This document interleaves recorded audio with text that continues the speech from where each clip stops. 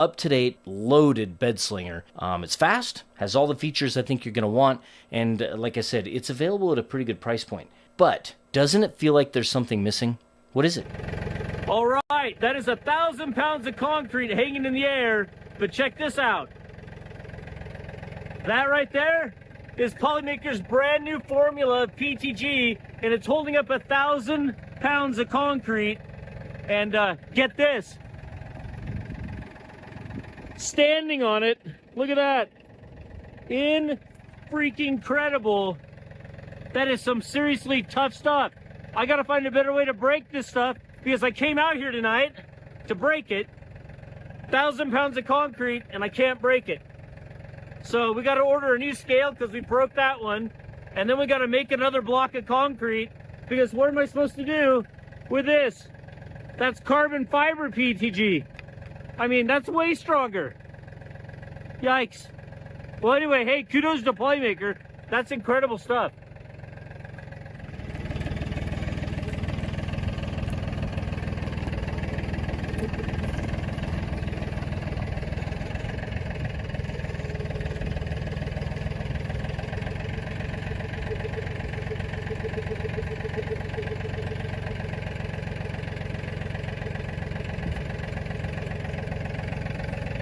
Man, that is so crazy. That is absolutely nuts. I mean, it's almost unbelievable that that's just PTG. And it's, if I remember right, it's 8 perimeters, 3 bottom, 5 top, and 50% grid infill. And it's just Polymaker's new formula. And I mean, all right, that is 1,000 pounds of concrete hanging in the air, but check this out. That right there is Polymaker's brand new formula of PTG, and it's holding up 1,000 pounds of concrete. And get this, standing on it, look at that, freaking incredible. That is some seriously tough stuff.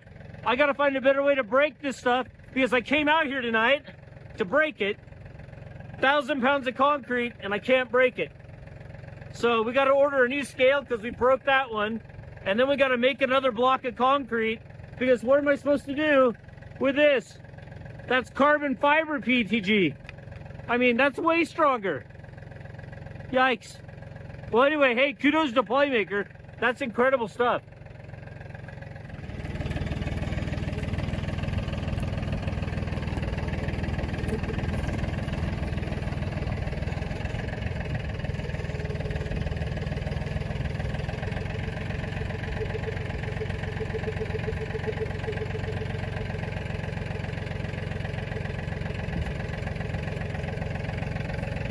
Man, that is so crazy.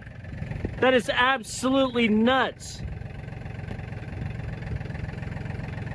I mean, it's almost unbelievable that that's just PTG. And it's, if I remember right, it's 8 perimeters, 3 bottom, 5 top, and 50% grid infill. And it's just Polymaker's new formula. And I mean, that's just freaking fantastic. I almost don't, like, I mean, I understand it, I get it. It's not compressing very much. It can't because of the infill, right? But I'm shocked that PTG can handle that much tension. And then, like I said, what are we gonna do with this? I mean, we're gonna have to have some serious weight. This is gonna be probably 2,500 pounds to 3,000 pounds to break that. So I've gotta make a brand new weight, because I mean we can put it between vehicles and pull, I mean, but to be honest with you, it's just a lot harder to measure that. Anyway, what do you think? Seriously, isn't that impressive? I think it is.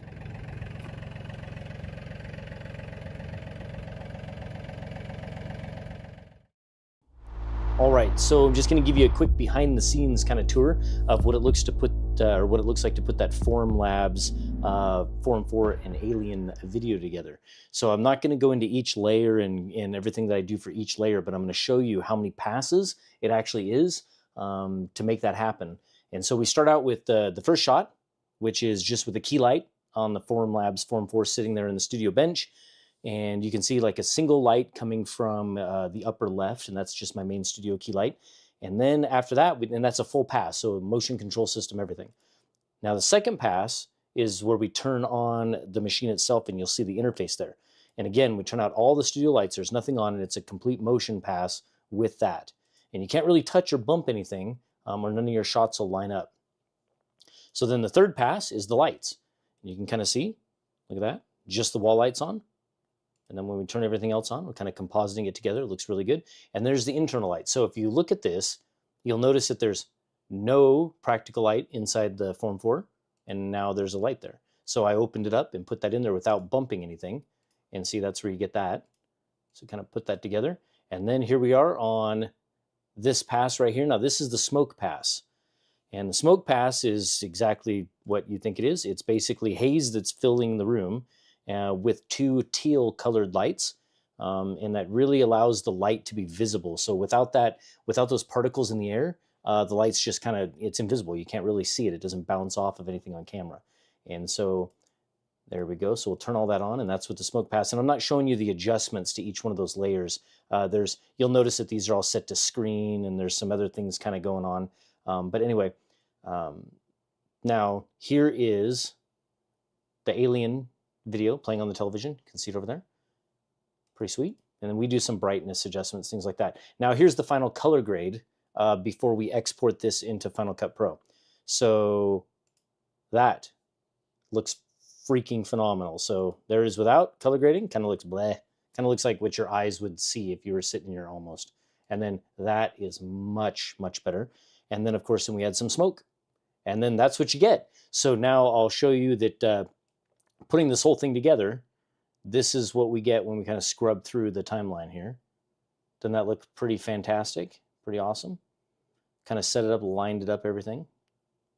And then now from here, we actually export this to Final Cut Pro.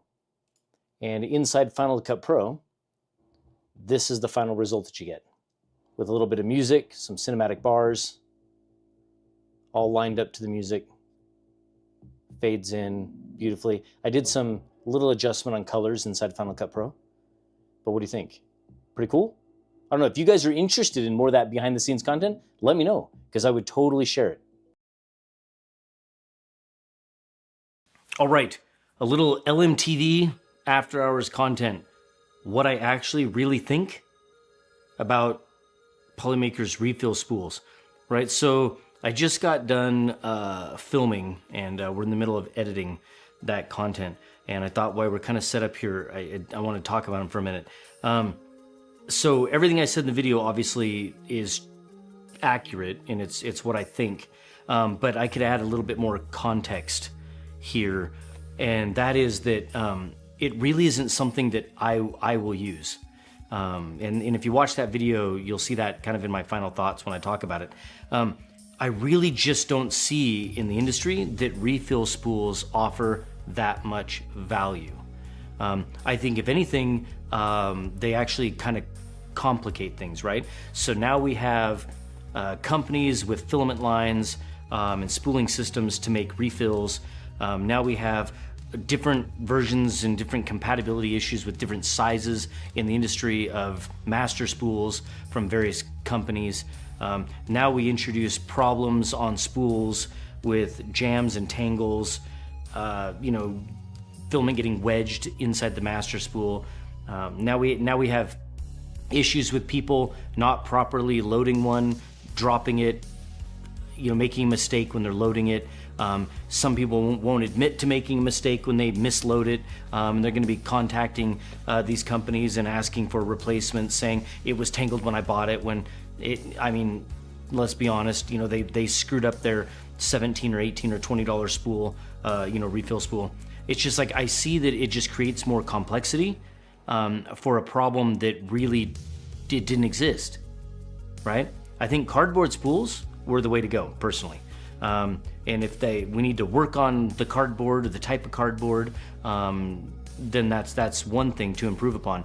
But I think using 20% of a spool of filament to create a master spool. And for someone like me who at any given time, we just need to walk over and pick one of 200 or 300 spools of filament to load into different printers for filming and making things, I can't even imagine all of the master spools that we would have to print and keep track of and be loading or unloading or to me it's just not necessary. And I know this all sounds like these are whiny little points and you can probably counter all of these if you really try hard.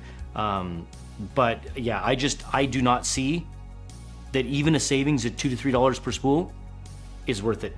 I just don't see it. I think it's just a unnecessary complexity. Now, if you disagree, I would say, drop in the comments, but because this is on LMTV, go over to the chat. What do you guys think? Seriously? Do you think that the money savings of $2 to $3 per spool and then having to print a $4 master spool, do you think that is worth it? Do you print enough of the same colors that that's going to make a big difference for you and your setup and how you make things? I don't know. Let me know. Discuss. All right. Hey, and thank you for watching LMTV. I appreciate it. And we'll have more of this type of behind the scenes content, so more of kind of like my thoughts and things that don't really work on the main YouTube channel. We'll be doing that here. So thanks for watching again. All right. Back to the other content.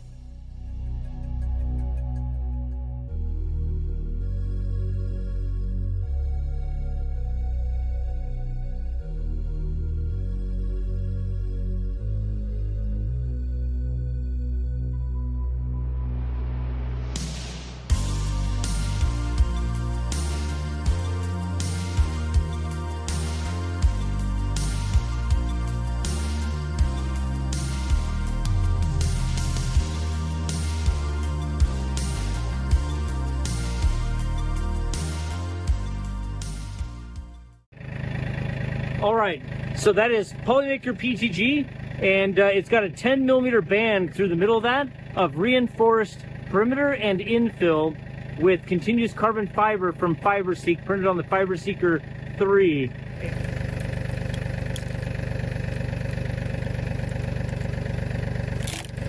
Oh! Here's a little behind the scenes here. So we've got the camera set up, truck and tractor here, and we got this chained up with a scale, and we actually broke the scale. It landed on a rock. But anyway, yeah, testing some of this carbon fiber with PTG here, and this is continuous carbon fiber, ripped right through it. Isn't that crazy? And then yeah, then we got some Polymaker carbon fiber PTG right here. Yeah, anyway, yeah, so we're out here midnight on the ranch.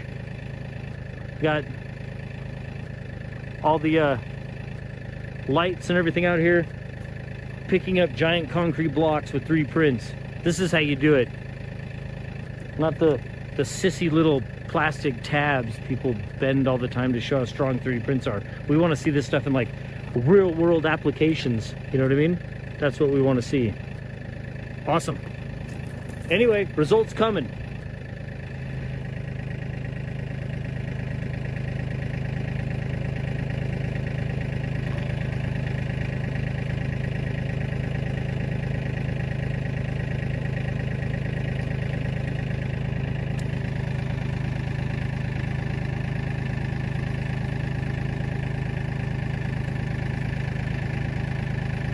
Weird.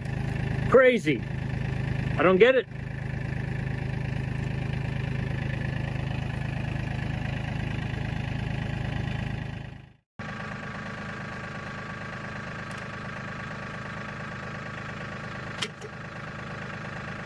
$400 kilograms. There it went. 400 kilograms.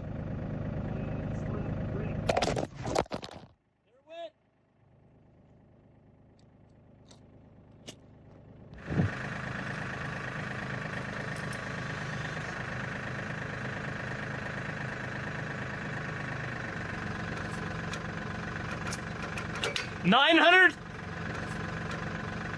900, call it.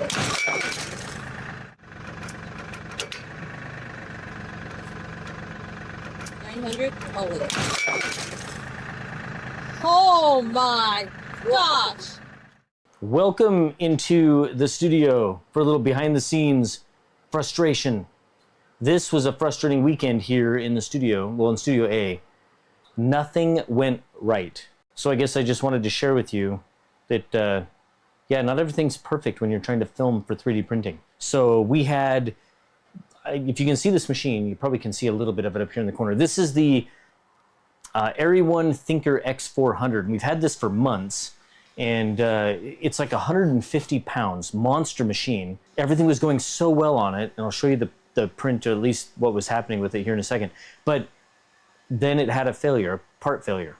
And I don't really blame One for that, because when they shipped it, it ended up being a terrible shipping experience. When we received a 150-pound machine on casters, it arrived upside down with the top cracked and some other issues. So there's likely something else wrong with it anyway. So One is fantastic. They're sending us over a part to fix that. And content will be coming on that soon. But look at this. So I'm trying to print a giant NES game, right? I want to print like a giant one. So here it is. And it was going so well. I did a test for ironing on that Thinker, and it was going so well. And then I decided to turn ironing on this big one. And this is Bamboo Lab Basic PLA Gray.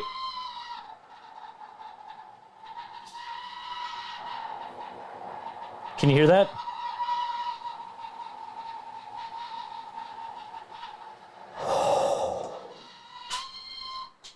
That is the other frustration. Oh my gosh, everything this weekend going crazy. That is the CFS on this K2 Plus. Slot number 2 wants me to murder it. Seriously, that thing screams. This has been going on for like 2 days now. This is like a 3-day print. For 2 days now, slot number 2, which has the white in it, is just been screaming, failing. Deep breath. I'll have to contact Creality and have them send me a new CFS, but oh my gosh, because I can't imagine that's normal. Seriously, in the comments below, tell me, is that normal? Should it be screaming like that? Seriously, the whole house knows I'm printing that. Anyway, back to this. I turned ironing on, and it ended up warping slightly here at the front, and then ironing just ruined it. It was looking great before the ironing started, and that was my mistake. But the problem is, this was the last bit of this Bamboo Lab gray basic filament that I had, because I had 4 spools. I loaded 1 there, 1 on the P1P, and 2 on the P1S. And none of it went right. So this failed, and this would have been cool, right? So I ordered some holographic sticker stuff for this, and gonna take this to town and have them do it, and I have a giant NES game, right? So anyway, we'll have to start that over another time, but check this out. Then that K2 Plus shakes so much on the bench that, see behind me on the television, right here? See the Transformers and the Gundam? My G1 Jetfire. It knocked it off along with thrust. Knocked them off the television. My original ones from the 80s. So we got a couple of things here. So same thing. Everything looked good until we got into a corner. And the same corner was having trouble on multiple prints. And so then, you see it? Multiple prints. Same thing. It was warping off the build plate. So I applied some Vision Minor nanopolymer adhesive, right? Because that's pretty cool stuff. Amazing build plate adhesive, right? But get this. I walked in the studio, and the build plate was still stuck to this in a bowl shape. Like the build plate, both ends were curled up. And that's what it ended up. So it ruined it. So then I thought I'd change the orientation, right? So go some tree supports, whatever. And I went with adaptive cubic infill. Look at this. Not only did it bleed through on the surface, the infill, but apparently, I don't understand why, but see the pillowing up on top? This pillowing from not enough support underneath. And it had like 5 layers. I want to say maybe it was 4. I thought it was 5. Anyway, so I went through 4 spools. I have 4 partial spools of that filament left now. And I went through this, and this, and this, and this, and that, and this. Oh, nothing in the studio went as planned. Oh, and then, I don't know, can you see this? You'll see this in upcoming content. This is it's a Bad Batch Wrecker helmet that was painted by a friend of mine, and it was actually painted years ago before modern day slicer painting. And so what you're actually seeing right here is it's kind of rough, right? So think about it. It was etched and cut out to be reassembled. So, because you could only paint really like an idea maker, you could only paint when they were separate objects, right? That would be then assembled inside the slicer. So it's a bit rough because it was basically carved out. But one of the reasons why I like it, and you'll see it, like I said, in some upcoming content, don't judge the printer because the model itself is rough as far as the painting edges.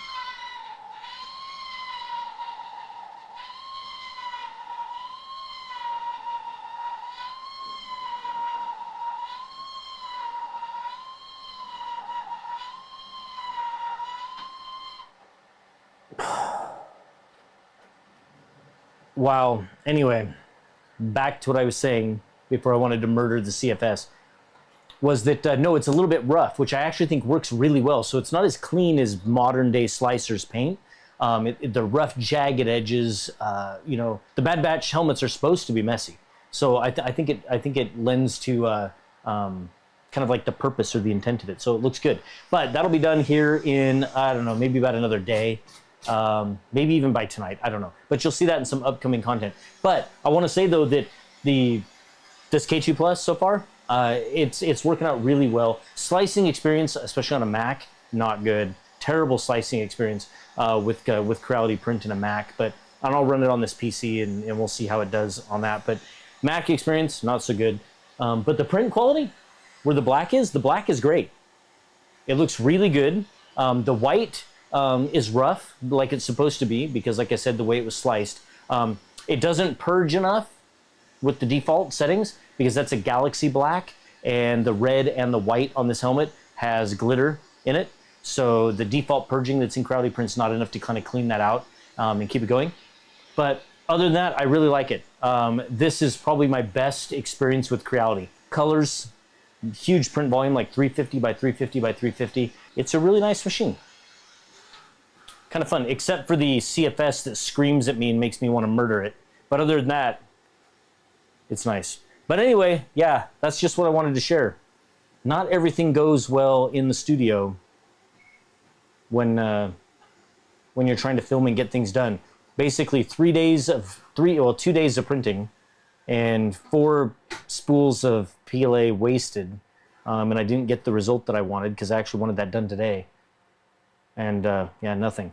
But anyway, and then I'm hoping that I can get the part fixed for this Area 1 X400, because it's kind of a, I don't want to give too much information on it. Like I said, it's NDA. They've shared some things. You can go to Area 1's page on Facebook and learn more about it. But it's a 400 by 400 by 400 machine that's pretty cool. It's pretty fun. And yeah, but I don't want to say too much about it. Video coming as soon as I can on that one.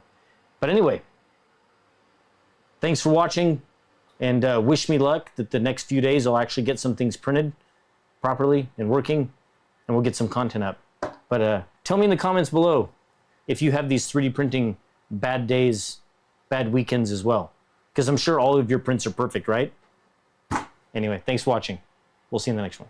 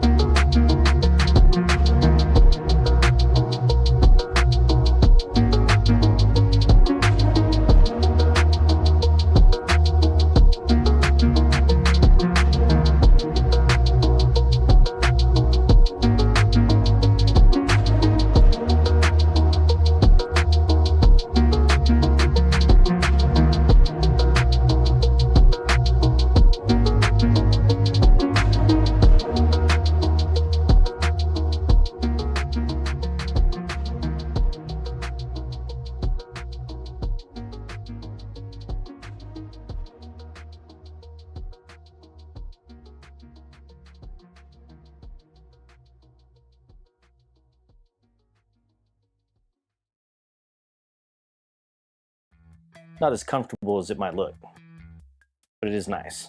What do you think of my throne of boxes? Pretty awesome, isn't it? Matter of fact, I don't even know what all these are, but if you look really closely, you might even find some machines that aren't even released until February and March. If there's one thing we don't have, that is a shortage of boxes here in the studio, a never-ending supply.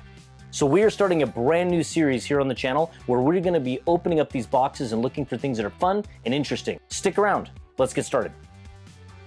All right, so Mrs. LM is here and she's got a stack of boxes over there. I honestly don't know what's in them. So Mrs. LM, what's our first box? What do you got? I have no idea. You don't know? Nope. Oh, it's California. I don't know. Let's find out. A plain brown box. What is this? I have no idea. A clear plastic box? Oh, no. What is it? I don't know. Oh, I almost thought it was E3D for a moment. I have no clue, honestly.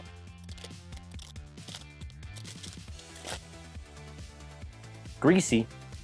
Was there a label? Nothing. Absolutely nothing. This is the IBOS Artemis extruder. This has been here for quite some time, I think. Anyway, this is a super lightweight extruder designed for high-speed 3D printing by IBOS. I believe it's still on pre-order at the time that we're recording this.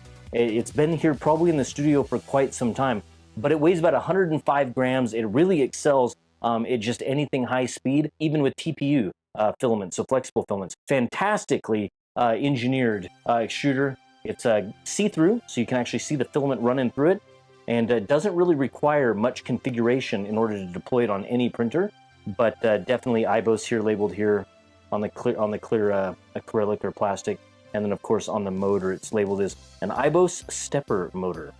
Yeah, but we'll have some interesting content coming up with this shortly. We'll have to throw this on a machine and get it working for you. All right, what do you got? Do we know what this is? No. Surprise. Let's see what we got.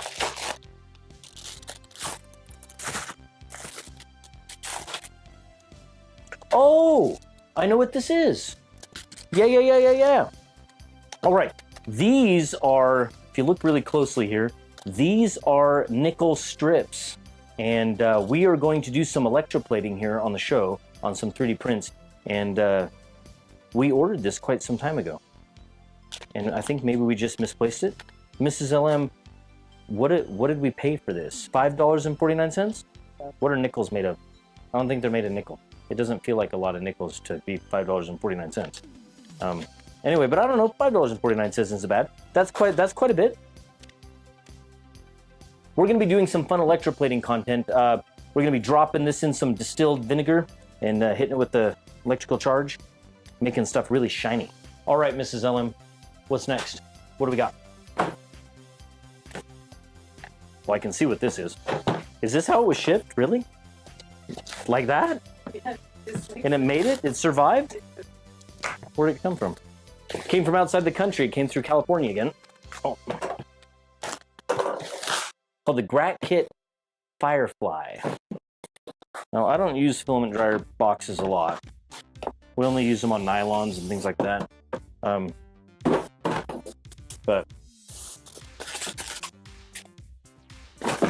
oops. Oh, cute. Huh. That is kind of cute, huh? Here's spindle. Oh, that's interesting. You look really close there on the inside of that. You see the thermistor just laying in there on the bottom. I'm assuming that that's what that is. Maybe that's not supposed to be above.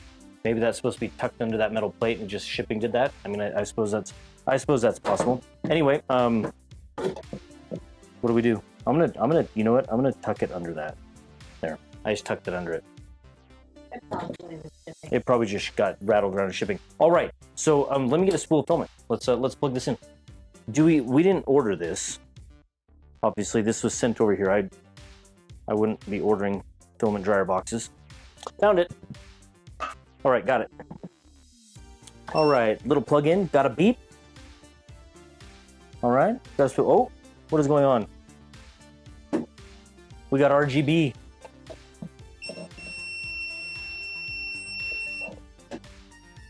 It's beeping at me. We have RGB. So, what do we got? We got a disco going on here. Okay, so this is just a 1 kilogram spool of polymaker filament. We close the lid here. We got a peel.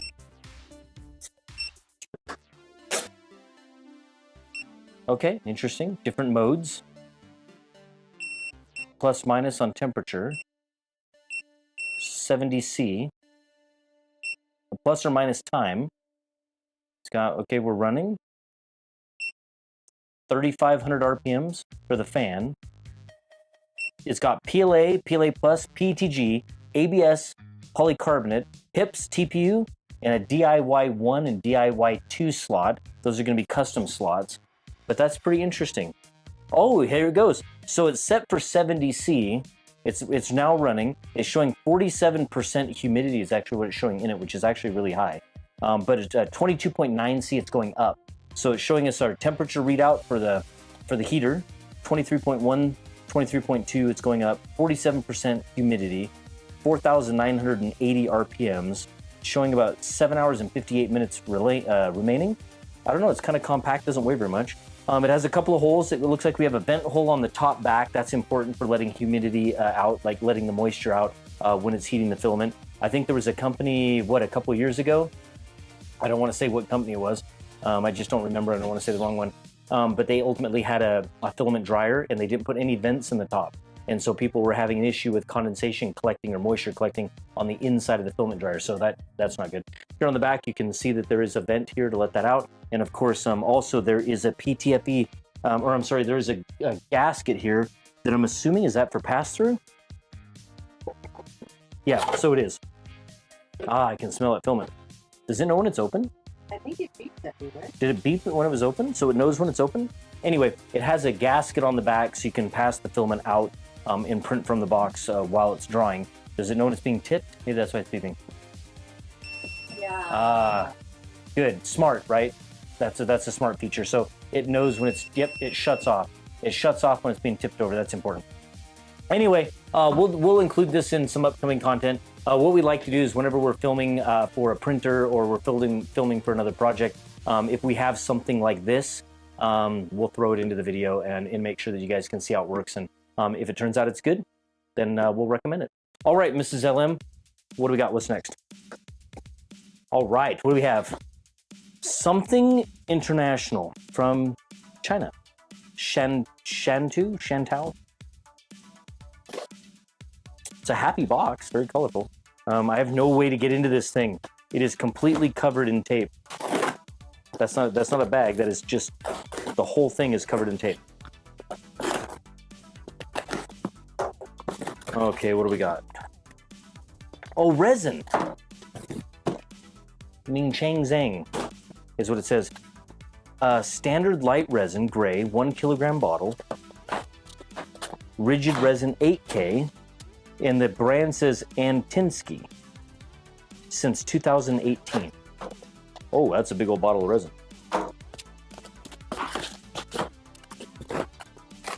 And it was just packed in there just like that. That one packed a little bit better, right? It's important to, if you're gonna pack resin, to put it in bubble wrap. Standard light resin gray, 1 kilogram. And then there's Chinese, which I do not read. Standard light resin gray, 1 kilogram, specially designed by JZCX. Antinsky.com. So we'll have the link on the screen and in the description. And we'll have to do something with this. I guess, matter of fact, we do have the Halo Mage Pro 8K. And then I think we have another resin printer that's not, I don't know where it's at exactly. I just know we have a resin printer here that was sent. It just hasn't been unboxed yet. So when we're going through these boxes, we'll find it probably. But I don't know what kind of printer that was. But this is 8K resin. So this could be from them, or this could be just something that was randomly sent to the channel. Okay, Mrs. Ellen, what do you got? Okay, Sorry. I wasn't ready. I don't know what this is, Mrs. LM.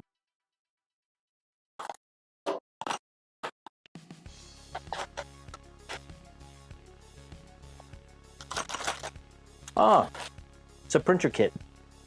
Printer kit. Wait a minute. Did we order this, or did this just show up? I think we ordered that. Let's take a look at it and see. All right, so we have a little socket wrench here.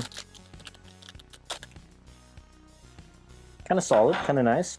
We got a set of needles, right? So these come in handy. Matter of fact, one of our other videos that we've done on the channel, we talk about having needles. That's kind of important. We have a couple of brass brushes.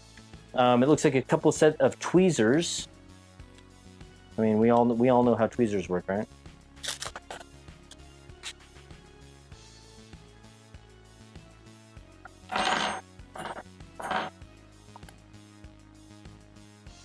I mean, they're not bad. I mean, they're cheap. They're just folded steel. Okay, so we got a couple sets of tweezers. We have a nozzle socket wrench. We have needles. A couple sets of needles right here, basically like acupuncture needles. And it looks like these are actually in different diameters. Interesting. Okay, so that is a lot of needles. Here, let me not poke myself. A lot of needles, different diameters. That's kind of nice. Little plug. Keeps those things safe for you. All right, and we have a couple of brushes. All right, Mrs. LM, so I can't imagine that it doesn't feel like it's super expensive stuff. So, Miss LM, what do we pay for it? $9.99, I think. So $10. Yeah. $10 for a couple of brushes, a nozzle socket wrench, 2 different sizes, some needles, a couple of those wrenches, and a couple of tweezers. These are like $3 each, aren't they? I think these are like brass brushes are like $3 each, so that's probably fair enough. We'll have a link if you're interested in that in the description. All right, Mrs. LM, what do we have? What is next? That's a big box. I know. Well, I can already tell you what this one is.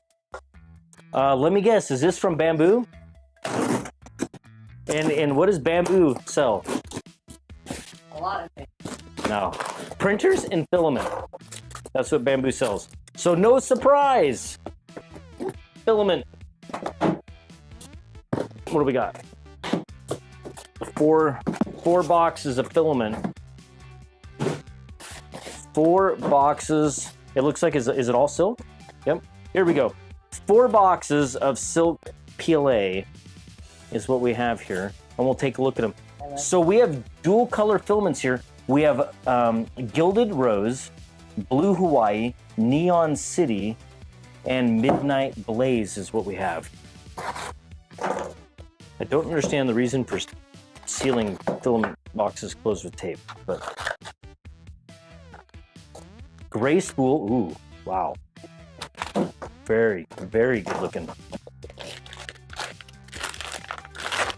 Look at that. Oh, that's pretty. Wow. Look at that filament. That is absolutely gorgeous. That is a dual color. It looks like a purple and an orange. And this was called Gilded Rose. That's purple and orange? Yeah. Wow. Yeah, like a light purple and an orange. And we'll get some awesome B-roll of these filaments here. Let's get the next one open. Okay, so this one is called Blue Hawaii, and this looks like it's a combination of blue and green.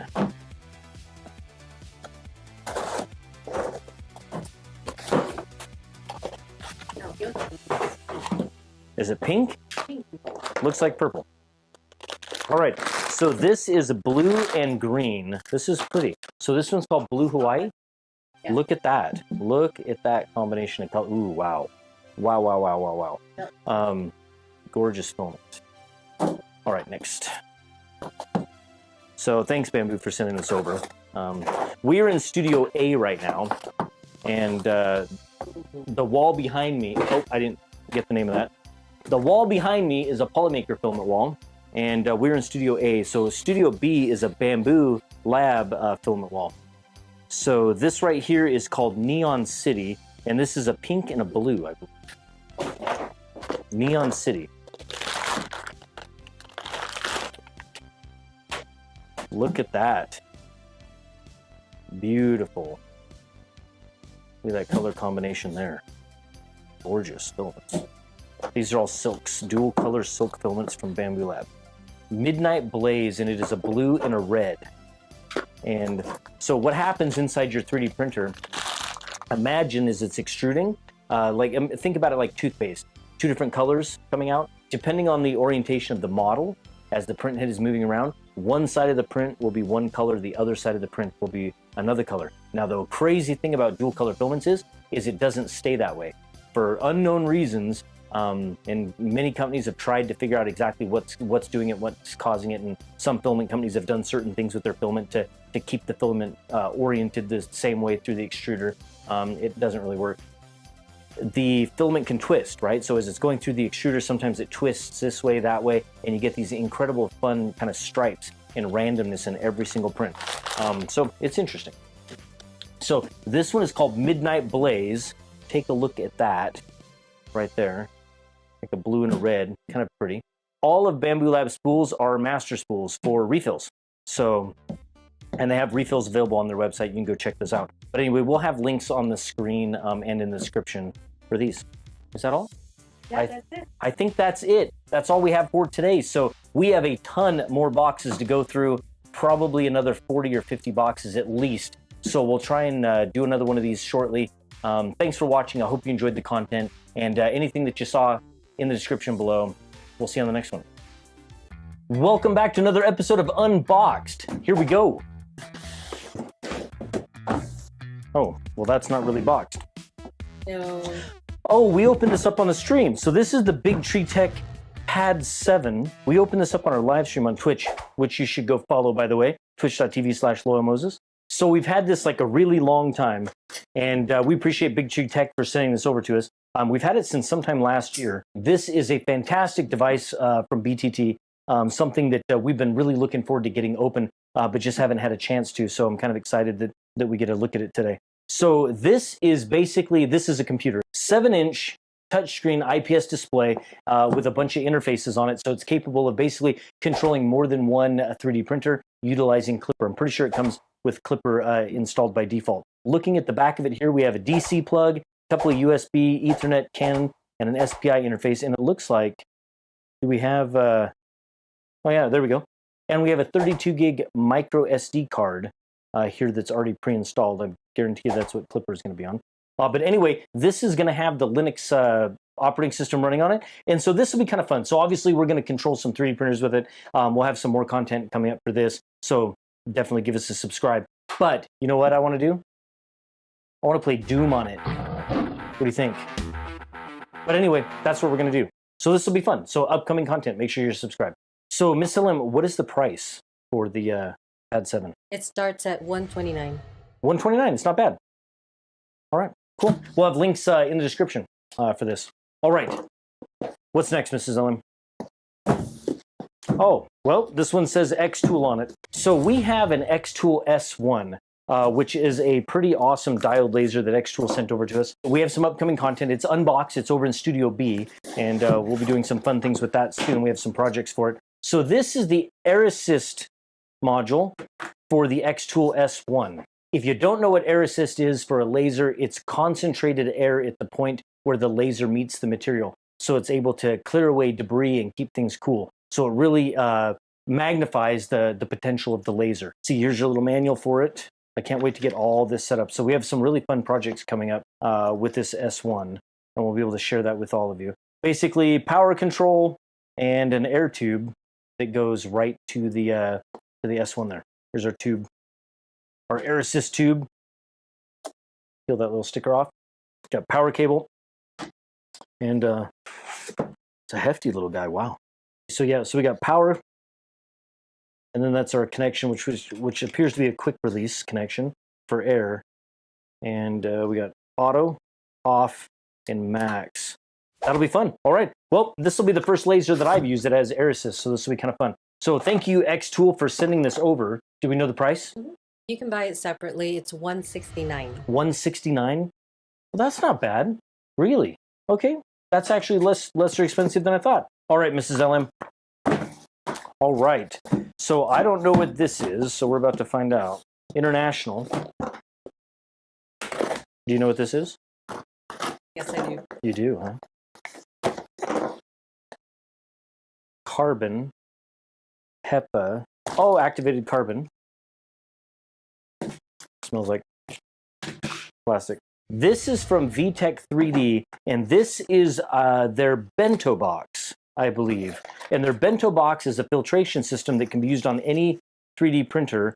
And they sent this over from Europe. Oh man, this box is full of a lot of stuff here. So we've got these 3D printed parts. Looks like they stack. Filtration system here. They stack nicely. A couple of bags of activated carbon. Got the on-off switch. Very cool. Some glue. Don't know exactly why we're getting super glue. So you can install the magnets. There's magnets. Oh, magnets for what? Oh, for mounting it maybe? All right. So here we go. So this looks like a couple of fans. These must be the 4028s. Some type of a grid, power cables, magnets. There you go. Oh, that is a lot of magnets. 1, 2, 3, 4, 5, 6, 7, 8, 9, 10, 11, 12, 13, 14, 15, 16, 17, 18, 19, 20, 21, 22, 23, 24, 25 little magnets there. That's interesting. That's a lot of gluing. A couple of filters and the power brick. So this bento box is a filtration system basically that uses a couple of 4028 fans, a activated charcoal, and it can be put inside of any 3D printer. So it can go inside of a Bamboo Lab X1 carbon. It can go inside of the Raise 3D Pro 2 behind me. It can go inside of the E2s, the Raise 3D E2s, and it can go inside of course, any printer that's put in an enclosure. So you could put Prusa's in enclosures or the Wuxen. It really doesn't matter. So that's kind of a fun thing. And so, do we know the price of the bento box from VTech? Yes, it starts at $49.88. $49.88. Starts at, okay. All right, very cool. That'll be some upcoming content. We'll put this together and we'll get that in a machine. And we'll have links on the screen for VTech 3D and in the description. Okay, Mrs. Ellen, what do we got? What's next? Looks like filament, smells like filament, sounds like filament. Must be filament, right? It's filament. Oh, eSun. All right, eSun, what do we got from you? So we got a couple of spools. It looks, oh, interesting. No PLA. They sent us high-speed PTG, and they sent us high-speed ABS. So there we go. So ePTG, high-speed. Mrs. LM, do you know the price on some of this? Well, the regular PETG is about $22.99, but I don't think they have a price for that one. That's brand new. Oh, so this is new? And this is the eABS high speed. So Mrs. LM, what is the price for the high speed ABS film? So this is natural. I mean, it's not too exciting to look at natural colored filaments, but this is ABS for their high speed ABS. All right, Mrs. LM, this is another one. Do you know who this is from? I think that's Soul. Well, Soul will be sending in a box. Okay. Soul's sending us some filament, it looks like. Is that all that's in there? It does. It looks like that's all that's in this box. So we've got a bunch of filament. Here we go. Let's get out of this box and let's take a look. So this is what I mean about companies and filament. Filament manufacturing in 2024 is going to explode. Every company out there that wasn't making filament is making filament this year. If you thought last year was a crazy year for filament and printers, well, wait until 2024 is over. It's going to blow your mind. Let's see. What do we got? So let's take a look here. So it looks like this is all PLA. We have some Soval PLA Silk Magic is what it says. I have no clue what that is. We'll have to open that up and take a look at it. A couple of different options here. So we'll get these out and take a look. Oh, Silk Rainbow. Forest Series Rainbow. Yeah. So let's take a look at these. All right, let's get them out. Look at that. Wow. Oh, so this is a blue, yellow, and fuchsia. So this is a tricolor silk filament from Soval. and I'm going to try and get that on camera a little bit. But basically, a dual color filament is where in the manufacturing process, they take two colors of filament for a dual, and they get basically bonded together when they're extruded at the factory for the spool. A tricolor, well, it's three of them put together. So that makes prints really interesting when you're printing with this. But look at that. I'm trying to get that in the camera, but you can see that there's, I can see blue and yellow from this side. And when I come across this way, you can see in that window right there, you can see that there's that red. So that is triple colors of filament. Mrs. LM, do you know the price on that? No, I do not. You don't? Okay, so there's no price on the website? No, there isn't. All right, well, we'll find something and we'll get it in the description. Okay, so this is silk red gold. This is a single silk, but as you can see, it is a red gold color. Boy, that is a beautiful color. Look at that. Ooh, wow. Cardboard spool is pretty heavy, kind of sharp, a little bit sharp right there. But that is a gorgeous looking filament. And so is that on the website? The silk red gold? Not the price. Not the price, really? Okay. All right. Well, we'll get the prices and we'll get what we can. We'll get that in the description. This is Sobel's Silk Magic. They're blue and rose red. So this is going to be a dual color. Ooh, look at that. Oh my goodness. These companies are becoming very, very, very good at finding colors that either complement each other really well or contrast each other really well. Look at that combo. Blue on one side. And look at that. Beautiful, beautiful dark red on the other side there.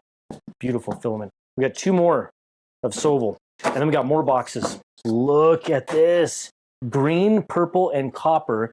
Another tricolor. What an interesting combination of colors there. All right, and last one.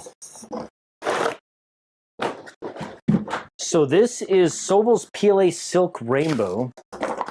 So that is called their Forest Series Silk Rainbow. Oh, that is so beautiful. So a rainbow filament, if you're not familiar with those, basically these are transition filaments. So as it's printing, it slowly transitions from one color to the next. Unlike a dual color filament, like I said, which is basically two colors that are basically extruded right next to each other at the same time. So as you print on the printer, one side of your print is going to look one color from one perspective and another color from the other. Now, a rainbow is a little bit different. So rainbow filaments are transition filaments. The rainbow filaments are fun. So I've never seen a filament like this. This is called a Forest Series Silk Rainbow, and you can see that it's actually transitioning right there on the spool. And if we look at this window here closely, and we'll get some close-up B-roll footage of that, but you're going to be able to see the transition right there on that spool. Very interesting. Interesting color choices. All right, so there we go. That is Sobel. Sent us over. Look at that fun selection of filaments. How awesome is that? So we'll do something fun, and we'll get their link on the screen and in the description. All right, Mrs. LM, as if we needed more filament. Here we go. Oh, wait, we're back. So Mrs. LM said these are on Amazon, and there's like a 20% off discount right now. So we'll have that in the description below. 20% is quite a bit savings for filament. So we'll have that there. So this is filament again. I can tell. I've opened it up and I've opened up enough filament to know. Yep, it is. Oh, that's not who I thought it was. I thought that was going to be Polymaker. Who is this? Oh, Sane Smart. Fantastic. So Sane Smart has been a wonderful supporter of our show. Great sponsor. And they sent over some filament here. Oh, it's TPU. 95A TPU. TPU 95A. All right. So we got some TPU here, and black and red. We're looking at a couple of machines. So Sane Smart's been an awesome supporter of our content here and has sent us over tons and tons of machines. In fact, we are looking at the Creality KE, the Ender 3 V3 KE, which was sent over to us by Sane Smart, and content coming for that soon. But you know what we should do? We should get this. Oh man, look at that. Can we zoom in on that? Look at that. TPU is just sick. Sick stuff. Look at that. Have fun. TPU is just cool. So you know what we should do is we should go get a a machine. Matter of fact, let's do that. Let's get a KE and we'll throw it up here on the bench and we'll get some TPU printing on it. And and then we have what? One more box. We'll open up that last box while this is printing on it. Is the alcohol in here?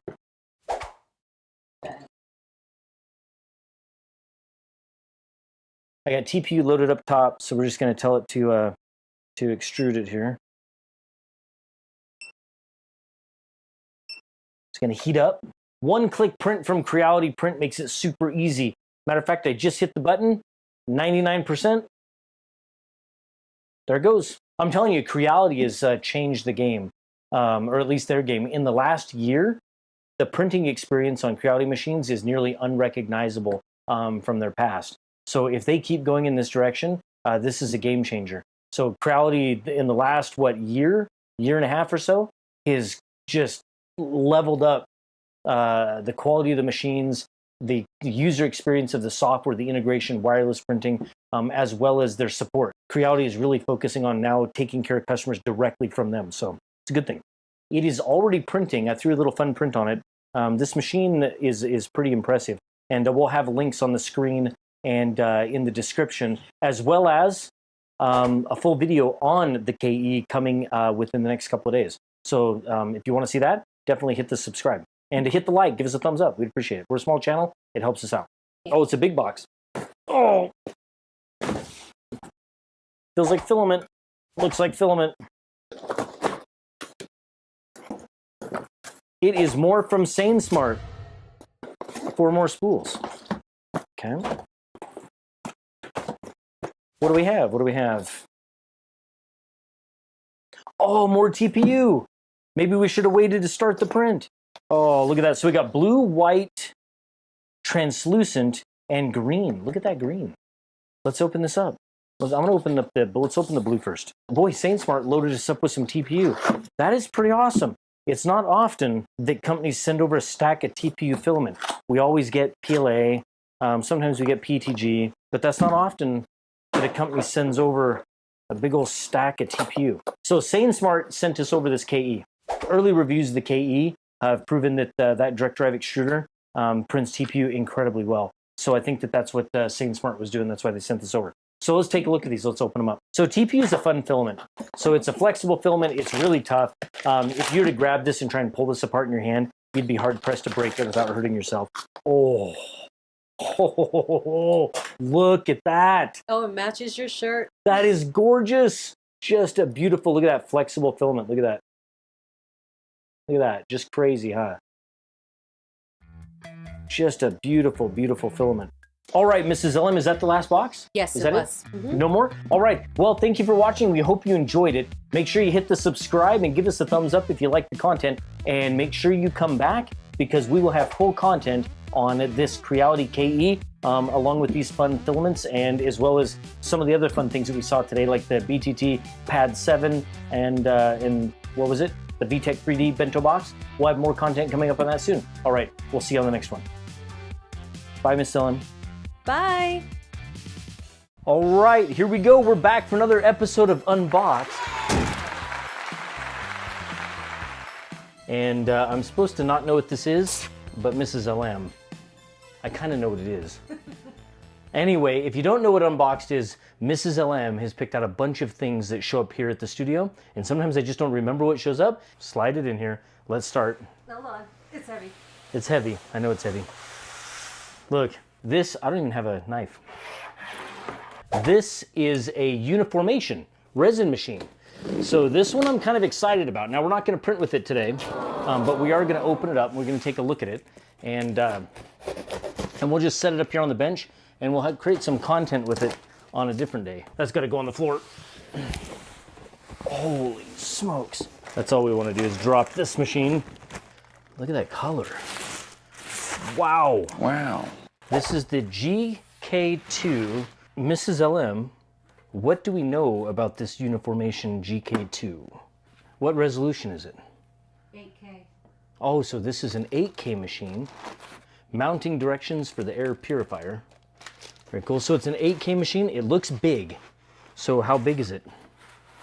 10.3 inches. Oh, 10.3 inch. So it is a big one, huh? It kind of looks really nice. Hang on. It's got a cover on the vat, but that is a big vat. So 10.3 inches. What does it cost? $849.99. Oh, 850? Yeah.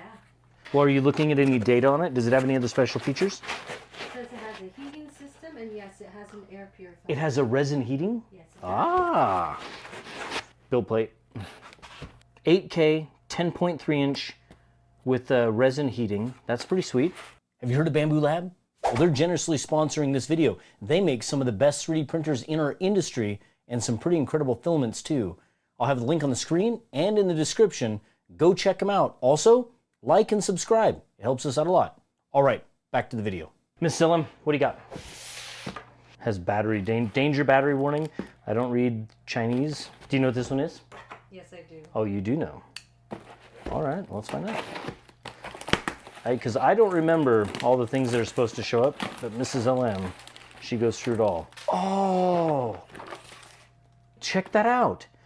This particular watch it's a smartwatch, and I don't wear a lot of watches. Mostly up here on the ranch, watches are just going to get damaged. That's why I don't wear my wedding ring. It'll tear wrists and fingers off. However, I have been considering getting a smartwatch. So, Mrs. LM, do you know anything about this particular watch? Do we know how much it costs? $149.99, but it's on sale right now for $99.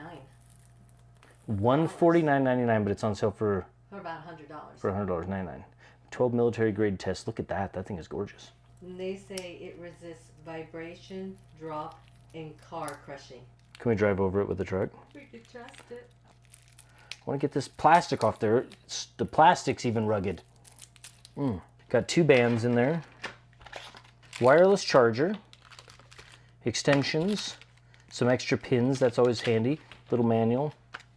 It's cool. It's got the, I like that. It's got the little, like, is that silicone? And it's got this rugged. That is a big band, though. Like, that's a big watch. It's gorgeous, though, huh? Power. Oh. Oh. How does it look? Can we get a close-up on that camera? Scan QR code. Look at this. Scan the QR code to pair. Wants me to get the Cospit app. There it goes. Wants me, you guys, it's making me double-click and look at my face. Don't look at my face. My face is my password. Okay, so it's downloading the Cospit Fit app. It takes your blood pressure. Does it? Yes. Blood pressure? Yes. Really?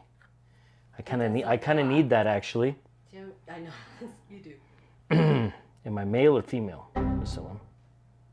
I'm going to select male. Okay. What's my height? And I'm not doing centimeters. Let's do feet. I'm 6'1". It doesn't do half inch. Come on. Not fair. Round up. I'm going to round up. Pounds. I weigh about 140. 140. Your age is used for sleep analysis. You never sleep. I don't sleep at all. So it wants to know what year I was born in. Okay, it says pull down to sync. Okay. Oh, it does have blood pressure. It's a bit loose. I'll adjust it later. But anyway, there it is. Look at that. Isn't that gorgeous? I have no heart rate, I have no blood pressure, and I have no oxygen in my blood. That's good. How long does it take to get data? How do I know when I'm alive? It has a lot of activities. Look at this. It has how many sports? 70. 70 sports? 70 sports. Ah, now it's counting down again. I didn't do anything. Hurry, you have to do a sport. I have to do a sport like really fast? Heart rate. Oh, it's got my heart rate. There it is. 86 beats per minute. Is that a lot or a little? I think that's normal. That's normal. You hear that? Normal. We could 3D print something for it. What do you think? But that is pretty sweet. I should have done this earlier. You should have done this earlier? I know what it is. You know what this is? Ooh, what is it? What do we got? What? What am I looking at? HD display, IPS touchscreen, copyright. Did you know what this was? Okay, I was wrong. I thought I knew what it was. You thought you knew what it was? You didn't know what this was. No, I don't know what it is. I don't know. Is some type of a touch display? I honestly thought it was resin. Oh, you thought this was resin. By the weight. Is it like just a giant touch screen, like for like a clipper? For a clipper or something? We're gonna have to look this one I up. have a feeling that this is for automotive. The name Carpuride. Carpuride. Do you think that's for automotive stuff? Is it for cars? Wireless and waterproof car and motorcycle stereos. Ah, it is. Oh. And yep, there's cigarette lighter adapter. We got a couple of, are these suction cup mounts? It's a giant aftermarket 10.3 inch screen. Works with CarPlay. Interesting. So this is a giant display. Okay. I can't do anything with it. I mean, can we plug it in? We can 3D print something for it. I mean, it's got a cigarette lighter adapter though. We'll do something with it. You know what we could do? I mean, we could try to put it on a printer, but I was thinking, what if we upgrade the 1985 Ford F-250 and we give it a smart touch screen interface? I want more stuff. Give me more stuff. That says Bamboo Lab on it. Is this, what that is. you know, is it actually from Bamboo? Yes. Oh, it is? Well, Bamboo makes printers and filament. So unless this is a brand new super tiny 3D printer, what is it? Filament! Yay! I knew it. What kind of filaments are we getting? Did I already know about this? PA6, New. glass filled. Okay, all right. PA6 glass filled. Got it white and gray. Some PVA clear. Oh, and 2 PVA clears. Very cool. Look at that. Some PA6 glass filled, so that's basically some nylon, some glass filled nylon, and a couple of spools of PVA. What I'll do is I'll try and open this one kind. I won't stab the bag. What are we doing here?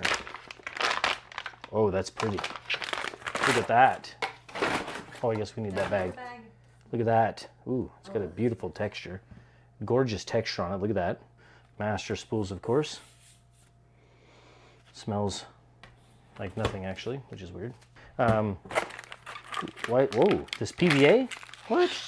Oh, it's a half a kilogram of PVA. So what you use PVA for is dissolvable supports. That's basically what this is. So you print with this, and then you just rinse it in water or soak it in water and wash it, and your supports just disappear. They melt away in the water. So PVA doesn't smell like anything. Oh, actually, never mind. It has a bit of a sweet smell. So that's what you're looking at right there from Bamboo. So this is, Miss Ellen, is this new stuff? Yes, it is. This must be new. It must be new on their website. So we'll have links on the screen and in the description like we do for everything. But yeah, interesting. There you go. Get some shots of that. How many more boxes do we have? We have one more. Oh, one more. Last one. Little. Smells like the post office.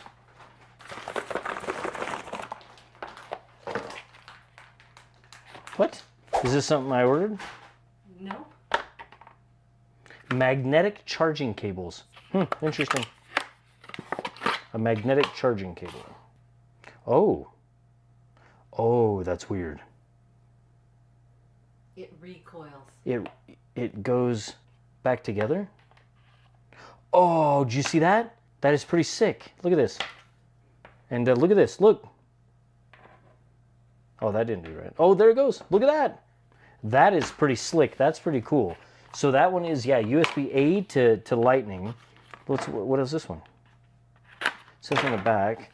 It says it's C to C. So USB-C to C. Oh, that's is that short? No. Ooh, look at that. So open that up. And then look at that. It's attracted to each other. Look. It's funny. Do we know anything about these? I don't know anything about them. They are called magnetic charging data cables. Oh, we got that. MagTame, right there.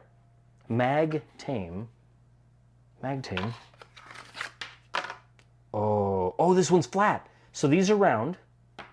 This is a flat cable, USB-C to Lightning. This is one. Oh, dude, that is sick. Look at the way it unwinds. Yeah, they say tangle free. cables. They curated a magnetics-inspired tangle-free charge cable. $20. They're 20 bucks. Well, that's about. I mean, for any type of good charging cable, that's what you're gonna pay, right? So I don't. Do you know how sometimes you have cables that you put together? Yeah. Right? Sets of 3 or 4. You Yeah. have to clip it because they're attracted to each other. What do you mean? Sometimes you have a bunch of cables that they do. So what you're saying is, if I take this one, like that, Yeah. and then, oh, So you don't need to clip them.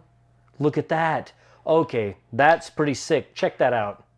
That is pretty sick. Look at that, cable management. Can we do this one too? This one's shaped different. I don't think it matters. Oh, dude, that is pretty sick. Okay, that's cool. I like it. I don't know anything about this company, but That looks like a cool product. we'll put links on the screen in the description. So is that it? Yeah, that's it. Well, that's it. So thank you for watching, and we will see you on the next one.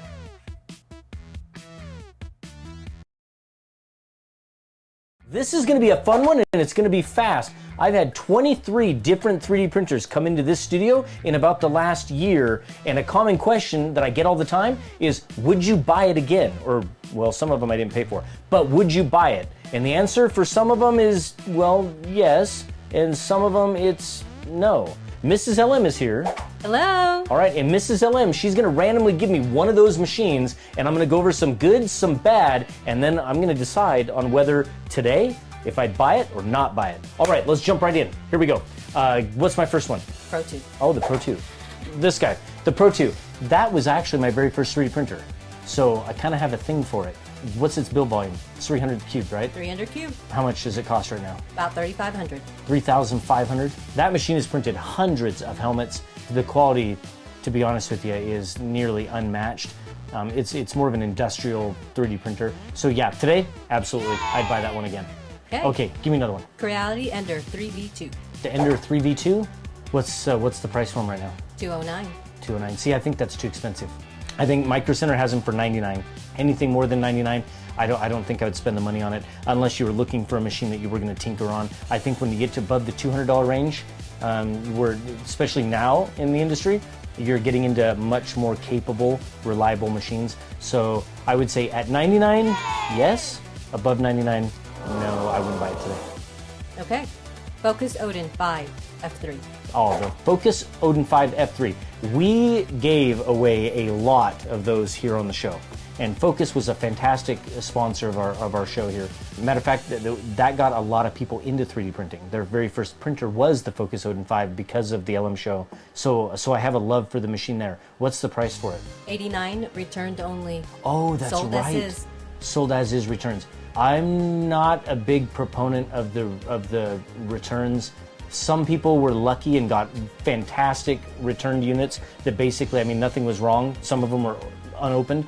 Others got intentionally damaged units, and then there's just no recourse. So I would say that right there, if you handed me that machine today, I don't think that's a buy. Not at 89, if that's the only option that you can get for that machine. But other than that, I mean, it was a great machine, but just not today. Okay, how about the artillery sidewinder? The X2? The X2. Okay, so what's the build volume on the X2? 300 by 300 by 400. The Sidewinder X2 is 400 on the Z? Okay, okay. That's a helmet class 3D printer, and we've had that machine for over a year. It's a good machine. I was a little disappointed in the firmware, how slow they were to update firmware, and then they updated it, and then they took it away. But other than that, the machine's a solid machine for printing helmets, as if you're going to print them low and slow. So what's the price? $299. $299. I think if you were looking for a reliable helmet class 3D printer, the Sidewinder X2 is a good machine. So if I had to buy it today, yeah, I'd do it. Okay, what's next? Anycubic Cobra Plus. Cobra Plus. Similar, 300 by 300 by Oh. 350. If I had to choose between the Artillery Sidewinder X2 and the Anycubic Cobra Plus, I would probably go with the Anycubic Cobra Plus. You said it's $299. What's the price for the Cobra Plus? Cobra Plus is $359. Oh, it's $359. So it's like Sidewinder's $299. so it's $60 more. Yeah. That's tough. Helmet. I would. Helmet. Well, I know it's helmet class, but I would probably go with, if I had to choose, I'd probably go with the Anycubic Cobra Plus, even if it's $60 more.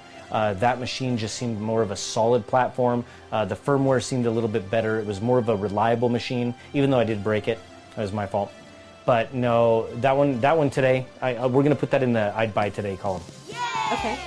How about the Lulzbot Taz Pro XT? Oh, The big one. that one is big. That one's out in the other studio. This is the 747, but the Taz Pro XT is the XT. I don't know what it stands for, but I'm just going to say extra tall. What is the build volume? 280 by 280 by 586. That's a big machine. Very expensive. I know the price on that one. That's $5,500 for that machine. It's an industrial 3D printer that's at a different scale, and so I don't know. It's not something that's easy to explain on camera, like in the moment when we're comparing 3D printers that are in the hundreds of dollars price point. But that machine is a tank. It's a monster, and the build volume is massive, and it's just the interface on it is great. It's a rock solid, stable printer. I didn't pay for it. Obviously, Lulzbot sent it over here, but I believe at $5,500 for that machine with the quick change tool heads, I'm still going to say, yeah, I'd do it. It's an incredible machine, and we have some fantastic content coming up for it. What's next? Prusa Mini. The Prusa Mini. See, we've talked about the Prusa Mini in some previous content. The Prusa Mini, tell me the price? $429 for a kit, $459 for semi-assembled. Yeah, see, so I think the Prusa Mini was a fantastic machine. I own a lot of them, like a lot, more than anyone else that I know, and we've given away a lot of them. I've given away personally like more than 30, 35 of these machines. At $350 in the less than 400 price range, I think the Prusa Mini is awesome.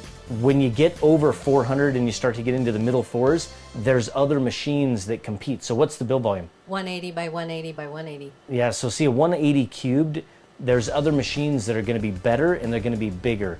And so I would say that I know it pains me to say this, and I also know it's coming. Believe it or not, just September and October are going to be insane for 3D printing, and I know it's coming. So if you were considering a Prusa Mini, like right now, hold on. I'm going to put that in. If you said, Loyal, pay $430 or $460 today for a Prusa Mini, unfortunately, I have to say it. I'm going to have to say no, I wouldn't do it. Not today. Okay. The Wuxen WXR. Ah, the Wuxen, right there. The Wuxen WXR, USA made out of Colorado. Great group of guys building that machine. It's got this cool cyberpunk aesthetic. I love this machine. It's one of my favorites. I didn't think that I would like this whole rep-wrap style of where the 3D printer is used to print the parts for the next 3D printer, so on and so forth. I didn't really care. You can make it out of plastic, metal, I didn't care. But the more I got exposed to the Lulzbot and the Wuxen, I really started to appreciate that more. This machine is fully railed, fully loaded. What's the price? $849. So it's $849, and that's the price on the website, I think, right now. What's the build volume? 250 by 210 by 250. That's just a mid-sized 3D printer. At $850, it's fully loaded, and they're going to have some really super speedy input shaping firmware coming in the next couple of weeks, I think. So I'm going to say at this point, because bed slingers aren't dead, and you're going to see them going faster, and they're going to get firmware updates, and that machine is fully loaded, I'm going to say, yeah, today I'd buy it. Okay. Let's do LDO Boron 2.4 350. Can we skip the Borons? Nope. I want to skip the Borons. You can combine with the Voron Trident 300 too. Okay, so I'll combine these two into one. They're not finished, and I'm so sorry, LDO. LDO Motors has been a fantastic sponsor of this show. They sent us over a Voron Trident 300, and they sent us a Voron 2.4 350 for a special project that we had earlier this year, but we have not yet finished those machines. And I am so sorry, LDO, but we will get them finished and we will create some fantastic content. But if I had to say buy those machines today, well, yes, because Vorons are incredible, so yes. But I haven't finished them yet to tell you why. I love them. It's like an unborn child. You love it. Can I say that? Creality K1. So I don't know if the coupon code is working. We just dropped a video that had the Creality K1 on Amazon with an affiliate link for $408. So go check that video. It's the previous video to this one. The Creality K1 so far for me has been a fantastic machine. Creality is really upping their game with not only the quality control but also support. And I think at anywhere $500 or less, $499, $500, $400, somewhere around in there, that is a super speedy Core XY machine enclosed with all the bells and whistles. And I've been told that they might have a multi-material unit coming soon. That, yeah, the K1, that definitely goes in the I'd buy today. category. Okay, how about the Elegoo Neptune 3 Max? 420 by 420 Oh. by 500. The big one, the 420 by 420 by 500. That's a monster machine. Now that's a machine that I personally bought, and we bought it to print some helmets on. But that 3D printer has a massive build volume. We put a micro Swiss 0.8 millimeter nozzle on it, and that thing prints beautifully for the size that it is. What's the price on it?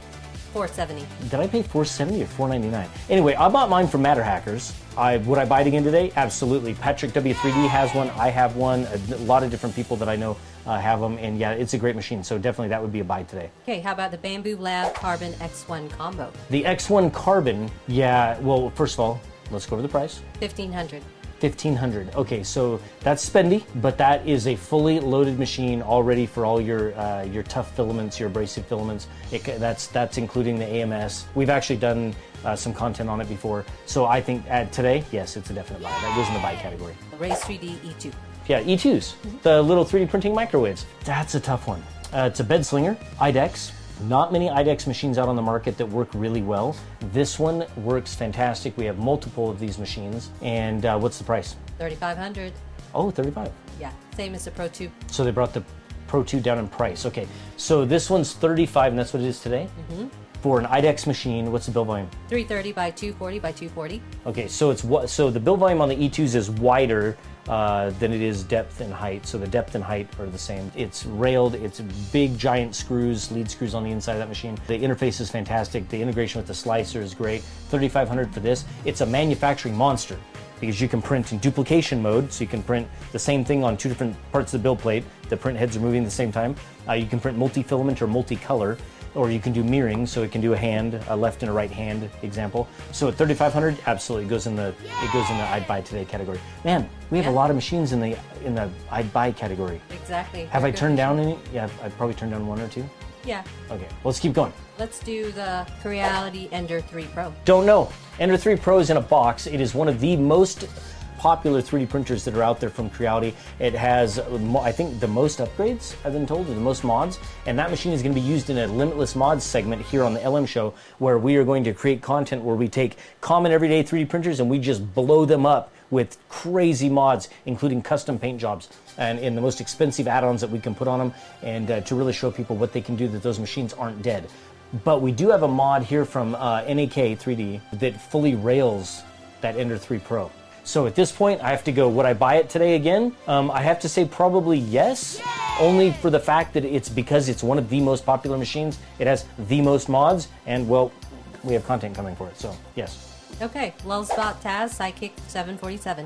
The 747. This was my very first machine from Lulzbot. They sent this over to me. This is what began to change me in my mind on the idea of having 3D printers print parts for more 3D printers. Now you'd say, well, wait a minute, wouldn't Prusa have done that to you? And I'd say no. That's where I got the Prusas, and I just didn't care. They're fantastic machines, but I didn't care about that whole concept. It was this machine, when it showed up, the amount of 3D printed parts on this machine that make this machine what it is really what got me excited about it. So what's the build volume? 231 by 231 by 248. Okay, all right. So decent size, middle, not approaching helmet class. But it is a fantastic machine. I absolutely love it. I love that it's got hinges that are all 3D printed for parts that swivel out of the way. Also, one thing that people need to realize, so I'm going to ask you the price, and then I'm going to tell them about this feature, and this is why I think this is good. But what's the price? $1285. So $1,285 for this 3D printer. Now I know some of you just threw up in your mouths a little bit. I know that. But here's the truth. This has quick change tool heads. It's 3 thumb screws in a wiring harness, and you can throw completely different hot ends and hot end assemblies on this machine. And that's completely different. And is that worth the additional $200, $300, $400? Absolutely. What you can do with this machine and what you can do with the Taz Pro XT, you can't do with any other 3D printer. And I love Lulzbot, the company. This brand excites me. So would I buy it? Absolutely. Today, yeah. Okay, how about the Kaiwu Tycoon Slim? Oh, yeah, we didn't create content about the Tycoon Slim.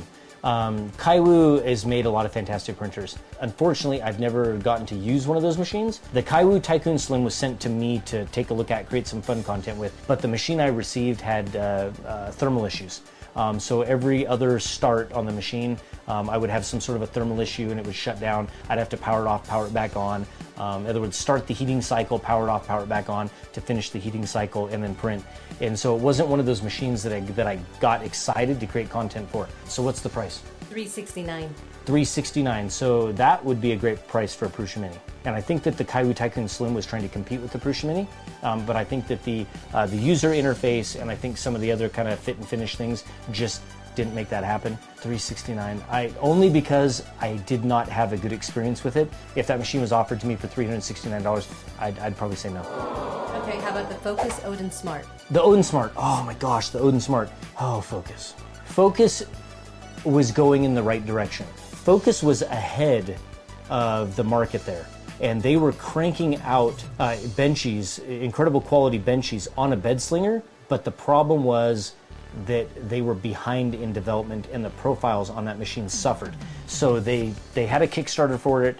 They never, I don't think, really fully developed the profiles for it in the end to get it out. And then ultimately, I don't think Focus is around right now. I think they're selling those machines off and the company's probably running on a skeleton crew. So today, how much is the price? $279.99. I'd probably say if someone offered me that machine right now for $279, I think for $299 there's other machines I would pick up. So I would probably say no, probably not the Odin Smart. How about the King Room KP 3S Pro? Oh yeah, the King Room. So we didn't create content with that. We live unboxed that on the show. And I ordered that machine under my own name, and I've since learned that I can't do that. I ordered that machine back, I think in December, and we ordered that machine specific for content here on the show. And we were gonna do some fun things with it. Now, the company I ordered it from, should I say? No. I'm gonna say it. It was Sliceworks. But what they did is they saw my name and they upgraded that machine. I appreciate the gesture, I really do, but you can't do that. So we had some content that we were going to create from that machine. And when we received it, we unboxed it live on the show. The note on inside was nice. That was great. We appreciate that. But the machine got upgraded to the Pro version, and that's not what we ordered. And so that kind of made me, I wouldn't say I was upset, but I was kind of disappointed that I'm like, well, that was a waste of time and money. And then during the unboxing, the gantry was terrible. The X gantry didn't align. I had to torque screws down. It's a custom Pro upgrade, and so I ultimately really wasn't happy with it. How much is it? $179. Okay, and so what's the build volume? I think it's Prusa Mini size, right? 200. 200 cubes, so it's a little bit bigger than Prusa Mini. So I've seen a lot of people have great prints from it. Unfortunately, because of my bad experience, I'd have to probably say no. If someone offered me that today, I'd probably turn it down and say no. Okay, how about the Prusa Mark III? Oh, this guy. Yeah, the Mark III. Oh man, the Mark III is a tank. I know the Mark IV is out. What's the Mark III going for right now? $649 for a kit, $899 semi-assembled. Okay, so understand if you pick it up for $649, it's going to take you between 8 and 12 hours to put it together. So there's going to be some sweat equity there. But for $650 for this machine right here, that is ultra reliable. Let me say that again. Ultra reliable. This machine, this Prusa Mark III, is a tank. Matter of fact, there's a reason why so many 3D printers are built upon this one. So if someone said a loyal $650 for a Prusa Mark III S Plus, correct. But a Mark III S Plus, absolutely. I think it's a good machine. Okay, how about the Cheetah Tech X Plus 3? Oh, the brand new Cheetah Tech X Plus 3. So we've created some content with that. Go look at it. That is a giant, and I mean by like physically sized machine. There's the Max, which is even bigger. Cool looking machine. Comes with 2 hot ends. As you can swap out for abrasive material. The hot end does 350. The build plate, how big is it? 280 by 280 by 270. Oh, that's right. It's odd. It's 280, but only 270 on the Z. But that machine has a heated chamber, which makes that machine pretty unique in this field of printers. How much is it? I think it's a good price. It's like $699. It's on sale. $699 for that machine. That's a buy. I'd put that in the I'd buy today because you're getting an enclosed Core XY machine with a heated chamber. My only negative would be that it's loud. There's no way to turn that thing off. It's the actual like electronics cooling fan is just so darn loud when that machine is sitting idle. But other than that, that is a beautiful machine. Okay, how about the Bamboo Lab P1S with AMS? The Bamboo P1S, genius move on the part of Bamboo. They have the P1P, which is basically a skeletonized Core XY machine. Then you have the P1S, which is the middle machine between the P1P and the X1 Carbon, but the P1S comes with the enclosure and it's fully AMS compatible. So yes, genius move. What's the price? $949 $949 with the AMS. Yeah, with AMS. That's a hands down obvious yes, and it should be the same build volume. So what is it? It's going to be 256 by, well, 256 cubed. Yeah, 256 cubed. So yeah, hands down, that's a great machine. Definitely in the buy list. Okay, it's the last one. Your Last one? Yeah, Prusa SL1S. Oh, resin. Yeah, Oh, this is gonna be tough. How much? $25.99. That's with the bundle. The bundle, and that's with the wash and cure, right? Correct. Which is what I bought. Oh, that's so expensive. What's the build volume? 127 by 80 by 150. See, tiny tiny. build volume.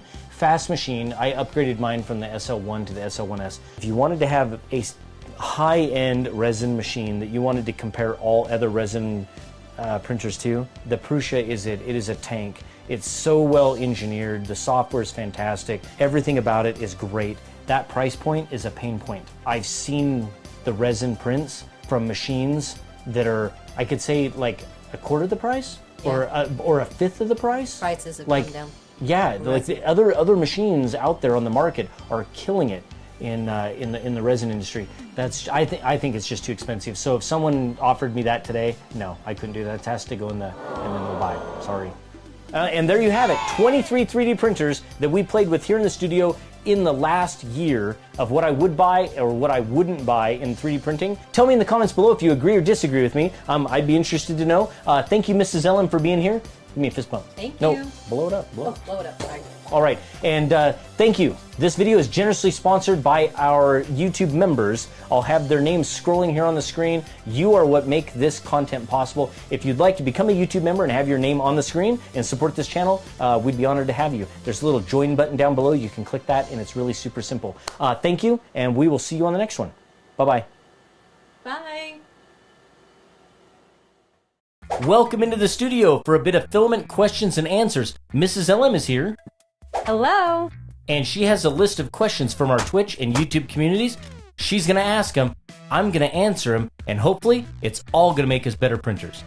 Today's episode is generously sponsored by Polymaker, the world's largest manufacturer of 3D printing filament. They provide all the filament for our Twitch channel and our YouTube channel, and we are very grateful for it. I'll have their link on the screen and in the description below. Go check it out.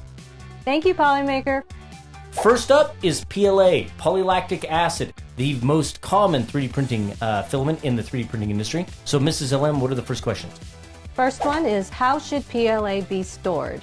So people look at the wall behind me, and they no doubt see that there's a lot of filament just sitting out on those shelves. It is hygroscopic, don't get me wrong, but if I was to put it on a scale of 1 to 10, I would probably say it's around a 3. It does absorb moisture, but we're on a mountain with relatively low humidity, so it's not a problem for us. If you live near a large body of water or in a very, high humidity area, you may have to dry it. That's not very common. How do you store it? I store mine out in the open. A lot of people store theirs in bins and bags, but just remember, it's really not as hygroscopic as a lot of people tend to believe. All right, what's the next question? What is a good price for PLA? Because sometimes I see on Amazon something as low as $8.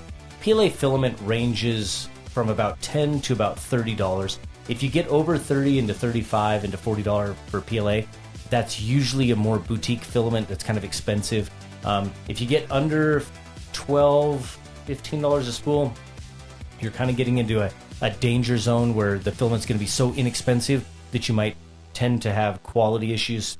So there can be in filament, there can be problems where as the filament's extruded, you can have thin spots and then you can have thick spots. And it's really those thick spots that can cause jams in 3D printers and cause clogs.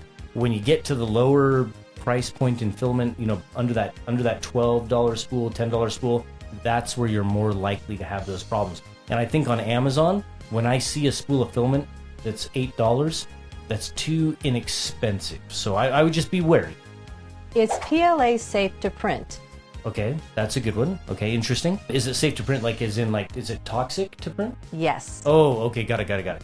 I don't recommend, you can have a 3D printer in your bedroom, that's fine. If you're going to print things like PLAs, that's fine. I think that you should have ventilation. You need to have an open window. You have to have a large enough room where there's fresh air coming in and out, especially if it's in a place where you sleep. Only print PLAs, maybe even PTGs in there, but always have fresh air and ventilation.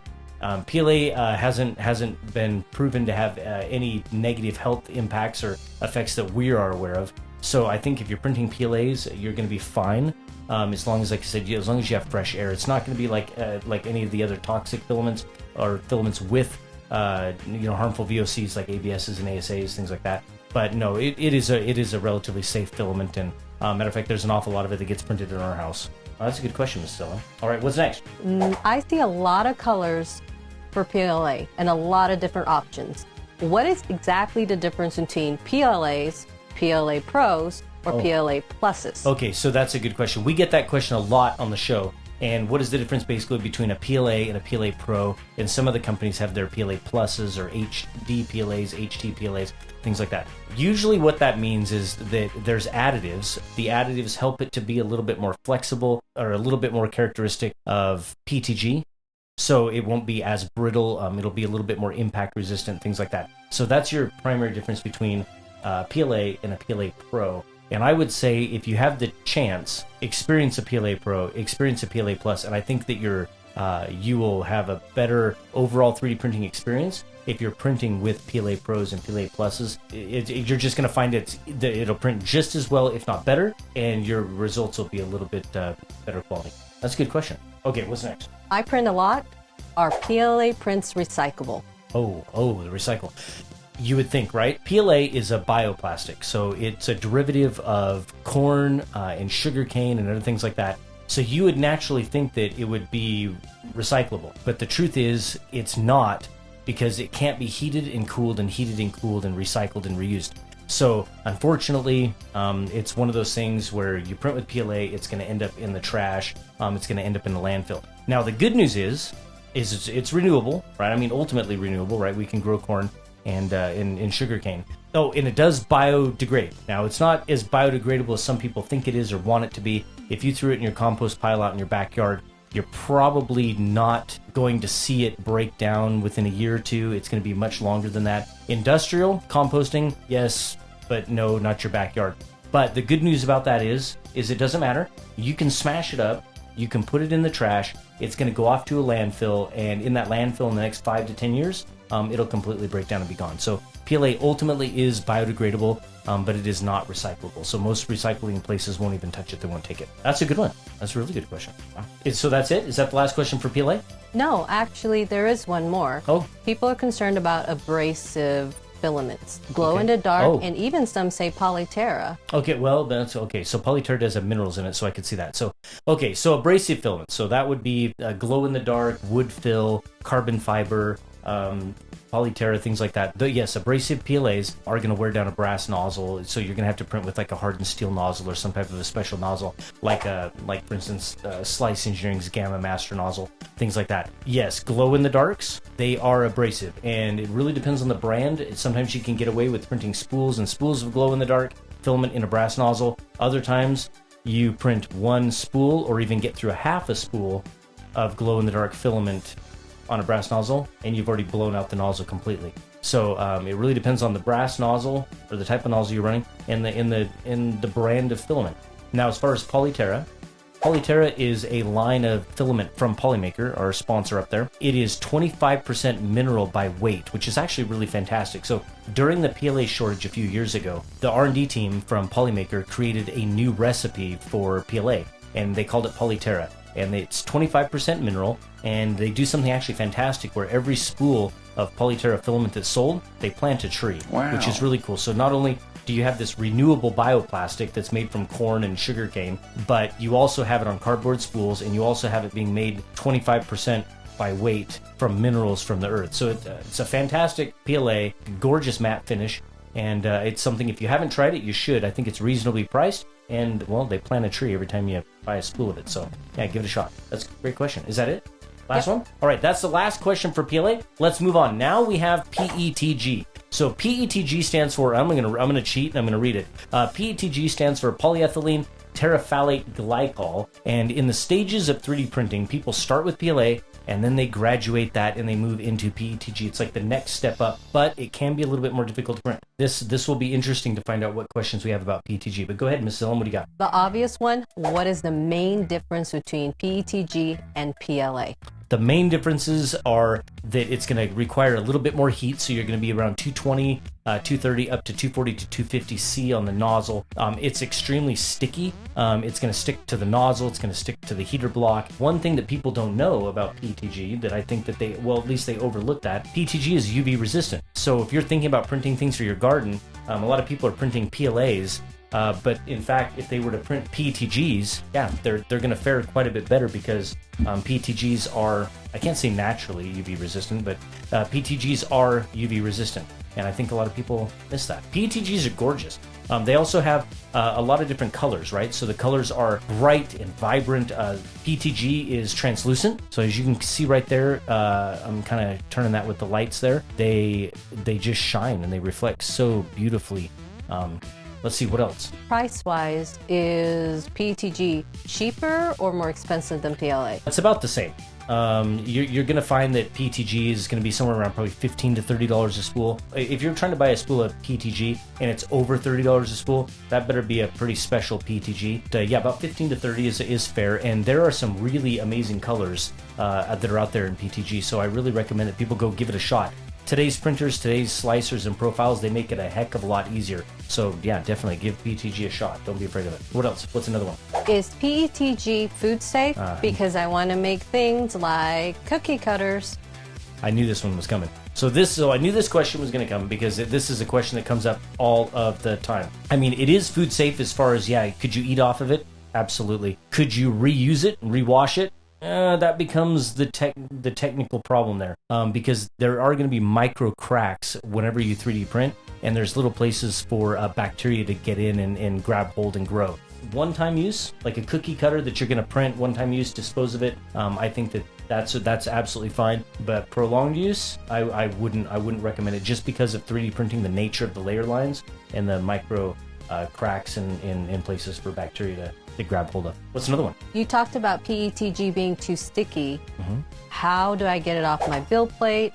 How do I make sure that it's not everywhere on my printer? PETG is very sticky. So PETG is most commonly found in soda bottles. There's some sports equipment. PETG is in the bubble packaging that we get when we buy products. It's also in electronics. If you're printing on a glass build plate, you're gonna have to put an interface layer down like a glue stick or something like that to ultimately keep it from sticking too much to it, to the point to where you try and remove it, it'll shatter the glass. But there is something that's interesting, and I haven't tried this yet, but this was sent over to us from Slice Engineering, and this is called their PRP. It stands for Plastic Repellent Paint, and this is, basically it's a PTFE liquid, and you apply it with a little brush on the nozzle and on your heater block, and it just repels any of the plastic that we print. So it would, no matter where the PETG sticks, it would just peel off, and then you can just reapply a little PRP. It would be just fine. So in place of a sock on your hot end. So, is that good? All right. Does PETG absorb moisture? Yes. So PETG does absorb moisture.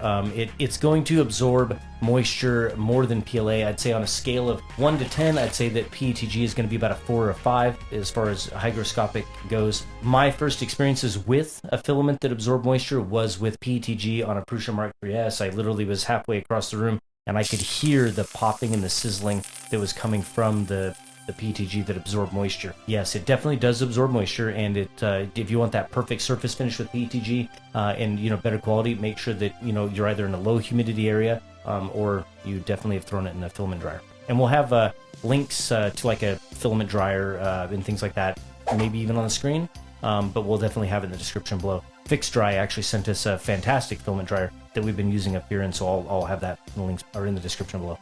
Can I recycle PETG print? Recycling PETG. Yes and no. PET, very recyclable. The G is kind of what causes the problem sometimes. Not all recycling facilities will take PETG, and so I think it's a fantastic idea to call ahead and ask if they will. If not, they're just going to put it in the landfill. So if you don't want it to end up in a landfill, then what I would recommend is calling and finding out to make sure that you tell them that it's PETG and these are 3D printed things, and ask them, say, are you going to recycle this? Or, are you just going to take it and you're just going to send it off to a landfill? You can ask them that. But I hope that answers your question. It's a yes and a no, really depends on where you're at and what facility you're working with. Is that it? That's it. Okay, perfect. All right, so now we're moving on to, I think, is it ABS? Hey, thanks for watching, and I hope you're enjoying our content. We're not done. We still have ABS, ASA, and nylon to talk about, but we would love to have your like, and we'd love to have your subscribe. Helps us out a lot. All right, here we are, ABS. This one is a popular one because ABS is an extremely versatile polymer, but it stands for acrylonitrile butadiene styrene. And Mrs. LM, I bet there's questions about this one because it's a very popular plastic. Like I said, it's very versatile, and I think a lot of people want to print with it. There's just a lot of doubt in people's minds when it comes to ABS on whether or not they think they can or can't print it. So what do we have? First one is, why would someone choose to print with ABS? Why would someone choose to print with ABS? Well, ABS is, like I said, it's a very common polymer. So ABS is going to be in sporting equipment. Our drain waste vent systems in our houses are all ABS. ABS is very common in the injection molding world. So ABS, like I said, it's a very stable plastic. It's a very strong plastic, very flexible. So yeah, I mean, that's why we would want to print with ABS. What else do we have? Do you need to dry it before printing? Yes. So ABS on the level of hygroscopic ranking, as far as my level of 1 to 10, like I said, PLA being about a 3, PETG being about a 4. ABS, I'm going to put it a 5. ABS should be dried. You can throw it in a dryer, it's not going to hurt it. If you're in a low humidity environment up here like me, I don't really dry ABS. I do dry ASA sometimes, but not really. But I would say that ABS, for the most part, if you want good quality prints, you should keep it dry because it is hygroscopic. And do you need an enclosure to print with it? Okay, this is an interesting question. Do you have to have an enclosure to print ABS? No. Should you? Yes, likely. ABS is prone to warping. So unless you have an incredible bed adhesive and you're running like a Vision Minor nanopolymer adhesive or Magic Goo, or which actually this stuff's pretty cool, we haven't tried it yet. This was sent over to us by TH3D. This is their bed cement. This is interesting because a lot of the other formulas for bed adhesives, they always have a recipe for the specific type of filament, or like a group of filaments, right? The different groups of polymers. It is formulated for, and I'll just read it off the bottle, PLA, PETG, ABS, ASA, nylon, polycarbonate, TPU, carbon fiber, and glass fiber filled filament. So I think that's kind of interesting. We're actually looking forward to, it's blue. Ooh, that'll wake you up. Yeah, it's kind of an interesting offering from TH3D, and we'll check it out soon. But ultimately, ABS does work. If you're printing it outside of an enclosure, you're going to definitely have to have some sort of a bed adhesive to hold it down to prevent it from warping. I think the best way to print ABS is going to be in a nice warm environment where you can keep the polymer stable while it's printing so it cools evenly, prevents the warp. Sorry for the long-winded answer. But what about VOCs? The S in ABS stands for styrene, and that is toxic to breathe, so you don't want to do that. If you're going to be printing ABS, you're going to want that to be vented to the outside or in a room where there's a lot of airflow, ventilation, open window. You're not going to be wanting to print ABS or ASA or nylons and all those kind of things in sleeping areas, you know, for humans and animals. They breathe too, so be careful of that. Yeah, there is toxins that do come from printing with ABS, and so I would just be wary of that. Can I recycle my ABS prints? ABS is highly recyclable because it is one of the most common plastics or polymers in the world. A lot of research has been done into recycling ABS, and I want to say, if I remember right, ABS might be one of those ones that's like infinitely recyclable. Like they can just continually recycle it and it goes into new products, and then those you could just recycle and on and so forth. So yeah, but definitely recyclable. Yeah, any place will take ABS. I already know the next one that's coming, so I'm going to scroll down here right here. It's going to be ASA. All right, ASA stands for acrylonitrile styrene acrylate, and it is what I'm going to call the high-tech version of ABS. It's new, it's fancy, it's got some benefits to it over ABS, and I want to say that I really think that people, if you're going to be printing ABS or ASA and you're going to go in that direction, give ASA a try. I think you'll be surprised. But what questions do we have? I don't want to give away too much. Well, what are the main differences between ABS and ASA? So this is ABS. These two are ABS, and this is an ABS traditional. This is like a pop green color. This is from Polymaker, and we'll have links to this stuff in the description below. And this is a galaxy purple. So this actually has a glitter in it. So ABSs are coming quite a long way in becoming fancy and bright and fun and lots of options. They used to be boring. They used to be just grays and blacks and whites and bleh. But now ABSs, they're becoming really cool. This is ASA, it's just in its foil bag. It's just black, that's what this is. This is a black ASA from Polymaker. The difference between ABS and ASA? Is that, I forgot the question. Was Correct. that the question? Okay. Yes. The difference is that it's more expensive, about probably $5 a spool more expensive on average. And I think that price ranges from about 30 to 50 maybe, about $30 to $50 a spool for ASA, so it can get kind of expensive. The main difference, it is UV resistant. So like I said, it's a higher tech version of ABS. Also, they are doing some fun colors with ASA. A handful of years ago, you could get reds, greens, blues, and that was about it. But now we're seeing glitter ASAs, and we're seeing all sorts of really fun, bright, bold colors because printers now are making it easier for people to print ASA, and the recipes are becoming a lot more stable. So I hope that answered it. Yeah, so can you really get sick from ASA and ABS fumes? Okay, so I get that question a lot, and I've told this story an awful lot. ASA poisoning is a real thing. To make this really quick, I had ASA poisoning, and I was working in the office with a couple of raised 3D printers that were printing ASA, and they actually had the carbon filters in the printers, and over a couple of days I started to get headaches, I started getting to feel nauseated, and I actually felt like it was the flu. I told Mrs. LM that I'm going to go lay down. I didn't quite feel well. A couple hours of sleep in a new area, right, new environment with fresh air, I felt better. Upon returning back to the office with those 3D printers, within minutes to a half hour to an hour, I was getting sick again, and I thought it was the flu. I went laid down again. This went on for about a day or so, and on the third or fourth day, I think that's when I realized something's not right. It's this room, and I really couldn't smell it anymore, but I was feeling it. I looked up ASA poisoning, the symptoms, and it was exactly how I was feeling. And just so you know, ASA poisoning, the styrene loads up in your blood system, and eventually your body will just switch off, and it can be fatal. So be careful, print in a well-ventilated area. Even if the printer has a filter, that's not good enough. At least it wasn't for me. And make sure there's fresh air, and yeah, but be careful with that. Definitely don't be printing this around people or animals. So an enclosure is not enough. Just because it has an enclosure with a filter, that's not a safety. These printers aren't sealed. So if you were to take a look at this printer right here, there's 1/4-inch gaps around all the panels on the lid. Air is moving in and out of that printer, and not all of the air is going out through that filter. So even though it's pulling fresh air in and blowing it out through that filter, there's still fumes from ASA and ABS escaping. And absolutely, I mean, I was in a room with 2 or 3 printers printing ASA, and yeah, no, I did get sick. So and this is my honest personal experience. So be very careful with it when you're printing with it. I know it's coming next, though. I think. Yeah, You've asked it for every single one. I bet it's going to say, "Is it recyclable?" People are very concerned about the plastic they put back in. They want to know, are my ASA prints recyclable? So yes, and Mrs. Ellen is right. People want to know. 3D printing creates waste. I'm going to say something controversial here,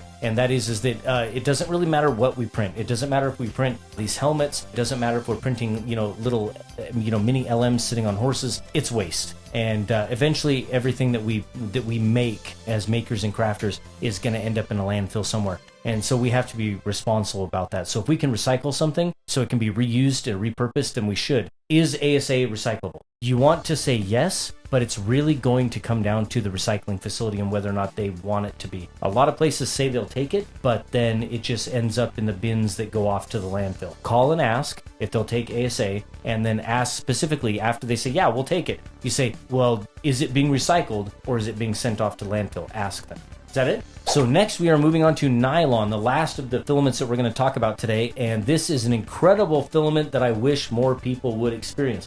And I understand it's a little bit more expensive. I know it's harder to print with, but I really wish that people would kind of step outside of that PLA, step outside of the PETG, go past ABSs and ASAs and get yourself up to nylon, because it is an extremely versatile polymer. So let's hear the questions, because I can't imagine there's a whole lot of popular questions about this, because not a lot of people print with nylon, but what do you have? Not a lot of questions, but the main one is it worth $100? $100? Who's selling nylon for $100? You said 50 to 100. Oh, 50 to 100. Oh, I was like, oh my gosh. I was like, yes, there's a whole $50 range up to 100. I was like, we're going right into the $100 filament. Okay, no. Wow. Nylons range from about $50 a kilogram up to about $100 a kilogram. And be careful when you're ordering nylon. You're going to see nylon for $36. You're going to see nylon for $30 or $29. That's not a whole spool. That's a half a spool. That's 3/4 of a spool, so it's like 500 grams, 750 grams. So pay attention. When I first started ordering nylon, matter of fact, my first orders from nylon were from Matter Hackers years ago, many years ago. And I remember I ordered a ton of it and I was all excited. And they showed up on these like 500 gram spools. And I'm like, what is this? That effectively doubled the price of all that nylon that I bought. So I was shocked. Yes, nylon is a little bit more expensive, but it is extremely strong and very durable. And it is one of the most common plastics that's in our environment. Is it worth $100? Yes. I mean, because like I said, nylon being a little bit more expensive, you'd say $50 or so like that, for 3/4 of a spool. 100, that's going to be nylons that are like carbon fiber filled, glass filled, Kevlar filled. So it can be, depends on the brand. And what else? So what do you need to print with nylon? Nylon, you're going to have to have an enclosure. So nylon warps. It is the king of warping. Also, nylon is highly hygroscopic. On my scale of 1 to 10, it is an 8 or a 9. It sucks up water. It's what it does. It's what it's best at. So warping and sucking up water, that's what nylon does. So that's why it's a lot more challenging to print with. If you're going to print with nylon, you need a printer that has an enclosure, and you are going to need bed adhesive. It doesn't matter how you squish down your first layer. It doesn't matter how clean your PEI build sheet is. It doesn't matter. You will have to hold down that print with some type of adhesive. Also, you don't want to take the chance. If your spools of filament are $50 to $100 a spool, do you really want to take the chance when you're burning through 200, 300, 400 grams of filament that right towards the middle or end that it warps off the bed? No, you don't. So it's definitely something that you should consider. So one of the things that I really have a lot of success with is this nanopolymer adhesive from Vision Minor. And it's got a really fine tip on it. You can't really see it here. I'll see this really fine tip right there. That allows me, when I clean the build plate, I'll take some of that nanopolymer adhesive and I'll put it on there and I'll brush it where I know the print's going to go. And I let it go, I let it print. Now, when it's printing, that little fine tip on there is perfect for the corners of your prints or those outlying areas. You can reach over and you can just put a little dab and let that capillary action kind of pull that nanopolymer adhesive into the underside of that print right to the bed, and it'll lock down the corners and you will not have a failure.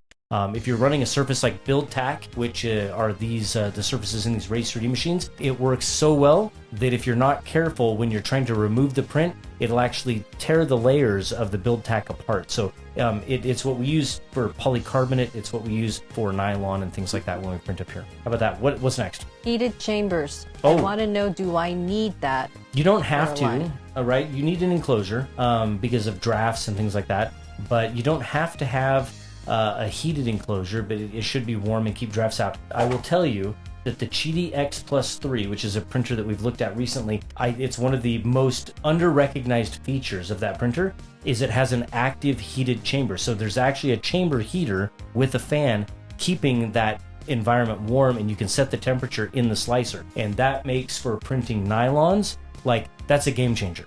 If you don't know anything about that printer, go check it out. We'll have a link on the screen in the description below. But it's called the Qidi X+3, and they have their Max, which is like a helmet class size enclosed 3D printer. So go look at those. And the last question is the recyclable one. So this one for sure. So nylon is 100% recyclable, and it is infinitely recyclable. Nylon is one that you can recycle, and then it'll get pulled back into the manufacturing pipeline, and it'll get processed, and then it'll get put back into products, and so on and so forth. So definitely don't mix your nylon with your ABSs and your PLAs and PETGs, things like that. Keep your nylon prints separate, and those can be recycled. So yeah, definitely. And we like that. Is that it? That's it. Well, that's fantastic. Well, I hope you enjoyed it. Thank you, Mrs. LM. You're welcome. If you have questions that we didn't get to or we didn't answer, we will be doing a part 2 on different filaments, and we can always go back and answer these questions. But put those in the comments below. We'd love to hear from you. Thank you to our YouTube members. You are what make this content possible. If you'd like to have your name included in every single one of our videos, click the little join button down below. We'd love to have you. Now I'm going to put Mrs. LM on the spot, and she's going to read all of the wonderful YouTube members. And there you go. Thank you, JD Davis, Jesse West, Four Pipes, David Washnick, Wasting Time 3, VPS Data, Captain Jerbear 91, Sir Will 3D, Joel Finn, Brandon 0109, Cam Nicholas, Luppy Lutonium, The Zinzia, Patrick W3D, Rip Artist, Dog Knight, Citral, Your Buddy Danek, Buddha 3D, and Jedi Spidey. All right. Thank you. We'll see you on the next one. Thanks, Mrs. Bye. Ellen. If you're like me We spend a lot of time and money on our 3D printers and on our filament. And there's nothing worse than it being 3 o'clock in the morning and not having the right tool for the right job. So stick with me, and I'm going to go over 10 tools that I use to keep my printers alive and my projects going. Number 1 on my list of tools is a hobby torch, or a creme brulee torch, whatever you want to call it. This particular one is a Dremel Model 2200, and I think it retails for about $54.11 on Amazon. I'll have the links in the description below. But these come in handy for cleaning up prints. So anytime we use glue or hairspray or anything like that on a build plate, it leaves a little bit of residue on the bottom of the print, and not many people know that you can reach up and you can hit this with the torch and get rid of that residue. It cleans up the print, turns it right back to that natural color, removing the little white little bit that's left over. Also, anytime that you bend filament or break filament, you know that little white like stress color that's left on the print? Well, a hobby torch, just a quick little glance of the heat, removes that. How about stringing hairs that are left on your print? A hobby torch removes those completely, and I think it does a far better job than using a heat gun or a hair dryer. Matter of fact, if you're using a different model and you happen to find a less expensive one, definitely drop that in the comments below. One of the primary reasons to use a hobby torch over something like a traditional cigarette lighter, you need a torch that has a fine flame or a fine point, and you also need it to be at a high enough temperature. Things like cigarette lighters will leave a black residue if you try and clean up prints and remove hairs and strings. Number 2 on my list is a bottle for isopropyl alcohol. So as you can imagine, 3D printing, we all use isopropyl alcohol, and there's lots of different ways to do it. I picked up a couple of bottles from Amazon. These are just amber colored bottles. They're glass, and I'll have the link in the description below as well. But I find that these are pretty handy. They're pretty good size. They're nice and solid. And I mean, like any traditional spray bottle that you're going to have, you have a stream or a mist. We use these pretty regularly. We have a couple of these, and it is constantly being moved around between different studios and different rooms with the kids printing and me printing and cleaning up everything. But definitely, this is what I use. I'm sure there's less expensive bottles out there that are plastic, but I just prefer these. You'll end up going through quite a bit of isopropyl alcohol when you're cleaning up different build plates and surfaces, and so it's just awful handy to have a nice large amount of it to do that cleaning. Number 3 on the list is perfectly paired with the isopropyl alcohol, and that is some microfiber cloths. Now, I used to use paper towels, and that was just something that we just used up here, the blue paper towels, shop towels, but I kind of felt it was wasteful, and it's quite expensive. Cleaning build plates is something that we do quite regularly, right? And I would just go through roll after roll after roll of $5, $6, $7, and $8 blue shop towels. I believe you can pick up a 50 pack of these for like $12.99, and I'll have the link in the description below. But these are super awesome. I normally hit the build plate with a bunch of isopropyl alcohol, and I scrub all of the residue off from any glue stick or any other type of interface layer that we have on there. Clean it nice. Take that one, throw that in the laundry, take out a fresh one, give it a nice last cleaning, and then that's the one that I use to just kind of clean everything in between. And but I'll tell you what, 50 of them lasts a really long time. They're not very expensive, and of course they're reusable. You just wash them. So definite buy. Number 4 on the list is a deburring tool. This thing is a lifesaver. It is a must-have. If you don't have one, you need to go to the description and click on that link. These are invaluable. I have the red one in the description. You'll see some B-roll of it here in a moment. Deburring tools are used to clean up the edges of your prints. So if you use a brim on any one of your prints, and you know how you peel that brim off and it leaves that little bit of sharp edge, well, the deburring tool reaches up and just grab it, and you can slide that down that edge all the way around and clean up that edge beautifully. In addition to that, if you have elephant's foot, right, which is when you squish down your first layer a little bit too much and the bottom edge of the print is a little bit protruding or extending, that's exactly what this for. This cleans it up. So you can clean up interior, you can clean up exterior surfaces, and but like I said, this is an invaluable tool that will save you so much time. So go get one. All right, number 5 is a bit controversial. I know, right? Glue stick. Hold on, don't hate me. I know that a lot of people use glue stick, and I know that a lot of people don't use glue stick. I know that people use hairspray. I know that people are purists and don't use anything. But I'm more concerned about just simply printing and having it work and not wasting time trying to fine-tune a Z offset, infinitely. I want to just print. And I don't care if people use glue stick. I don't really care if people use hairspray. I don't care if people use anything. This is what I use. So what I use when on a glass surface, on a PEI surface, it really doesn't matter, or even build tack, like in the Raise 3D machines behind me, I use purple glue stick, so a PVA glue. Now, Amazon has these for sale, and I'll have a link in the description below, but they sell a 60 count, get it? 60 of these right here for $13.57. That is insane. Great price. It will last you forever. And essentially what a purple glue stick does is it creates an interface between the build surface and your print, so that while it's printing and it's hot, it's going to help hold the print down. But when your print cools, it's going to help the print release. In fact, we just cleaned the build plate inside the X1 Carbon today. And I think the last time we'd applied that glue had to have been maybe 2, 3, 4 weeks ago. And you can get a lot of prints off of one application of glue stick. And then once you kind of start to notice that you're back to the print not quite sticking the way you want it to, you simply isopropyl alcohol, microfiber cloth, clean it incredibly well, reapply a nice thin layer just once back and forth across the entire build plate, let it sit for about 60 seconds, throw it in the printer, print, and you will have perfect adhesion every single time. Definite buy. You should have this, especially at 3 o'clock in the morning when you're having adhesion problems. Yes, it's not the time to not have it. Number 6 on the list is an 8-piece plier set that I picked up from Amazon probably about 2 years ago or so. It's about $32 for this set. I know there's lesser expensive ones out there. You can probably go to Harbor Freight. But this particular set ended up being pretty good quality, and I use it a lot. Matter of fact, there's enough of them that you find a couple of them in each studio and kind of laying around. There's smooth jaw, there's jaws with teeth, needle nose, there's hooked, there's all sorts of stuff, and they really come in handy when we're removing supports or when we're working on printers and machines and we need to hold parts while we're tightening something. So this is something that I would highly recommend that every single person, whether or not you use the one that's in the Amazon link below in the description, or if you go find your own set, but super handy and a definite tool. You need to have a good set of pliers. Okay, number 7 is interesting. This is a set of files. I think it's about a 16 or 17 piece set of files, and it's about $23 or so on Amazon. Like I said, for everything, I'll have a link in the description below. I use these files a lot. They're full-size files. It's a set of metal files.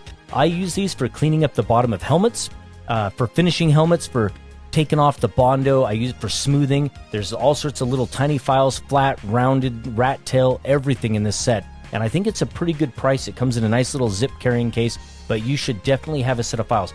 I don't like sanding, and I find that files they take off a lot more material than a sanding does, but you can still get in there with the finesse, and it doesn't require as much elbow grease and as much pressure, and files just do a fantastic job. So I prefer files over sandpaper in many instances and circumstances, but it's a definite to have in your kit, that you'll be able to clean up prints, remove sharp edges, take away massive amounts of filament. And here's another trick. You can even heat the files up, and you can use the files to poke holes inside prints and models and things like that to kind of deform and even change the way that the print is after it's printed. So a definite buy. Go get some files. Have some. Number 8 is one that I get asked a lot about, and that is, how do I lubricate the 3D printers when we're maintaining them? And Super Lube is what we use, and this was recommended to us when we got into 3D printing by Raise 3D. I called them up on the phone and said, what do you guys use on these machines? And they said, Super Lube silicone grease. So go get it, and that's what we use. This is a 3-ounce bottle, and I've had this for a couple of years. I'd have to say it's probably not even half empty, maybe about half empty or so. But this will last a lifetime, and it's what we use on anything from the Prusa Minis to the Raise 3D machines to, the Vorons, everything. So definitely, Super Lube should be on your list, and you should have that. So anytime you're maintaining printers, cleaning stuff up, whenever there's a little bit of downtime, you can just reach over there, throw a little Super Lube on those rods and screws, and keep everything nice and smooth. Number 9 on the list is needles for cleaning nozzles. Now, you might not think that this is important, but it is. There's a link in the description below for a nozzle cleaning kit, and for about $12.99 you get a little set of tweezers and you get a bunch of nozzle needles. This is a must-have. There's going to be a time when you get a clog, or you're going to have to use a needle to clean it out, whether you go in from the bottom or you go in from the top. It doesn't really matter, but a needle is what's going to be needed to clean it out. So I highly recommend having needles available. Another thing is, like I said, you can heat those needles up, and you can feed them up through the tip of that nozzle, and you can get plastic flowing. We use them a lot here to even find pass-through extruders, right? So we slip it down to find out if there's any obstructions. But definitely having nozzle needles is a must that everyone should have. In fact, A lot of 3D printers even come with them, not all of them, but the ones that do, I always steal the needles out and just throw them into the little kit that I picked up a couple years ago. So I always have a bunch of new, fresh needles. So definitely that should be in everyone's kit. Now, last on my list, number 10 is hex drivers. I absolutely hate Allen keys. Hate them. I hate to use them. I wish I could throw them away. We have dozens and dozens, probably maybe even over 100 or 100 plus here. I would rather use a driver. And so this is 3. I actually lost the other one. I don't know where it's at. But this is a set of hex drivers for about $16.50. There's 4 of them. It comes in a 1.5, 2, 2.5, and 3 millimeter sizes right here. I really recommend having these over Allen keys any day. This is my most common, 2.5. I love that they're color coded. In fact, if you're watching my content, whether we're live or recorded, you will see this blue one make an appearance in almost every single one of them. But I prefer these way more than I do Allen keys, and that should definitely be on your list of things to keep your printers alive.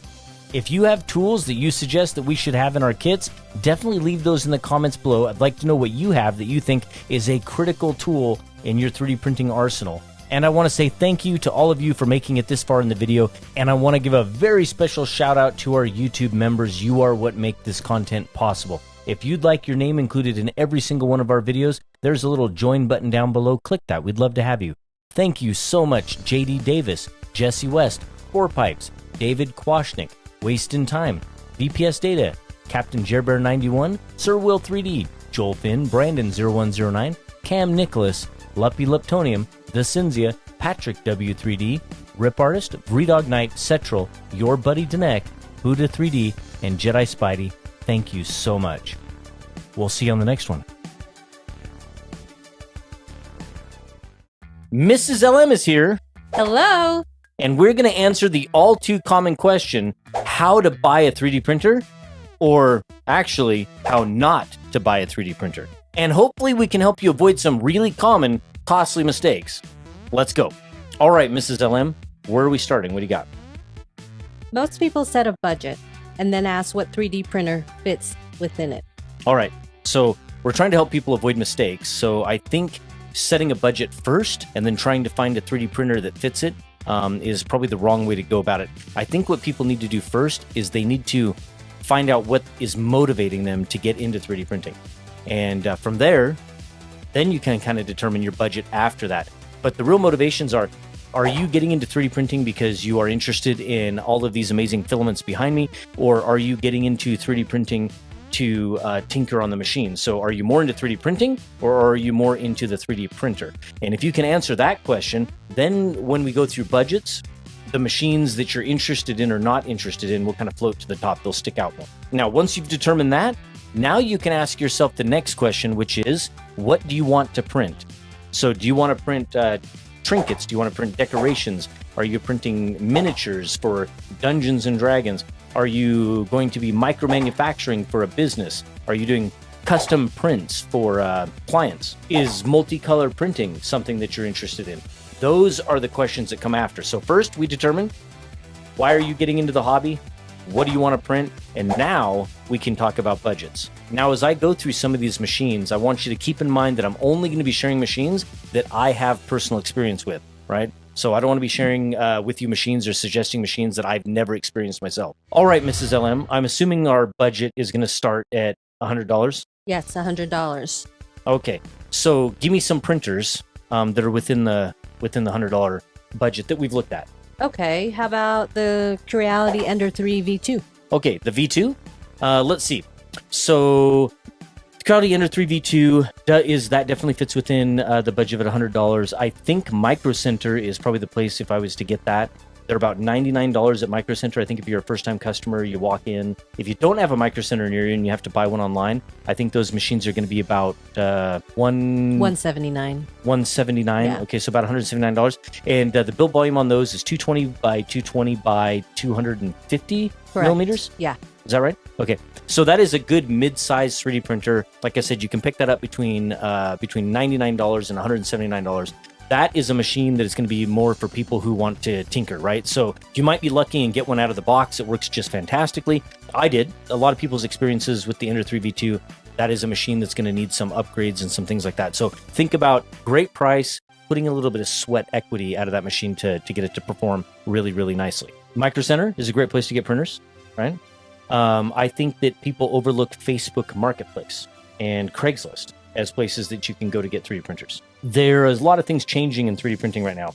There are a lot of new machines coming out on the market, and there's a lot of people that have existing 3D printers, and there's people that are looking to upgrade. You know, they want the latest and the greatest. Now, if you have a budget for the latest and greatest, that's fine. Then you can go do that. If you are on a $100 budget, like what we're talking about here, Facebook, Craigslist, and places like that are wonderful places to go and get those machines that other people are trying to offload. And especially if you're willing to put in the sweat equity, I don't think it's such a bad idea to pick up machines off of Craigslist or Facebook Marketplace.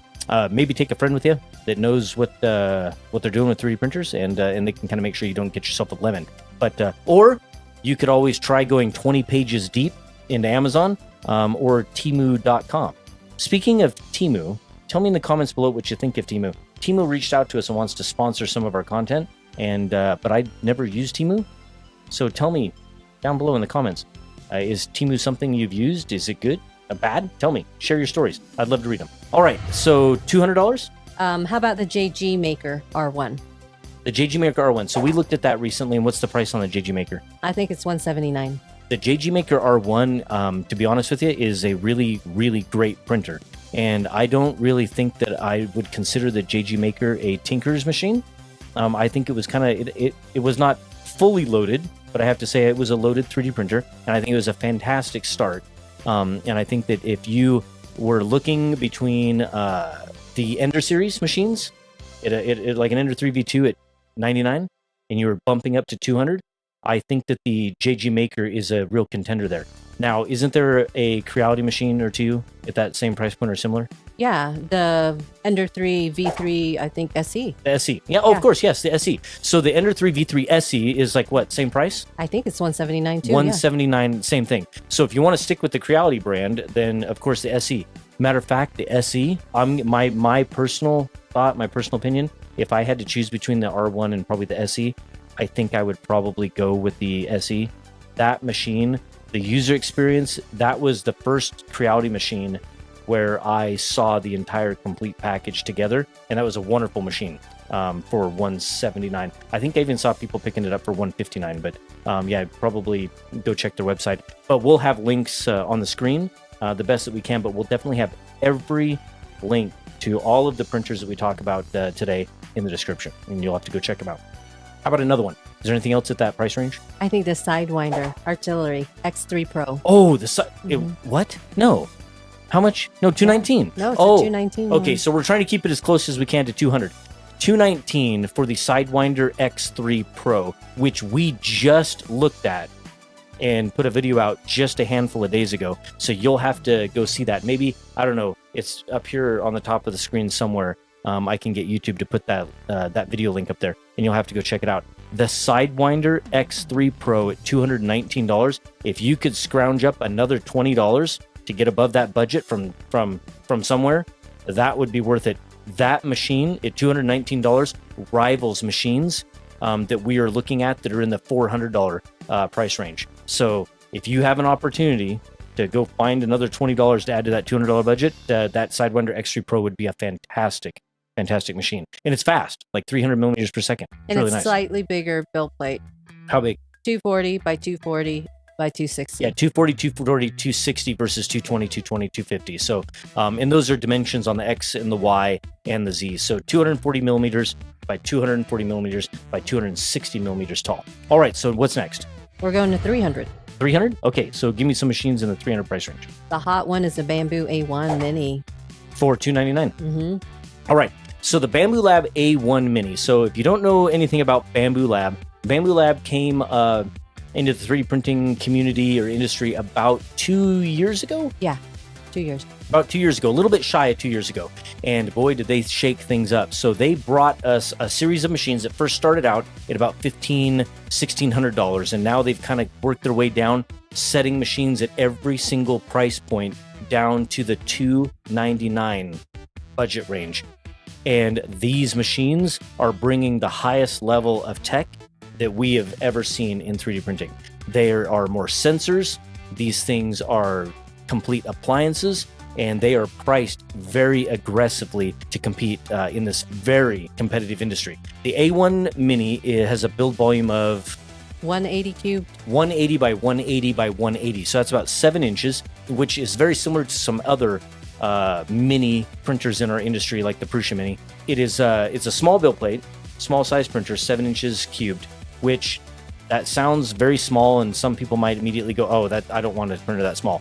Trust me, they've done all the research on this for years, and they've actually found when you go to places like printables.com, you go to Thingiverse, and you go to these places, you will find that most of the models that are available for people to print fit within a 7-inch build volume.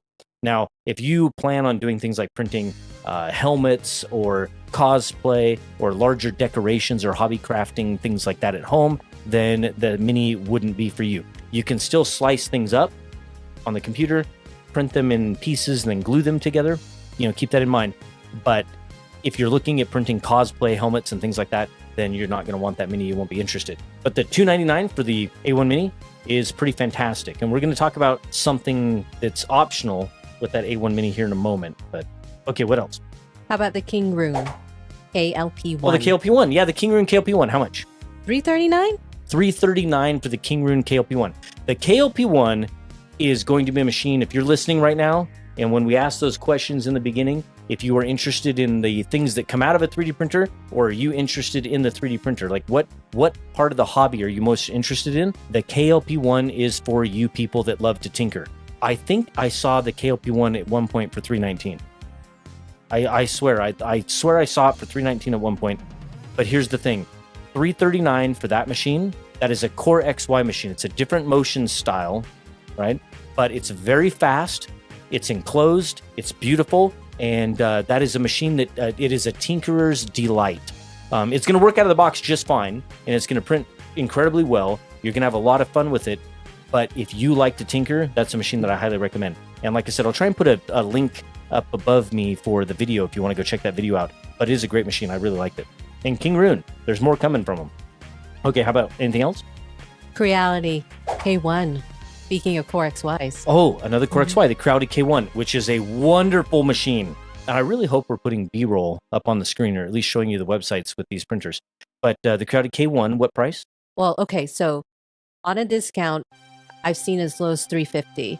Okay. But I've also seen it as high as $420. Okay, so someone just told me in a YouTube comment that they picked it up for like $341. Okay. So it really depends on where you go and what time and what sales, but $340 to $420 for the Creality K1. What's the build volume? 220 by 220 by 250. 220 by 220 by 250? What was Correct. the build volume on the King Rune? 210 cube. Oh, so the So King it's Rune's a smaller. little bit smaller. Okay, 210 cubed on the King Rune. Okay. The Creality K1, if I had to choose between the K1 and the KLP1, I would go with the Creality K1. That's what I would do. That's a very, very nice machine, and a lot of people are finding great success with it. Print quality is really great. I compared in one video, the Creality K1, the Cheetah Tech X Plus 3, and the Bamboo Lab P1S. And I think the Bamboo Lab P1S actually came out as the top. I think the second place, if you want to call it that, was the Creality K1. And it's a wonderful machine, and I highly recommend that, especially at that price point. I mean, do you understand what we're getting here?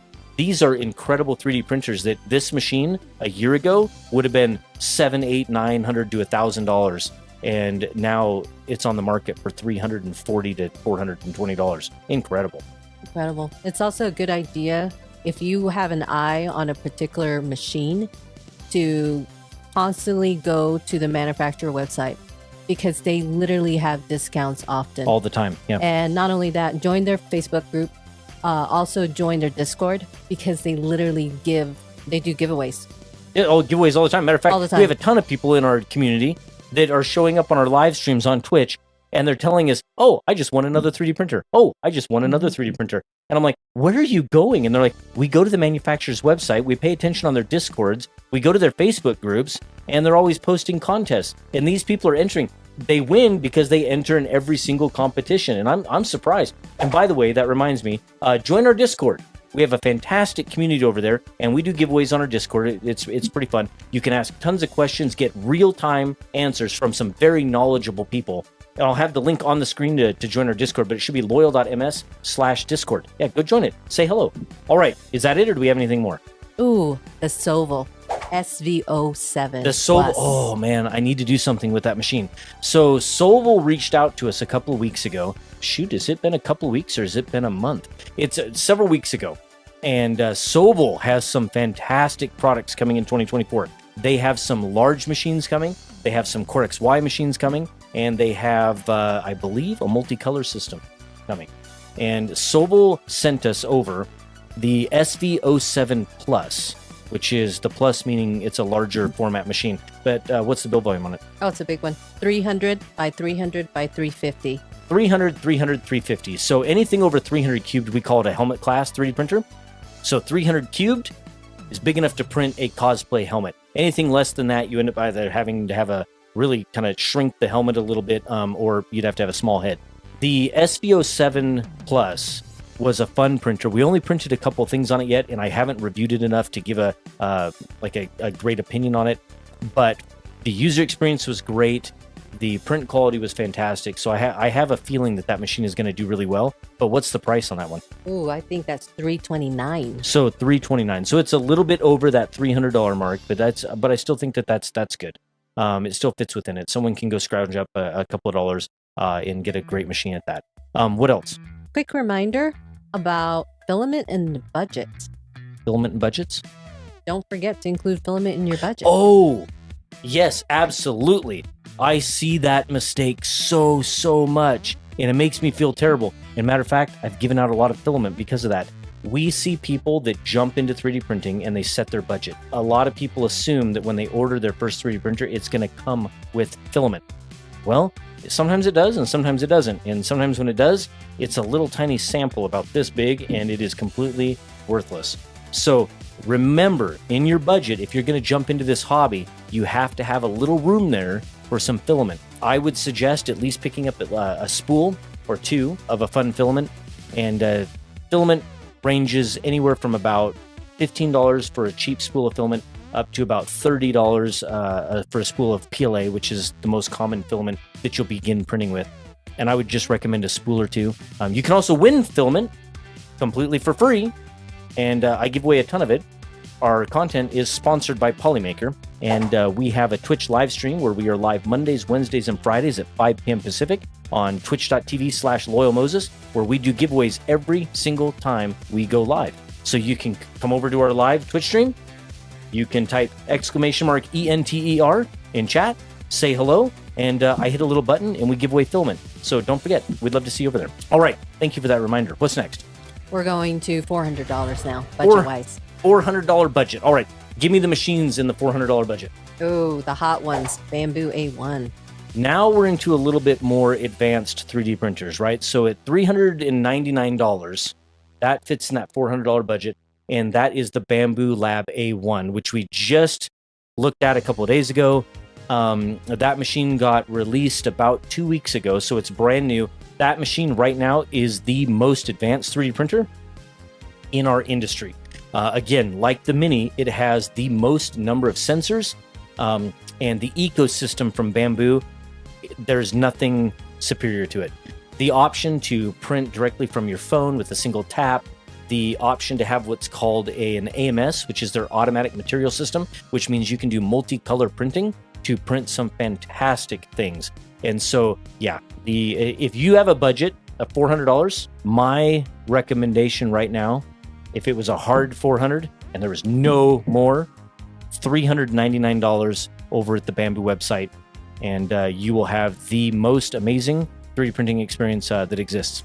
All right, well, I don't know what else can top that. Is there anything else in that $400 range? Yeah, the Elegoo Neptune Max.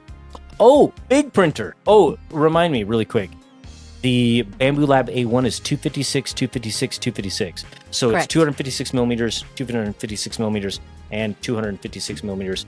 And that is, that's a mid-sized printer, is what we would call that. Okay, so the Elegoo Neptune 3 Max, that is a monster machine. And I know the build volume on that one. It's a funny one. It's 420 by 420 by 5? 500, correct. 500. Okay. 420 by 420 by 500. And I think they did the 420 thing as a joke because I think the actual build volume is like 430, 440, or 450. I think they selected 420 just to be funny. But anyway, that is a monster printer. It's what we would call helmet class, right? So anything over 300 millimeters. And it prints so darn well. And we did a video on that some months ago where we actually 3D printed a carbon fiber axe.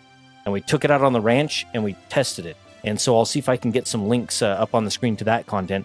But you should go check it out. That machine is a really great machine, and it's a really big one. And Elegoo is producing some fantastic quality machines. And there's some more stuff coming from them. So that's a highly recommend if you're looking at a machine that's within that $400 budget. It's $400 on sale, but I've seen it like $439 too. Okay, so it's $400 to $439 for that machine. If you are looking at a $400 budget, but you wanted something that's large helmet class, that is a wonderful machine. I am so impressed with that machine. We did some helmets for it for Open Source in California, and we printed those helmets on that machine, some of them, and they just did a fantastic job. One of the best large format 3D printers that I have ever used. What else? We're going to 500 now. Oh, we're already up to 500. Okay, $500 budget. Once we get kind of into this 500 or 600, like I said, the numbers get bigger and there's just a lot more printers. So I don't know how far we're going to go tonight into this budget, but what do we have at 500? The Bamboo A1 Mini with the AMS light. Oh, gotcha. For $459. Correct. $459 gets you that A1 Mini, which by itself is $299. That $459, it comes with the AMS, which is like, again, that's that 4-color add-on that makes that printer just incredible. So that combo, if you are looking again for a fantastic experience and you want to dabble in multicolor, that's your cheapest option. $459 gets you that 7-inch build volume on a top-of-the-line advanced machine with 4 colors, and I think that's all I can really say. So that's gonna be your cheapest way to get into multicolor printing. $459, that's it. Okay, what do we have? Prusa Mini Plus. Oh, the Prusa Mini Plus. Okay, so the Prusa Mini Plus, man, I have some thoughts about this. That machine used to be the most amazing low-end or entry-level machine, and not just a low-end entry-level like capable. It was actually a really fantastic farm machine. It was incredible results and just a really low price. But that was back when it was like $359, $379, somewhere around in there. Over the years, over the past 4 years, that machine made its way up to about $459, $479, somewhere around in there. And it's now the Prusa Mini Plus. If you are looking for a product that has great support, because Prusa is known for their incredible support, you are going to have to put that machine together. It's going to come as a kit, and I mean like an 8-hour, 10-hour, 12-hour put together kit, or it's going to come as a partially assembled. The partially assembled takes about 30 minutes for the average person to put together, and I think that price is about $459. And the legitimate kit that takes you forever to put together is $429. It has a 7-inch build volume, and it's also fast. So what they've done is they've taken the firmware that is on one of their higher-end printers, and they've adapted that down to the Prusa Mini, and they've made it darn quick. I can't give you a testimonial on the quality of it at that speed, because I have a lot of Prusa Minis here, but I have yet to upgrade the firmware on them, and I need to do that and get some content out. But that just wanted to make sure that we cover that in our budget here. What do we have next? Going to 600. Okay, right to 600. Yeah. Okay, what do we have at 600? You know what? We have the A1 with the AMS light. Okay, Remember, so hard budget 6. okay, so $559 for the Bamboo A1, which is the larger 256 by 256 by 2. No, Yes, 256 cube. That's right. 256 by 256 by 256 for the A1 with the AMS. So again, let me just go over this again. The A1 Mini with the AMS light, the 4-color option, is $459, and $559 for the A1 with the AMS light. So a little bit bigger, right? Actually, not a little bit, quite a bit bigger. So yeah, that's a great machine. It really is. If you had $600, that's probably what I'd go with. I think that's what I'd probably go with. Yeah, great machine. All right, what is next? Actually, a little bit higher at 619 is the Cheetah X Plus 3. The Cheetah X Plus 3 is how much? 619. 619. Sorry, I know you said it. I was thinking about something else. 280 by 280 by 270 is the build volume on that one. I remember I got it wrong in the Correct. video, and so it's cemented in my head. 280 by 280 by 270, which is a really weird thing. You normally see taller than other directions. That machine is actually really nice. If you are looking for an enclosed 3D printer, it's a Core XY. It's really fast. It's a great machine. But yes, that's the real selling point for that machine. I think that there are other machines that are just the same size or similar for a similar price. The real trick to the Cheetah X Plus 3 is the heated chamber. So it actually has a heater element inside the machine, and you can set that, and it kind of circulates that warmth around inside the enclosure. And that's really important if you're going to begin to experiment with more engineering type of filaments or more exotic filaments, and you're going to start printing with things like polycarbonates, or you're going to print nylons. That right there is where that really comes in handy.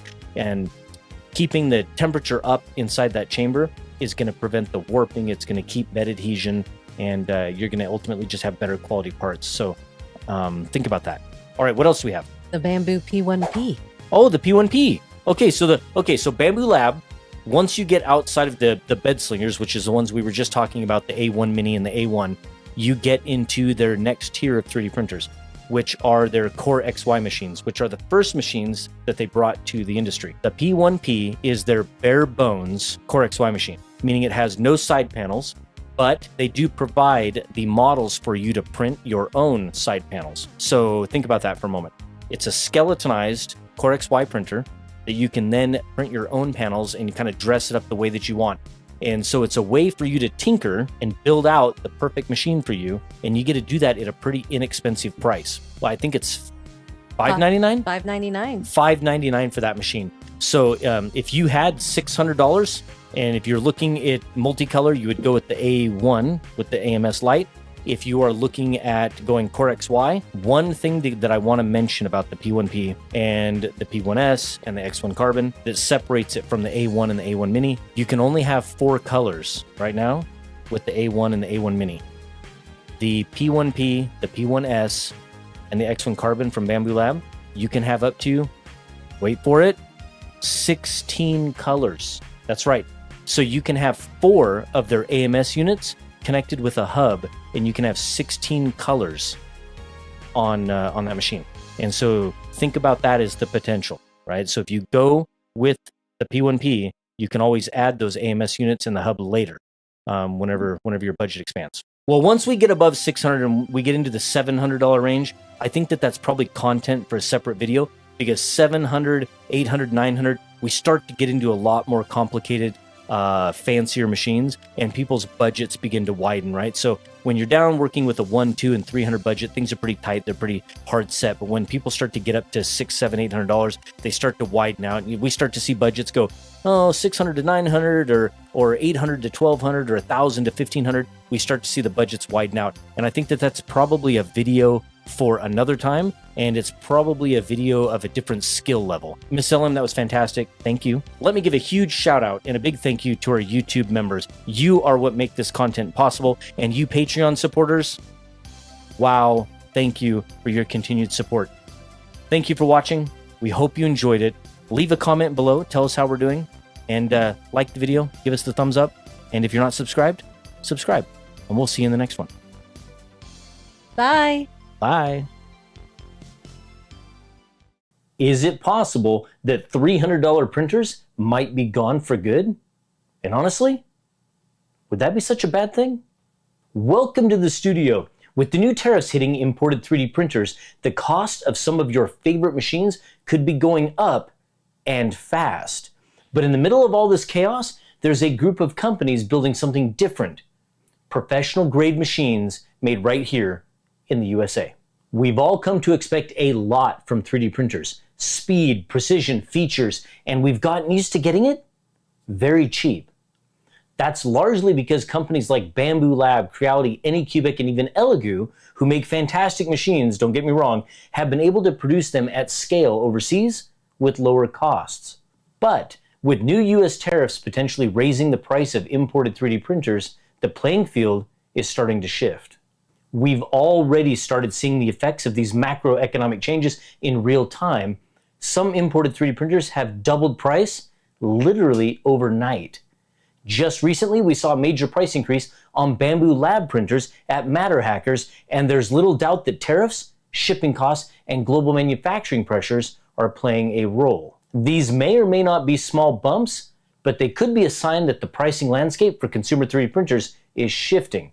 And that's why it's more important than ever to look at what's being built here at home and why these machines are priced the way that they are. Now, let's be honest. American-made printers are not cheap. They never were. But they are built with a different mission: long-term reliability, premium support, and close-to-home accountability. And that last one, that might be the most underrated feature of all. If you live in the USA and when you buy from a company that builds here in the USA, you're not submitting a support ticket that unfortunately and often gets ignored. You're calling someone who lives in the same country you do, often just a few time zones away, someone who actually helped design, test, or maybe even build the machine that you're working with. And part of that higher cost, it comes from the fact that these machines aren't built to be disposable. It's important to remember not all 3D printers are built the same and that they're not easily compared by price alone. I know some folks don't like to hear that, especially when we're all out there trying to find the best deals, but it's the same reason that not every wrench from Harbor Freight stacks up against ones from Snap-on. There's a difference between tools meant for occasional weekend use and tools that are built to perform day in and day out under pressure. As an example, it's true for electric generators too. You can buy a $300 unit that runs in a pinch, or you can buy a commercial grade generator that costs 5 and 10 times more because it's designed for continuous operation, not just emergencies. 3D printers are no different. Some are built to last through years of demanding production environments. Others, they're more like disposable appliances. And that's not a knock on either one. It just depends on what you need. And of course, there are exceptions to this rule. We've all found that one really cheap tool that will likely outlive us. In fact, if you found a cheap tool that turned out to be a total gem or a diamond in the rough, drop that in the comments. We'd all love to hear about them. Back to 3D printing. Take Lulzbot, for example. Their tool heads aren't $35 off-the-shelf clones from Amazon. Their quick change tool heads can run anywhere from $300 to around $1,000 each, depending on the configuration. Now, why? That's because they're using Bond Tech extruders, the best in the industry, and Slice Engineering hot ends, which are trusted in some of the most demanding print environments out there. It's the kind of design choice that doesn't just work, they last. And when something needs replacing, you're not tossing out the whole printer, you're fixing what matters, and you're keeping everything else running strong. And I know this personally. I have spoken to folks at each of these companies, every single one, no exception. These teams are passionate, smart, and genuinely dedicated to the future of 3D printing. Now, before I jump in and highlight a few of these US-made printer companies, and even a filament one, I'm gonna ask a few dangerous questions for the comments, all right? Here they go. Question number 1. Would you still buy a 3D printer if the price doubled, but it was made in the USA? Do you care where printers are made? Question number 2. Is it time to just stop buying cheap 3D printers altogether? Are they doing good or harm to our industry? Question number 3. If your favorite imported 3D printer suddenly cost $1,000 or $2,000, would you still use it or recommend it? Question number 4. What's more important to you, supporting US businesses or jobs, or just getting the best deal? Again, do you care where your 3D printer is made? 5. Do you think American-made printers are overpriced, or do you think that they're fairly priced for what they offer? Now, this last one, which is probably a pretty big deal, I get comments about this one a lot more than any other.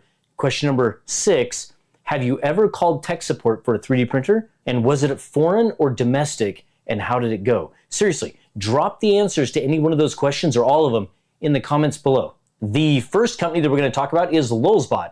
Now, Lulzbot has been in the open source game for years. They are known for their workhorse TAS line and modular design philosophy. They serve makers, educators, industrial, agriculture, government, and even researchers who want freedom to customize. They build and assemble everything in North Dakota, and they've doubled down on keeping their machines serviceable, hackable, and durable. They even write their own software in-house. The next company we're going to talk about is Wuxen. Now, Wuxen is a relatively new player focused on approachable and friendly machines for small businesses, classrooms, and creators. They've got an amazing passion for 3D printing, and you can feel it when you talk to them on the phone. They're all about lowering the barrier to entry, and they do all of their manufacturing and design work in-house right in Colorado. Wuxen loves user experience, and that's really what they're focused on. The next company is Fusion 3. Have you heard of Fusion 3? Fusion 3 is best known for their enclosed industrial level printers like the F200. These are fast, precise machines built to run production parts day in and day out. They focus on reliability, speed, and rock solid customer support. If you're printing for a business, these folks are worth a serious look. I would highly recommend giving them a call and seeing what they are about. In fact, we have a lot more content coming on this F200, so make sure you are subscribed and hit that bell to get notified. Also, while you're down there, hit that like button too. All right, the next company, Formlabs. Born out of MIT, Formlabs revolutionized desktop SLA printing.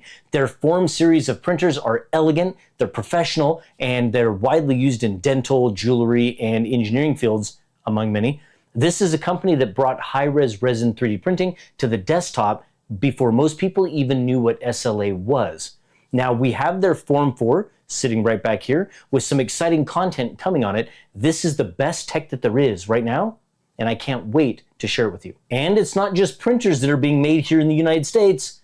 Polymaker, the world's largest 3D printing filament manufacturer, is now producing filament right here on American soil. They recently opened a full-scale manufacturing facility and warehouse in Houston, Texas, hiring an entirely local team and committing to building the highest quality filament in the country. Millions of dollars in custom high-tech automation, and I got to go film it. In fact, I was actually the first content creator to step inside that facility, and I've got a full walkthrough video of their filament production lines coming very soon. If you thought top-tier filament only came from overseas, you're going to want to see how things are changing. Polymaker is investing big in US manufacturing, and it's just the beginning. You're going to want to see this video. It will blow your mind. I don't know how other companies are going to compete here. It's just amazing the amount of tech that they've put into this place. Anyway, make sure you hit that subscribe button. Seriously, I'll be dropping that video anytime. Now, if you are curious for more details and the specifics of why some of these machines cost what they do, don't speculate, ask, call them, email them. Every one of these companies have people who will pick up the phone and walk you through what they built and why. They care about this stuff. And if you've got questions, they've got answers. Also, if you've got reasons why you think these machines cost more, drop them in the comments below. I'm going to invite all of these companies to come here and read and engage in the comments. Now, I only chose a few USA-made companies in this video, and if you want to see your favorites in another video, drop the companies below that you like, and don't forget to tag them. We'll do a full breakdown of all USA-made companies and their products in another video.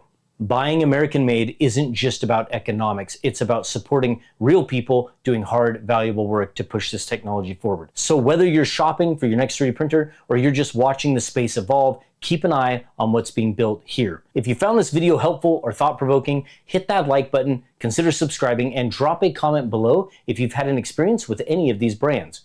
A huge thanks to our YouTube members and Patreon supporters. I could not make this content without you. Thanks for watching. Hope you enjoyed it, and I will see you in the next one. Seriously, answer all those questions. Drop some comments, like, subscribe, all of that, and I'll invite these companies to come over and engage with you. All right. This video is generously sponsored by FlexiSpot. I've had 33 3D printers come through this studio in the last 9 months, and Mrs. LM is here. Hello. And Mrs. LM is going to pick one of these random printers, and I'm going to tell you whether or not today I would buy that printer. All right, Mrs. LM, what is the first printer? Bamboo Lab A1 Mini. Okay, the Bamboo Lab A1 Mini, that is going to be probably the most popular 3D printer in the industry today. Mrs. LM, how much does it cost? It's on sale, $199. $199 is incredible. If you can think about where we were just a year or two ago, and $199 for one of the fastest 3D printers on the market, one of the best print quality. It's an incredible machine. Build volume is 180 cubed, right? Correct. I don't think you're going to find a better printer on the market right now. So yeah, that's definitely a buy. Okay, Miss Dillon, what's the next one? Its bigger counterpart, the A1. Okay, so the A1. All right, the A1, that is a 256 by 256 by 256 millimeter 3D printer, bed slinger. Same thing as the A1 Mini. Prints at like 500 millimeters per second. Has the capability of doing multi-material. What's the price? $339 without the AMS, but $489 with the AMS. $339? Correct. $339 right now at the Bamboo website. Of course, we'll have links on the screen and in the description below for everything here. But the A1, think about that for a moment. $339 for a 256 millimeter cubed build volume. Now, its competitors are machines like the Prusa Mark III or Prusa Mark IV. For $339, printing perfection, yep, that's a buy. So, Miss Dillon, what's next? The Elegoo Saturn IV Ultra resin printer. Saturn IV Ultra? Wait, this one. Yeah. that Okay, one. I was confused. The Saturn IV Ultra, this guy, fantastic resin machine. If you are into resin, then you just already know the quality that Elegoo produces. If you aren't sure about resin, trust me, it is not as messy as you think it is. There's a process that makes it nice and clean and simple. But these produce incredible results. The resolution is absolutely amazing. Miss Dillon, what is the price? That's $399. It's a 12K resolution, and it has a tilt release technology. So it has tilt release, which we've seen in other resin machines like the Prusa SL1S, things like that. But this has tilt release. It's 12K, and for $399. Correct. That is such a good printer. If I was shopping for resin printers today, I think I would avoid those machines that are like $99 or $999, $1,000, unless you need machines like that. This machine at $399, that's a definite buy. It is, yeah. All right, Miss Dillon, what's next? Two Trees SK1. Okay, the Two Trees SK1. That's actually a printer that I like. We've had it here in the studio. The printing results were fine. How much is it? $419. $419. It's a Core XY machine. Build volume? 256 cubed. Okay, so 256 millimeters cubed, which is going to be very much the same as a Bamboo printer, but for $419, it's not enclosed, so it's going to be kind of like a Bamboo P1P. $419. Unfortunately, I'd have to say probably today I wouldn't buy that. At $419, you're just too close to a Bamboo style printer, the P1P, which has incredible print results and, of course, has the capability to add multicolor printing to it with the AMS. So, unfortunately, even though I like the machine, It's the price point. it's the price point. It's a great machine. It's just that price point. Yeah. All right, Miss Ellen, what's next? Curiality Ender 3 V3 SE. Oh, the Ender 3 V3 SE. I don't even need to ask you the price. I'm going to say it's a buy. That is a great machine. I think it's a fantastic entry-level machine, but we'll talk about the specs here, of course, for people who don't know. But how much is it? $169 right now. Oh my gosh, $169 for this machine. Incredible. What's its build volume? 220 by 220 by 250. So it's a mid-size printer, but that is at $169. That is a definite buy for me. Matter of fact, I enjoy that printer enough that if I had friends or family that were interested in 3D printers, that's on my short list of machines that I would pick up for them. But it is only 250 millimeter per second. Yes, which max. is fine. Which is fine. It's a fast printer. It's just not one of the super fast machines. The SE is a great machine. All right, what's next? Its counterpart, Ender 3 V3 KE. Oh, the KE. Okay, so the KE is the clipper version of that machine. So it's quite a bit faster. It has like Wi-Fi printing and things like that. What's the price? $239. So yeah, so good. Yeah. That is such a good price for that machine.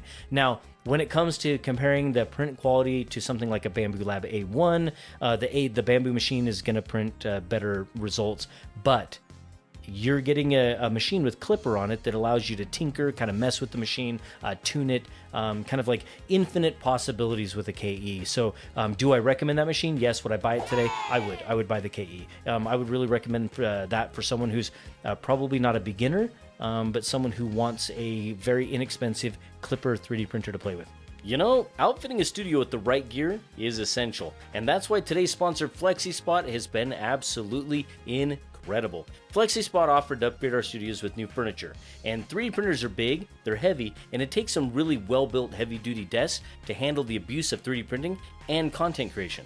Being able to just preset height adjustments and select them with one button to change from A-roll to B-roll filming is a game changer. We replaced my old hand crank desk that was too small with the FlexiSpot E7W Plus standing desk. It's bigger, it's more stable, and it can lift as much as like 440 pounds, and even at standing height, it isn't wobbling when we work because of these 4 massive legs.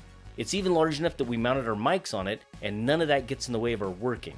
The E7W Plus is super easy to use, it has a lot of accessory options, and it's actually on sale right now. It's like $499 for this frame, and this solid wood top is about $120, which is actually pretty affordable for a heavy-duty standing desk. I'll have links on the screen and in the description. Go check them out. Oh, and if you're on a limited budget like all of us, they have an extremely affordable E5 model that you can consider. Okay, what's next? Another Ender 3 V3. Wow, lots of Enders here. Okay, so Ender 3 V3. So this is a Core XZ 3D printer, and this is a different style, right? So it's got belts on the Z, and it's a nice machine. Print quality is fantastic. What is the print, or what is the price, Miss Ellen? $329. Okay, so $329, and its build volume? 220 by 220 by 250. See, so now we're coming into that, again, that kind of A1 area where the Bamboo Lab A1 kind of dominates these price points. So a 220 millimeter 3D printer for a very similar price, if not the same price, is a Bamboo Lab A1. I would not buy the V3 today. Unless you like Creality, the brand, and that's kind of what you're wanting to stay with is in that ecosystem, then yes, it would be a buy. But for me, my personal opinion today, and well, that's what this video is about, I would not buy that today. I would probably pick up the A1, the Bamboo Lab A1. Only because of that price point, really. Nothing wrong with the machine. It's a great machine. All right, what's next? The Anchor Make M5C. Anchor makes a great printer, and a lot of people had great results with it. I've had fantastic experience with it. Matter of fact, stay tuned. Video coming to the channel soon on that. We've had it for months, and but what is the price? $299.99. Yeah, so this is the printer that's kind of like the one-button print kind of thing, all handled with a mobile app. $299. It is a good machine. I'd recommend it. I would buy it, I think.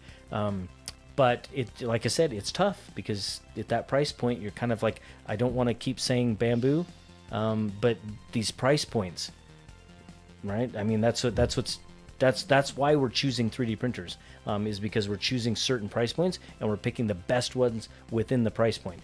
But that Anchor Make machine is a good machine, and today I'd buy it. Okay, what's next? The ComGrow T300. Oh, the T300. You guys know how much I like the T300. So this is the ComGrow Soval now, T300, and this is a really big machine. I mean, it is a monster machine. You'll be seeing B-roll of me putting it up here on the bench, and it is a big one, and it prints really fast, it heats up really fast, and it has great results. Now, of course... It's unique looking. It's very unique, they are. But like I said, a lot of this comes down to the price. What is the price today? $449. $450 for a build volume of 300 by 300 by 350. So it's 300, 300, 350. That is a helmet class 3D printer. That is a big machine. It's solid. Man, I really like it. For $450 for that, I'm going to call it a tank. I would buy it. I'd buy it. That's it. It's such a good machine. So even if you don't know much about it, I'd really invite you to go take a look. We'll have links, like I said, on the screen and the description. Go click them and go read about that machine. Maybe we can link to videos that I've done on some of these machines. You should go watch it. It's a great machine. Okay, next one.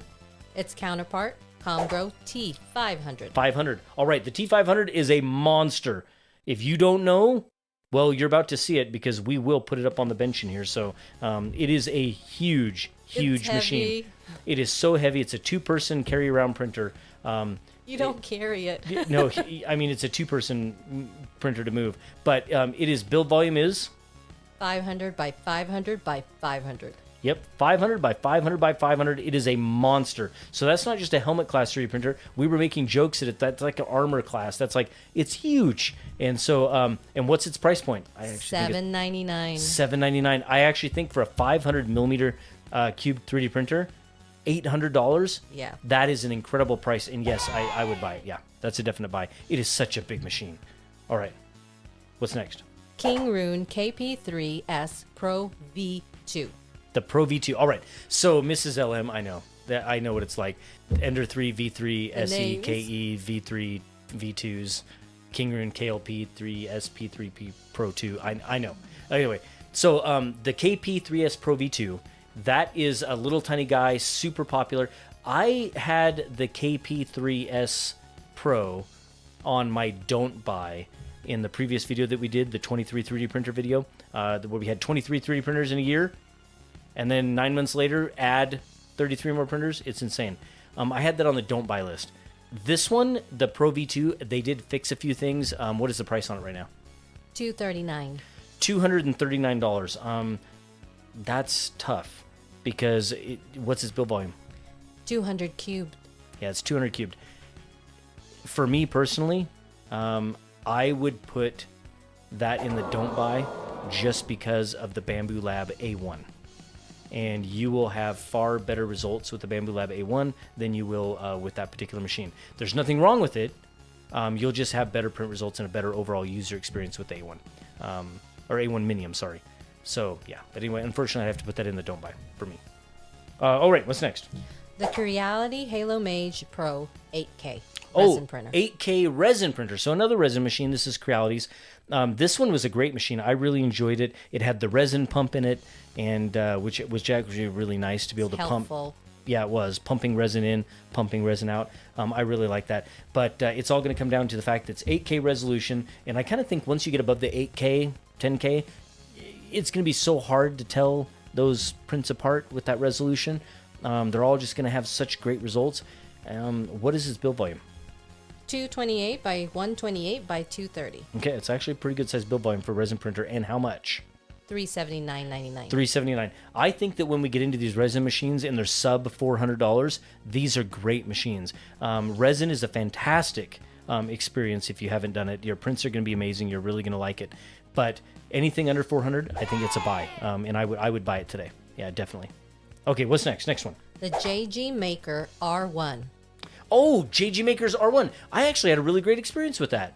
That was a printer that the print results on it were really great for such a low price beginner 3D printer. So, Mrs. Ellen, what is its build volume? 230 by 230 by 250. So 230, 230, 250 in price. I think with their coupon, it's $179.99. Do you hear that? $179. I'm telling you that these printers, the prices are just coming down, and the machines themselves are just producing such great results. And so I think as a beginner 3D printer, I think it's a great printer, but this is about today, and would I spend that money on that machine today? I wouldn't. And the reason why is because at that price point of $179, you're just $10 less, and you get an Ender 3 V3 SE from Creality. And I felt like that was a better overall user experience. So unfortunately today I'd have to say no for this one. Go ahead. Artillery Sidewinder X3 Pro. Oh, the X3 Pro. I had a great experience with it. The X3 and the X4 series, I actually liked them both. I get that question a lot, actually. So what is the price for the X3 Pro? It's $169. Oh my gosh. I know. That's what I'm saying. Oh my goodness. Good price. No, so yes, that's a buy, 100%. And it's because I had such a great experience with it, and the X3 and X4 machines have just been so good. I get a lot of questions, especially in YouTube comments, with people asking me, which one would you buy, or would you buy an X3? And I'd say yeah. In today's dollars, if it were my money, yes, I'd do it. Okay, what's next? The Artillery Sidewinder X4 Oh. Plus. So we just talked about the X4. X4 Plus is a helmet class 3D printer with a build volume of 300 by 300 by 400. Yes, 400 millimeters on the Z, and that is just epically awesome. So I don't know if you've printed a lot of helmets or if you want to. Helmets, we call them helmet class 3D printers when they get above 300 millimeters. And on the X and Y, that's fine. But a lot of times helmets can be just above that. They can be 300, 310, 350 because of all the stuff they kind of throw on the top of these helmets, like clone trooper helmets or stormtrooper helmets. So 400 on the Z is awesome. And Artillery's kind of always done that with their Sidewinder series. Kind of always had that larger Z, and which is pretty nice. What is the price? $349. $349 for a 300 by 300 by 400 millimeter 3D printer X4, and it's fast. 500 millimeters. 500 millimeters per second. That is a 500 millimeter per second bed slinger helmet class 3D printer. That's a buy. I'd do it. Absolutely. Okay, what's next? The Anycubic Cobra 2 Pro. That machine is a pretty good machine. It's all really going to come down to the price. I think the print results are fine. It's kind of Anycubic quality, which is good. So what's the price? $239. $239 for a what size build volume? 250 by 220 by 220. So it is someone's playing with my lights in the studio. It is a moderate size or mid-size 3D printer. That's a decent price. I think today, I'd probably say no, not today. And I know that you're shocked. You're hearing me say things like, that's a great printer. It prints great. It really comes down to what's available on the market today and the price points that are there. Nothing wrong with the printer. I hope you understand that. Nothing wrong with the printer and the print results. It's just our market is so different today because of the prices of some of these competing 3D printers. So unfortunately, that has to go into my no list. Go ahead, Miss Ellen. What's next? Elegoo Neptune 4 Plus. Elegoo Neptune 4. Oh, big boy. The Neptune 4 Plus is a fantastic machine. How many times have I said fantastic in this video? A lot. A lot. Because they're good. I get excited about 3D printers. I don't know what else to say. That one has the curtain cooling fan on the X gantry, and it is what size? It's a big one. 320 by 320 by 385. 320, 320, 385. That is a big printer, and it is a really nice printer. I really like it. Matter of fact, make sure you're subscribed to the channel because we have content coming on that with MicroSwiss and some other companies. We're doing some special fun things to those machines to kind of upgrade them, and you'll like it. So anyway, what is the price? $369. $369 for me. That's a definite buy. It is. That is a really, really, really good machine. And I have content on it. We'll try and link it in the description for that. So, yeah, definitely. It's a buy. All right, Miss Ellen, what's next? King Rune KLP 1 Oh, millimeter. Okay, the King Rune KLP 1, which, if you're not familiar, that is a Core XY machine enclosed pretty small. I mean, you can pick it up and hold it with one hand, really. It is 210 by 210 by 210. So it's 210 cubed. All right. And what's the price? $319. $319. Okay, this is an interesting machine. So I don't even know if they sell this one anymore. But the KLP1 for me was a really fun machine. I think it was an entry-level Core XY machine with clipper. It was fast. It was fun. Had some weird little quirks like the touch stylus interface, which I don't really care for. The screen, which is on the inside of the printer, which I thought was strange. But other than that, it did print great. And like I said, it's clipper. It's a great opportunity for people to get into clipper in a Core XY machine very inexpensively. But they don't sell it today anymore. Now, so you'd ask me today, would I buy it? The answer would be no. And it's because I'm not quite sure if that printer's coming up next. Or yes, if it's, it is. Is it? Okay. What is it, Mrs. LM? The King Rune KLP1 230. Okay, there it is. So I figured this one was coming next. King Rune this year came out with a new KLP1, and they called it the 230 because it's 230 by 230 by 210. So 230, same Z height, 210. And they fixed a couple of little things and made it a little bit better. Still the same stylus touch interface, which I don't really care for, and the screen's on the inside. It's clipper, it's Core XY, and what's the price? $369. Okay, $369. I think for a Core XY machine, if that's what you want, a clipper Core XY machine, for me, it's a buy. I would buy it today because it is a really fun machine to play around with. But if you're just going off of 3D printers in the $369 price range and you're looking at the quality, it would be a no. But that's not what I'm judging on today. I'm judging it on would I buy it today? It is what it is. $369 for a clipper Core XY machine, I'd buy it. Go ahead. Longer LK5 Pro. The longer LK5 Pro. This one was really tough because Longer sent that over to us quite some time ago, and it's actually a printer from like a couple of years ago, and not much has changed on it, but it did have good print results. But it's an old printer, it's outdated, and I don't think Longer's out of the game. I caught some hints that we might see some new stuff from Longer as far as 3D printers go, but today the LK5 Pro, I would not spend my money on it, and I guess for the sake of the video, what's the build volume? It's a big one. 300 by 300 by 400. Yeah, 300 by 300 by 4, and what's the price? $279. Yeah, $279. I would not buy it today, only because there's other machines on the market that would compete, and you're basically buying technology that's 3 years old or more, so I just wouldn't do it, not today. But okay, what's next? Elegoo Mars 4 DLP resin. Oh, the Mars 4 DLP, great machine. What's the price, Miss Ellen? $299.99. Okay, this is a $300 resin machine, and Elegoo makes incredible resin machines. It's what they do. They're really good at it. Matter of fact, they make great FDM printers. I mean, they're just all around a good company. And so the Mars 4 DLP is a fantastic printer and a great price, and it would be a machine that I would definitely buy today. But stay tuned, because the Mars 5 Ultra is here in our studios, and video coming on that soon. All right, Miss Ellen, what's next? FiSec Voron 0.2 R1. Okay, so Miss Ellen said it right, FiSec. I think it's FiSec. Anyway, I think it is. Anyway, how much is it? $360.89. $360 for a Voron V0.2 kit from FiSec.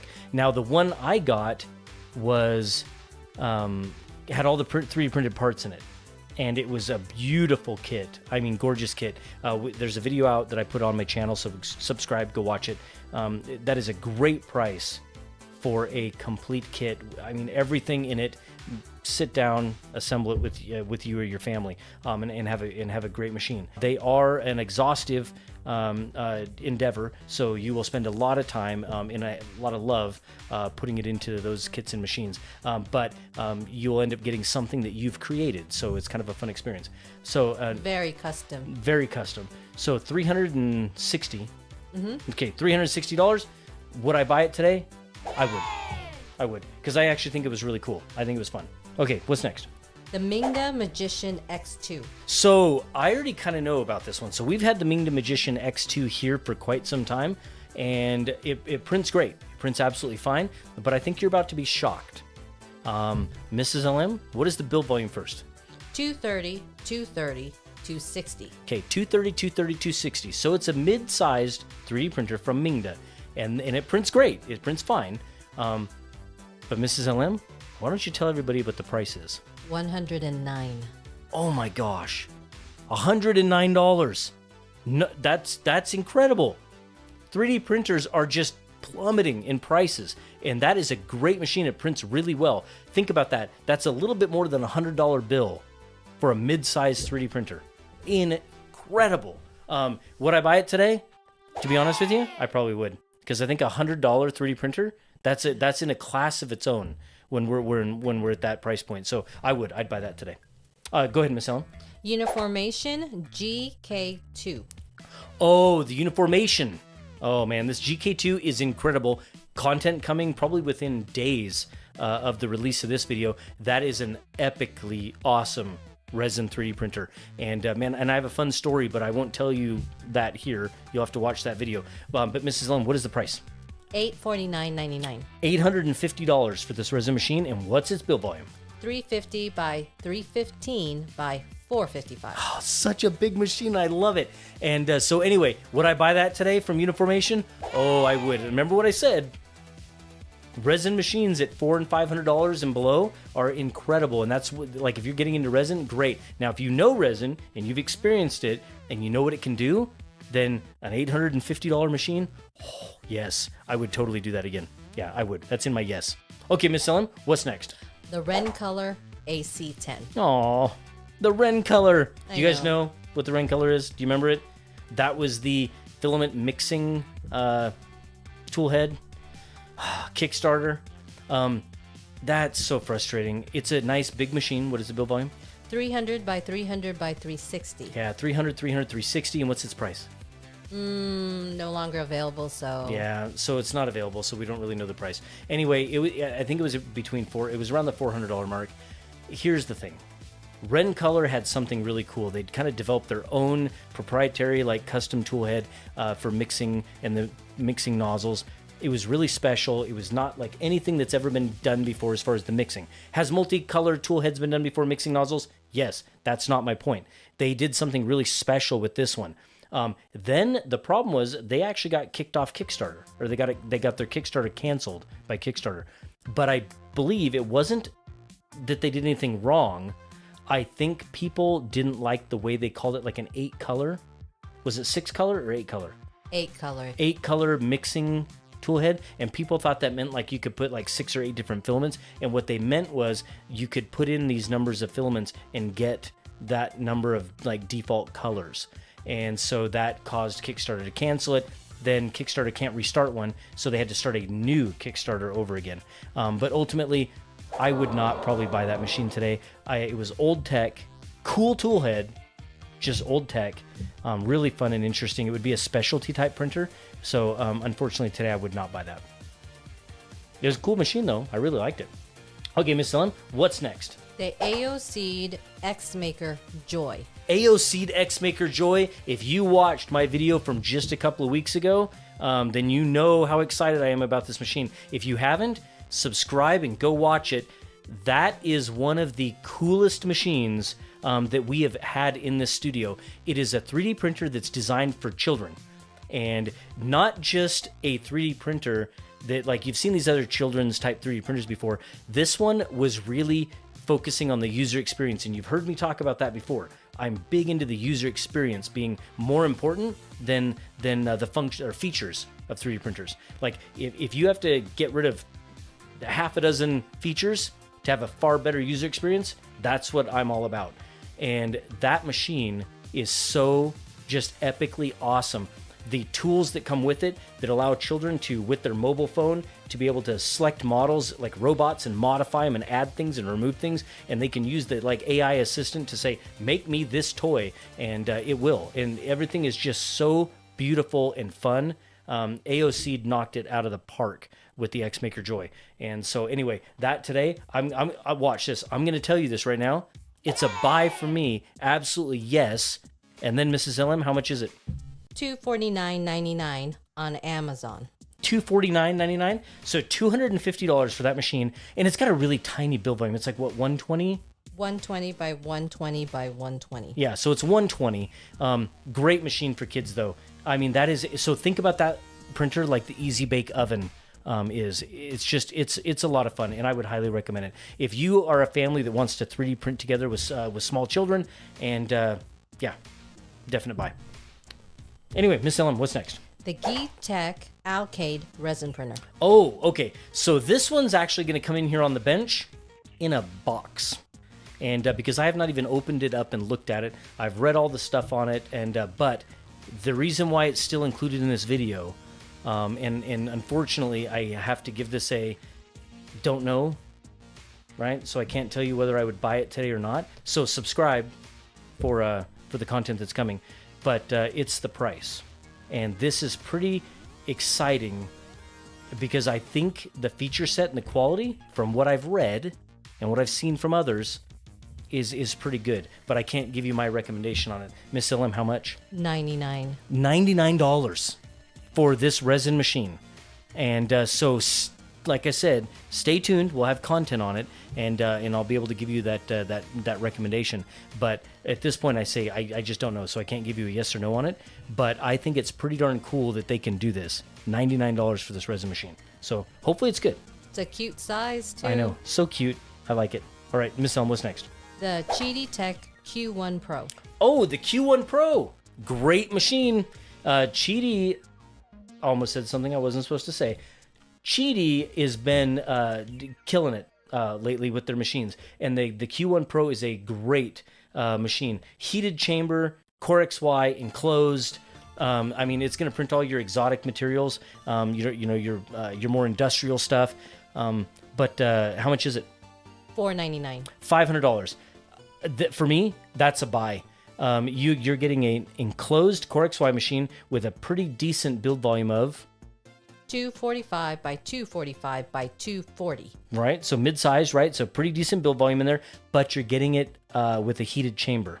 And so you're going to be able to print some awesome filaments in there and do some really cool stuff. And the user experience was pretty good. I liked the touch interface. I liked everything about it. So yeah, that's a definite buy for me for $500 because there's not many enclosed 3D printers with heated chambers on the market. So Cheaty's doing great.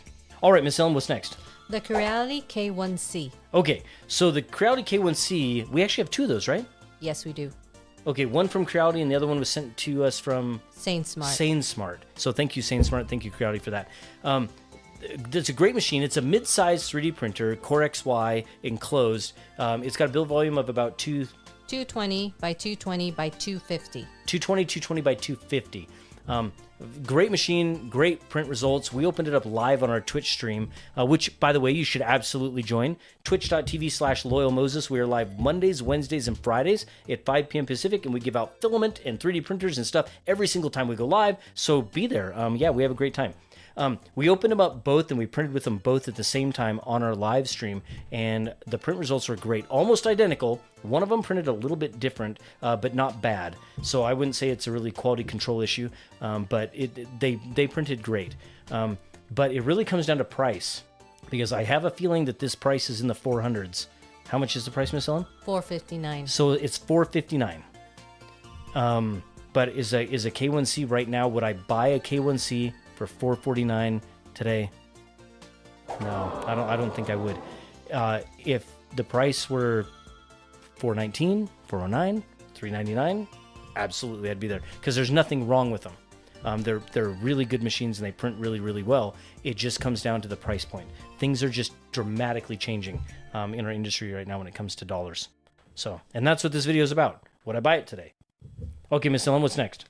The Sovel SV07 Plus. SV07 Plus. We opened up that live on a live stream with Sovel. We were doing kind of an event kind of together with them, and it showed up with some shipping kind of problems. Some of the knobs on the bed had come loose in shipping, because so that was kind of a bad experience. But that's normal, right? It's that stuff happens in shipping. It's a big machine. How big, Miss Ellen? 300 by 300 by 350. 300, 350. Big machine. It printed really, really well. It was really nice. We did some fun things with it. We printed a helmet with it, actually. And what's its price? $309. See, $300. So $309 for that machine, the SV07 Plus. I would, to be honest with you, because I kind of feel like helmet class 3D printers around that $300 point. That's incredible. Now, would I like to see it maybe $299 or $289? Sure, but I think $309, that's a good price for that machine. Absolutely. Okay, Mrs. Ellen, what's next?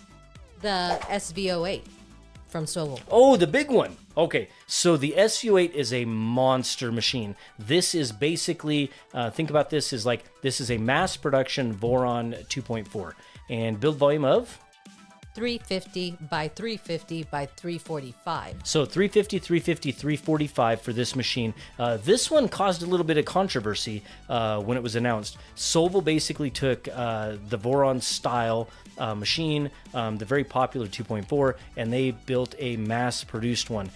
It takes about an hour to assemble, and this is what you get. It is just an incredible, incredible machine with infinite upgrade possibilities. There's people already doing multi-tool head adaptations to it. MMU.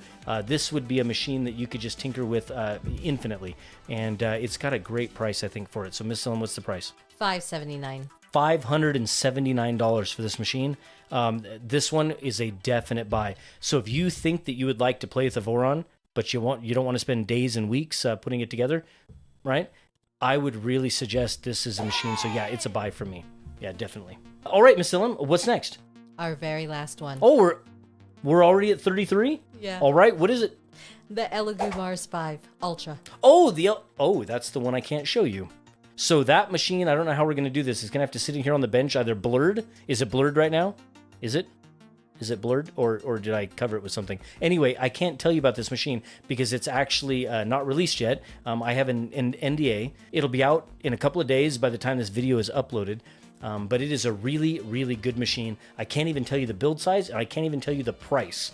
But as you know, we talked about it earlier, Elegoo makes really great machines, and this resin machine is no different. It's pretty epic. It's pretty awesome. So I'll have links on the screen and in the description. Go check it out. But yes, it is a definite buy. All right, Mrs. Ellen, that was it? That's it. Well, that was fun. So thank you for that. We've had a lot of machines come here through the studio in the last 9 months and in the last year before that. And just so you know, it's not over, because in the next 60 days, we have 22 or 24 plus 3D printers coming here in the next 60 days. So we'll do one of these again, probably in a couple of months, and it's going to blow your mind at what's happening in our industry right now. And let me give a huge shout out to our YouTube members, our Patreon supporters. You are who make this possible. And also, thank you, FlexiSpot, for upgrading our studios. Don't forget to go check them out. Head over to the website. I'll have the link on the screen and in the description. Thank you for watching. Thank you, Miss LM. You're welcome. Bye. All right. And we will see you in the next one. Do you know what the price of this machine is right now? Obviously, if you've seen other reviews, then you know the price of this machine. But if this is the first video that you've seen on the Artillery X3 Pro, go down to the comments right now and drop your thought on what you think the price is or what it should be. I'm interested to know, because when we go through all of this and I share that price with you, I want to see if you're surprised.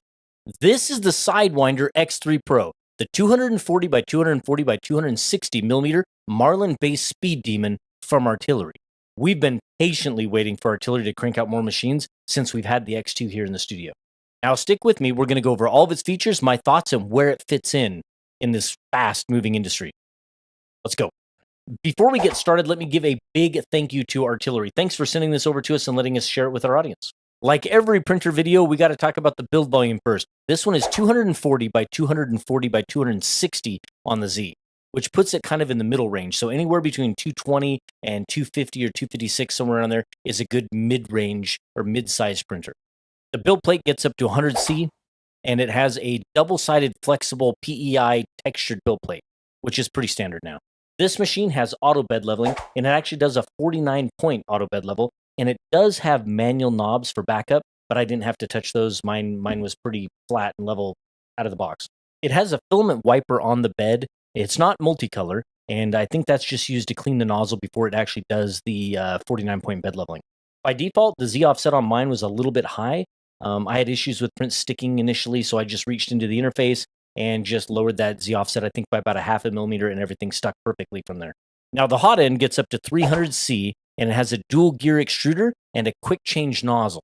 It comes equipped with a 0.4 millimeter volcano style, but I believe it's a custom nozzle. It's I wouldn't go as far as to say proprietary, because I believe the threads are the same, but the tip of that nozzle is a little bit different. And what this basically means is this machine is going to be capable of doing your PLAs, your PTGs, your TPUs, your ABSs, and things like that. You can do abrasive filaments, you can do all that. That's not a problem with this machine. Printing speeds on this machine are quick, so that's what Artillery is kind of promoting with this machine, is that they're calling it a super fast Marlin-based printer. So 300 millimeters per second is what they're advertising, but I think most people are going to be printing anywhere from about 150 to about 250 millimeters per second. And of course, with faster printing, you have to have better cooling. So the Sidewinder X2 had, I believe, a 4020 parts cooling fan, and this one is equipped with a 5015. So quite a bit more air. Well, I can't say quite a bit more air. What is it? I think it's about 10% more air, if I'm thinking correctly. But it is noticeably louder. When I first began printing with this, that fan had a terrible whine to it. But after the first handful of hours of printing, I'd say maybe the first 4 to 6 to 8 hours of printing, that kind of died off and went away. It's just louder, it's moving more air, but I don't think it's anything to be concerned about. It has a pretty nice display, and the display is attached with a little flexible cord, like a telephone cord. You can pull it, I don't know, about a foot away, maybe 10 to 12 inches away from the machine. It's a 4.3-inch touch display, and I'd say the interface is a significant upgrade over the Artillery X2, which you'll kind of hear me comparing this machine to that machine quite a bit during this video. But the interface is really nice. It's very intuitive. The touch interface is super responsive. And I kind of look at that user experience is this is something that I think even novices, when they first get this machine, they'll be able to easily navigate and find the things they're looking for. Picking up and pulling the interface away from the machine. That's not something that I think I will particularly use, but I think if you're in a farm environment where the machines aren't necessarily at eye level, or if you keep your printers on racks, then I think that could be something that's useful for you. This video is generously sponsored by me. That's right. This is LM Sparkle Green. It is the absolute best and most beautiful filament that's ever been made. It is a PLA Pro with sparkle in it. That's right. And it comes on a really cool collector's spool. I'll have a link on the screen and in the description below. Your support helps us out a lot. Now, you heard me mention Marlin a couple of times up to this point. This particular machine is running a relatively new version of Marlin, and even though it's a limited implementation of input shaping, it's really cool, and it gets me excited about Marlin having that type of potential, because in our space right now, software is what's going to be the next evolution, right? So hardware's there. We have these incredible bed slingers that are very capable of going high speed. We have Core XY machines that are available, but it's really going to come down to the software now and come down to the user experience. So this gets me excited that we're seeing Artillery playing around with some of the great features that are now kind of on the bleeding edge or the latest developments from Marlin. It has a top-mounted spool holder, which is pretty normal, and it has the classic filament runout sensor here mounted on a swivel. Now, I had problems with my filament runout sensor several times into this particular print, a good 6, 8, 10 hours into this print, 3 different times, and my filament runout sensor tripped. There was still filament in it, but it tripped, and that caused the print to pause. The first 2 times it really didn't bother me. The third time really annoyed me, and I went ahead and canceled the print, and then I just went ahead and unplugged the filament runout sensor and continued on from there. I never reached out to Artillery. These things are pretty cheap, and I'm sure if I would have contacted them, they'd have just sent me a new one. But anyway, I just wanted to share that with you. But good news, Resume printing works just fine. If you remember, the Artillery Sidewinder X2 had that issue with Resume printing. If you paused a print, if you did anything to stop that print, the Resume printing was not going to work, and it was just a nightmare. So there was no filament swaps. If you were working with that X2, you had to do a filament swap. You had to do that on the fly, and you had to wait till you were on infill, and you had to cut that and feed that filament through, and you were taking some chances. But it's nice to see that the X3 Pro, that's all fixed. That's all working with this particular firmware. Now, getting prints from your computer to the printer, that's done with a micro SD card. So there's no networking, there's no Wi-Fi or anything like that. A nice feature are the lights. It has a set of LEDs that are actually on the print head that are status indicators on when the hot end is heating. It also has a cool little LED light strip. Matter of fact, let's see. Can we turn it on? Yeah, there we go. Yeah, so it has an awesome little LED light strip under the top that illuminates the printer and makes for taking better photos, of course, but also lets you kind of see what's going on. You can really get down there close and take a look at those layer lines and see that print quality while it's printing. Now, if you're one of those people that love dual Z printers, well, you're in luck because the X3 Pro is dual Z motors and linked at the top of the belt. Now, you're going to want to give us a subscribe. Artillery is sending us over the X4 Pro, and so we'll have content out for that soon. And also, within the next couple of weeks, we're going to be getting a much larger machine that I think you'll be interested in. Now, the overall aesthetic of the machine, I really, really enjoy. I'm liking that these machines are coming more finished. They're coming more polished. They're enclosed. I'm liking that there's injection molded parts on them, that everything about these machines is feeling much more appliance-like, which in the end is going to invite a newer, different type of user to our space, which is ultimately just going to make it better. It's just going to grow it, and these are the machines that do it. And that price, stick around. I'm going to tell you the price of this machine. It's going to blow your mind. Print quality is really nice. I was very pleased, very pleasantly surprised. And I printed some of the models that are on the machine, and I also sliced up some of my own. This is the 37-minute Benchy, so you should expect this to look good on a machine that can do an 18-minute Benchy. And I have to say, it does look great. The deck of it looks fantastic. This is printed in Polymaker's Polylite Starlight Neptune, and it looks phenomenal. It looks absolutely fantastic. I can't find a thing to complain about it. And so you'll be looking at some B-roll of it here closer, but really great print. Now, this is pretty darn cool. This is a collapsible sword that was included on the printer, and this is the one that actually took me about 4. This is print number 4 because of that filament runout sensor. But it turned out really, really, really nice. I hope I can get some great B-roll shots of it for you here. but that is just darn cool. And it turned out really nice, and I didn't have to do anything special to make it work, and I'm pretty impressed. So we'll get some good B-roll shots of it here so you can just see exactly the kind of quality that you get from this machine, but it's really nice. I like it. This is a Voronoi deer that I printed in Polymaker's Polylite Starlight Jupiter. And I don't know if this color was a great color to do it. I mean, it's a great color for the print because it makes the print look really fun and really cool. But I'm not quite sure if this is really great for seeing layer lines. But it is a cool print. My wife really likes it, and she wants me to print a much larger one, so I think I'll do that. But it turned out really, really, really nice, and it kind of shows that with that 0.4 millimeter nozzle, that thing can get in there and do some detail, and all of that's done without supports. So, yeah, the machine's quite capable. Nice. Now, this is the 18-minute Benchy. Now, I'm going to have some B-roll of this 18-minute Benchy next to the 38-minute Benchy. And I think this Benchy is actually not 18 minutes. I think it was like 21 minutes total, but that was including the heating time. But I'll have some B-roll of these two prints side by side so you can see this Jupiter is the 18-minute and this Neptune is the 38-minute. And you'll see B-roll of it printing. It is flat impressive. So this is a bed slinger cruising at 300 millimeters per second, and the quality is beautiful. And I didn't do anything other than throw on this Polymaker filament. And of course, I will have links to all of the models and the filaments in the description below. For the prints that I sliced myself, I did that in Prusa Slicer. I'm not super experienced with Cura. I don't really spend a lot of time in it. I'll be honest with you, I'm not a big fan of Cura, but I didn't want to use it, so I just created a Prusa Slicer profile for the Sidewinder X2, changed the dimensions, and then what I did is I used this extrusion test, and I'll have some B-roll footage of it here, but basically it's this little index here, and it's 1, and you print 2 of them, and then you go in and you adjust the extrusion multiplier, and what you're looking for is you want these 2 to just slip together with no friction, and you want them to hold. And if you can get the extrusion multiplier just right, you can slip them together, there's no friction, there's no slop, and they'll hold just perfectly, and that's how you know you have your extrusion multiplier set right, and that's how you just get beautiful prints. And I recommend this, and I'll have that link here in the description of the video, but I recommend this whenever you get a new printer or whenever you're playing with new filament, run this particular print and get your extrusion multiplier dialed in. For me in Prusa Slicer, mine was 0.92.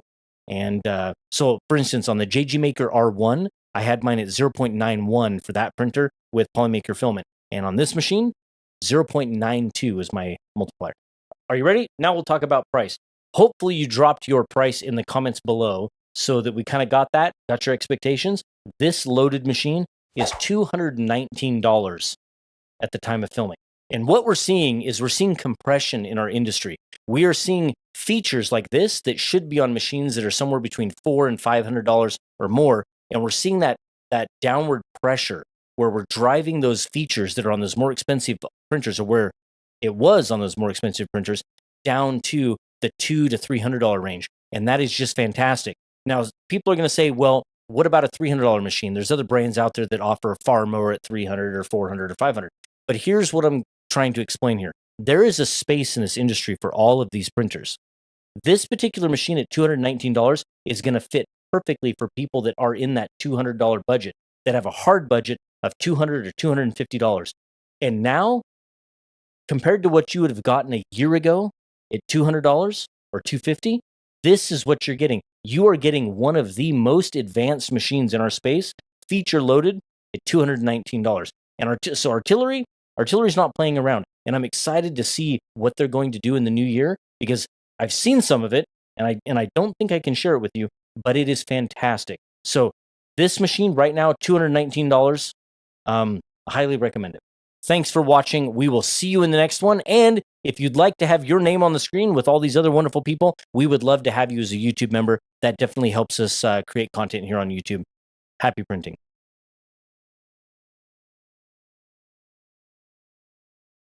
I know a lot of you are excited to see this one, and so am I. This is Artillery's Sidewinder X4 Plus, which is a clipper-based helmet class 3D printer, which means it comes in at 300 by 300 by 400 millimeters on the Z. Let's get it out of the box and let's get it printing.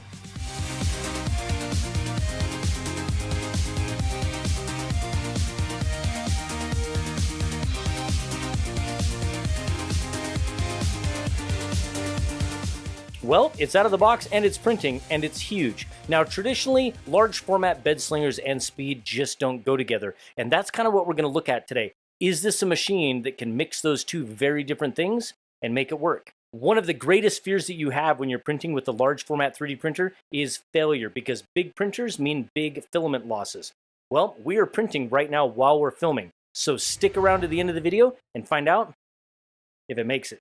Now, this is one big machine. Widthwise on the bench, it's about 24 inches, and depth, including travel on the Y, it's about 29 inches. As for the motion system, it uses a single motor on the X, a single motor on the Y, and it uses dual motors on the Z to drive those screws with a linked belt at the top. Now, this machine is railed. It has a 15mm linear rail on the X, and it uses dual 15mm linear rails on the Y, and the Z travels on V wheels. Keeping your belts properly tensioned on the X and the Y is easy, and it's done with a 3mm hex driver or Allen key. They should come pre-tensioned from the factory. However, when mine arrived, my X was a little bit loose. A quick couple of turns with the hex driver, and everything was good. Now, this machine is fully loaded, and we're going to go into detail on a lot of those features, but some of them are more like convenience features, features that we've come to expect on all loaded machines. And let me just run through those really quick. Starting up here at the top of the machine, we have a filament runout sensor, which does exactly like what it sounds like. When your printer runs out of filament, it pauses and gives you an opportunity to change the filament. Just under that, we have an LED light strip, which is just kind of a nice little extra feature that's provided. Lights up the printer. I kind of like it. Now, when we get down to the tool head, there's a couple of things here. One of which we're going to talk about a little bit later, and that is the Auto Z offset. We'll talk about that when we talk about the leveling system for the printer. Another toolhead feature is the auto cleaning that takes place on the nozzle. So in the back corner of the printer, there's a little pad for the toolhead to go back and wipe its nozzle and keep it nice and clean. That's a feature I think that we're seeing a little bit more common now on more of these new 3D printers coming out. Now, this machine has Wi-Fi 3D printing, which is pretty awesome. But before we go any further, let me give you some caution. Because this is a Clipper-based 3D printer, when you connect it to your local area network, it's going to allow remote management and monitoring. Now, by default, it does not come with authentication. You're going to want to enable that. In order to do so, head over to your X-Force interface, go down to Set, up to Net, and take that IP address there. Put that into any web browser on your local network and go to that fluid interface. Once you're there, head down to Settings on the left-hand side, up to Authentication, and then over and add a user. Put in a name, put in a password. Now, understand, not doing this would allow anyone on your local network to do some pretty bad things with your 3D printer, so make sure you do this. All right, let's talk about the build volume. It's huge. It's about 300 by 300 by 400 millimeters on the Z, and the heated build plate gets up to about 100 C. It uses a combination of 6 manual bed leveling knobs and a 121-point bed mesh leveling system to keep everything nice and flat. And if you want to see how well you've leveled the bed using those 6 manual knobs along with that 121-point mesh system, you can do so inside the fluid interface. Yeah, one of my corners is just a little low. The build plate itself is pretty common. It's a double-sided steel textured PEI sheet. All right, let's talk about the tool head. It is an all-metal, which means no PTFE liner, direct drive dual gear extruder with a maximum temperature of 300 C. Now that means you're going to be able to use all of your PLAs, your PTGs, your ABSs, your ASAs, your TPUs, everything like that. Now, I imagine you could put this printer in an enclosure because the interface can be separated from the machine and be kept outside of the enclosure, which means you could possibly even cook some more advanced filaments. Now, I told you I would come back to Auto Z offset and why that's such an important feature in 3D printers nowadays. Z offset is the distance between the nozzle and the build plate, and why that distance is so critical is because that's what determines the adhesion level of the filament to the build plate. And if you're a little too high, your filament's dropped from outer space, it doesn't stick. If you're squished down too tight, you get elephant's foot, or you just makes a mess on your build plate. And the biggest frustration or the biggest hurdle for brand new owners of 3D printers is not being able to determine what's the right level of squish for that first layer of filament on the build plate. Auto Z offset fixes that. And so that's a fantastic feature We're seeing it on all sorts of new 3D printers, and I think it's just critical, and it just needs to be a feature that every 3D printer has. Now, assembly, that took about 15 to 20 minutes, and I feel like even if this was your very first 3D printer, you'd be able to accomplish it in about that same time period. I love the way the machine looks. It's built really rugged, and I think, what are those fiberglass rods that connect the top corners on the gantry to the rear of the unit, making it really rigid, which is kind of important for a machine that's got such a tall Z. Slicing and the slicing user experience is so darn important when it comes to 3D printing. And I feel like it gets left behind when there's so many new machines coming out onto the market. Well, Artillery has provided the Artillery Slicer, which is essentially Prusa Slicer that's been reskinned. So if you're familiar with that, then you'll feel right at home. If you're a novice, it's easy to learn. Profiles are kind of what's really important when it comes to the slicer, and it's nice to see that Artillery included slicer profiles for the X4 Plus, the X4 Pro, and the X3 series. Now, as far as getting G-code to the machine after you've sliced it, that can be done the traditional way with a USB stick, or of course sending it via Wi-Fi 3D printing with any of the major 3D printing slicers. Let me interrupt here really quick and thank our YouTube members and our Patreon supporters. You are what make this content possible, and we are extremely thankful for you. All right, let's get back to it.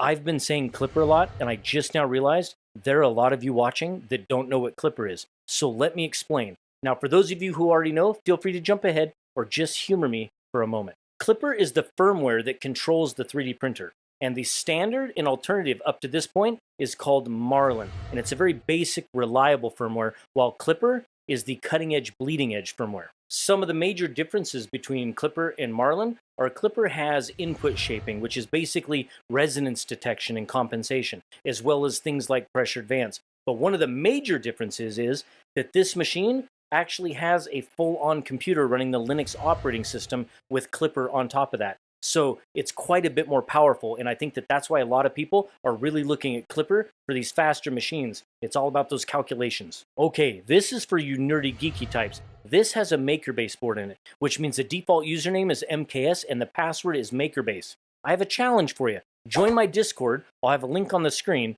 but throw a keyboard and mouse on it and install Doom. I want to see it. The interface on the machine is a 4.3-inch color touchscreen on a phone cord, so you can kind of pull it off and move it around. The interface is really intuitive, very simple to use. The only thing I found funny, kind of humorous, was the localization for English is a bit off. So when you're browsing through, some of the buttons and some of the words are kind of silly. But I'm sure that'll all get fixed, and it definitely doesn't stop you from using the machine. I just thought I'd note that. Because this machine is Klipper, it's fast, like 500 millimeters per second fast. And I believe it has accelerations, or at least max accelerations, of 10K, so that's 10,000 millimeters per second squared.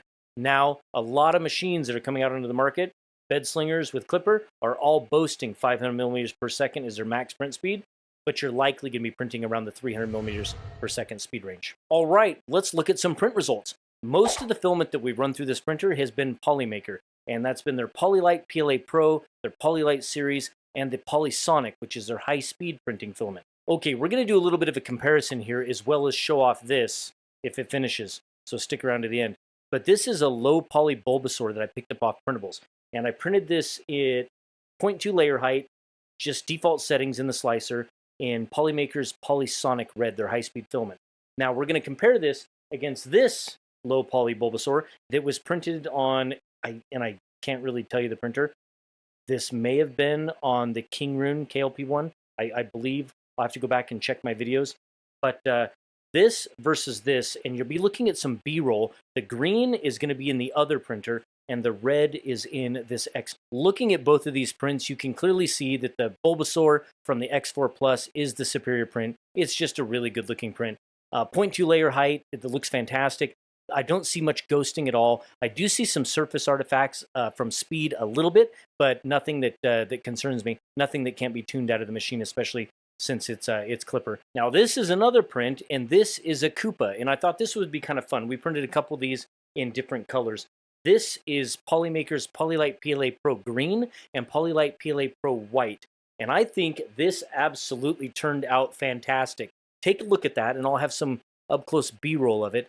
It turned out pretty cool, kind of fun. This is a model I picked up off of printables, and I believe this may have been either a repost or remix from Thingiverse. Regardless, I'll have the links to the models in the description. But ultimately, I think it turned out fantastic. You can see that there's a little bit of over extrusion on the shell, a little bit on the white, but not so much. And that's no big deal. That's simply just something you would tune in the slicer for this particular filament, and I just didn't get around to doing that.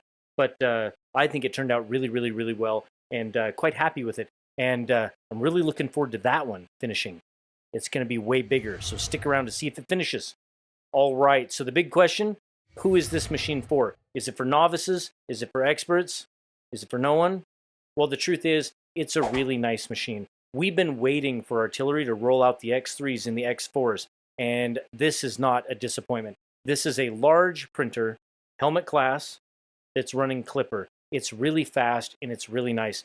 The assembly was quick. The assembly was simple. The interface is intuitive enough for novices to be able to navigate their way through, to level the bed, and to get a successful first print, and the results are great. And I'm really looking forward to spending a little bit more time on it, and we'll have some comparison videos of this printer versus some others, so make sure you're subscribed. But ultimately, I think that this is a fantastic printer, and the price, right now, $429. Think about that. $429 for a 300 by 300 by 400 millimeter helmet class Clipper-based 3D printer. That's pretty good. You are looking at a giant Koopa printed on the X4 Plus. It turned out absolutely incredible. I love it, and I think I'm going to print more of them. But take a look at that. Just awesome. Hey, I'm recording this ending even before it finished. I'm that confident. If you've made it this far, don't forget to hit the like button. Don't forget to subscribe. We'd appreciate it. We're a small channel. It helps us out a lot. Thanks for watching, and we will see you on the next one. Are you pro glue stick or anti glue stick? Are you that 3D printing purist? Or do you slather that glue stick on so thick the build plate isn't even recognizable anymore? Well, as it turns out, bed adhesion is a bit of a sticky topic. So let's jump right into this glue war and even look at an advanced adhesive you may not have even heard of. Glue stick, hairsprays, and slurries are all adhesives that act as interface layers between the printed model and the surface of the build plate. When hot, an adhesive helps hold down the bits of the print that want to curl up and lift away from the build plate as the print naturally cools during the printing process. When cold, they act as a release agent that prevents the polymer from sticking too well to the build plate. A classic example of that is printing PETG on a glass build plate. You'll end up with shattered glass and an order for a replacement build plate. Because PETG bonds so well to the glass, you need an interface between them to prevent damage. Okay, so I know that there are a bunch of you 3D printing purists out there right now that swear that adhesives aren't necessary, that you spend the time to dial in your first layer and get your bed and environmental temperatures just right to never need an adhesive. And there is some truth there. Squishing down your first layer is an extremely effective way to help prevent prints from curling or coming loose from a build plate while printing. But that doesn't mean necessarily that there aren't use cases for adhesives. Check out this interesting stat. In the past 8 months, just one of my affiliate links for Amazon Basics purple PVA glue sticks, you know, the big purple ones, right, has sold more than 29,358 sticks. That's an awful lot of glue sticks for adhesives on a build plate to be wrong. In fact, PVA glue sticks are included with almost every new FDM 3D printer that ships still to this day. Some companies like Bamboo Lab even recommend an initial seasoning of their build plates with PVA glue just to make sure that the models don't stick too well on those fresh new build plates. Comment below and tell me if you love or hate glue sticks. I want to know. Think of adhesives like an insurance policy. Every single one of us has lost a large print due to bed adhesion issues. It's just a part of 3D printing. Adding a little extra something to help keep a print where it should be helps us save from time and material waste. Dimensional accuracy for many in our industry is quite important too. So squishing down that first layer so tight that your tolerances are negatively affected, or having your prints warp on the build plate and changing shapes isn't an option either. So I hope that even the purists among us can recognize that regardless if you are super careful and focused, there are unexpected changes in temperature, drafts of air, and even just filaments or goofy models with tiny parts that just won't stay stuck. It happens. And that is exactly why adhesives exist in the first place. Up to this point, we've been more or less talking about PLAs and PETGs, but what about more exotic filaments like ABS, ASA, nylons, and even polycarbonates, and even more advanced filaments like PEEK? Well, some of these filaments are more prone to warping because of the shortening that happens to the polymer chains as prints cool. And some of these filaments you just can't print without an adhesive. Well, this is exactly where PVA glue comes to an end, and we have to step up into more industrial interface layers. In a video from last year when I was printing a carbon fiber axe on the Comgrow T500, I used Vision Miner's nanopolymer adhesive to hold a large print down on that giant 500mm bed. And before that, when printing polycarbonate on our Raise 3D machines, specifically the Pro 2, I used the same nanopolymer adhesive to prevent warping and cracking with those very expensive filaments. In a recent conversation with Vision Miner, they shared with me some interesting details about their nanopolymer adhesive that I felt were important enough to pass along to you. I had simply and incorrectly assumed that their nanopolymer adhesive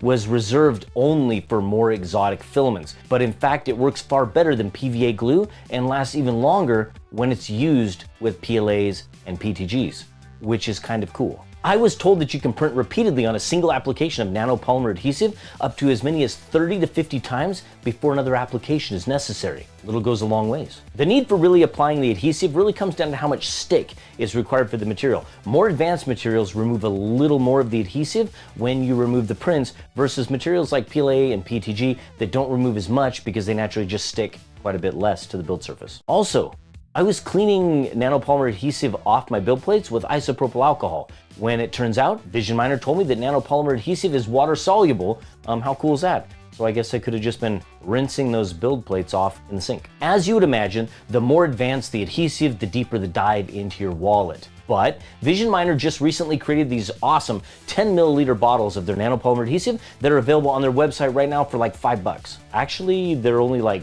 $4.50 or something like that if you use my discount link, and I'll have it on the screen and in the description for you. That 10ml bottle seems small, I know, but according to Vision Miner, it can be applied only where you print and as many as 5 to 10 times across a 180mm squared build volume, meaning you can keep hundreds of prints insured with that really small bottle. Pretty cool. Now, a lot of you are asking, interface layers, how do they keep prints down but also let you remove them easily? Well, with the Vision Miner's nanopolymer adhesive, that's their secret sauce, but I was told that their secret sticky recipe activates at temperatures above 50 to 60 C, meaning it can hold down everything from PLAs and PTGs, nylons and PEEK, and still releases rather effortlessly when the build plate cools. If you've used Vision Miner, let me and others know what you think in the comments below. And of course, if you enjoyed this content and made it all the way to the end, drop a like and subscribe. We're a small channel and it helps us out a lot. If you do use adhesives, that's awesome. Give Vision Miner a try. And if you haven't yet needed it, it's not a bad idea to grab a bottle and have it handy for when you do need it. And again, thanks for watching, and I will see you on the next one. Boom.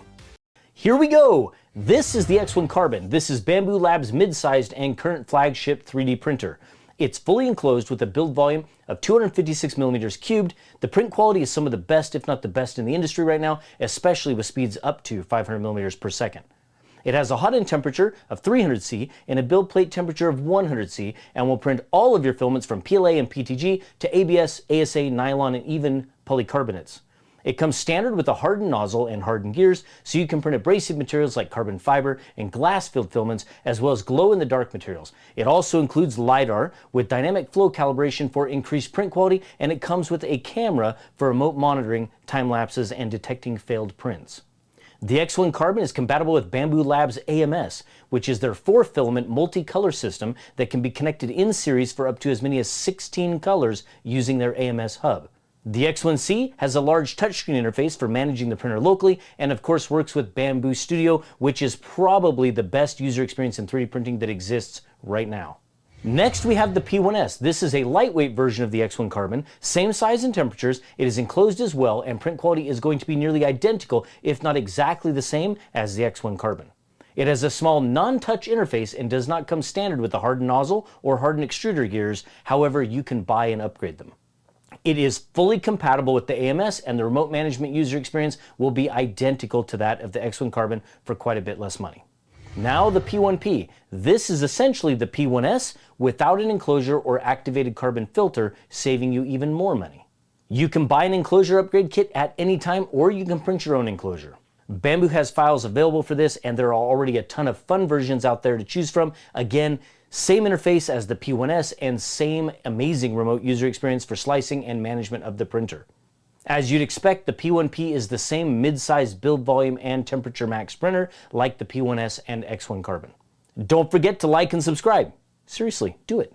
We're a small channel, helps us out. The A1 is the most recent mid-sized 3D printer from Bamboo Lab. It is an incredibly fast bed slinger with some of the most advanced tech that we've seen in 3D printers ever. The hot end is packed with sensors to detect filament travel, flow, and pressure to make dynamic calculations while it's printing to produce incredible results. It has a nice touch interface and the same remote management experience like other Bamboo Lab printers. It's also very quiet. It uses some new silent motor technology to automatically cancel out its motor noise. The A1 uses the new AMS Lite, which is an open-style, 4-spool multicolor system, which unfortunately cannot be expanded, so just 4. The hot end on this machine can reach a max temperature of 300 C, and its 256mm cubed build volume has a build plate that can reach 100 C.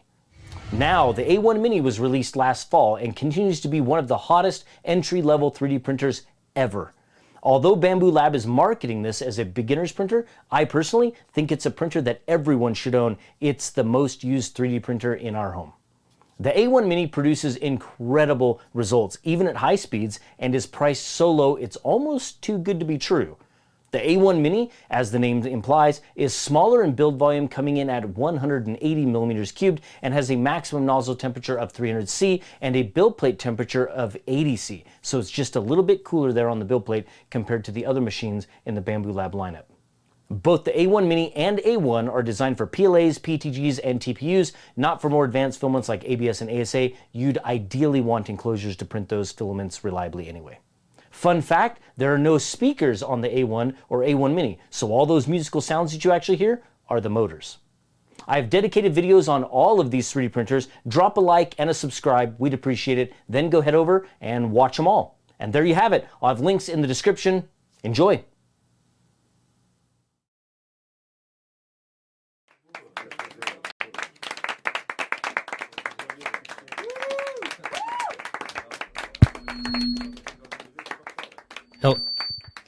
Hello.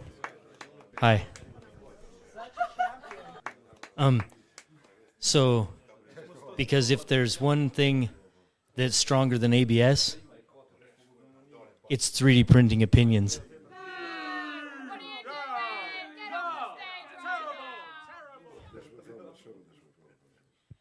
And, some people say that 3D printing is really expensive, but that's not true. You can buy a 3D printer now for less than $200. Did you know that? I have like $10,000 in filament, like in my van outside. If you want to come see it after the show, I'll show it to you.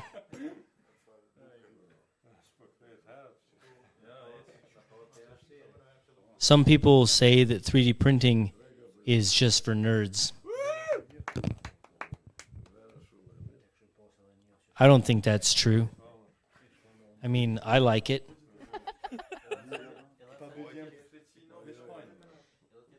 I went on a date with a girl, and I tried to impress her, and after we ate dinner, I took her back to my van, and when I opened the door, she saw all my masks and my gloves, and I told her, that's $7,000 in resin 3D printing stuff. She didn't understand. 3D printing it's basically a financial black hole with RGB lights in it. So 3D printing is easy. You just got to level your bed and calibrate your flow, and then fix any Z-banding, rebuild your extruder, and then flash your firmware. It's pretty easy. It's like talking to a woman. Hi. So some people like to say that 3D printing is too hard. It's not. You can click print now from your phone. It's so easy, even my mother can do it. Before you get all upset, freak out, she built my first computer for me, and she even welded the hitch on my van, and she fixed the lawnmower too, because I couldn't. So if she can do those things, she can print a benchy. But I think, honestly, the hardest part about 3D printing is explaining why I have a box labeled failures.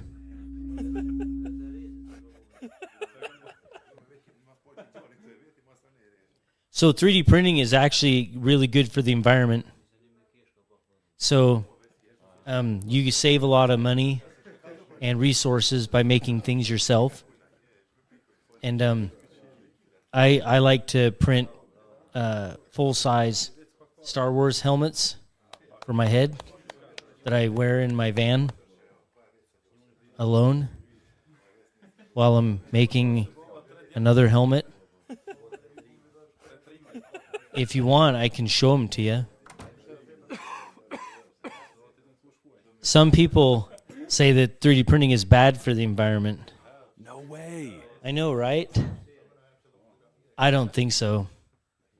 I think we're actually saving the planet by coating it in a thick plastic shell.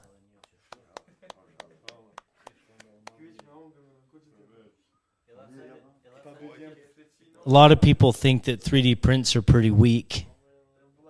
I know, sometimes. You can just blow on them and they snap in half. But lots of 3D prints are tough, you know? I think some prints will survive the apocalypse and be in the landfill for thousands of years. And since cockroaches will survive, they can live in my PLA benchies. You know, not every 3D print is the same.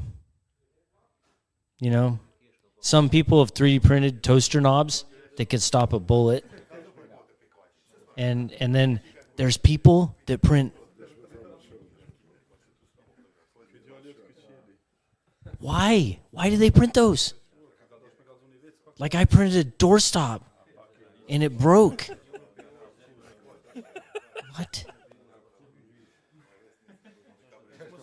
So bed adhesion is kind of like the relationships of 3D printing.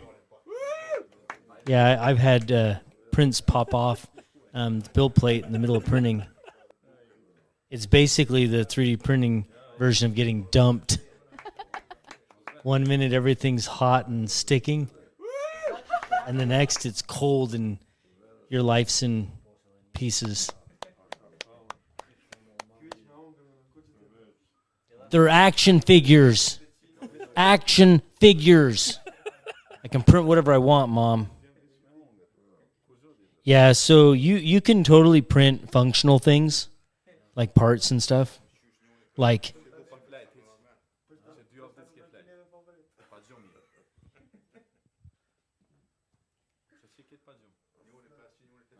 I mean, I'm going to print a full-size TIE fighter. It's pretty cool. I'm going to tow it with my van.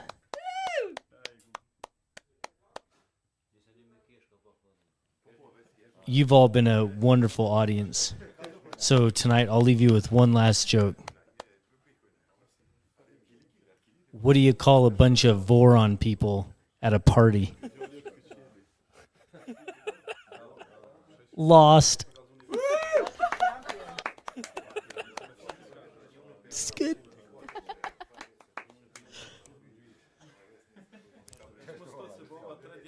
Hey, if this made you smile, or maybe just stare at me uncomfortably,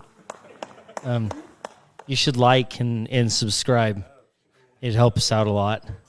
And a huge thank you to my YouTube members and my Patreon guys over there. Thanks a lot, because I couldn't do this without you. So, bye.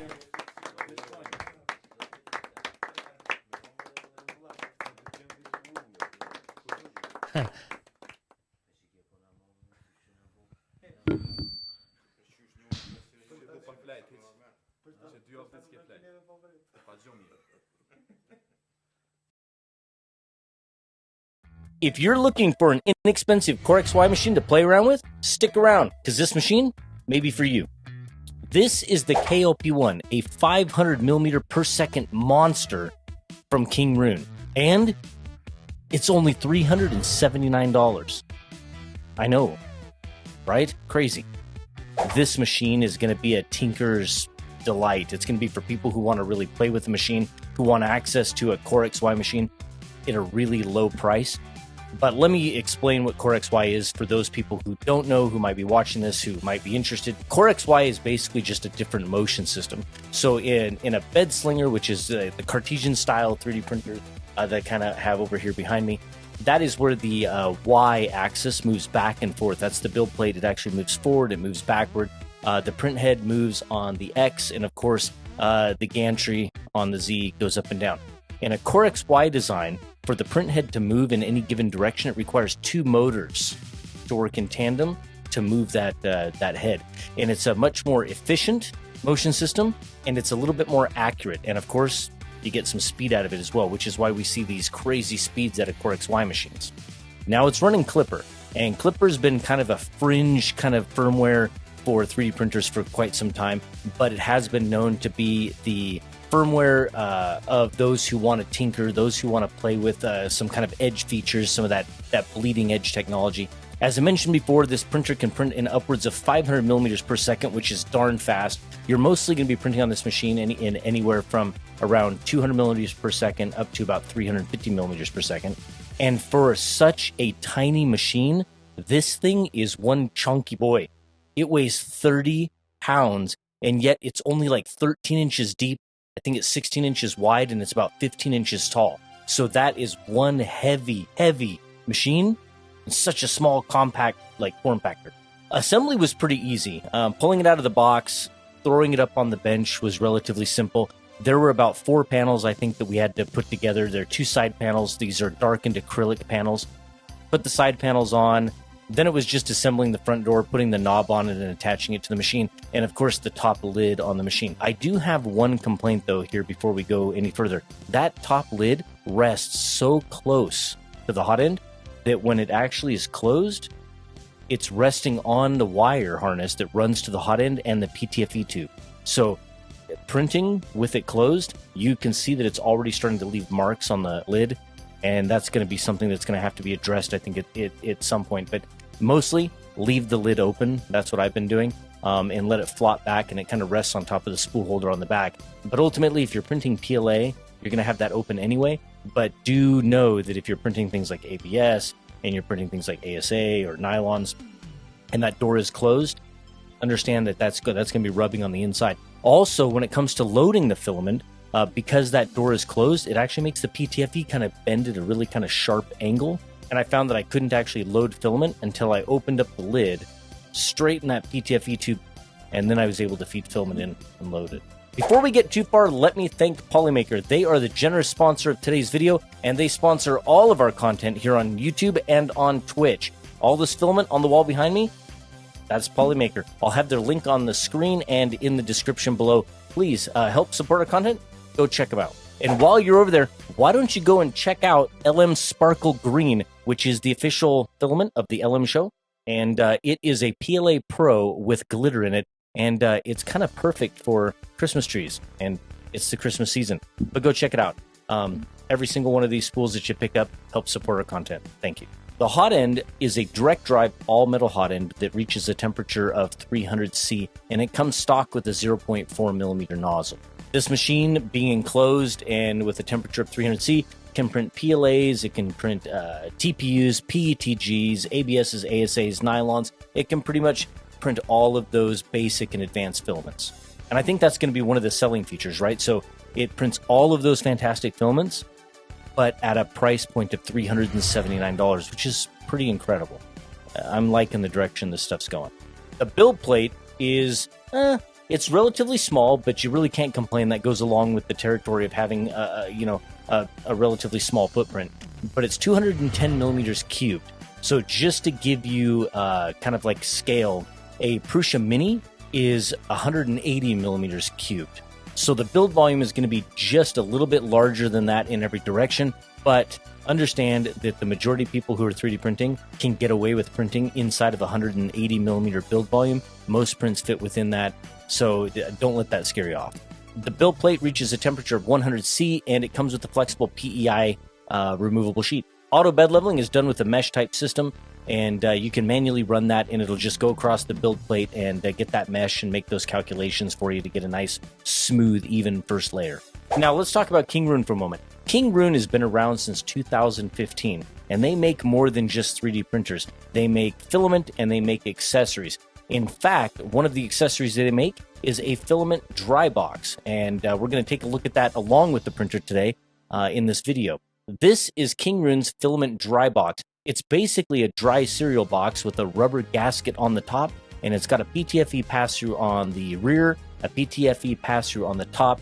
It has a hygrometer that you can install, and it also has room for a couple of desiccant packs in the bottom, holds 1 kilogram spools, and it does use an aluminum roller to hold that spool in there to make everything kind of spin nice and freely so there's no drag. These would be the perfect filament storage in a moist environment, especially if you had shelves. Like if you had the shelves behind me and you wanted to stack all your filament, I can only imagine how cool it would be to have a stack or a line of these filament dry boxes on it. So thank you, King Rune, for not only sending us over the dry box to take a look at, but generously providing this KLP1 for us to have for free to share with our audience. And of course, I'll have a link to the filament dry box and the KLP1 on the screen here and in the description below. Now, because it is Clipper, when we work at speeds like this, we have to have some sort of input shaping. Now, what is input shaping? Input shaping is essentially making calculations to account for the vibration of the resonance in the machine when the print head is moving at a very fast rate. Input shaping can be performed in the configuration on the printer itself. You're just going to go into the settings and you're going to tell it to automatically do it. It's loud. Matter of fact, I want to say that this calibration process is the loudest of any of the Core XY machines that I've used. That thing can really hum, but it is pretty decent. And then it saves those settings, and then you can print. And well, there you go. Now the interface itself is a 3.5-inch touch screen, and it does come with a stylus. Of course, it is a resistive type touchscreen, so pushing with your finger, you can get kind of mixed results. I found that, of course, the stylus is the best way to use it, and it's also positioned inside the 3D printer. And I've seen other reviews, and they talk about that being inside the printer as a problem. I actually find it's kind of nice. It kind of keeps the machine, the aesthetic, really clean and simple. I understand that if you're printing with ABS or nylon or things like that, and you want that door closed, that you're letting the heat out if you want to touch the interface, which can be an issue. But I would just say use the Clipper web interface fluid to do that. That's what I would do. But I actually felt that it's kind of nice to have that interface in there. The stylus is easy to use, and I don't know, I kind of like it. Hey, and don't forget to subscribe. We are a small channel, and it would help us out a lot. Also, if you'd like to be a YouTube member and help support our content, we'd love to have you. Click on that little join button down below. The machine itself is pretty loud. Noise really doesn't bother me that much, but I did have this machine out in the living area, had it sitting on a table, and I did come and power it off. I found that looking over at that machine, I thought, my gosh, that thing is loud. The cooling fan is a single cooling fan on the hot end. I would say that if I had any advice to give to King Rune on this particular machine, I would probably upgrade the cooling. Having that single fan is just not enough, and you'll see in some of the prints that the cooling just can't reach around on the back side, and that causes some cooling issues. Ideally, I'd like to see cooling either on the front and back, or at least on both sides.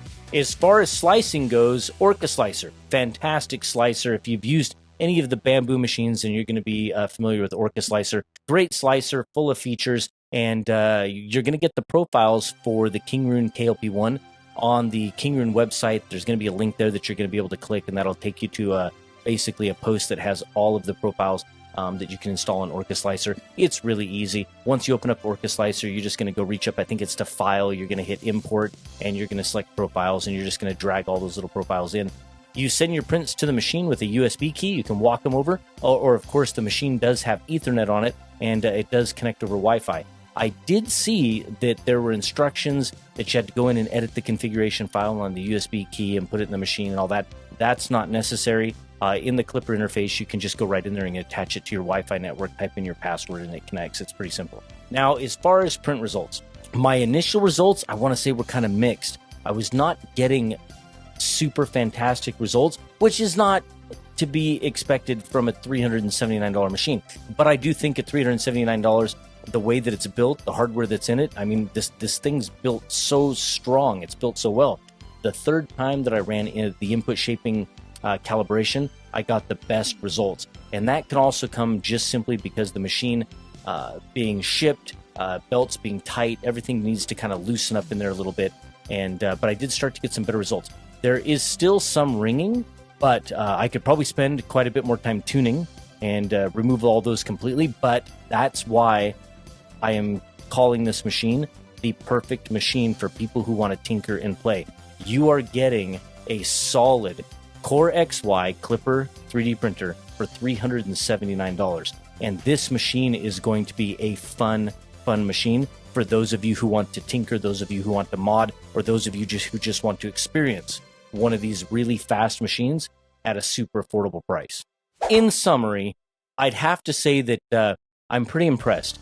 What a fun little machine. The aesthetic is just gorgeous. It's super compact. It's a solid machine. If, of course, a novice can use it, that's no questions about that. But I'd have to say, though, that I think as far as being an introductory machine, or for someone who's knows nothing about 3D printing and this is their first experience, I'd probably say this machine would not be for them unless they're more of a technical type person or they really want to get their hands deep into 3D printing. Then I would say it would be a great machine for that. But I would say that this is going to be a great moderate to advanced level 3D printer.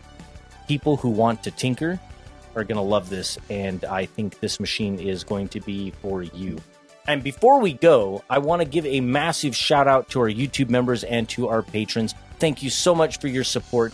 You are what make this possible. And as full-time content creators, that means a lot.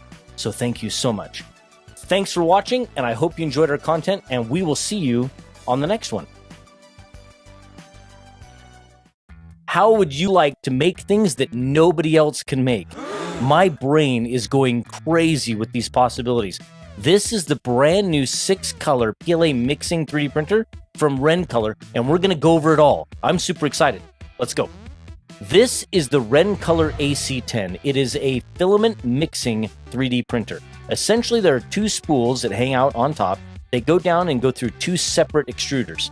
Then those 2 extruders feed it into a single hot end and out a single nozzle.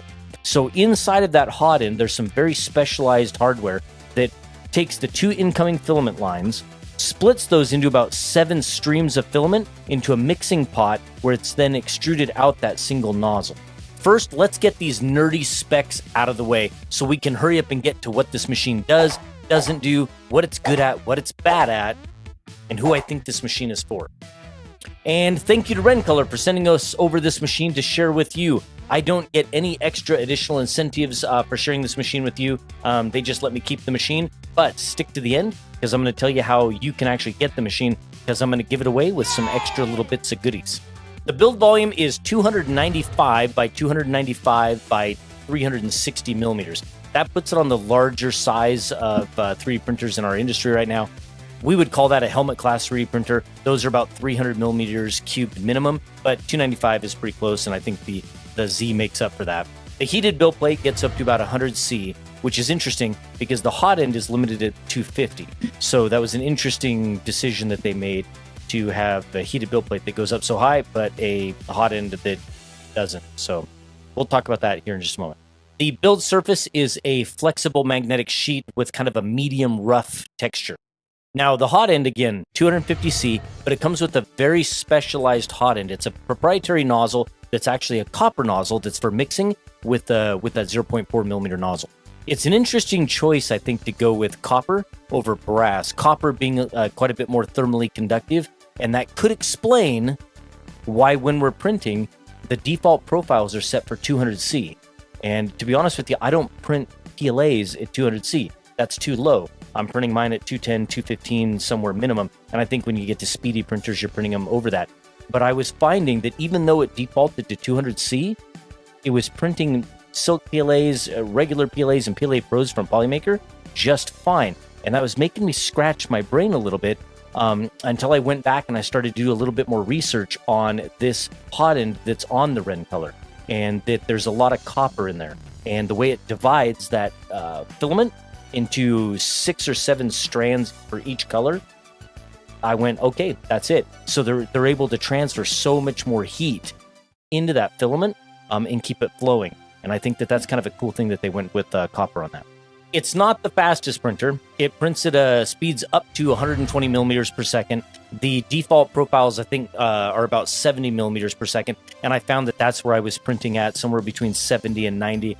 The more I got over 90 into 100 millimeters per second, I kind of started to see some artifacts. However, I had a loose belt on my X carriage, and so I ended up tightening that up, and then I didn't go back and retest printing at higher speeds, but that could have obviously had something to do with it. But anyway, I think that this printer is going to be probably a machine that you're printing in those slower traditional speeds of around 70 to 90.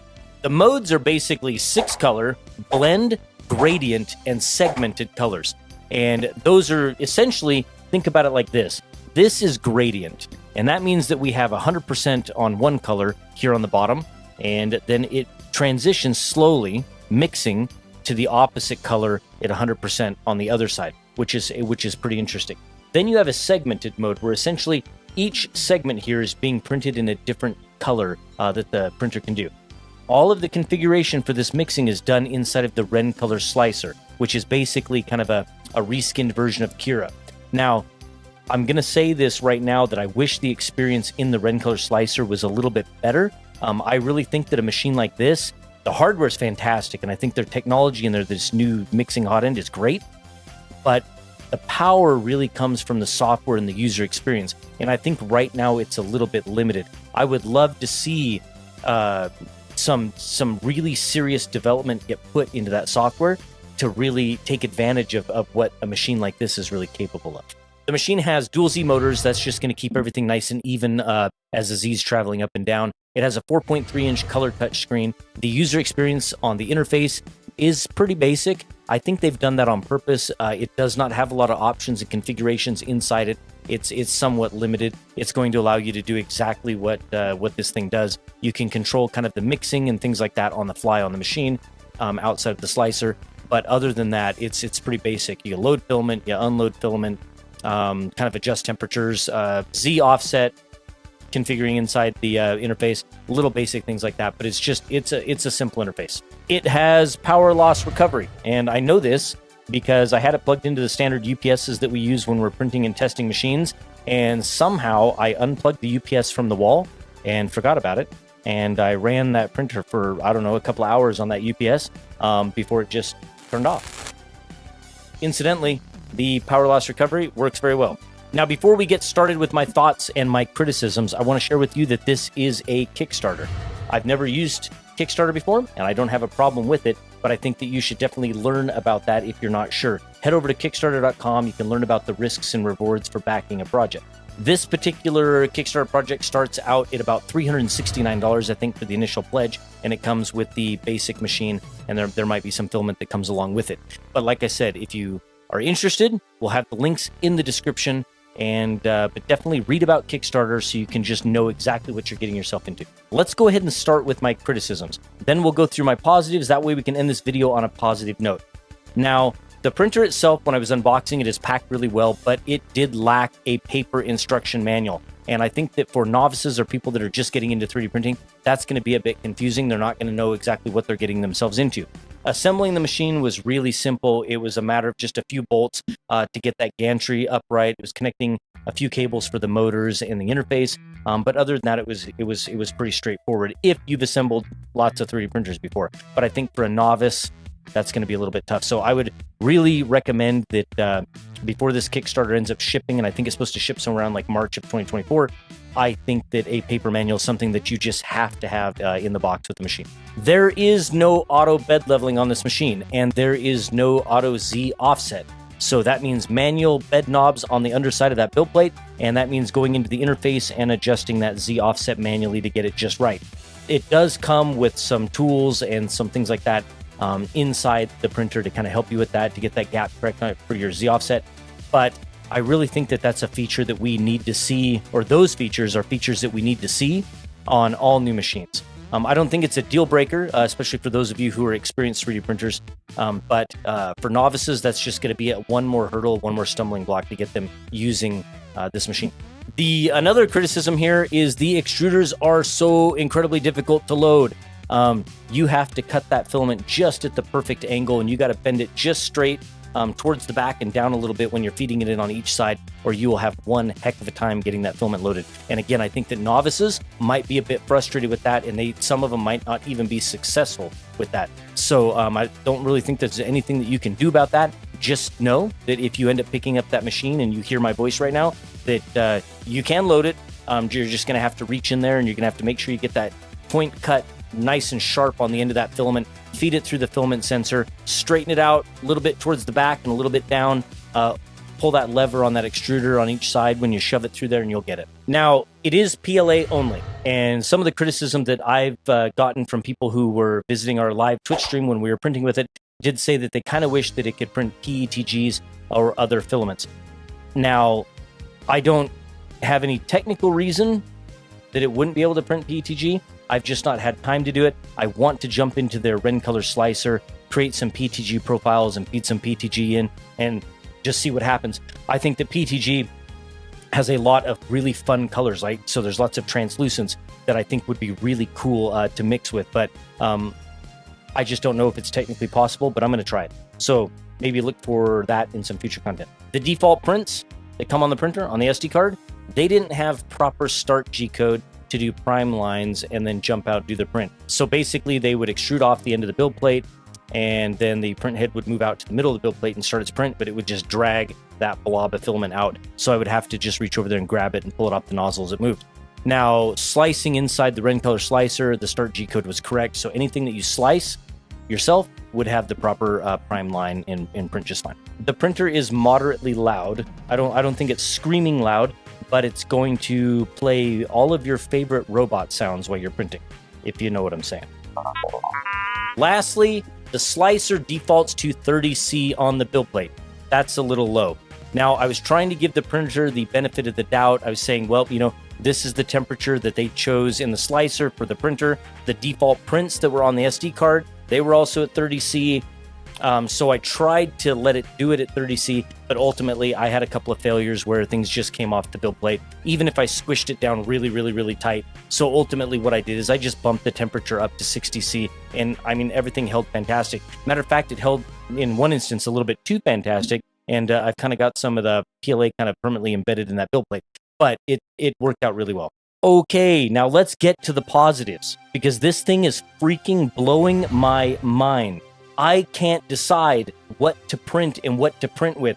The thought of having a machine that can mix PLAs, any combination of PLAs, right? So we have silks, we have mattes, we have PLAs, we have PLA Pros, we have glow in the darks, we have glitters, we have sparkles. Think about that for a moment. You can make any filament glow in the dark. There's glow in the dark, right? Reds, oranges, blues, greens.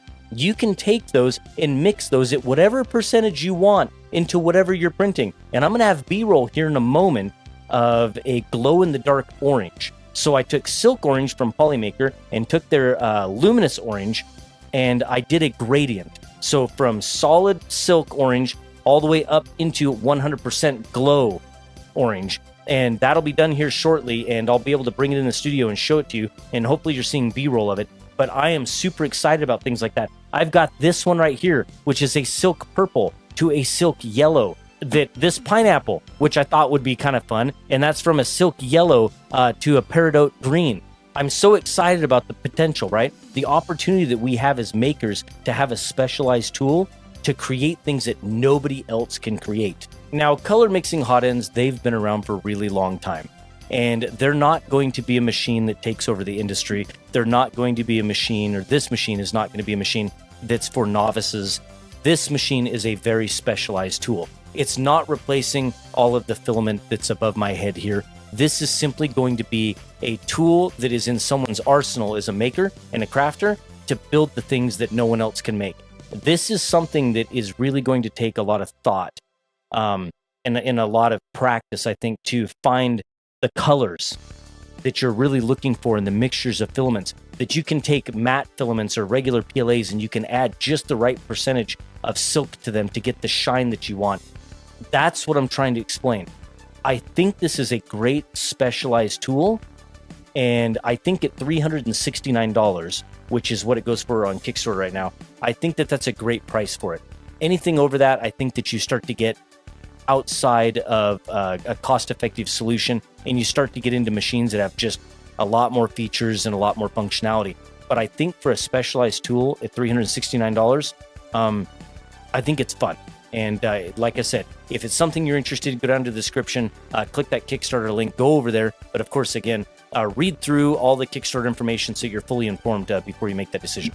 I would love for you to go down to the comments and tell me what you think you would do with a specialized tool like this.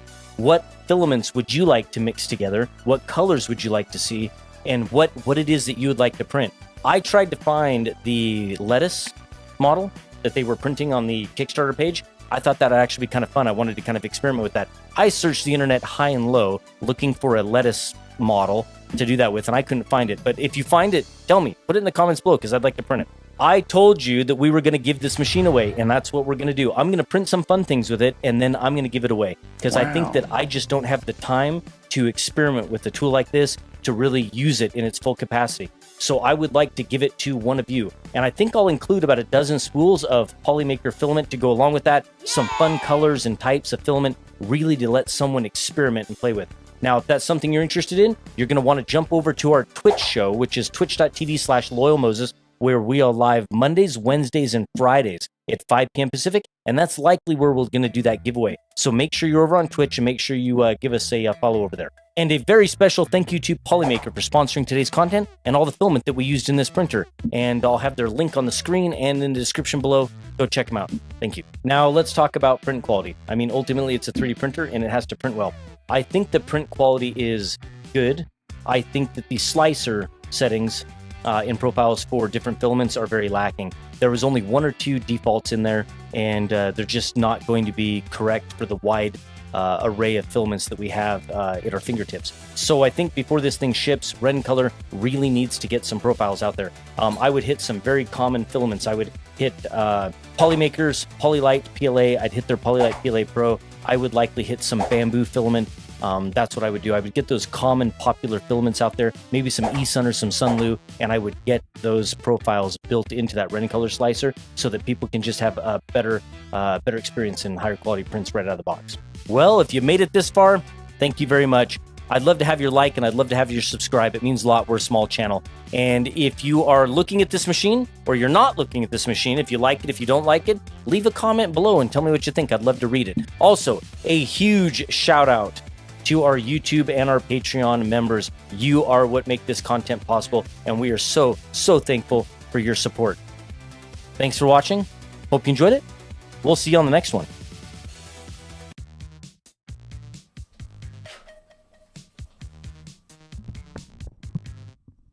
Good morning. How are you? Well, we're going to do this video a little bit more casual than usual. Get some lights turned on in here. We're going to take a look at the Two Trees SK1, which has already been out there for a couple of months. We've had it for a couple of months. There's a lot of reviews out on YouTube if you haven't watched those yet. But we printed with it, not a whole heck of a lot, but enough to understand, what it is. And but we're going to get it thrown up here on the bench. It's early, I'm tired, but I'm going to get an energy drink in me, and we'll just do this a little bit more casual. All right, so let me get that machine in here, or at least I'll call for it, and then I'll get mic'd up. Hey, Van, you want to grab that Two Trees SK1? Bring it up here. All right, I'll get mic'd up.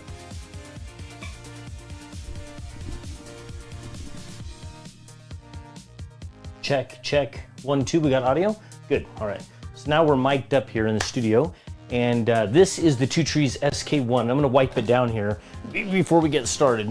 Yeah, and then matter of fact, it's been so long, I don't even recall all the specs. So let's get it wiped down first. We'll take a look at it, and then let's bring up the specs, and we'll talk a little bit more about it. So there's a little print we had on it last time it was in the studio here. Let's get that build plate cleaned off.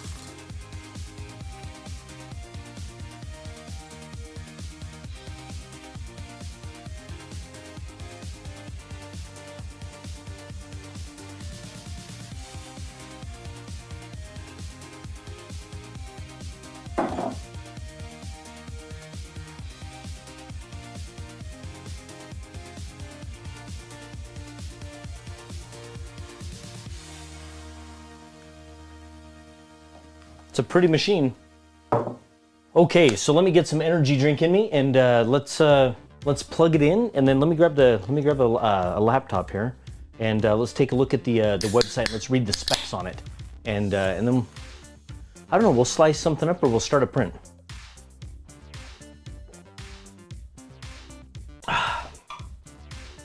Some energy drink in the morning feels good. All right, so let's get this thing plugged in. Now, this particular machine, I remember it's loud. And I remember that we had this during a live stream. And I specifically remember it being so loud during the live stream that I was happy when it finished the print. Because it was so loud that I couldn't even think. I couldn't read chat, hear things going on in the live stream, and have this machine a couple of feet from my head. So, so we'll see exactly how it goes. So this machine for sure is not gonna be one that you're gonna want in a place where you're sleeping or if you're very sensitive to sound. But other than that, the machine it was great, I remember. So, and it looks like I may have broke the filament off in the PTFE tube here. So, we have to address that. Yeah, we'll have to address that. Okay, power this thing. Oh, do I want to power it on? It's so loud. Here we go.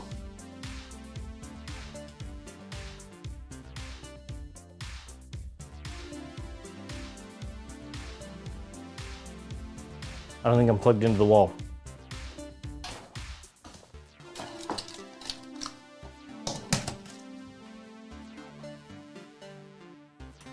There we go. I swear I've plugged in a 3D printer before. I swear, I promise. All right, well, we're powered up. Booting up right now. So let's, while it's doing that, let's bring over a machine and let's take a look here at what we got. Screen recording. Screen recording going. Cancel. Okay, here we go. Let's just take a look at Two Trees SK1. Let's head over to their official website.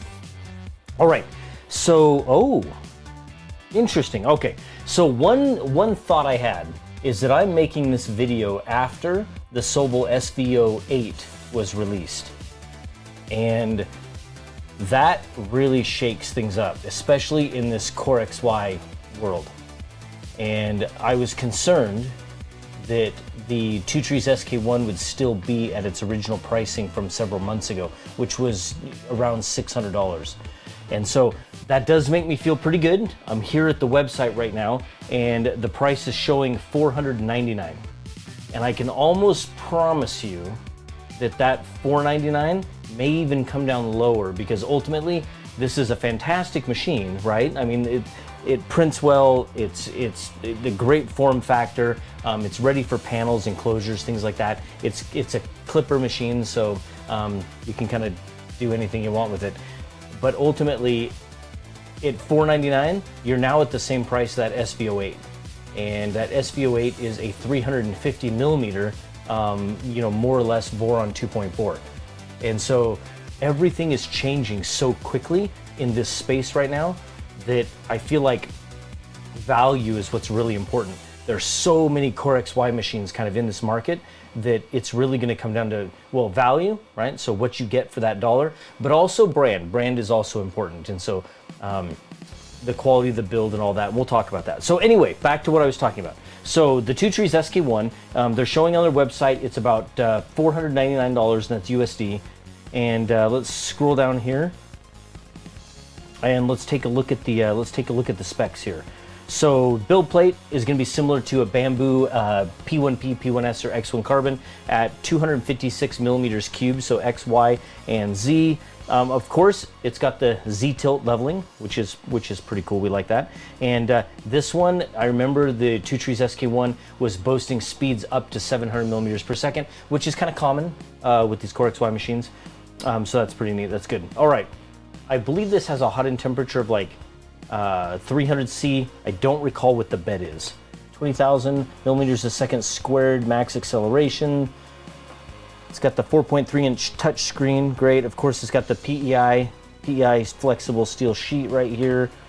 I'm not seeing bed temperature, and maybe that's why I don't remember the bed temperatures, because I'm not quite sure. But we'll look at the interface. I'm sure it's 100 C, but we'll check. All right. So yeah, definitely Wi-Fi, and I believe it has Ethernet. Yeah, so Wi-Fi, Ethernet, 2 USB ports, got voltage selector on that side, kind of blowing, the power supply fan is blowing out the back. Nice drag chain up here on top. All right, so there's your base specs for this particular machine. Dimensions externally. Shoot, I'm gonna tell you what it says, but I like to use external dimensions in inches. That's just kind of my preference, but it's showing 400 by 400 by 530 millimeters tall. Well, we can do that conversion later. So I think what we should do is, we've got it cleaned. Let's change the filament or load filament, because I broke that off in the PTFE tube. I think what we're gonna do is, can we just push that filament through? Because I'm not gonna be able to unload that. Maybe we'll just can we just feed the filament through? So I think what we'll do is we'll just load that filament.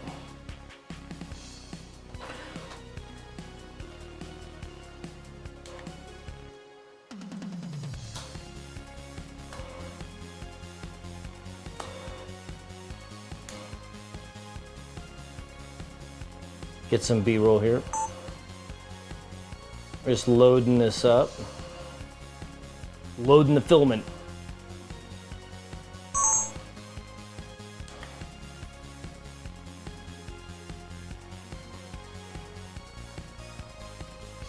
It's at 240, so I think, yeah, we'll just tell it to load. And we'll just feed that filament up.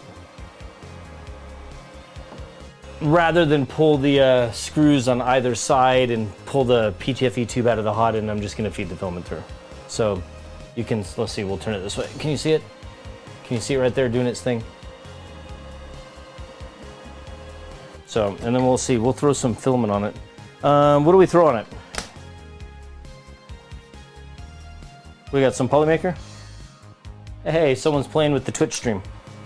Okay, so what we'll do is let's go ahead and load some Polymaker Polylite PLA Pro.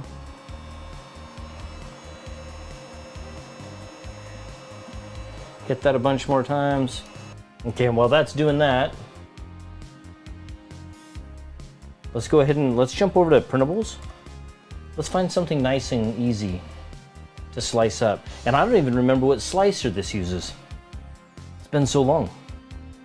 And I will bet that Orca Slicer has a Two Trees SK1 in it. So let's go ahead and go to preview. Let's go add a, what is it? SK1? Nope, I was wrong. Yeah, nope. They have a Two Trees SP5. Why don't they have the SK1 here? What? What? How do they not have the SK1? Is it Prusa Slicer? Which I don't even have. I don't even have Prusa Slicer on this machine. So what we'll do is let's go ahead and we'll see what profiles are on the USB key here. Last couple of inches of filament going in, and then we'll be nice and caught up. says needs homed. No, it doesn't. Okay, I think we got it. We'll get it Prusa Slicer installed. Download for the Mac. Don't really care.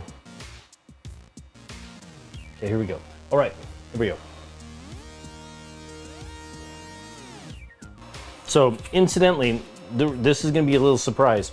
See how we're tangled, but we're connected, all right? So we're fed into the tube, and we've got it's wrapped under there about twice. I'm going to show you how to fix that. So what you're going to do, you're going to loosen the filament, right? Loosen it, and you're going to peel it off the side. See that? Grab any of that loose filament and just peel it right off the side. All of it. Grab it all, go right off the side. Right, like this. Just like that. Now, once it's off the side, now, right? Now we can actually put the back on here the right way, and we didn't have to pull it off the printer, and we won't have jams and mess up prints. Look at that, fixed. Nice, huh? Yeah. So what you can't do is you can't just keep chasing it around the spool. You can't, because like people are like, oh, it's tangled, and they keep pulling it, and you're just sending that tangle back further and further and further, and eventually it's going to catch up with you. So the smart thing to do is grab it all, pull it off the side of the hub, right, and then wind it up the right way. Okay, so now we've got the right color filament coming out, and since it hasn't been running in a little while, we'll go through all the calibration on it. It's a pretty machine, you know what I mean? And it is kind of compact. Do I have a tape measure? I know we talked about millimeters earlier, but what are we at? Like just shy of 16 wide, just shy of 20 tall, about 20 tall. And with the spool, about 19 wide, and depth front to back is just shy of 16. So it's a pretty machine. It's not too big. Little Wi-Fi antenna here on the side. It's nice. It's a nice machine. I like it. All right, so we've homed. Perfect. Let's go over to settings. Let's kick over to the calibration tab. All right, and let's do the bed mesh. Let's do bed mesh on it. Okay, while that's happening, let me install a Prusa Slicer here. They do have a Prusa config. So let's download all their configs, and then we'll import it into Prusa Slicer. Okay, got it. Well, we got a profile. We got a profile now inside Prusa Slicer. All right, so we'll clean the build plate here in a moment. So here's what we can do is let's go ahead and grab a model. Like I said, let's jump over to printables. So I'm printing die, right? So your buddy Dinek did these really cool LM die, a whole big set of them, and we've been printing different ones. Like, I mean, there's little ones and we have big ones in different colors, but I thought, you know what? Let's do another one, except we'll just do it in red, but let's do it like a D10 here. So if I scroll down here, we'll find there is a D8. Let's do a D10. So we'll get that downloaded here. That won't take much but a second. Kick back over here into Prusa Slicer. We're gonna drag that D10 out over here. Holy moly, it's huge. That's huge. Like 12 hours huge. Do we do 12-hour print on it? Well, if we do a 12-hour print, that means we won't be back until tomorrow, Sunday. 811 grams. Well, I don't have the 811 grams on there, so we're shrinking it down. Let's kick back over here. Let's shrink that down scale-wise. What do we do? Like 60%? No, that was not 60%. That was 10,000 something. 60%? Okay, 60% is way more manageable. Let's do that instead. Slice, that's 3 hours. So we can be back in 3 hours. 15%, I don't even know what type of infill it's set to use. I guess we can take a look at that. Let's go to print settings, infill, grid. Grid's boring. and we'll make it adaptive cubic 15%. So it's loaded. It'll be heavier on one side. Won't be a functional die. Let's just go to, we're gonna just run a Prushment PLA. That's what we're gonna do. All right, sliced, and what are we showing? About 131 grams of filament, about 3 hours. I say we do it. So let's go ahead and export this G-code, send it over to, okay, got it. Ejected. We'll throw this in here, and then we'll print. So here we go. All right, so we're gonna do a giant die, and going USB, 3 hours and 13 minutes. It's that one right there. Print. Get a camera on it, and get some B-roll of it printing, and we'll be back in 3 hours. We'll take a look at it, and then we'll kind of talk about this particular machine, the print quality, and the value. So see you in 3 hours. Okay, this is impressive. I just came in to film some B-roll, and this right here was printed like 2 months ago, and then the printer just sat on some boxes for the last, it gotta be 2 months, right? Probably. I am impressed. This right here, there is nothing wrong. It looks absolutely perfect. It's lifting off the bed in the front just because of adhesion. That's some glue stick, or I could have used a brim. But that is impressive. I turned the machine on. I went through all the calibration steps. I went through the Z-tilt. I went through the bed mesh, Z-offset, input shaping, and then I hit print. And I'm using, I believe, just like a Prushment PLA with this Polymaker PLA, and it is looking absolutely fantastic. I'm gonna say my whole mentality on this printer changed right now. It's loud. I'm having to talk louder in here because of it, but my whole opinion on this machine has dramatically changed in about the last 5 minutes sitting here watching this machine work. So anyway, stay tuned. I'll get you some B-roll when this thing is done. Wow. Let me just get some B-roll. Looks so good. Super impressed.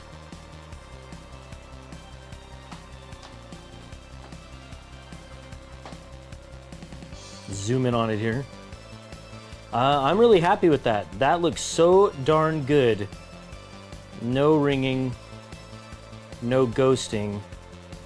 I mean, it just looks so good. Other than it coming off the build plate a little bit right there, that's just adhesion. The door was open, kind of opening and closing the door, and I think that cold air got in, or at least air blew across the build plate. But that looks really good. Super, super impressed with that print right there. Wow. Okay. Well, like I said, that changes my whole opinion of this SK1 right there. So good. All right, let's get it off the build plate.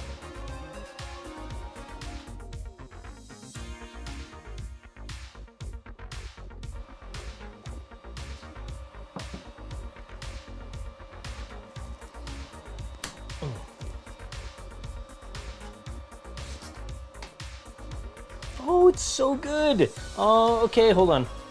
Okay, looking at under some different lighting, I can see a bit of ringing right there. I don't really see it. Oh, I do see it on the fours right here. So that side down. It's not bad though. I think it looks really good. I'm quite impressed with that print. But ultimately, I think for $499 you're getting a Clipper Core XY machine that's ultimately super capable. You can get in there and tune it and play with it and have some fun. That's a really great print, and yeah, I don't know, that sounds like a good buy to me. So 100C on the build plate, 300C on the hot end. It's got the whole Z-tilt thing going on, right? So it's got the 3 lead screws for leveling the bed. The interface is nice, that 4.3-inch touchscreen. Yeah. The only thing that I don't really care for, if I had to give it a negative, well, a couple of negatives, those would be, one, it's too loud. I just feel like the power supply fan in the bottom. Here, I'll put the mic down there. It's loud. And the second thing is, I'm not a fan of the way that the tool head shroud is attached. It's attached with multiple screws. So if you have a jam or anything like that, that's going to be a pain. You're going to have to be pulling all those screws off to get to that thing to get that PTFE tube out. I think other than that, I don't really have any negatives. It prints well. The interface is nice. And I think at $499, I think it's a decent value. I think ultimately you're probably going to see it come down to less than that. I think probably $449 would probably be a really good price for this machine, considering what else is on the market at this price range. And expect a scoring video soon. I'll score that and or score this machine and get it up on the website. All right. Well, thanks for watching. I hope you enjoyed the content, and it was a little bit different, a little bit more casual, and a more lengthy video. But I will see you on the next one. FISEC. I don't know how to say it. FISEC. I'm gonna go with FISEC. I don't know. Tell me in the comments below if I'm saying it right or wrong. I don't know. Anyway, FISEC is celebrating 10 years this month. Congratulations. That's pretty epic. To celebrate, they sent us over this Voron V0.2 kit, and it's not just a basic Voron kit that is BYOP. You know, bring your own parts? Nope. This kit includes everything. It's basically a speedy little Voron in a box with everything necessary to go from a pile of metal and plastic parts to a tiny little speed demon. Now, I didn't have enough time to assemble it and print for their anniversary celebration, but I'm actually really impressed with the kit. We showed it off on our Twitch stream and people loved it. But I am so impressed anyway that I wanted to unbox it and share with you exactly what you get when you grab one. So sit back, relax, and let me run commentary on myself here while we go through the kit together. And of course, I'll have a link to FISEC and the price on the screen and in the description below. Go check them out. All right, let's get started. Now I'm gonna go ahead and watch along with you, but as I mentioned earlier, this is not a BYOP kit. So this is not a bring your own prints.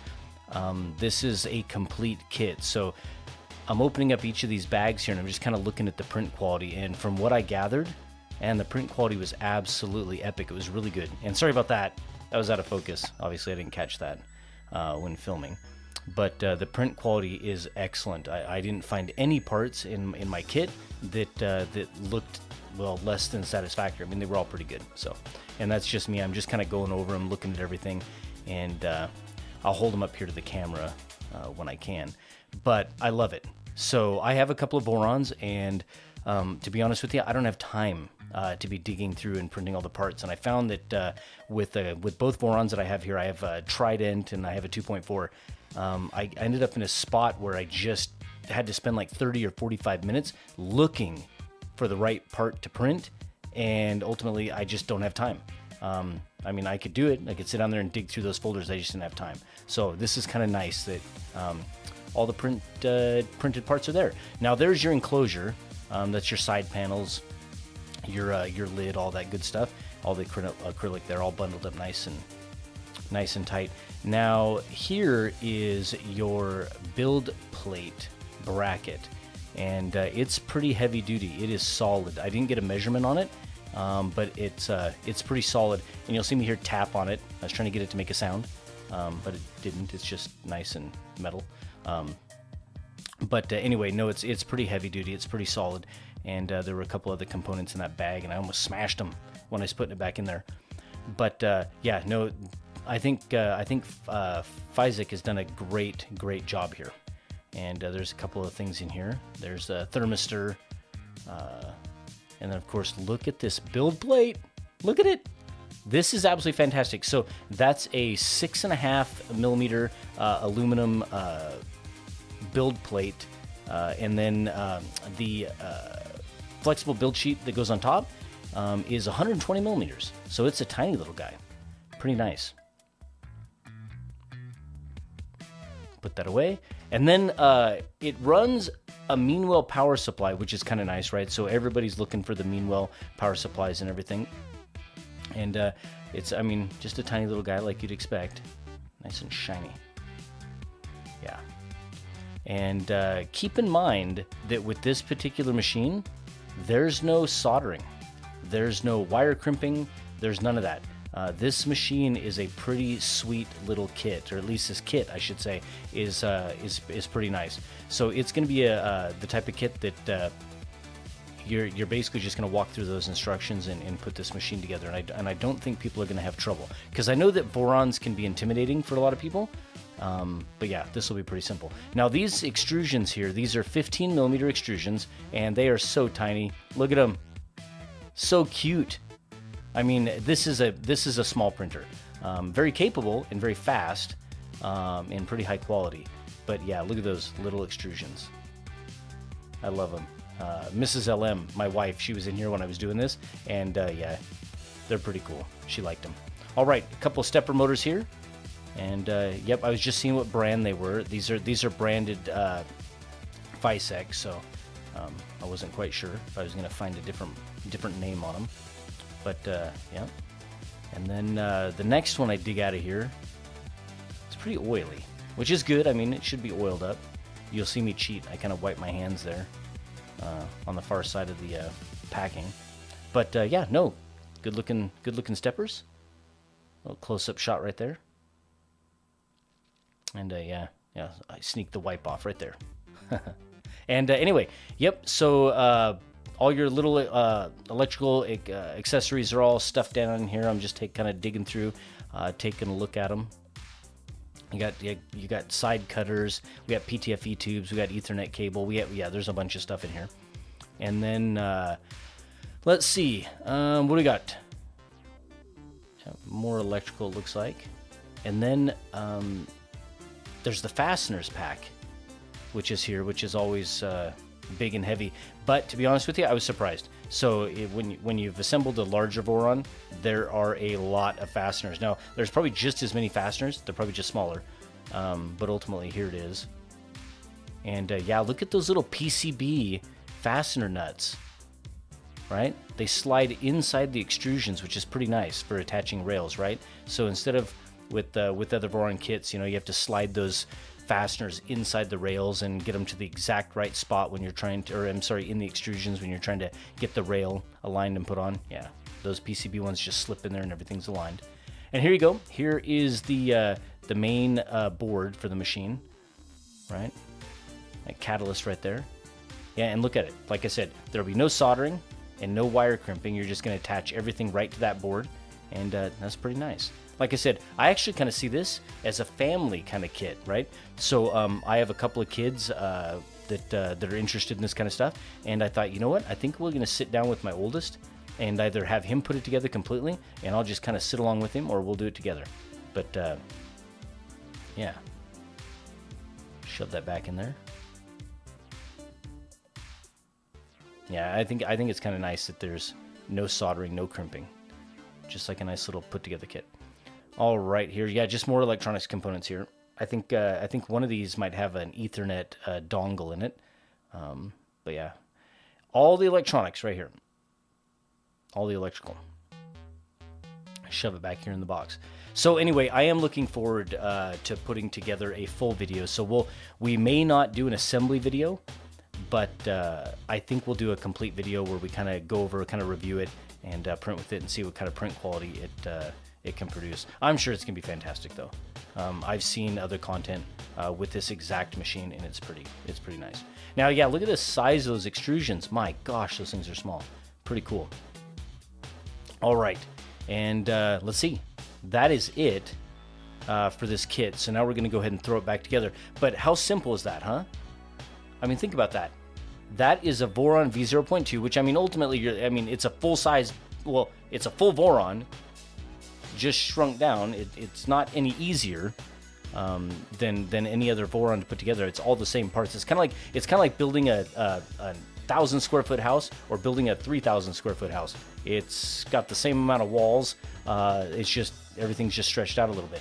So anyway, thanks for watching. I hope you enjoyed it. We will have the links on the screen and in the description for FISEC. I don't even know what the price is, but we'll probably have that on the screen. And I've been told that they were going to go ahead and give me some coupon codes. So for some either some free Boron V0.2s or some heavy discounts. So look at the description of this video, and if not, head over to my Discord. I'll have a link to my Discord on the screen and in the description as well. And come by our Twitch stream, which is at twitch.tv/loyalmoses. And we're live Mondays, Wednesdays, and Fridays at 5 p.m. Pacific. Come by, and maybe we'll have some discount codes there as well. So anyway, I hope you enjoyed it. Thanks for watching, and happy anniversary, FISEC. We'll see you in the next one. Welcome to the studio. This is the brand new Haygears Ultracraft Reflex RS Combo. That is a mouthful. It is a professional grade resin 3D printing system that combines speed, precision, and convenience like nothing I have ever used before. The RS in Reflex RS stands for Rapid Shaper, and this model is more compact than their larger Ultracraft Reflex, and it's been designed specifically for rapid prototyping with stunning results. Now we're going to cover everything from its unique features to the overall user experience, and even a print result that blows me away. Plus, stay tuned because I'll be comparing this printer to some other popular resin printers from Uniformation, Creality, and even Prusa in an upcoming video. So if you haven't already, make sure you hit that subscribe button and ring the bell too. Let's kick things off with the printer itself. The Reflex RS is all about precision and speed, but in a more manageable size for your workspace. Compared to the larger Ultracraft Reflex, the Reflex RS has a smaller footprint of about 380 by 360 by 584 millimeters on the Z, and it's lighter at about 20 kilograms versus 25 kilograms for the regular Reflex. This makes it easier to fit into a home or professional setting without sacrificing any performance.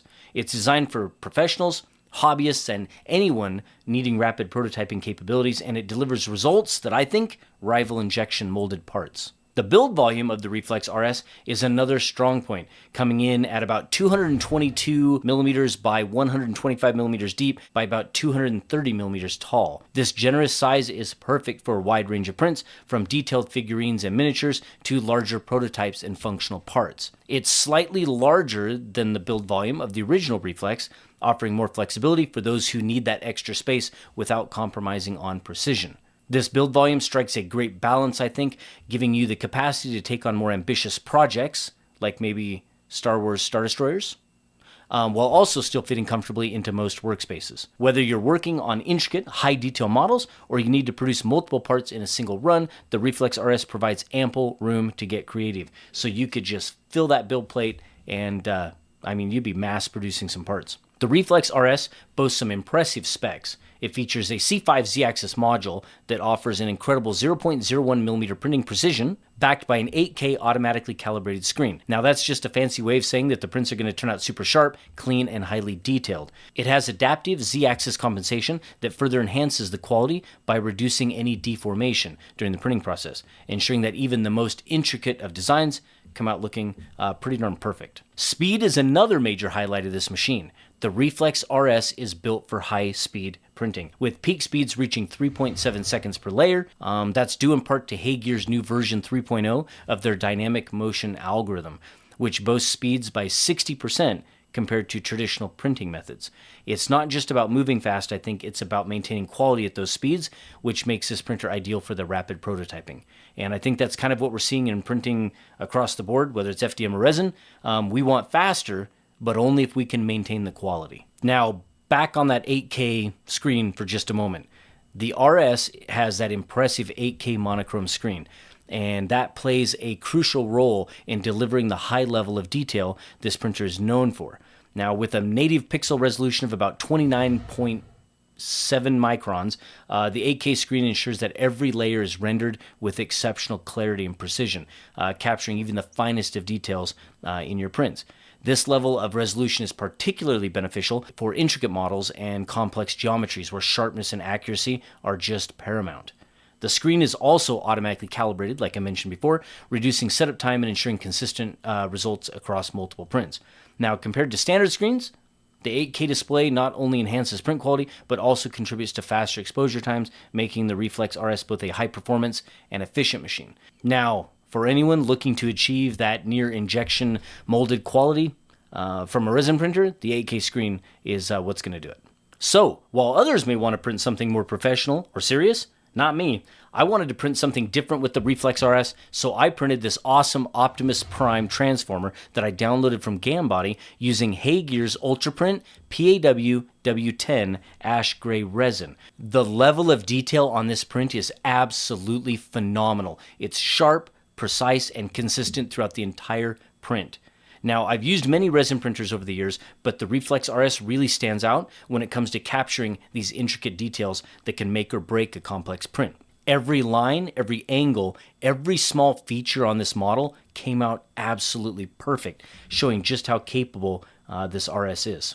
Now, the Reflex RS that they sent me was part of a combo that includes a wash station and a cure station, both designed to streamline your post-processing workflow. The wash station is particularly innovative, featuring a dual tub design with drain ports and valves that allow you to stack one tub on top of the other to drain the isopropyl alcohol into the lower tub.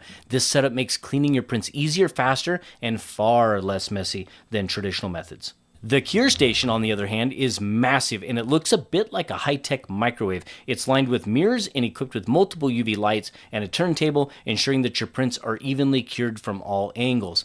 It's a huge convenience, especially for larger prints, and it's all controllable remotely through Hagear's app, making the entire post-processing experience seamless.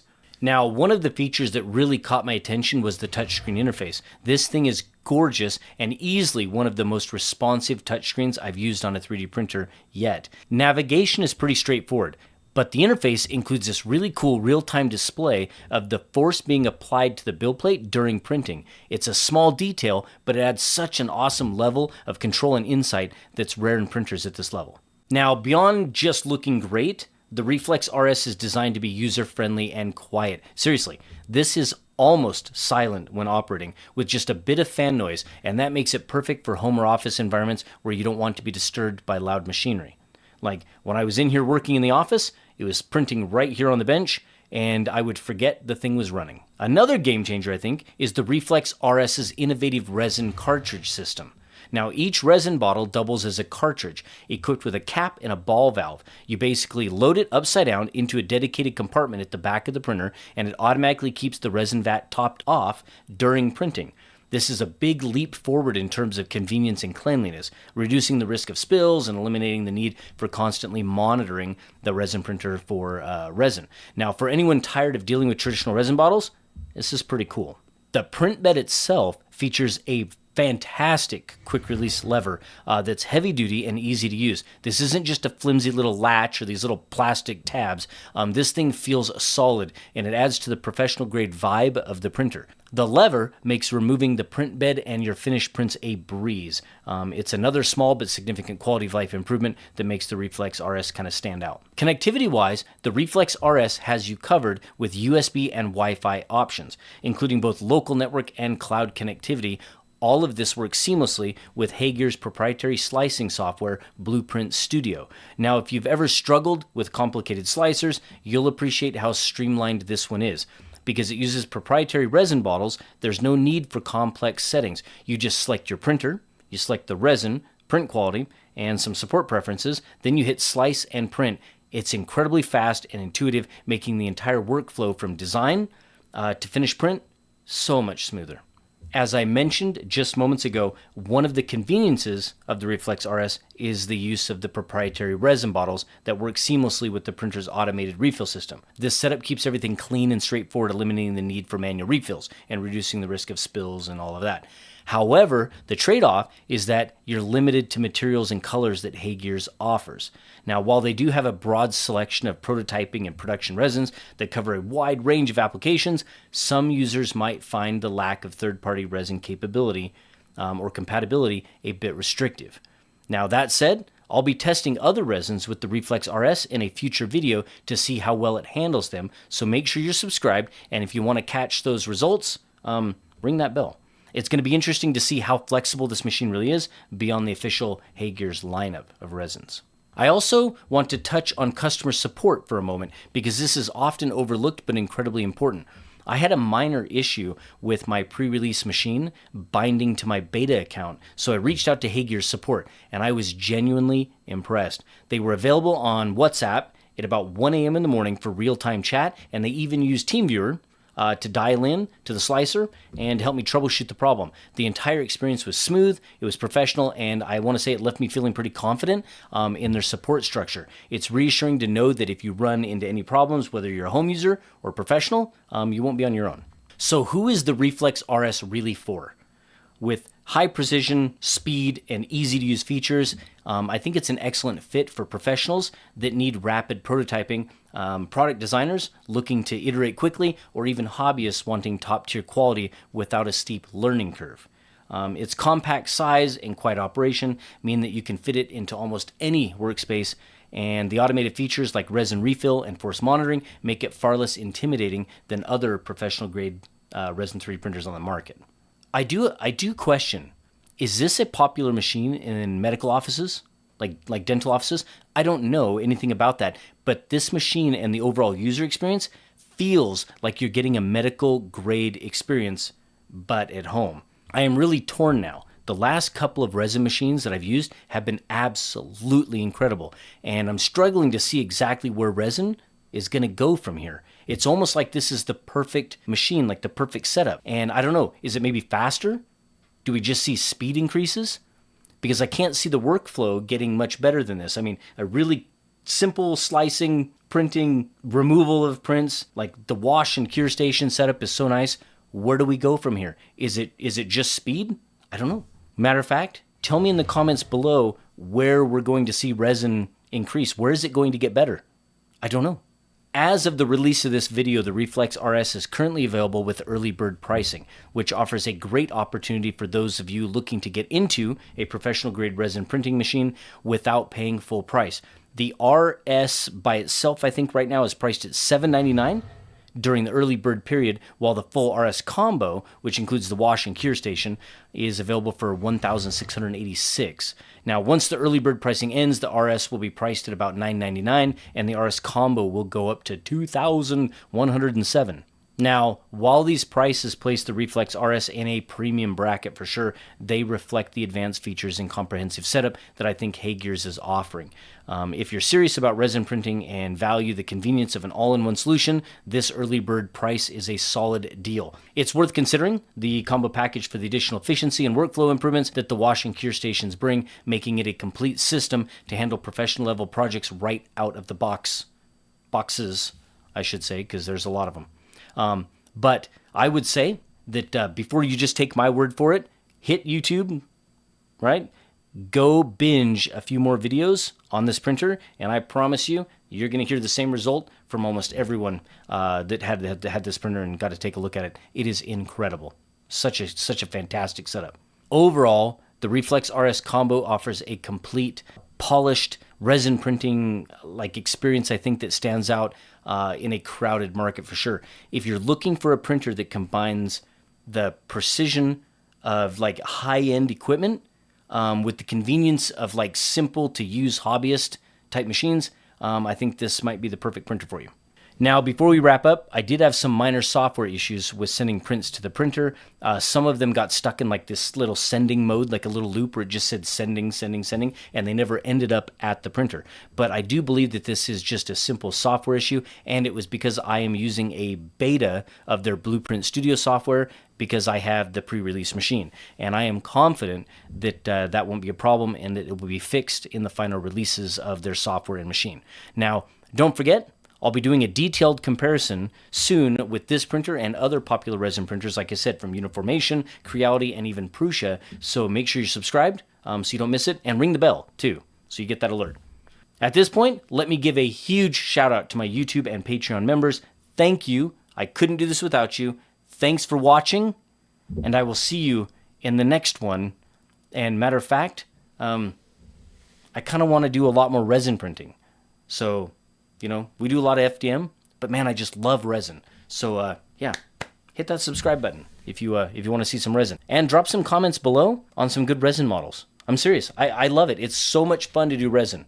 But I think that so many people are turned off by it being messy, and I want to kind of show you it's not messy. It's not that bad. It isn't. All right. A portion of this video is generously sponsored by FlexiSpot. I love Aliens. The Alien franchise is one of my absolute all-time favorite movie series, and if you 3D print, it makes Aliens so much better because there is a ton of models available. In fact, in the last video we printed and painted a resin xenomorph that turned out absolutely awesome. Go check it out. I'll have a link in the description or maybe up here on the screen. But today we're taking a look at the Uniformation GK2. It is a massive 228 by 128 by 245 millimeter on the Z MSLA resin 3D printer with a few unique features that make this one of my favorite resin machines ever. Now I had to find something worthy to print on this epic machine, and that's why I went with Aliens. Oh, and a huge thank you to Uniformation for sending over the GK2 for me to share with all of you. This is an awesome machine, and they've been more than patient with me while we work to fit it into this schedule, so thank you. Okay, back to finding a model. I went over to gambody.com, which is an incredible place to find some of the most amazing detailed models on the internet. And the first thing that popped up on the screen was the P5000 powered workloader from the 1986 movie Aliens. Now, for those of you not around in the 80s, Aliens is the sequel to the epic space horror film Alien from 1979. And I don't know how you've made it this far without watching it, but go watch it and then Aliens, in that order. And in this movie, Ripley heads back out into deep space to the remote colony LV-426, where as expected, she and the Marines run into more xenomorphs, and Ripley even fights the Queen with the power loader. So today we're obviously printing and assembling the power loader, but Gambody had a special combo where you get Ripley as well for just a few dollars more. Of course I had to have them both, and I think they work together. You can print different versions of Ripley and even one that goes inside the loader. But we'll do that on another day, but I really want to, bad. Okay, before we get started and go over the GK2 and all of its details, trust me, this is an amazing printer. You're gonna wanna stick around. Let me share how FlexiSpot came in to upgrade our studio, and they are generously sponsoring a portion of this video, and we're grateful for it. Creating content is 90% sitting, and for every 12 minutes of video, there are dozens of hours of planning, script writing, and filming, and as much as 6 to 8 hours or more of editing on top of that. FlexiSpot saved the day. They came in and they sent over their new C5 ergonomic chair, which is this one, and we've been using it here in the studio for the last couple weeks, mostly to take naps in. But don't shame me for that. It's so freaking comfortable. The C5 is rated for up to 300 pounds, has lumbar support, an adjustable headrest, and reclines. And that just happens to be my favorite position, so I like that. I'll have links on the screen and of course in the description. The C5 chair is the only one I have experience with from FlexiSpot, and it's been great, but they do make a wide range of other chairs as well for all sizes and budgets. Go check them out. For me, the combination of this FlexiSpot sit-stand desk and this chair has already made a huge difference on productivity for me here in the studio. It's already so much more comfortable to come in here and work for long periods of time. Okay, back to the printer and all of its details. Oh, and I'll have a $100 off coupon code on the screen. I think it's Loyal, and you can save yourself some cash by using it, and I don't know, or buy more resin. The GK2 is a 402.5 to 405 nanometer wavelength MSLA 3D printer with a whopping 10.3 inch build volume. It uses that 10.3 inch 8K LCD display that comes with an LCD protector already installed, and I believe there's an extra one in the box too. At least I thought I saw one in there. The LCD protector is pretty fantastic. When you're working with resin and you spill resin on that screen, if the UV light cures it, it can ruin the screen. So those protectors make it nice, protect the screen, you can peel them off and replace them and not damage the actual screen itself. It has a magnetically mounted activated charcoal filter on the back that recirculates the air, helping to remove harmful VOCs and odors, of course, from your environment. Now, does it work? It's not the quietest when running, but both my wife and I noticed that it made a huge difference in the studio. The resin odor was still present, but it was not nearly as bad. The massive build plate uses a heavy-duty return to zero quick release lever, which can be opened with one hand, which is pretty convenient when one hand is always covered in resin. The vat also uses a very innovative quick release design that doesn't use thumb screws like we're traditionally used to. It simply slides and locks into place, and that is one of my favorite features. Oh, and it's a big vat. It holds up to 700 grams of resin. Yikes. Another huge feature for this machine is the resin heating system, and I know a lot of people want the GK2 for this. It can warm the resin printer up in cold temperatures to as high as 95 degrees Fahrenheit from temperatures as low as 50, and it can do all of that in as little as like 8 minutes. Pretty crazy. It has a 5-inch touchscreen. It's beautiful and it's super responsive, easy to use. Typing in like Wi-Fi passwords is so much easier on these larger touchscreen interfaces than these small ones from other vendors.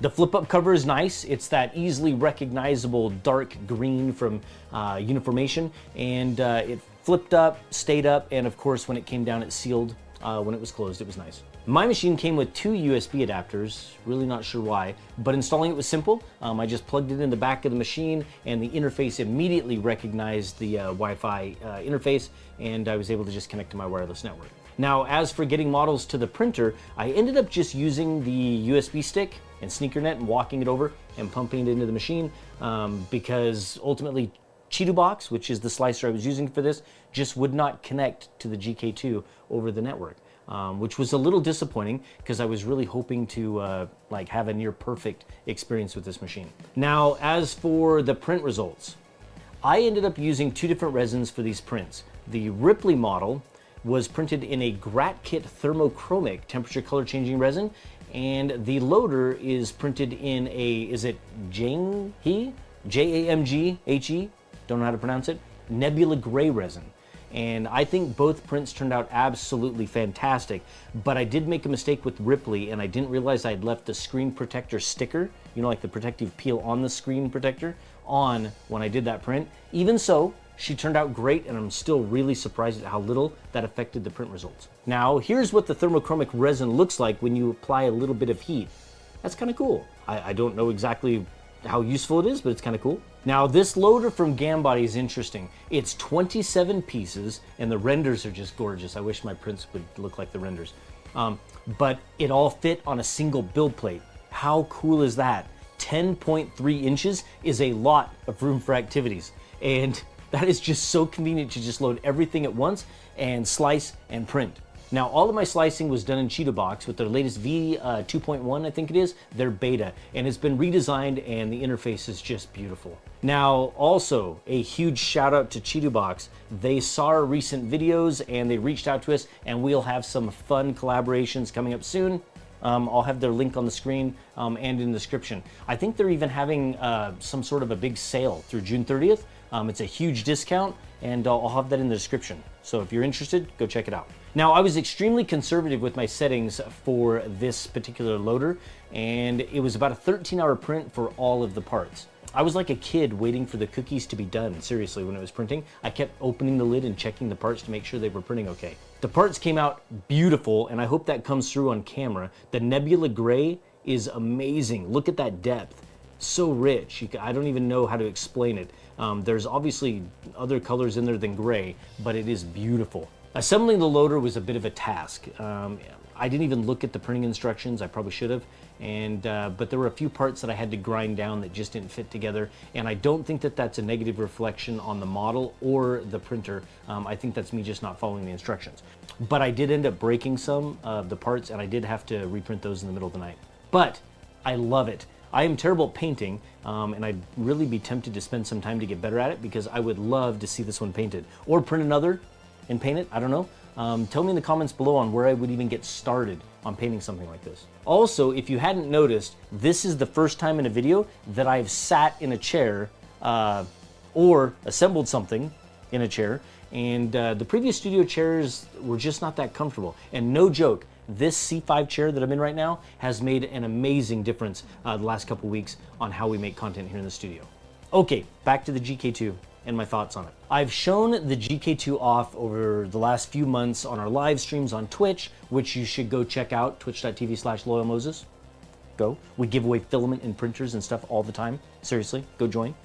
But this is the first video where I kind of put it all together to share it as an experience that I had. Overall, it's now my favorite resin printer to use. It's the combination, I think, of the build volume and the print quality, and of course that user experience that put it at the top of my list. If you are looking for a heavy duty, high quality, large format resin printer, this one should be on your list to consider. Like I said earlier, there's some discounts on their website, and of course my $100 off coupon code, LOYAL. Go over there, check them out, and let me know what you think of this machine in the comments below. I'd love to know. Thank you, FlexiSpot, for the studio upgrades. I really appreciate it. And maybe you can give your makerspace a little upgrade with a new chair or desk. I'll have links in the screen and in the description. Oh, and if you want to save a little bit of money, use the code C530 and you can purchase this C5 right here for $30 off. A huge thank you to our Patreon and YouTube members. I couldn't do this without you. And I hope you enjoyed it. Thanks for watching, and we will see you on the next one. You are looking at the brand new AOSeed X-Maker Joy. I was all but skeptical when AOSeed reached out about this machine. And I've seen entry-level 3D printers marketed towards children before, with some not so good. But this one has some very unique features that were intriguing enough that I wanted to take a closer look. Now, is this machine different than some of the other not so good machines? Well, stick with me through to the end and we'll go over all of it, and I'll give you my recommendation. You've heard me say this before, and you'll hear me say it again probably, but 3D printing is no longer a hobby limited to us nerds and geeks. And in the last couple of years, we've seen a major shift in the industry to more complete end-to-end user experiences with 3D printers, ultimately making this technology more widely available to a broader audience. Enclosed, appliance-looking 3D printers are quite common in arriving on the doorsteps of homes all around the world at a scale that we've not yet seen before. But for most of these printers, the user experience isn't changing, which is really sad because in order to get 3D printing out of the basement and into the mainstream, this complex technology needs some serious attention to how it looks and feels when it's used by the average everyday user. Most 3D printers are aimed at adults, and most are usable by children probably 10 years of age or older, under adult supervision of course. Not many are aimed at non-technical types or even children. Now humor me just for a moment. Let's transport back to our youth, let's say 5 or 6 years old, and let's make it a birthday or Christmas morning. Imagine at that age if you had a toy with unlimited ability even to surpass your own creative imagination at that age. A toy that could quite literally make any other toy that you wanted. I'm 46 years old and I can still feel the magic of Christmas mornings, awaking to find my Digger Dan construction set or my Constructs tank kit. Even after nearly 40 years, I can only dream of what it would have been like to experience 3D printing at that age. Honestly, how do you think that would have affected your life? Learning to design and create physical objects that manifest themselves right in front of your eyes. I'd love to read your stories in the comments below on just how much you think a 3D printer at that young of an age would have impacted your future. Do it. Take the time. I'd love to read them. This is exactly why I'm so excited to see a machine like this. And I was hoping so much for this to be a 3D printer that lived up to what I really wanted it to be, if that makes sense. I was so nervous that reading the marketing literature, it seemed too good to be true. AOSeed ideally wants to get the message across that this 3D printer is not just for printing toys, but creating toys. Now stick around, and I'll go over that, kind of exactly what that means. Now, I'm a realist, and I can easily set aside the nerd and geek in me for a few moments and roll the clock back on my family to when my children were much younger. To look at this 3D printer from the perspective of a father who wants to inspire children to create and build. And I really think it's important to look at it this way. This is a 3D printer that is designed to be simple to operate, no special skills or knowledge needed, and to be a creative journey for young families. I won't go through the unboxing and setup experience here. I think AOSeed did a fantastic job of that in their recent videos, and I'll link to those in the description of the video. Just know that you'll be printing within just a couple of minutes from opening the box. It's one of the fastest unboxed to print 3D printers that I've ever seen. This is the Easy Bake Oven of the 3D printing world. In fact, our family has an Easy Bake Oven. My wife and daughter had countless hours of fun and loving mother-daughter time spent together with that very simple, imagination-inspiring oven. And I'll argue that it probably wouldn't have been the same with a regular oven or a toaster oven. Now let's get some B-roll of this machine spinning around. It is tiny, and if the aesthetic they were aiming for was simplicity. I think they nailed it. This machine is definitely attractive, it's not intimidating at all, and it's just really fun looking. Now first, let's talk about the size. This is one small machine, weighing just a few pounds and measuring less than a cubic foot. I think it's like 12 by 10.5 by 10.5. 3D printers are often measured in two primary ways: the build volume and speed. Build volume referring to the maximum size of the printing area, basically what's the largest item that you can print, and speed being, of course, how fast it can print. This machine has a build size of 4.7 inches in each of the X, Y, and Z directions. An easy way to remember that is that X is across the printer, Y is from front to back, and Z is the height of the build space. Now, that might seem very small, but again, this is a printer that is designed to inspire creativity, and should this be the hobby that becomes a passion, another printer is likely just around the corner. You can always have more than one. As for speed, this is commonly measured in millimeters per second, and although AOC advertises speeds up to 300 millimeters per second, which is kind of quick, most of your printing will take place between 100 and 200 millimeters per second, which is plenty fast and safe for this application. As for the maximum temperature, well, for this application where a 3D printer and the user experience are designed for simplicity, it really doesn't matter. But if you're going to be shopping for 3D printing filament, you'll be looking only at 1.75 millimeter PLA or modified PLAs like PLA Plus, HT PLAs, HD PLAs, PLA Pros, Hyper PLAs, etc. It has a maximum temperature of 260 C, where most PLAs that you'll be encountering will be printing around 210 to 220, but don't worry about that too much because all of the models inside the XMaker app will take care of those temps for you. Because user experience is so important when it comes to this type of machine, let's take a look at the XMaker app. It is available on both iOS and Android phones and tablets, and also there's a Windows PC app. The app is super simple to use but extremely powerful. You can do all of the expected operations like loading and unloading filament in order to change the filament that you will be printing with, as well as adjusting the Z offset, which is basically the nozzle distance between the build plate and the nozzle. You shouldn't have to worry about this at all, as the printer is configured by default and it does auto leveling for you. One of the most attractive features for me when it comes to this app was the printing experience. It is so simple to browse models, select them, slice them, and print wirelessly.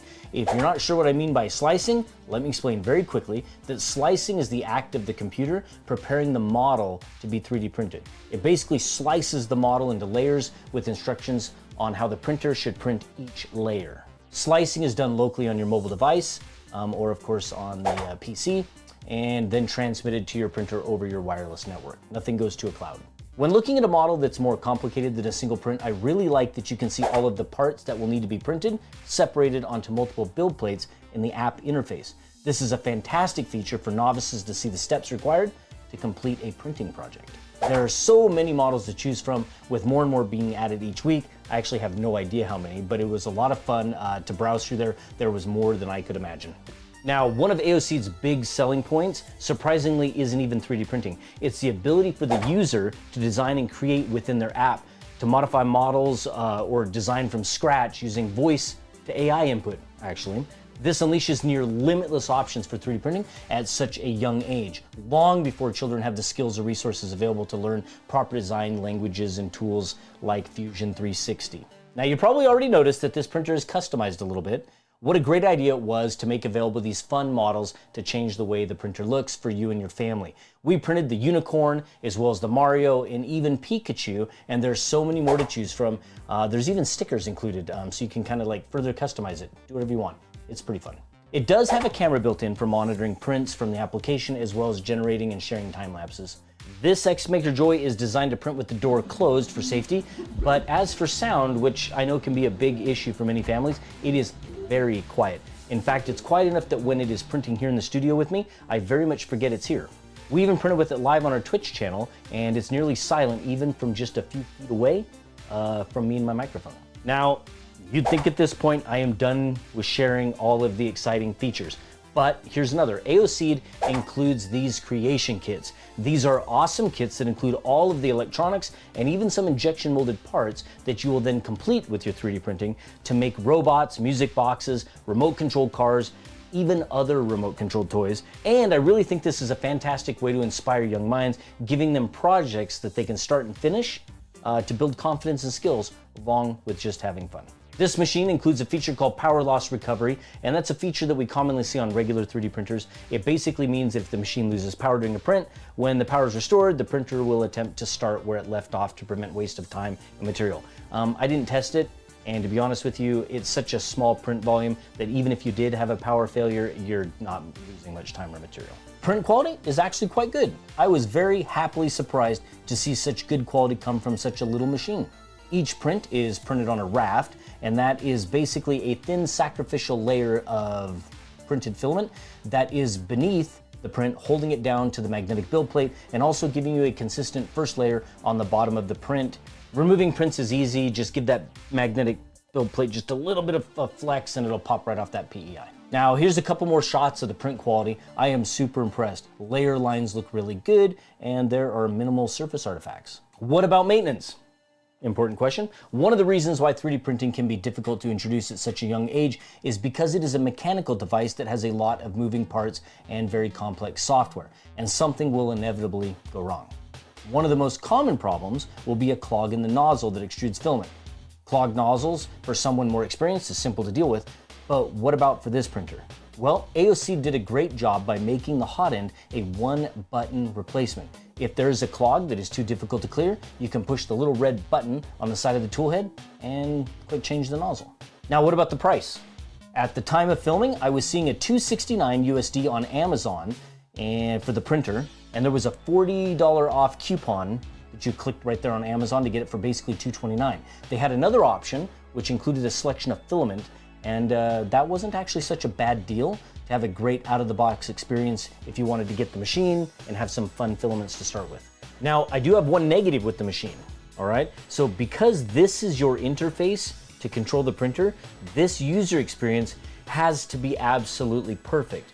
Now, the machine itself, I'm not gonna use the word perfect, but I'm gonna say it's pretty darn close. It was a fantastic experience, but about a half a dozen times or so while using the machine and the Xmaker app on my phone, I found that when you closed the app or minimized the app on your phone and you reopened it, it would lose connectivity with the machine and it would show that the machine wasn't there. You'd have to go to add printer and then it would pop up and you'd say connect and then you'd be reconnected to it again. And that happened about a half a dozen times. Now that's not a big complaint, but it is something in software that they can absolutely fix. But again, because this is your interface, there's no other way to manage the printer. This experience has to be perfect. And so if I had any advice, just AOC'd, make sure that that's just the perfect experience. I'll have links on the screen and in the description below if you're interested, go check them out. As for my recommendation, with the prices of 3D printers getting lower and lower and features getting better and better, there are a lot of 3D printers to choose from. If you are a young family and you want to have the simple and joyful experience of 3D printing, minus a lot of the nerdy and geeky details that might distract from the purity of just simply enjoying the hobby, then this is a great machine. If you want to dive right into the more technical side of 3D printing and already know this is a long-term hobby for you, then I recommend subscribing to my channel and watching all of the videos that you can, and hopefully you'll find a printer that's right for you and your family. What do you think? I am sincerely interested in your thoughts on this machine, and I really hope that I was able to inspire those of you with young families who may be interested in the 3D printing journey, as well as communicate to those with more experience that if we really want 3D printing to grow and expand, we need to encourage and celebrate 3D printing for all levels of skill and interest. Thank you, AOC, for sending over this machine. I really enjoyed working with it. And to all of you, thank you for watching, and we will see you on the next one. Welcome into the studio. We are going to do something a little bit different today, and we're going to look at a 3D printer that was originally released, I believe, back in 2021. This is the Longer LK5 Pro, and I think it's a great representation of what so many 3D printers were like just 3 short years ago. Now, a lot has changed in our industry, but machines like this are still for sale, which begs the question, can the print quality hold up to today's standards? I have no idea. I've never even used it. In fact, the plastic is still on the build plate. So, hang out with me while I get this machine plugged in, get a print started on it, and let's see if this machine can compete in 2024. Before we power it on, let's do a quick spin of the machine and take a closer look at it. Now, it's got that classic wedge shape that's common with larger format machines with these 2 large structural braces. It's a single Z motor design with this giant rod, very skeletonized with the exposed power supply underneath. I mean, this is what every machine looked like at one time. All the wires are covered in the textile sleeves, and it's got big limit switches everywhere, right? So now, how many of you own a machine that looks just like this? In fact, tell me which machine you have, and if you still print with it, I'd really like to know, because I think far more people in our industry own machines that look just like this rather than the newly styled 3D printers of 2023 and 2024. All right, so let's get this thing plugged in and powered on. And before I peel this plastic off the build plate, let's go over some of the LK5 specs so we know what we're looking at. The build volume on this machine is a large helmet class size 300 by 300 by 400 millimeters on the Z. It has a hot end that's limited in temperature to a maximum of 250 C. So we're commonly seeing 300, but this one's 250. Now, I don't think there are any sensors on this particular hot end, but the website does say that it's got auto leveling, so I guess we'll find out. It does have a few of the higher end features of its day, common now, but weren't so common back in 2021, and that is a filament runout sensor, and it has power loss recovery. So power goes out, be able to resume your prints. Speeds, of course, have changed a lot from 2021 through now, and the LK5 Pro reflects that with a maximum advertised speed of about 180 millimeters per second, but it's suggested, and more realistically, that you'll be printing at around 60 to 80 millimeters per second on the LK5 Pro. The build plate is manually leveled with 4 large knobs here underneath and reaches a maximum temperature of 100 C. Now, not much has actually changed with a lot of new machines when it comes to interfaces, and the LK5 Pro is really ahead of its time with a 4.3-inch color touchscreen. Also, Longer is advertising this is quiet printing with TMC 2209 drivers, which is something we've just kind of come to expect now. Nobody wants to hear the robot sounds. All right, well, it's time to get a print started, so let's peel this build plate plastic, level the bed, and see what prints are on the included micro SD card. All right, the bed is leveled and the build plate is clean, and we've loaded some Polymaker Polylite PLA Pro, and it's time to see the LK5 Pro in action. Also, I have absolutely no idea how this is going to go. You and I are seeing this print for the first time together. So enjoy a little printing montage, and I'll be back when it's done, and I think it's gonna be a benchy. I'm just gonna print a few things that are on the included SD card. We'll see you in a few.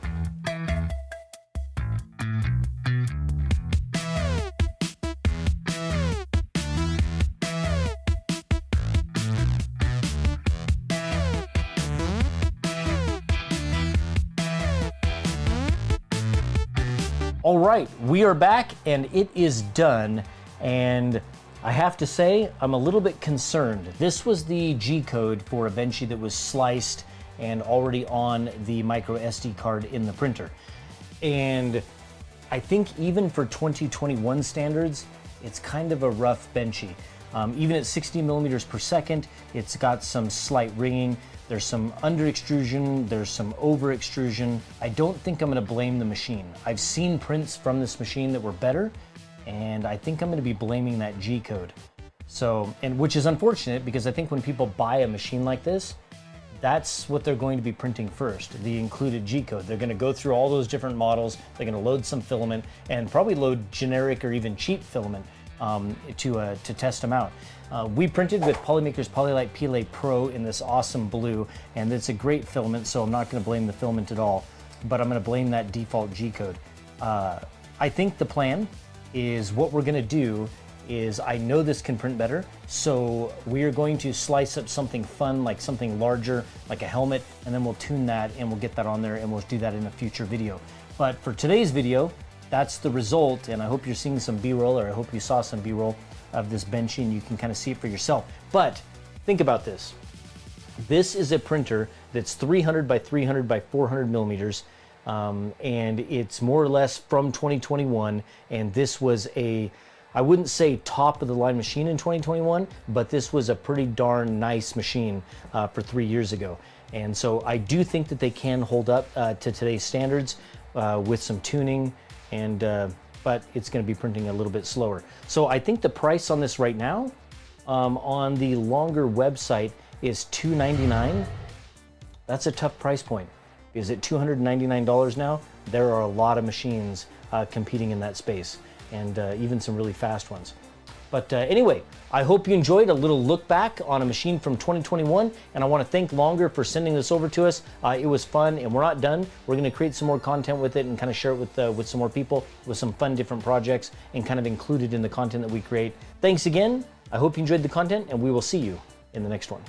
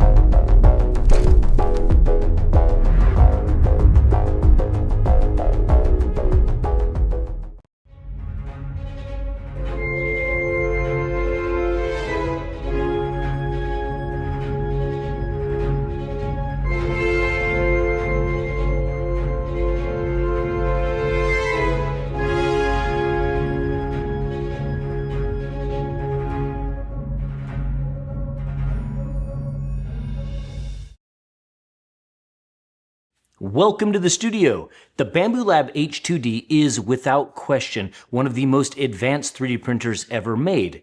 It's fast, it's reliable, and it sets the bar for what's possible right now in desktop 3D printing.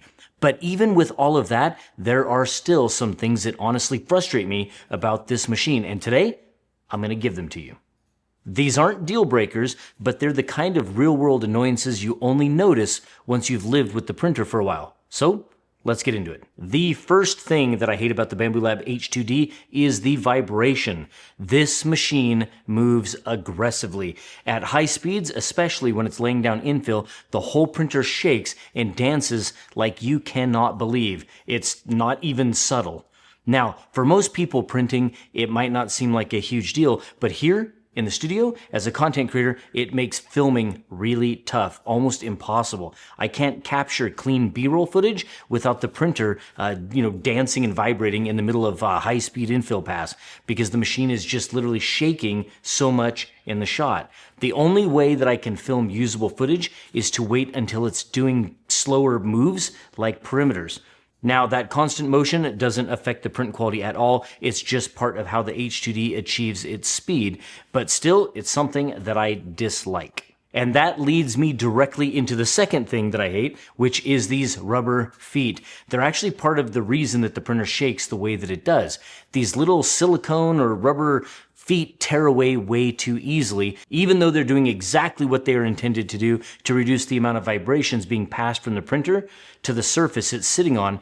The first time one failed on me, I was just trying to rotate the printer on the bench. I slid it gently and one of the feet ripped right off. I had to dig around for a washer and try to find a screw to secure it back in place, and even then, no matter how big the washer was or how tight I got it, the foot kept pulling loose again.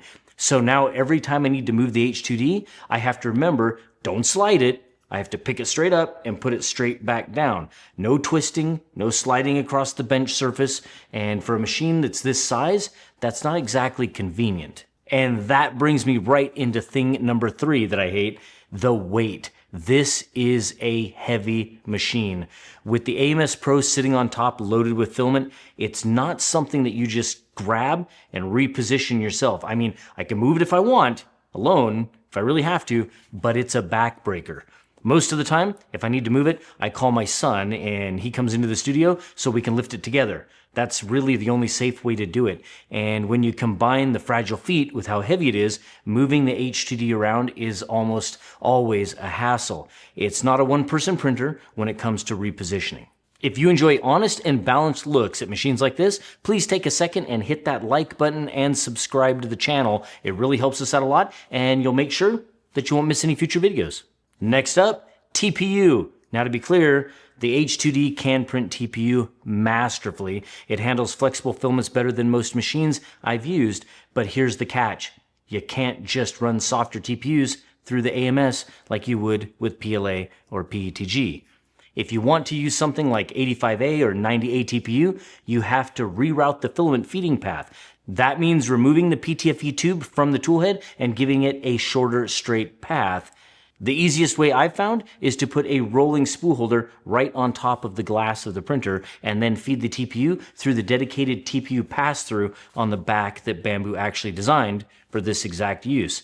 Now, it works great once you set it all up, but it's still a bit of an inconvenience compared to just dropping a spool into the AMS. For me, that extra step is what makes TPU a small annoyance on this machine. Now, I do want to mention that Bamboo Lab does have AMS TPU, designed specifically for their AMS system. I've used it many times, and it does work pretty well. Now, before I jump into the fifth and final thing that I hate about the Bamboo Lab H2D, it wouldn't be fair to just sit here and be completely negative, because there are a few things that I absolutely love about this machine as well. And they're also the reasons it sits at the very top of my recommendation list right now. First off, the dual nozzle design. I love dual nozzle machines, and I've had a lot of them. This is such a smart setup. It allows you to run the AMS on the left nozzle with up to 4 colors, while the right nozzle can take an external spool. And that's the default configuration if you get one AMS with your H2D. And what that does is reduce the purge waste dramatically. The printer doesn't have to purge every single time it changes materials. It only has to prime. And Bamboo Studio even recommends which filament to put on the external right nozzle. Usually, it's your most common color, like black, white, gray, something like that. And that saves you a ton of material over time. Second, the build volume at 350 by 320 by 325, this thing is helmet class. That means cosplay helmets, props, big cosplay parts, right? It's also engineering grade filament ready. You can do all sorts of fun and interesting projects in one piece without breaking them into smaller chunks. It's just a big, capable platform. Third, the Bamboo Studio experience itself. The software is seamless. Being able to paint models, set up multicolor prints, and send them straight to the machine without fuss, it really does feel next generation. And the H2D also has a huge ecosystem of upgrades, a cutter, a laser, and more in the works. It's a platform that you can grow into. And lastly, a small but thoughtful detail, PLA printing. On older machines, you've had to always prop the door open to keep PLA from softening in the toolhead. The H2D solves that with an automatic vent right on the top front that pops open whenever it needs to regulate chamber temperature. It's those little details that push this machine over the edge. So while there are annoyances, and I pointed out 4 of them already, the truth is, this is still the #1 machine I recommend right now for anyone who wants the best 3D printer the industry has to offer. And with that said, let's get right into the last thing that I hate about the H2D. And the last thing is a big one, and I'm not the only one here. It's cost. The Bamboo Lab H2D on its own is $1,999. If you want the combo package with the AMS Pro, it's $2,299. That's a serious price tag that puts this printer in a different class. Now, I do believe you get what you pay for here. This is the most advanced 3D printer on the market right now, and you're buying speed, reliability, and features that are unmatched. But still, $2,000 is $2,000. For many people, that's a huge investment, and I think it's fair to say I hate the price, while I also understand why it costs what it does. So, those are the 5 things that I hate about the Bamboo Lab H2D: the vibration, the fragile feet, the heavy weight, the TPU setup, and the price. Now, none of them make me regret having it here in the studio, and even with those 5 annoyances right now, it's still the #1 go-to machine in the studio. Now, if you happen to have a Bamboo Lab H2D, am I right or am I wrong? And I don't know, what things have you found that annoy you? Put those in the comments. I'll read them. Thanks for watching. I hope you enjoyed it. A huge thank you to our YouTube members and our Patreon supporters who make this possible. I couldn't do it without you, and I will see you in the next one. Oh, and YouTube wants you to watch this video over here, so go do it. Go check it out.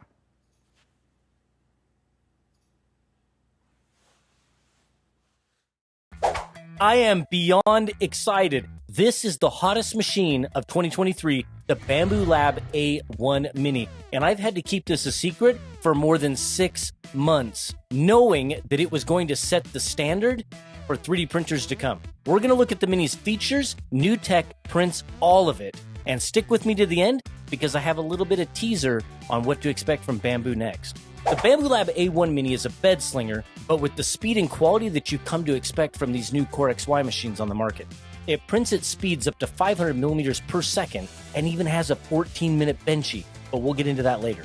This machine is not just for beginners. I anticipate it's going to be in the hands of 1 million new 3D printer owners, but I think this is going to be a print farm monster. The A1 Mini is going to show up in a box, it's going to come fully assembled, it's going to come pre-tuned, and it's ready to go. It only takes about 15 to 20 minutes max from the time you open the box to the time you're printing. The AMS is the only thing that's going to require you to put in some screws, do some plugging in and things like that. The printer itself is fully automatic, from setting the Z offset to bed leveling to vibration resonance for input shaping and nozzle pressure. Everything is automatic. You don't have to worry about any of it. Now, if you don't understand a word I just said, that's great because you don't even have to worry about it. 3D printers are becoming appliances now, meant for people that want the absolute top-tier 3D printing experience without all the tinkering, and doing it at an incredible price point. And I'll get to that in a moment. Let me thank Bambu Labs for sending over this machine. We sincerely appreciate the opportunity to have it, to play with it, to test it, and share it with all of you. Now, I want you to keep these numbers in your head as we take a look at the printer and its features. This will significantly disrupt the 3D printing industry as we know it. The A1 Mini itself is $299. The AMS combo with the A1 Mini is $459, which is incredible. And then they have a combo package that's like $509. It ends up coming with a couple of extra nozzles, like a 0.2 and a 0.6. But I think the only two things that are available at this time are the AMS and the A1 package and the combo package. I don't think that the A1 Mini alone is available quite yet, but you can go check the website. It'll be on the screen in the description below.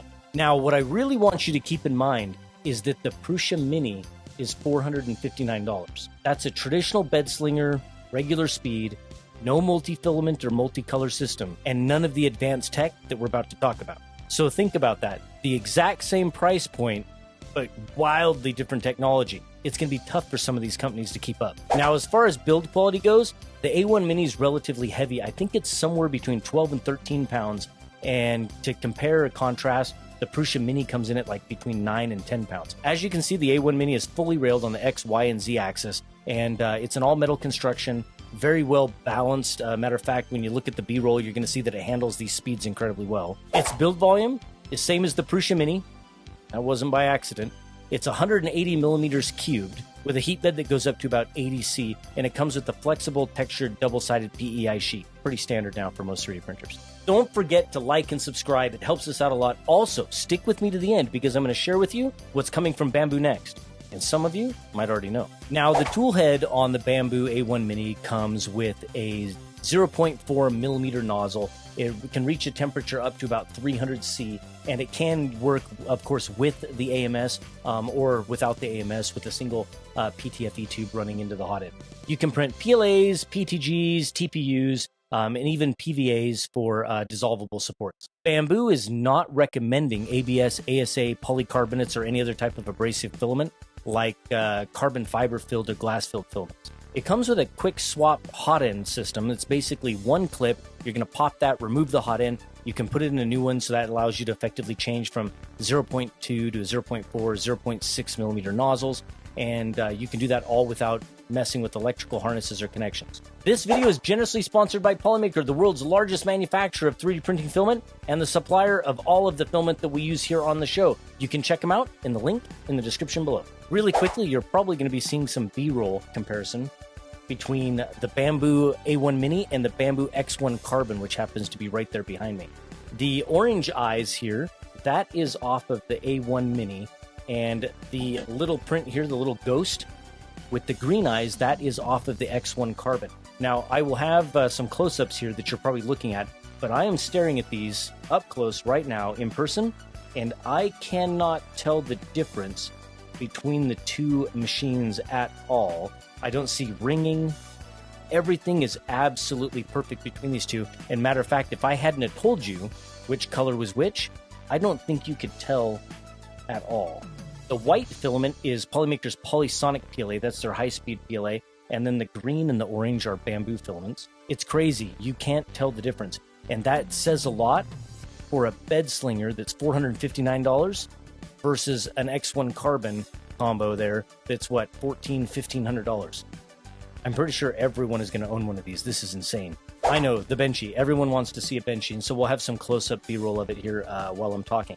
This is Bamboo's 14-minute Benchy, and it's actually about 17 minutes listed on the screen, but that includes about 2.5 or 3 minutes of heat up and calibration and things like that. But it's effectively a 14-minute print time, and this is absolutely gorgeous. I'm darn impressed. Matter of fact, I don't think any of the machines that we have here in the studio outside of Bamboo's can produce a 14-minute Benchy that looks as good as this does. And like I said, that's coming from a bed slinger. Printing at these speeds isn't really practical outside of maybe prototyping or just flexing. I think most people that have a 3D printer aren't going to be pushing them to these limits. But regardless, think about that. You're getting that from a bed slinger.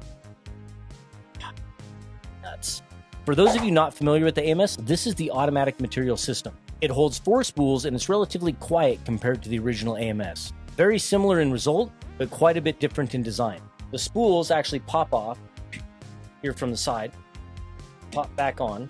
The servos actually do the winding and rewinding that feed it into the hot end, and the hot end actually takes 4 PTFE tubes. It has an odometer sensor, indicator and status LEDs up top, and it has a single 2-foot power cable that runs between it and the A1 Mini. Now, if you wanted to move this, maybe in a print farm application or just separate it above and below, I don't know, it would be awful nice if Bamboo had an extension for the power cable, or maybe you could fashion one yourself. The AMS light, just like the AMS, supports RFID, which basically means that the printer can read the type of filament and the color filament directly from the spool, which allows the printer to have quite a bit more information about what material it's printing with. And it updates the interface. It's all kind of handy, kind of nice. Now here comes the sensor tech. This stuff is pretty darn cool, and this is what sets this machine apart from the rest of the printers on the market. The machine has the filament monitoring system, which is going to help this machine prevent tangles. It's going to help this machine prevent jams, and it does that with a couple of different sensors. Some sensors that are above the extruder and sensors that are below the extruder. It has a filament tension sensor, a filament position sensor above the extruder, and it has a pressure sensor below the extruder. And of course, I mentioned earlier that the AMS has an odometer sensor to know exactly just how much filament is traveled. So all of this together allows the printer to intelligently know what's happening to prevent jams, clogs, and tangles and things like that. Also, it can dynamically adjust flow using the pressure sensor while it's printing. So if the gears in the extruder start to slip on the filament, it knows that there's a problem, it knows that there's a jam, it can actually stop the print. And of course it has multiple accelerometers because that's how input shaping is done. Now the motor tech is pretty cool. It's got a feature called active noise canceling, where the motors actually do a vibration test and then they reduce the noise of the motor to nearly nothing. This machine is darn quiet. Also, a fun little side note, the printer's sounds, all the little musical notes that it plays, there's no speakers on the printer. It does all of that with the motors. And there's 3 motors, in fact, that can do it. So it can actually play 3 notes at one time. And you can even upload your own custom MIDI songs directly to the printer. And I'll have a link on the screen or in the description below where you can actually convert MIDI to G-code to play on your printer. That's kind of cool. The display on the machine is pretty simple. It's a full color display. It's relatively small, very usable, but I really don't think that many people are going to be using that. I think most people with the A1 Mini and even the machines behind me are going to be using the Bamboo Handy app, or they're going to be using the Bamboo Studio Slicer to manage and control the printers. Now, mentioning the Bamboo Handy app, that allows you to remotely manage the A1 Mini. It allows you to stop prints, start prints, monitor, receive alerts, things like that. It has a 1080p camera that's meant for mostly just for monitoring. It's a very low frame rate camera, but it does support time lapses. And it includes a little physical slider that you actually can slide over the lens of the camera, blocking it from being able to see anything. For instance, this is sitting on the studio bench and the printer is facing an open door into a hallway. And if my family were to walk by while it was printing, well, then anybody that can see that camera via the cloud or network would be able to be seeing into my home outside of the studio. So it's kind of a nice little feature that you can just click that over and you don't have to worry about that. So now we get to talk about Maker World, which is something that gets me super excited because this is a feature that we've all talked about for a really long time and we've really wanted for a really long time. And this is what is going to bring millions of new people into 3D printing. Right now, with the Bamboo Handy app in Maker World, you open the app, you find the fun model that you want to print, you select it, you hit print, and send it directly to your printer. No manual slicing on the computer anymore. It's all sliced in the cloud. You can still slice if you want to. There's no functionality to remove. This just makes it easier for people to be able to come into 3D printing and join us in our hobby. And this is what's needed if we want 3D printing to go mainstream. Now, some of you will say, I could already print from my mobile phone with my Octoprint and my Raspberry Pi. And the answer is, no, you couldn't do it like this. It's not the same. I can start 3D prints on my Raise 3D machines behind me from my mobile phone, right? That's not the same thing. This is a complete repository where you don't do any slicing. You simply select the model, send it to the printer. The printer shows up right there in the app on your phone. Send it, done, come and collect your print. This is what happens when user experience becomes a priority when they're creating products. I'm telling you, this is going to change 3D printing forever. Now, tell me in the comments below if you think that's the right direction for 3D printing to go. Me, personally, I think it is because it still allows anybody who wants to slice, anybody who wants to tinker, anyone who wants to do those more fine-grained and fine-tuned settings, they can do that. But it also means that people that don't have that technical skill or ability, or people who just want to print and not worry about those things, they can join us in our hobby too. It's a win for everyone. Another thing that's really cool about this machine when it arrives is that Bamboo includes one of these awesome little 3D printing kits with every Bamboo A1 Mini. I received the Marble Run Components kit, and there's a couple others. They have an LED lamp kit, they have a model engine kit, and they have a wireless mouse kit, which is kind of cool. I'm kind of jealous of whoever got that one. Thanks for sticking with me all the way to the end, and I promised you that I would tease you with what's coming from Bamboo next. Now, I want you to think about this just for a moment, so I'm going to tease you with some questions. Do you think that Bamboo would have created a new series of 3D printers called the A1 series that would only have one printer in it? Do you think that Bamboo would have created a brand new AMS system called the AMS Lite that connects with a single plug into the A1 series that only had one printer? Now, I promise you that there are other A1 series printers coming, various sizes, and also there's a helmet class printer coming. I hope you enjoyed the content. Thanks for watching. We'll see you on the next one. Welcome into the studio. Today we're taking a look at the brand new Bamboo Lab A1. This machine has definitely generated a lot of excitement, and I think it's generated a lot of confusion. But we're going to talk about the machine. We're going to go through all of its features, all of its functions, and we're going to talk about where it fits in inside of our industry, and we're going to talk about who this printer is really for. Stick with me. We got a lot to cover. Before we really get into the details of this machine, I want to share with you some thoughts. This is what mass production 3D printing really looks like. Bamboo is building the closest thing to appliances that our industry has ever seen. I really think user experience comes into play here. For 3D printing to go mainstream and to welcome just an enormous number of people to our space, it has to be more appliance-like. It has to be simple. User experience is key. And user experience starts not just with the interface, not just the actual usage of the machine, but user experience really starts when you order the 3D printer. It's from the website where you order, it's the order confirmation email that shows up, it's the shipping, it's the unboxing, it's the assembly, and then it's the actual use of the machine. Bamboo Lab machines aren't 3D printed tinker toys. They are appliances. They are designed to show up in your home, show up in your office, show up in your print farm, and to just simply work. They're taking user experience to a whole nother level. If you want the absolute best experience in 3D printing right now, it would be almost impossible to not recommend a Bamboo Lab machine. It is the top tier experience in 3D printing right now. In fact, this is the experience that every other 3D printing company is going to be chasing. The unboxing and assembly experience was just fantastic. I've put together a lot of 3D printers. Matter of fact, I think we've had like 30 plus 3D printers here in the studio in just the last year. The way this is built, where the base unit slips inside, drops in, you remove a little cover, put 10 or 12 screws in. This was a really fantastic way to put this printer together and to get that rigidity that you need in this type of printer. I love the little connector on the bottom. They're using the standard, plugs for the motors and camera, but I do love that there's like a little USB-C connector that snaps into place and locks in with the screw. This machine is just built so darn well. Let me say a quick thank you to Bamboo. We appreciate the opportunity for you to send this machine over to us and let us take a look at it and share it with our audience. All right, let's get into some of the basic specs of this machine. We'll start with the hot end. It has a maximum temperature of 300 degrees C. It comes stock with a 0.4 millimeter stainless steel quick swap nozzle. The nozzle itself is really easy to swap. It's a single clip, takes about 30 seconds or so, and there's no wiring. Bamboo offers a 0.2 millimeter nozzle option as well as a 0.4, 6, and 8. They recommend the A1 for PLA, PTG, TPU, and even PVA. They're not recommending ABS, ASA, polycarbonate. If you're going to run TPU, which is a flexible filament, you're going to want to not use it with the AMS light. It's a little bit too flexible for that. It wouldn't be able to feed it just directly into the machine is the right way to go.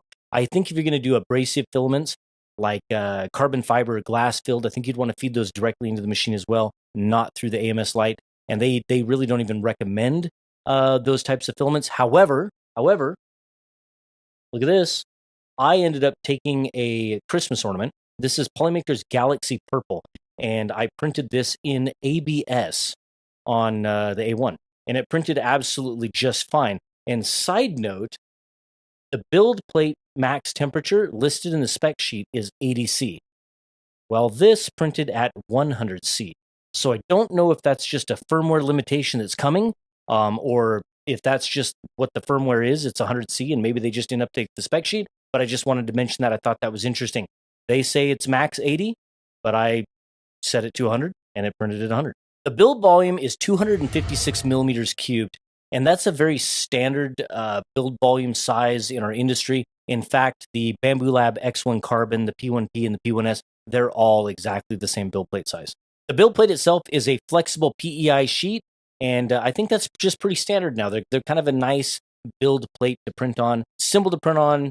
They hold things really well, and everything just kind of pops off when you flex it. Very nice. It uses linear rails on the X, linear rails on the Y, and it does use dual lead screws on the Z. You're probably looking at B-roll right now of this machine flying. It's listed at 500 millimeters per second, and that is just darn quick. And I actually find that Core XY machines are obviously super fast. They're fun to watch. But seeing a bed slinger move at these speeds is just mesmerizing. I love it. The A1 has a 1080p camera, and it's mostly used for time lapses and just checking in on the printer because it's a low frame rate camera, which I think is really strange. I think if someone's going to go to the trouble of putting a camera on a 3D printer, it doesn't really make sense to have it a low frame rate camera. I say just whether that's limited in the firmware or whether that's the actual camera, the sensor itself that's limited, I do not know. But this whole low frame rate thing just doesn't make sense to me. All right, now this is some of the coolest stuff. Let's talk about sensors. Sensors are what set this printer apart from all the other bed slingers in the industry. There are 4 particular sensors that I'm going to talk about right now, one of which is the eddy current sensor. This particular sensor measures extrusion pressure and actively compensates to adjust flow rate. Now, the next 3 sensors are awful interesting. There's a filament tangle sensor, a filament runout sensor, and a filament odometer. These sensors, when working together, measure how far the filament's traveled, the filament tension above the extruder, and the pressure in the hot end. This combination of sensors allows the printer to do things that are a lot more intelligent, right? So if there's a jam that with the AMS light, or if the gears in the extruder are slipping, that the system, which I think they call it the HMS, the health monitoring system, is going to be able to detect that, and it does things like pause the prints. So yeah, matter of fact, that health monitoring system for filament, that actually triggered on us. So there was a spool of pink PLA from Bamboo, and we were printing this vase when it kind of snagged on the spool, and it was kind of biting on the inside edge. We walked over, we saw the message, loosened the spool, hit retry, and the print continued right where we left off. I think the first prints that people are going to do on this machine are going to be the ones that are included on the printer itself. I've talked about this in other videos. More companies need to have more models available to be printed on the machines. And I think that's so frustrating that companies will sell you a 3D printer, you get it, you set it up, and there's a benchy, a little boat, and that's all that's on there. We are trying to invite more people into 3D printing, and I think Prusa includes like a small handful of things on their printers, Bamboo, this was awesome. It's like 5 or 6 pages of things that come on the machine, and they're all pre-sliced, ready to go. You're just going to select them and you're going to hit print. And I think that's what most people are going to do. So I figured, well, we'll start there. So we printed a couple of them. We printed the little things like this turtle, fun little turtle, little squishy turtle. And this is by Jacob Stanton.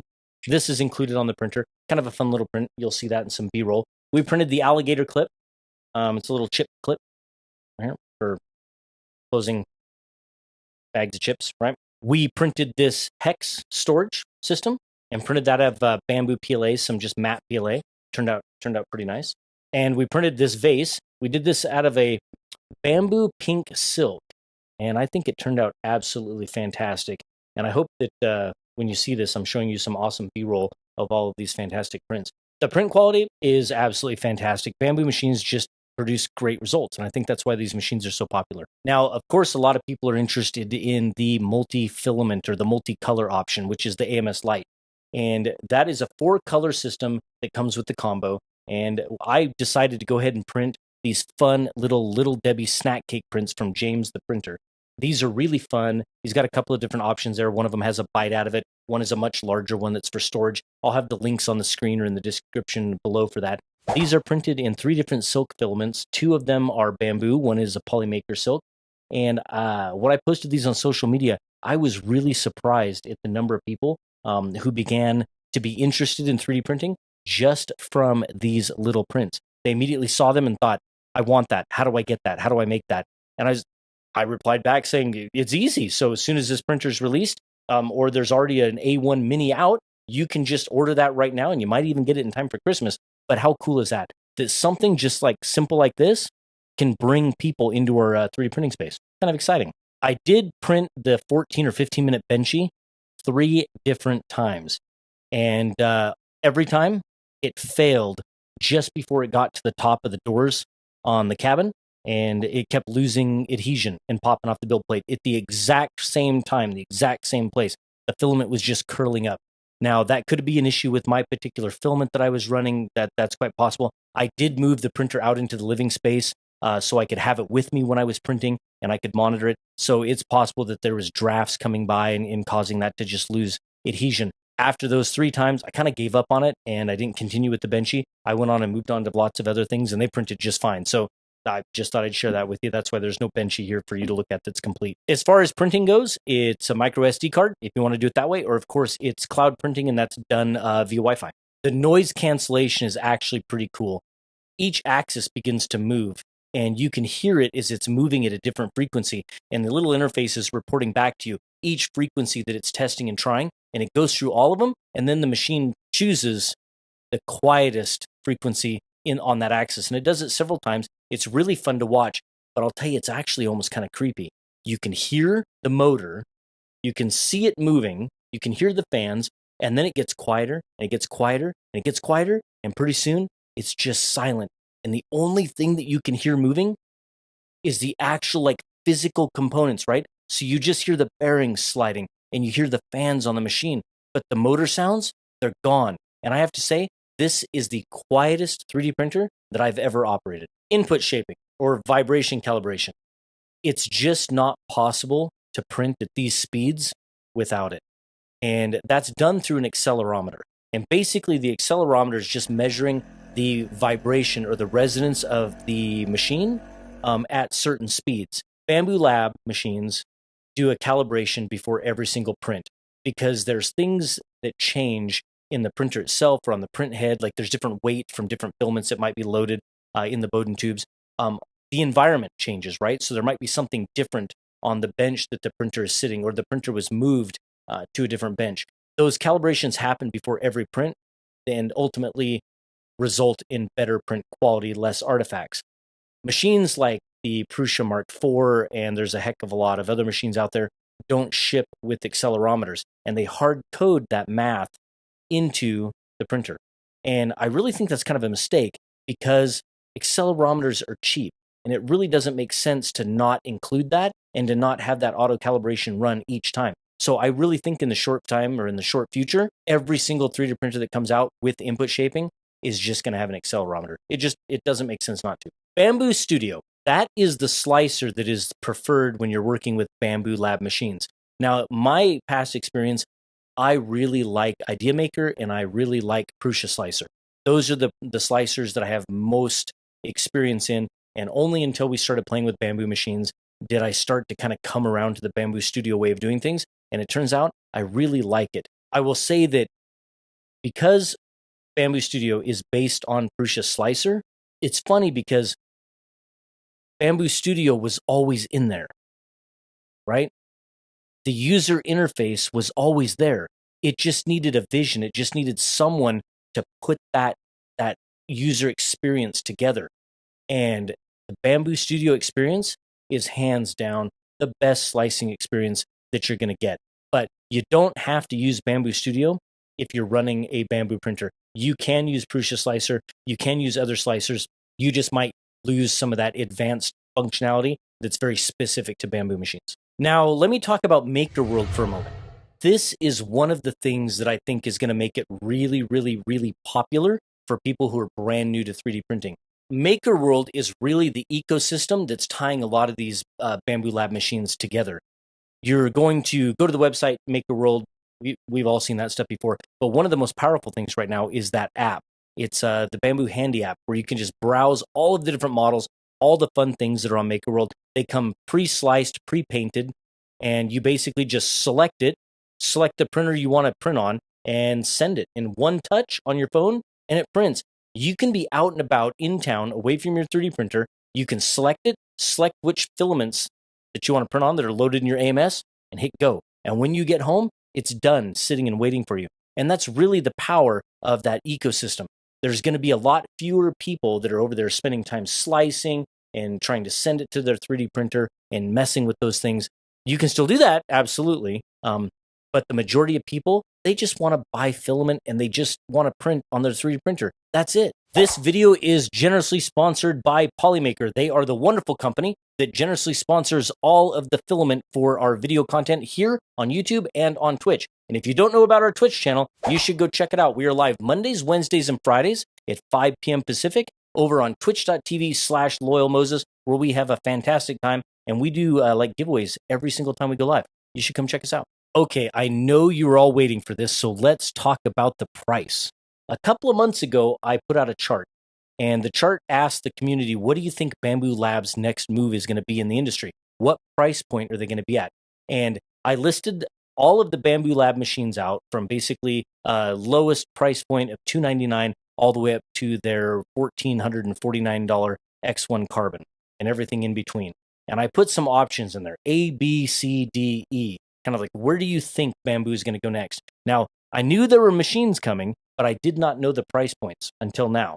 And I think I kind of nailed it. I just guessed where they would be based on the gaps and based on what I think they're trying to do in the market, which I believe they are trying to set a printer at every single price point for every consumer. The A1 standalone, wow, $399 USD, and the 4-color AMS Lite combo option, $559. That is insane. In conclusion, if you haven't figured it out by now, this is the machine that I will be recommending for the foreseeable future. This is hands down the best bed slinger this industry has ever seen. Thank you for watching. I hope you enjoyed the content. Happy printing. We'll see you on the next one.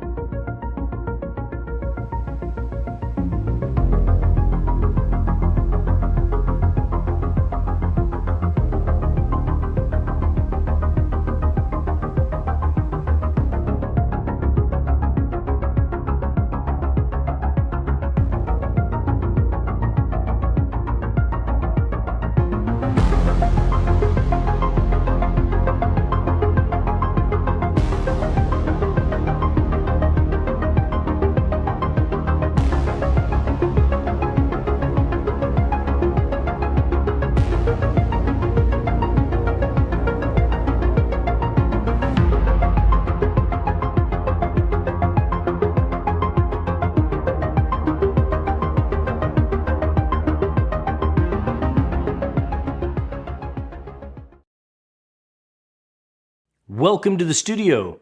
I didn't even plan on making a video tonight, but something happened and I wanted to share it, and I figured that this was probably the best way to do it. 3D printing is such an interesting hobby, such an interesting niche.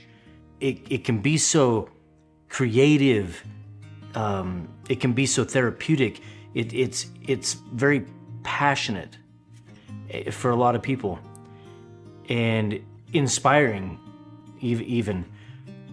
And tonight, here on the ranch, some neighbors that live up here on the mountain came by, and our dog was over at their place today hanging out while they were working, and they decided they'd walk across the mountain and bring him back tonight.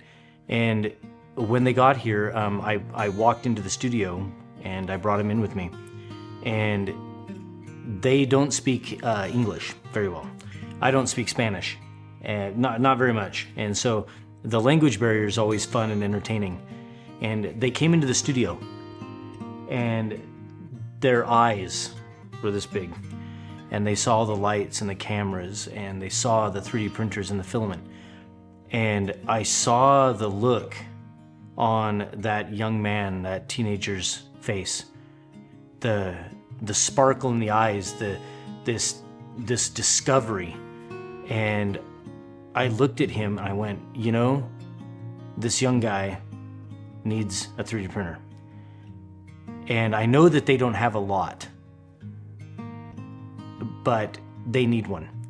And so I looked around at what printer I could give them. I have a couple of hundred printers here that I could give them.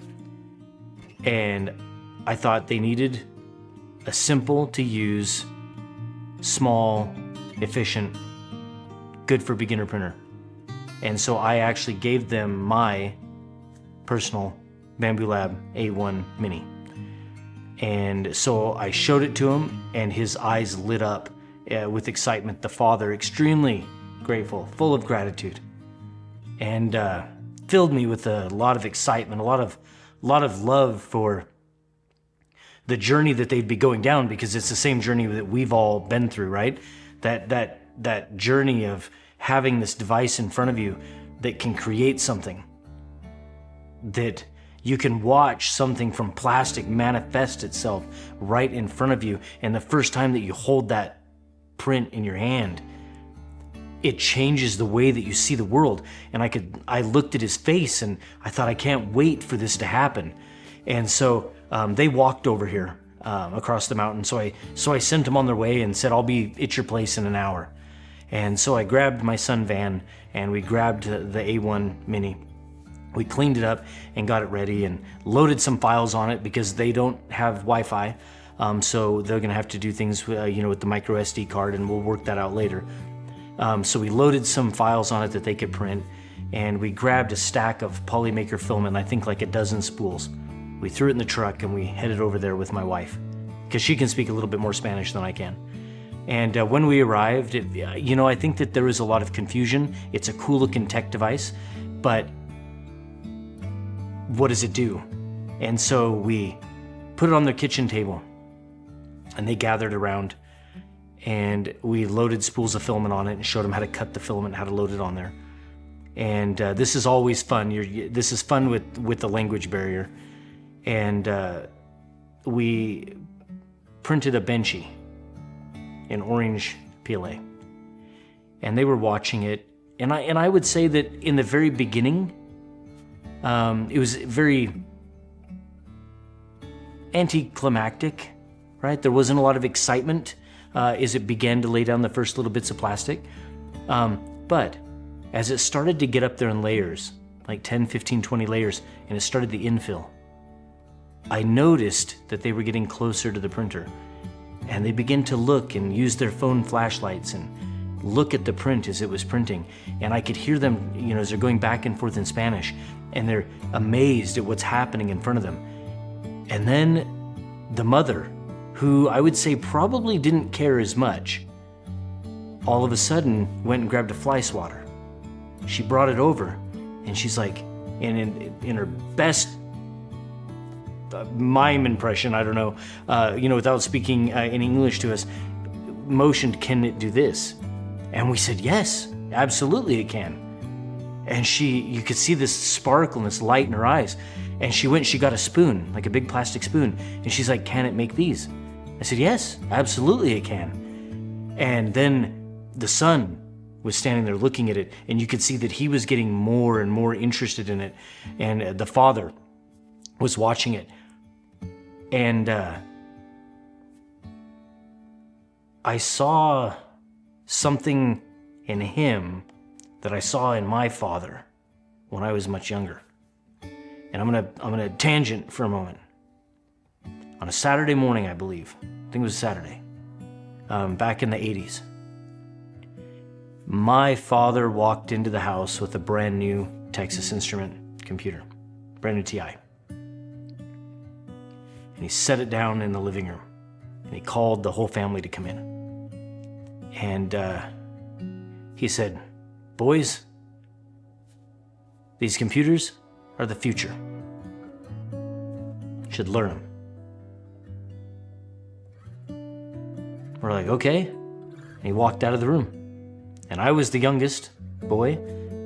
And my brothers tore into it and opened it up and connected it up to a television. And that began the tech change in our family. These things can change lives. And I watched that father look at his teenage son, and in English, he told him, watch. He said, learn. Because I really want you to watch this, learn this. And then father looked at me and he said, I'm not gonna be here forever, and I can't take care of my family forever. And he looked at his son and he looked back at me and he said, you've been very kind to us. And this technology can change our lives. And all of this is happening from a 3D printer being given to someone. It's almost something that if you're not in this industry, you don't understand. And they watched the print finish, and when it was done, they all took turns holding it in their hands, amazed at what had just happened. The mother motioning to the spool of filament on the printer and back to this orange benchy. Like, it was incredible to her what had just happened. Both the mother and the father at the same time immediately said, wait a minute, can you sell things that you 3D print? And we said, absolutely, yes. Yeah, there's a million things that you could 3D print and sell. And back and forth in Spanish, and I didn't understand a word. And occasionally they were so excited that they would start speaking to me in Spanish. And I'm like, hold on, wait, and I'd have to go, English, English. And then they would laugh, and then the father would try and find the right words in English to communicate to me. But ultimately, what we witnessed tonight was just so special. And it happens so often in 3D printing. I don't understand why. And maybe you can help me understand why. Why is it that 3D printing has this incredible ability to get people so inspired and there's so much emotion, so much passion in creating with these silly little devices that spit plastic out? Maybe you can help me understand. But with that, I wanted to share that with you. Van was there, and Van was finding it difficult to communicate as well. And so Van began to pull out his phone, and he'd scroll through Maker World, and he would show all of the things from measuring cups to fishing lures to bowls and cups, all of the things that they could print with this 3D printer. And every time he showed it to them, they just were so excited. And with that, we left them for the evening. And I said that we'd come back later, probably this week or on the weekend, and I would be bringing an adapter and for their micro SD card, and I'll sit down with them and spend some time showing them how to use a slicer and how to get those files over to that A1 Mini. Like I said, they don't have Wi-Fi, and so I thought that I wanted to share that with you. and I don't know any other format to share it and to get people to understand how important 3D printing is and sharing 3D printing with everyone. And this video is not going to do well. It's the wrong type of content, I think, for our YouTube channel, but nonetheless, I wanted to share it. And thank you for listening, and I hope that it inspires you, and I hope that maybe one day you have an opportunity to take one of those 3D printers that you have and change someone's life with it. Thanks for watching. Hope you enjoyed it. We'll see you in the next one.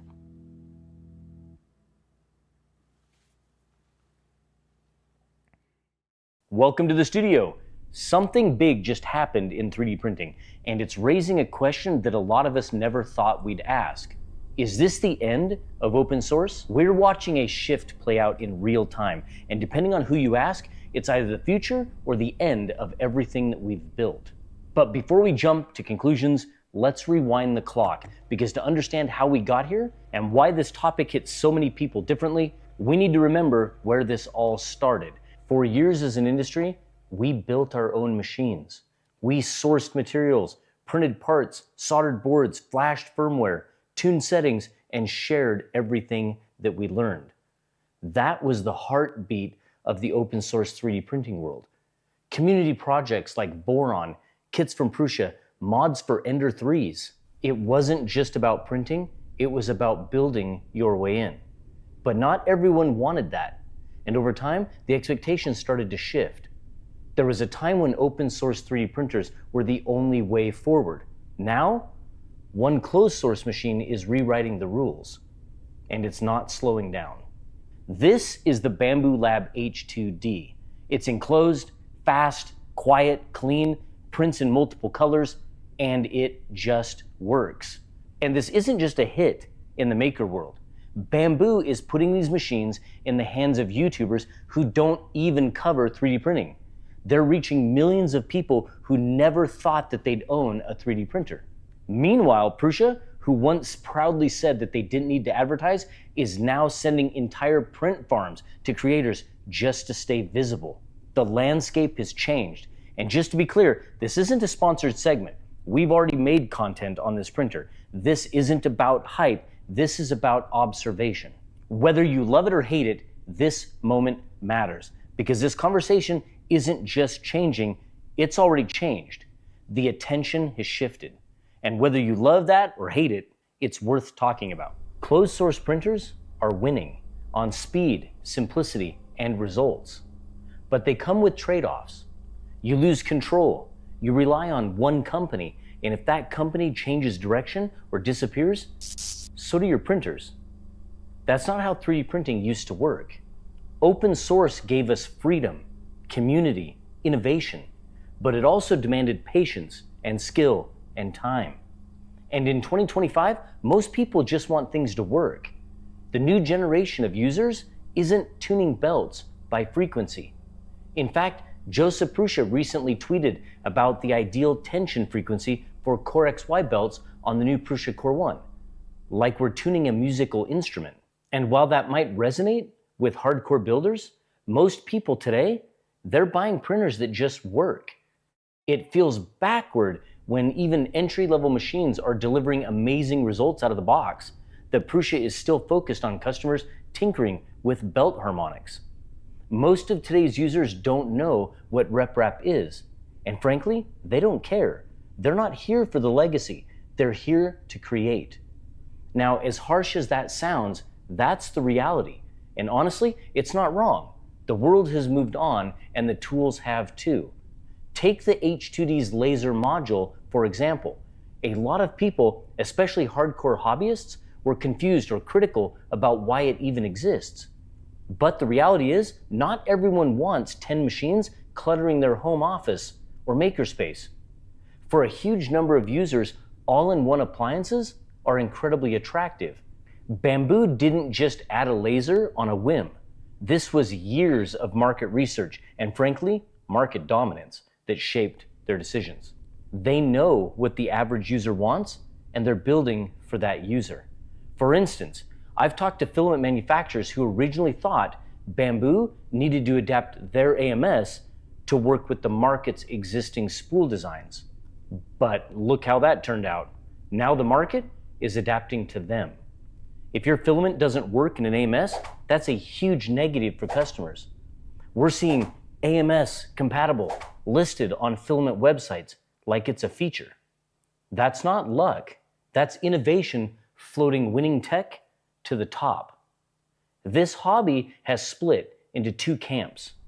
Those who see the 3D printer as the hobby and those who see 3D printing as the hobby. And maybe, well, just maybe, both can be true. But here's the danger. Some companies are trying to play it safe in the middle, not fully open, not fully polished, and they're going to get lost in the noise. Innovation isn't optional anymore. It's the requirement. You have to lead or you get left behind. And then there's Soval. They've gone all in on Voron-inspired machines, mass producing Core XY frames, Clipper setups, and pushing open source campaigns in a way that feels refreshing. Soval's not just talking the talk, they're building what a lot of the community still wants. If you're just getting started in 3D printing, the H2D is probably everything you dreamed the hobby would be. No tuning, no bed leveling, well, I mean, it's automatic, but no firmware headaches. You just hit print and it delivers. But if you spent years printing on open source machines, swapping hot ends, flashing Marlin, compiling firmware, modding beds, tuning pressure advance, then this shift might feel like a step away from what made the hobby fun. And some in the community still insist you have to earn it, that unless you struggled with tuning your 3D printer, you're not a real 3D printing enthusiast.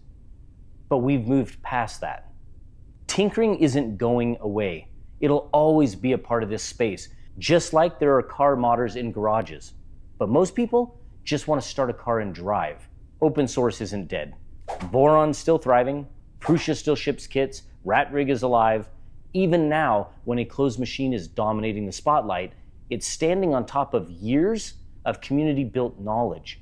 From slicers to firmware, cooling mods, motion systems, the innovation didn't stop, it just moved out of frame. Closed source machines are popular today, but open source machines are what built the foundation that they're printing on. And the back and forth between those two worlds is still pushing everything forward. Here's how I see it. Tinkering built this hobby, but user experience is what's taking it mainstream.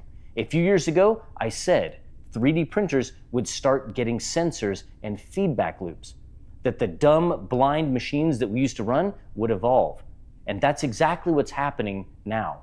Today, printers, especially the closed ones, are smart, they're fast, and they're reliable. And it's actually rare now to see a 3D printer produce bad results. Even budget machines today are putting out prints that would have blown our minds just 5 years ago. That baseline of quality, that's what's changing expectations. People can buy them, unbox them, and succeed. That's not a bad thing, that's progress. We're not watching the death of open source, we're watching the birth of smart printing. And while some people still love to build, others just want to print. We can hold space for both, because the people who mod and push limits, they still inspire what comes next. And the early naysayers, when Bamboo first showed up, people said their parts would be too proprietary, too locked down, too expensive. But in reality, they've done the opposite. They've driven prices down, now work directly with companies like Microswiss, Slice Engineering, and E3D to support aftermarket upgrades. That's not a closed ecosystem, that is a maturing one. And the people who just want to create, they're going to push this technology into industries and homes we never expected. So what's next? We're going to see huge leaps in multi-tool head printing, swappable heads for different materials, print styles, even functions that we can't even imagine yet. Multicolor will keep getting smarter, faster, and more efficient. But filament isn't going anywhere. A lot of people think that pellet 3D printers sound cool, but filament isn't just plastic. It's science, it's chemistry, it's tuned formulations with additives for strength, flexibility, heat, resistance, and reliability. And that's why user experience is going to stay at the center of all of this. And it's why decisions like adding a laser to the H2D make sense. Not because power users ask for it, but because everyday users value simplicity. One machine, one footprint, one workflow. It's not about gimmicks. It's about serving the kind of user who never joined a support forum, but still wants to create something amazing. Because what we're really building here isn't just printers. We're building access, it's creativity, it's tools that empower people to make. So whether you're on Team Open or Team Plug and Print, we're all still pushing forward. Now drop a comment and tell me where you stand. If you like this, give it a like and hit that subscribe button.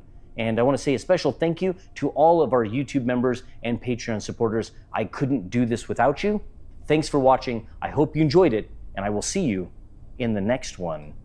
Oh, and hey, YouTube, it thinks you're going to like this next video, so go check it out.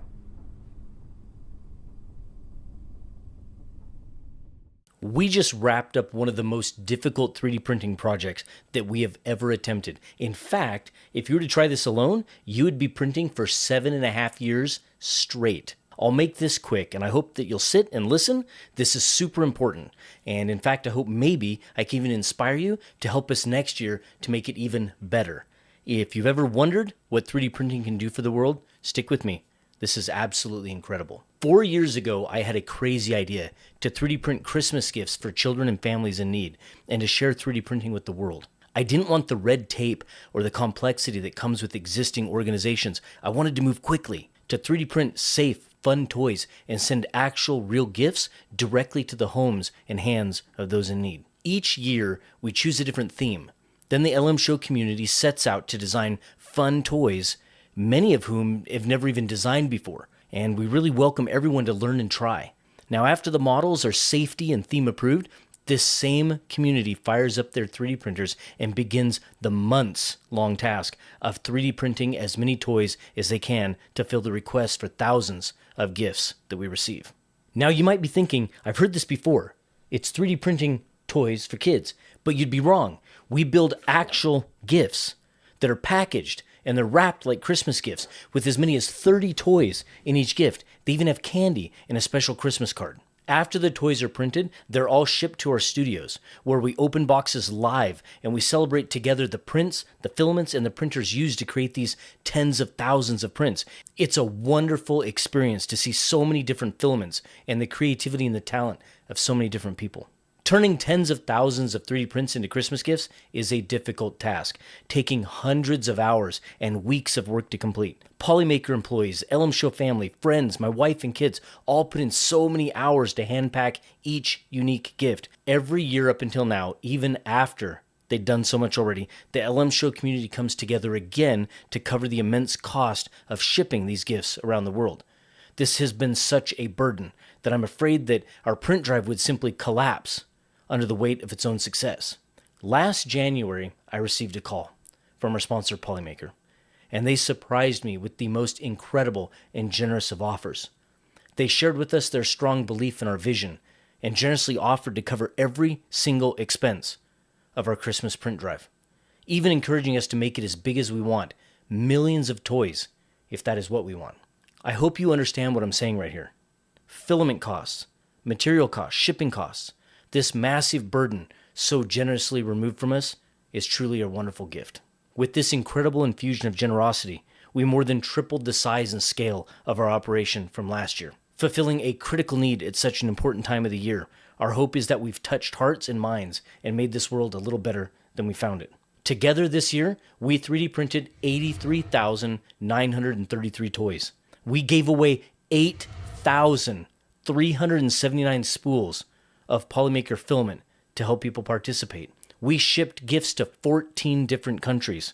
We shipped and delivered almost 3 tons of toys. The last 60 days have been a blur, with more than 12,700 miles traveled and thousands of gifts made. We visited our incredible community at dozens of cities and towns across the nation, live streaming our adventure from the road. We gave away filament and printers and had the most memorable of times. When we got back home, the work wasn't done. My wife and children didn't quit. They worked 12-hour days to make more gifts, almost 2,000 more gifts, in fact. Every gift requested had to be answered.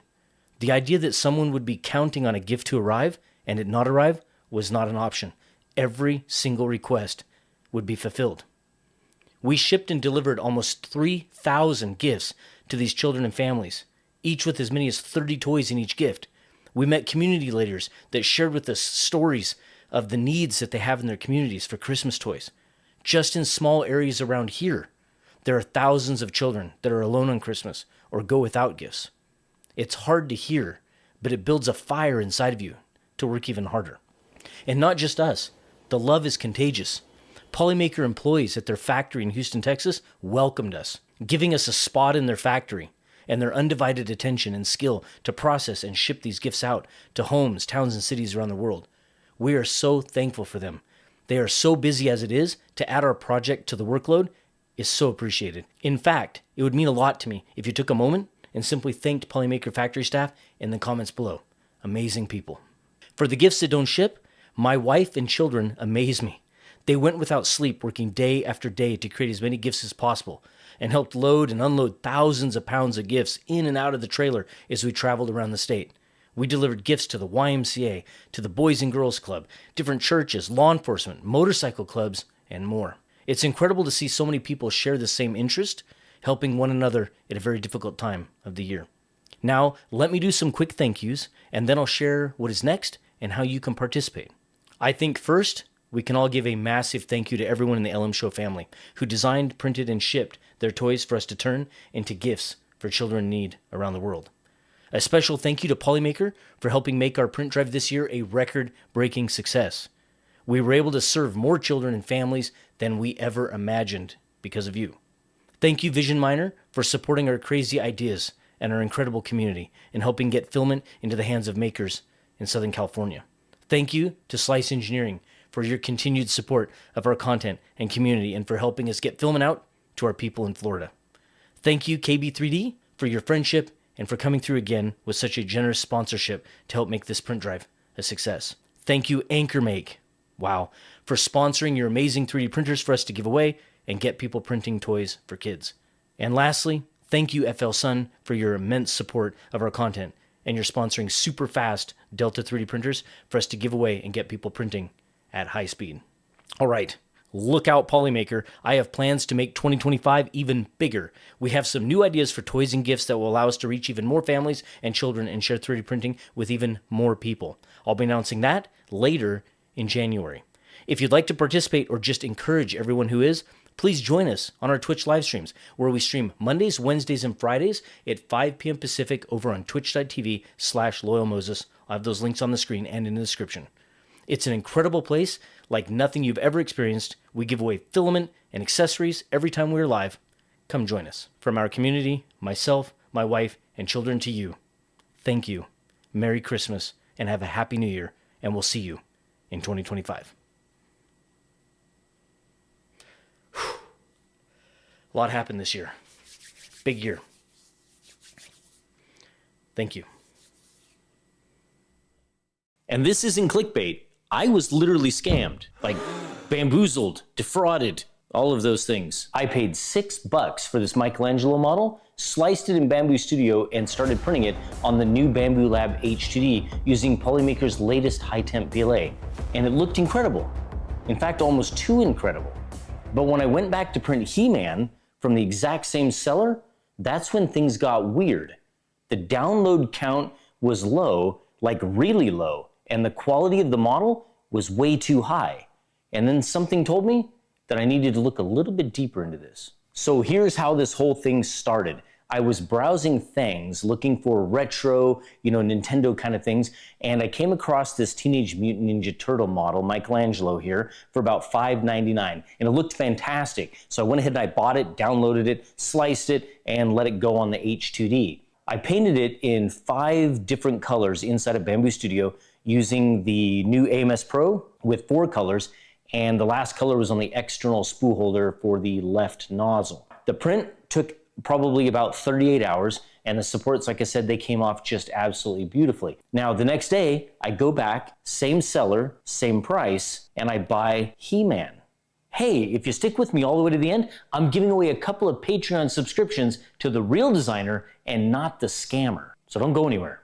Let me try and get you some close-ups of these prints, but both of them were printed on that H2D in that high-temp PLA. And honestly, these are some of the cleanest prints that we've ever had here in the studio, let alone multicolor prints. Look at the number of filament changes that have to take place for every single layer, and these things came out absolutely fantastic. 3D printers are just freaking amazing now. Throwing 4, 8, 12, 16, or even more colors at prints now is just incredible. Now, I ended up using an AMS Pro and a regular AMS to print the He-Man model. I didn't print them all at once like I did the Michelangelo. Instead, I used the disassembled version, painting each part on their own build plate inside of Bamboo Studio. Now, even though I had 2 AMSs hooked up, I would have needed a third to do all 10 colors required. Side note, while these parts were printing over the next several days, I did order the parts for the Bamboo Lab H2D to have a third AMS hooked up. And in fact, did you even know that? Did you know that you could use the older AMS on the H2D? It was just a little firmware update, and that was it. This print was a long one, and it took nearly 80 hours to print, so almost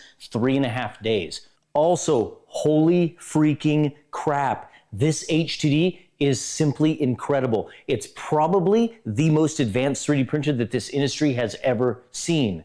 Now, seriously, hear me out. I'll go over the specs really quick. The H2D has a 350 by 320 by 325 millimeter build volume.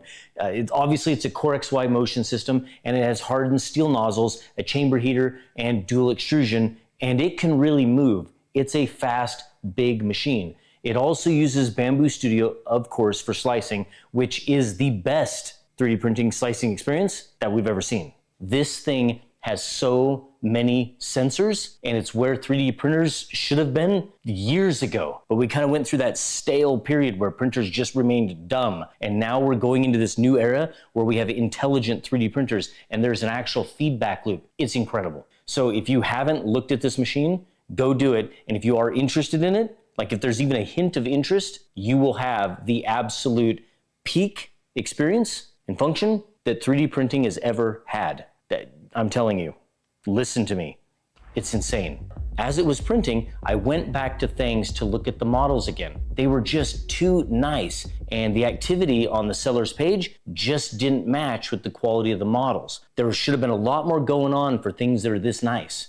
I had no idea that I was supporting a scammer. So later that night, during one of my Twitch live streams, I mentioned how nice these models looked compared to their download numbers. Chat got curious, and within minutes, they cracked the case. They were ripped straight from Chibi STL's Patreon and uploaded on Things. And they weren't just on Things, there were several other models from Chibi STL, and they were strewn across multiple model websites. That's frustrating. So Chibi Kawaii STL, one download 4 months ago, characters and action figures. And I hate this, I really hate this, because as the consumer of models, I'm not the frickin' STL police. That's not my job. I would be hesitant to download those and pay for them now because they could likely just be someone who stole those from the Patreon.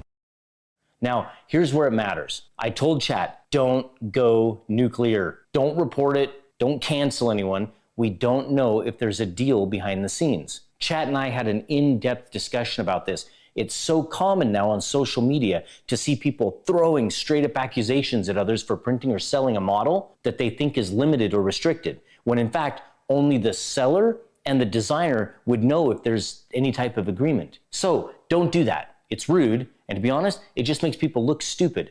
They aren't the 3D printing police, and nobody likes them. The right way, if you're legitimately concerned, is to reach out to the designer and let them know. If they have a concern, they'll take care of it themselves. And that's exactly what happened. Instead of going full Karen, Tin Talon, an amazing member of our community, reached out to Chibi STL directly, and they responded. No permission had been given, no agreement existed, and Chibi STL had the Things page removed. Shout out to Things, by the way, for responding so quickly.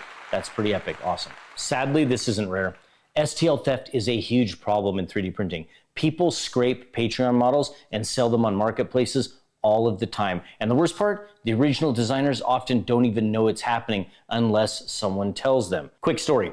A friend of mine was selling models in an event and was posting pictures on their social media, and a couple of people saw those photos and then attempted to openly shame and cancel them for commercial use without permission. Now, my friend had no idea that the models were restricted. They didn't know who the actual designer was because they'd pulled the models from a public model site. To finish the story, years ago during the holidays, my family and I were selling 3D prints together as a fun activity. Kids would print, I'd assemble, we'd ship them together. When I posted pics online, the same outrage mob attacked, throwing accusations and questioning our permission to have the models and print them and sell them. Now, I ignored them completely. Why?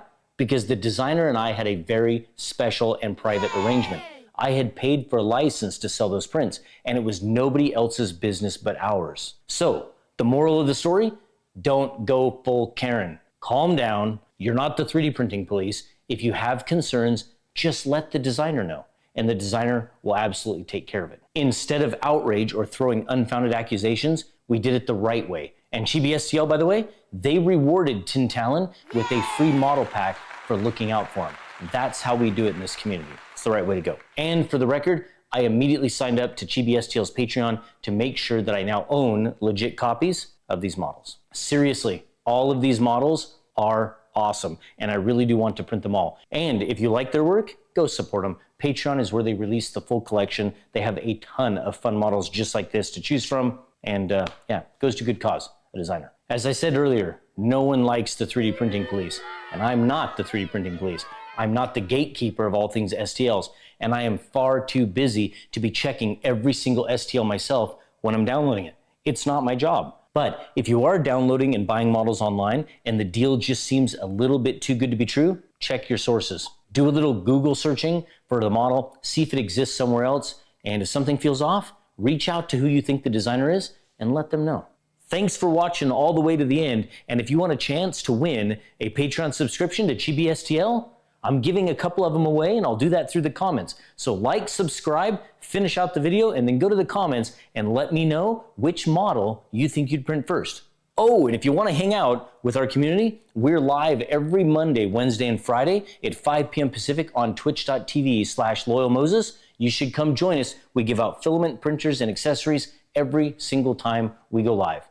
And thank you to Bamboo Lab for the H2D, Polymaker for that massive stack of HTPLA, and GBSTL for making amazing models. Thank you to our Twitch crew, and especially Tin Talon for handling this with class. Also, don't forget to drop a like and hit that subscribe button if you like the content and want to see more. And a huge thank you to our Patreon and our YouTube supporters. None of this is possible without you. Thank you for watching. I hope you enjoyed it, and I will see you in the next one. Hold up, I am on my way, I'm in motion. Let's go to the ocean, yeah, let's go outside. We can hang out on the beach without freezing, yeah, isn't that amazing? In Christmas times, we'll be chilling and having a good time. Doesn't matter if the snow is falling or the wind blows and the rain is pouring. It will always be Christmas in my heart. But this year I wanna hang out with my friends and family, making angels in the sand, you ready? Doesn't matter, it is Christmas in my heart. And I can promise Santa's coming to visit. No, he wouldn't miss this in Christmas times. Oh, and the sun said it is just getting better on a blanket with the skyline painted in blue. Ooh, yeah, that's what we do. We'll be chilling and having a good time. Doesn't matter if the snow is falling or the wind blows and the rain is pouring. It will always be Christmas in my heart. But this year I wanna hang out with my friends and family, making angels in the sand, you ready? Doesn't matter, it is Christmas in my heart. Here we go. All right. Dance, dance, now this Christmas, we're gonna dance. We're gonna dance, dance, dance, come on. Dance. We're gonna dance, dance, have a good time. Dance, dance, all night long. We're gonna dance, dance. good time. I think Santa's gonna come and join us in this song. Doesn't matter if the snow is falling, or the wind blows and the rain is pouring. It will always be Christmas in my heart. But this year I wanna hang out with my friends and family, making angels in the sanctuary. Doesn't matter, it's Christmas in my heart.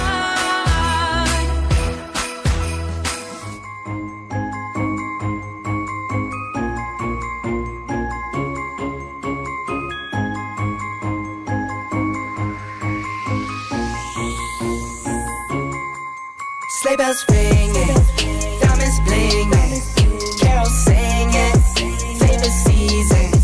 Sleigh bells ringing, diamonds blinging, carols singing, favorite season. They said, Saint Nick, what you got up in that bag, yeah?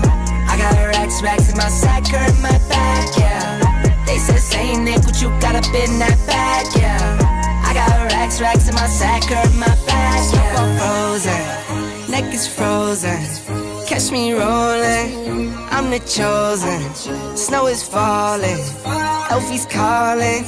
Check my list twice, most of y'all done.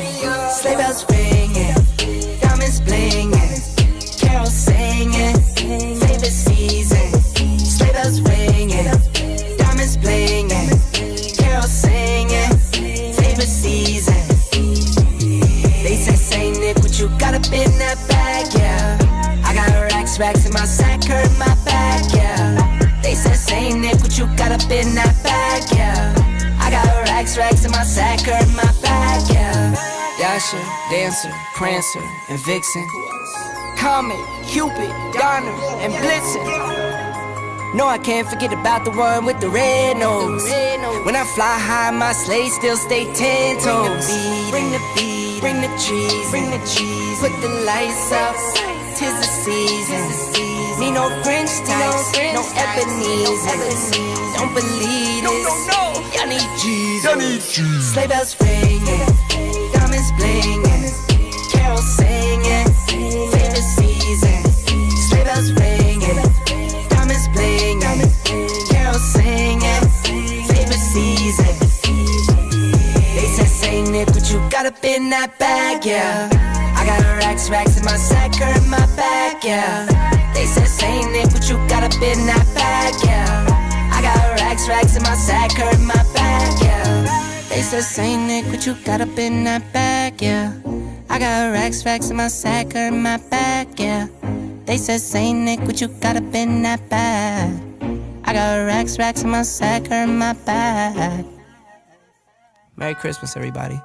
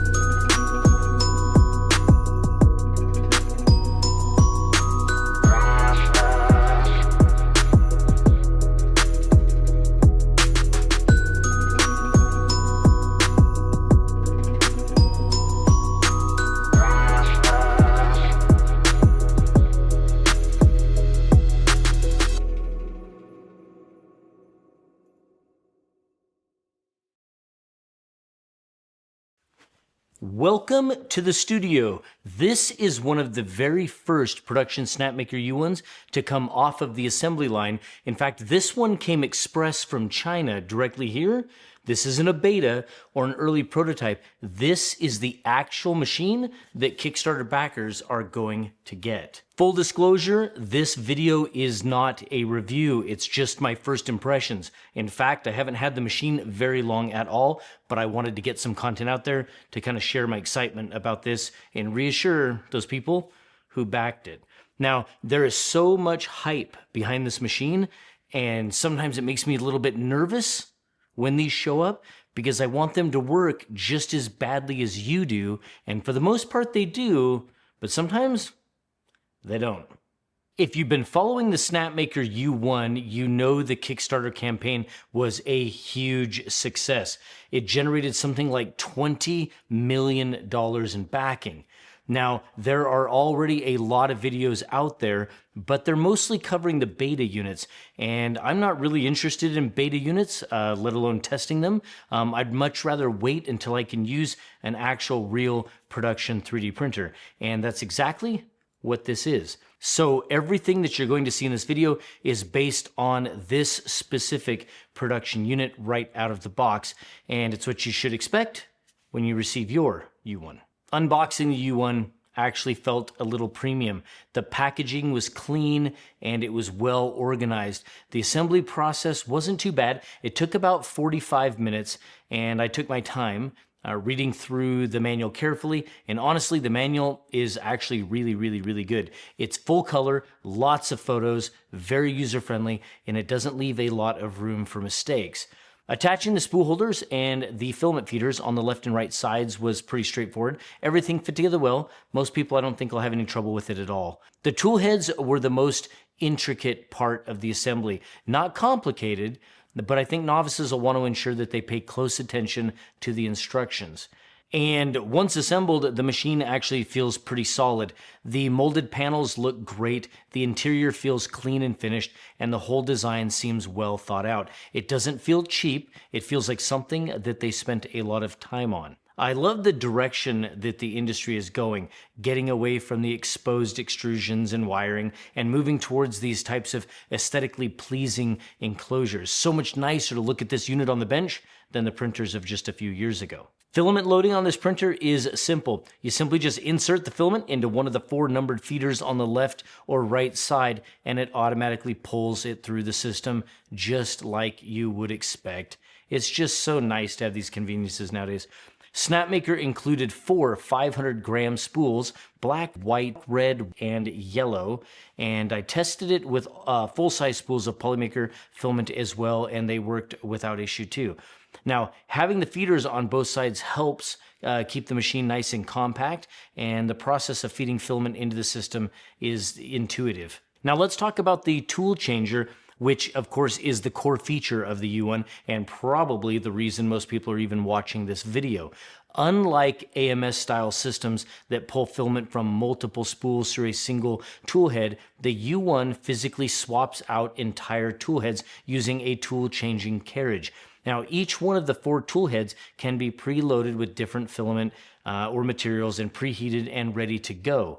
When it's time to change colors or materials, the printer parks the current tool, grabs the new one, and resumes printing, usually in about 5 to 7 seconds. Now, that might not sound like much, but if you've ever used an AMS or an MMU system, you know how long traditional swaps can take. Unload, retract, purge, load, prime, cut, it all adds up. Those delays can add 30 to 60 plus seconds per change, and on multicolor prints and maybe even multiple swaps per layer, that gets expensive fast. Tool changers eliminate all of that, and all of the time that it's running is pretty much spent printing.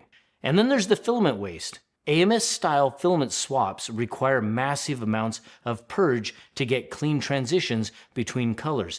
Now, you can easily burn through hundreds of grams of filament, even on small prints, just managing those color changes. With a tool changer like the U1, the waste is minimal. Since each tool head is dedicated to a single filament or material, you don't need to flush the hot end between swaps. Most of the time, you're left with just a few small purge blobs tucked away in the back of the machine from the initial priming. Now, that is a massive savings in both time and material. It also opens the door for more reliable multi-material and multicolor printing. Things like TPU and ABS or PLA, you can mix and match without worrying about cross-contaminating because each tool is isolated. For anyone who's been dreaming about practical multi-material printing, this is the appeal. It's faster, it's cleaner, and it finally feels like something that we can use day to day without babysitting every switch. The first print I ran was Snapmaker's included 4-color dragon model. It came pre-sliced, likely with tune settings for their own filament, but I still think it's a valid print for our first impression. After all, this is exactly what Snapmaker thinks represents their machine in the best way. Now, when I started the print, I ran the full calibration and bed leveling sequence, which took about 20 minutes. It can take some time. The print came out beautifully. Clean surfaces, sharp transitions, and great overall quality. When I look at the layers, if they look like they're stacked like quarters, that's a really good sign. Next, I wanted something quick that I could just throw in and print with a different brand of filament. I wanted to know if the same results were reproducible outside of their pre-sliced G-code. So I sliced a fun little Halloween pumpkin benchy that I found on MakerWorld, and I did that in their Snapmaker Orca slicer using orange, black, and green Polymaker filament and ran that again. And look at that. I mean, it came out absolutely perfect. 2 prints, hundreds of tool changes, minimal purge. It just worked. It's exactly what you're expecting. Okay, here are a few specs on the machine. The build volume on the U1 is about 270 millimeters cubed. That puts it in the middle to large category, slightly above that average, like 256 millimeters that we used to see all the time. It uses the classic 300C hot end and 100C bed combination that we're so used to seeing over the past few years. That means you'll be able to print with things like PLA and PTG, TPU, ABS, ASA, pretty much everything except those exotic engineering grade filaments. Ultimately, it's not a high temperature printer, but it covers the vast majority of real world use cases. Snapmaker advertises it printing at speeds of up to 500 millimeters per second, but we haven't gotten there yet. This is just my first impressions, and I think it was probably only printing around 200 to 250 millimeters per second, but we'll get it there. It has a 3.5-inch color touchscreen that's beautiful, it's bright, it's sharp, and has pretty good viewing angles from the left to right, above and below. Now, there's also a 2-megapixel built-in camera on the inside, and that's, of course, like you'd expect for remote monitoring and time lapses. You get a double-sided flexible steel PEI build plate by default, and the nozzle is a stainless steel 0.4 millimeter. It also includes auto filament feeding, like we talked about before, but it has RFID recognition for Snapmaker branded spools, which is a nice touch. When I installed the included spools, the printer immediately recognized them and displayed the correct color on the screen. Now, we've kind of seen that with other printer brands like Bamboo, but it is nice to see this more and more. You also get all of the expected modern features. You get filament runout detection, power loss recovery, and smart safety systems. If a tool head doesn't dock correctly or it detaches mid-print, the printer is going to pause and wait for you to address it. And yes, this machine runs Clipper. That's worth pointing out because it shows just how far these ecosystems have evolved. A few years ago, Clipper-based machines felt like community science projects. Now companies are building polished, high-performance printers on top of it, and Snapmaker's implementation here, it feels mature. Now let's talk about a few of those small little things that I didn't care for at first. None of these are critical, none of these are super important, but they're worth mentioning. First, the noise. That was the thing that I spotted right away. There was a whine coming from inside the machine. Hard to kind of pinpoint where it's coming from. It's going to be some sort of a fan. Whether that's mine or whether that's all of them, I do not know, but I thought I'd share it. It's bearable, but here inside of a studio when you're trying to film, kind of annoying. Second, the software pairing. Now, I wasn't able to connect the printer to the slicer over my network. The touchscreen just showed a spinning loading indicator and never actually connected. Now, this isn't critical. It's early, and this is maybe something we should expect, and I'm sure that Snapmaker will get that fixed before any of the machines actually arrive. In order to get my prints over there, I did have to use the USB stick, which, I don't know, that feels somewhat normal still. but I did want to point that out because I'm just sharing my experience here. Okay, my final thoughts on my first impression of unboxing the U1 here. If you back this printer on Kickstarter and you receive something like this, you've got a home run. This thing feels solid. It looks great and it prints really well right out of the box. If you've been waiting for a tool changer that doesn't require a full custom build, endless tinkering, I've seen that a lot lately, or one that empties your bank account, this is a seriously amazing option. And let me say this again, I haven't put it through any long-term use yet. It literally just arrived. These are just my first impressions, and I'll definitely have more content coming soon. Now, what I'd really like to do is I'd like to compare the Snapmaker U1 against some other machines in the market, especially I think the Bamboo Lab H2D with the dual nozzle configuration.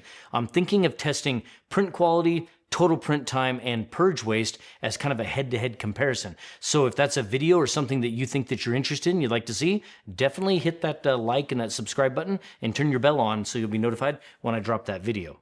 Thanks for watching. I hope you enjoyed it. And also, let me give a big thank you to my YouTube and Patreon members.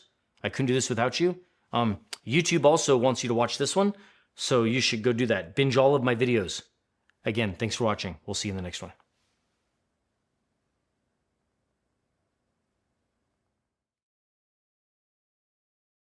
Do you love the idea of a tiny enclosed Voron-style printer, but you don't have the time or the patience to build one? Solval might have just solved that for you with the Zero. It's pre-built, fully enclosed, runs Clipper out of the box, and it's ridiculously fast. But the real question is, who is this printer actually for? And maybe the bigger question is, why did it take so long for someone to do this and do it right? I've got a few thoughts on that, but first, let me give you a little context. Before we get into it, just a quick note. Solval sent me this printer free of charge, but they have no input on this video. They didn't ask to see it ahead of time, they don't get to approve anything, and they're watching this for the first time, just like you. If you're into 3D printing, you've probably heard of the Voron V0.2. It's a fast, tiny enclosed Core XY printer. It's beautiful and it's engineered by the community. But here's the catch. You have to build it yourself. And I don't mean just putting together a few parts. Building a Voron means sourcing from multiple suppliers, wiring everything, flashing Clipper, and troubleshooting as you go. It's a project. I've got several Voron kits here in the studio, kits I started with the full intention of knocking them out over a weekend or two. That was a while ago. The truth is, when you're using dozens of printers a year, especially filming here in the studio, there's just not enough time, especially for me, to do it all. So what if you could get that Voron experience without the building time, the sourcing, and the complexity? That's what Solval's trying to do with the Zero.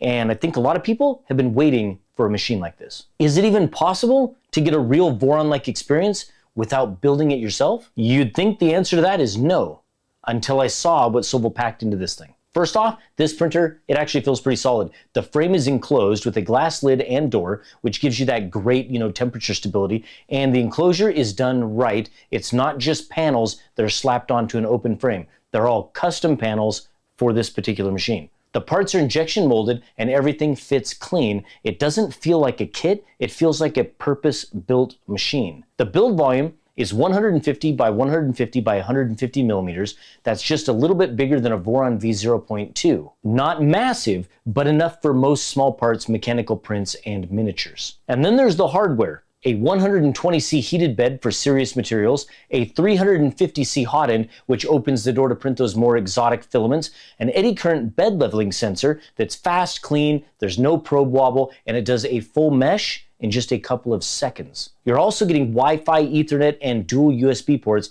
and it runs Clipper out of the box. That means no Raspberry Pi required, no firmware flashing.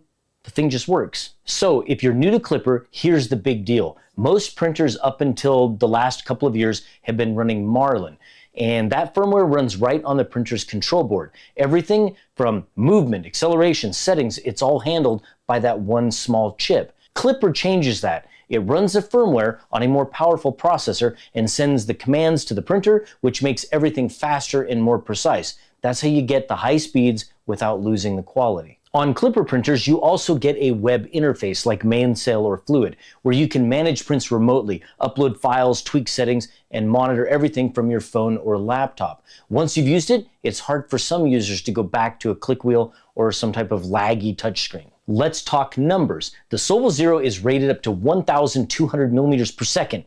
It's insane. And yes, that's the same speed tier as the FLSun S1 Pro, which is a massive Delta machine built for high-speed printing. This printer is tiny, but it's fast. And because it's Core XY and it's running Clipper with input shaping, it can actually hold that speed and still deliver relatively clean prints. Now, obviously, you're not going to be running every print at 1,200 millimeters per second. Print quality, part cooling, material choice, all of that plays into how fast you can really go. But the point is, this thing is designed to move and move fast. So what can you do with that kind of speed and precision? Picture this. You're printing functional parts for a project, maybe shelf brackets, small gears, or small prototypes. You want them done now, but they still need to fit, be dimensionally accurate and work.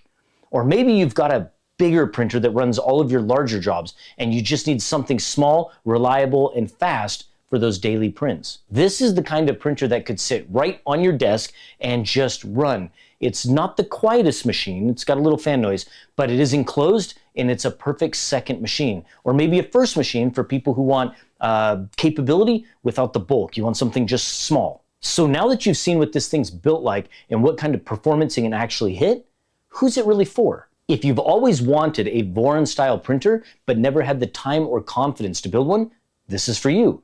If you want a high-speed, small-format machine that's built well and ready to go, this machine is for you.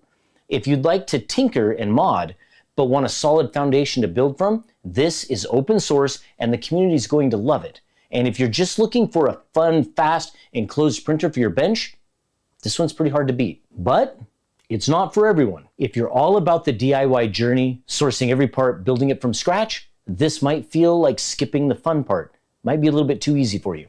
If you need a large build volume, this definitely isn't the machine for you. And if you're on a tight budget, $399 isn't crazy for what you get, but it's still a premium over a basic starter printer. I've had several Voron kits sitting in this studio, some of them partially built, most of them untouched. And with how many machines I see and use each year, I just don't have the time to finish them all. But this feels like someone took the frustration of building your own Voron and said, you know what? Let's build a version that just works. And I'm actually kind of glad that they did. It's going to give a lot of people the opportunity to experience that Voron-esque feel, the speed, without investing all that time. Now, the gatekeepers of the industry, kind of like with the Solvo SV08, they won't be too happy about that. There's some people in our community that really feel like if you don't put in the energy, if you don't make the sacrifice and have the same struggles they did, that you shouldn't be able to participate at this level. I'm completely the opposite. I love the fact that we're reducing the barrier to entry and we're giving people an opportunity to play with machines this fast. Ultimately, I think this is going to be a really popular printer. It's compact, it's fast, it's built well, and the fact that it's open sourced means the community is going to run with it, just like we saw with the SV08. If this video helped you figure out if the Solvo Zero fits your workflow, do me a favor, hit the like and subscribe buttons, and if you've got questions, drop them in the comments below. I'll try and read every single one of them, I promise. Huge thanks to my YouTube members and Patreon supporters. You make videos like this possible. Thanks for watching. I hope you enjoyed it, and I will see you in the next one. I'm serious. These fast machines are crazy. I can't even imagine that. When I saw the FLSun, S1 Pro at 1,200 millimeters per second, my mind was blown, and now it's hard to believe that there's such a small machine sitting on your bench that can push those speeds. Crazy. 3D printing is awesome. Welcome to the studio. Today we're looking at the Solvo SV06 Plus Ace, a larger version of the original SV06 Ace from a few months ago. I'll try and keep this short since it's basically the same printer, just bigger. We'll go through its features, how it stacks up against the competition, print results, and my final thoughts on who this machine is for. And at the end, I'm going to share what I think is missing, just like the original Ace. Now, I've tested a lot of printers here, but this one, at this price point and with this feature set, has the potential to really shake things up in the large format bed slinger market. If you're considering a Prusa Mark IV, a Bamboo Lab A1, or Elegoo's Neptune series of plus-size printers, listen up.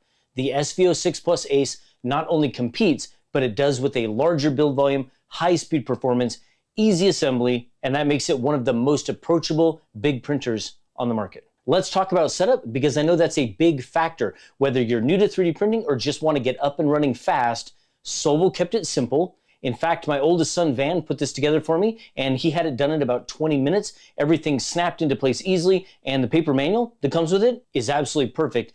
There's no overcomplicated instructions, no extra hassle, pretty basic. For beginners, the guided process of putting this machine together is pretty simple, and for experienced users, everything is what you'd expect, and you might even appreciate these reinforced braces on the back, which are going to help keep the gantry stable, especially at high speeds. Now, powering it on, you are met with a 4.3-inch touchscreen that greets you with a startup wizard that handles all the bed leveling and input shaping calibration right from first boot. That means no manual tweaking, it just works, and the interface, of course, simple, responsive, and well-designed, making it easy to navigate for anyone. Let's talk speed, because that's what everyone wants to know about. The SV06 Plus Ace advertises speeds of up to 500 millimeters per second with 15,000 millimeters per second squared acceleration.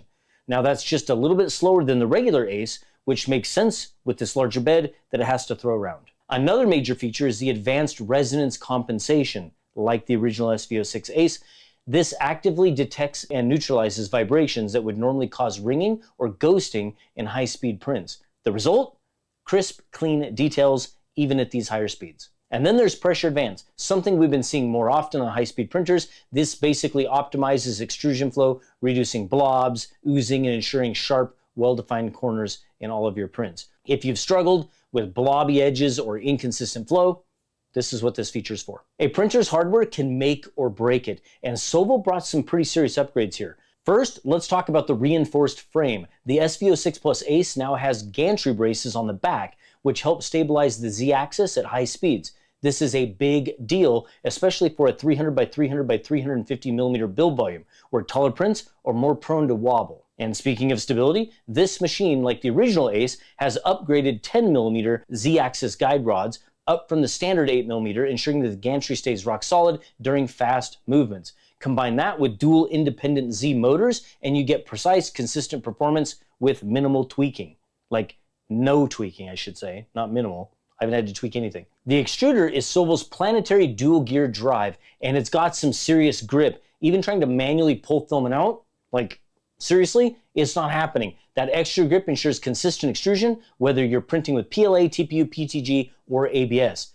It also has a ceramic heater hot end with the 300C max nozzle temperature, meaning you can print a variety of materials. Just keep in mind, it's not enclosed, so higher temp filaments like nylon or polycarbonate won't be happening. Another small but smart addition, metal bearings and upgraded XY axis tracks for better durability. That means less wear and tear over time and a longer lifespan for the machine. User experience is something Sovol has been improving, and it shows.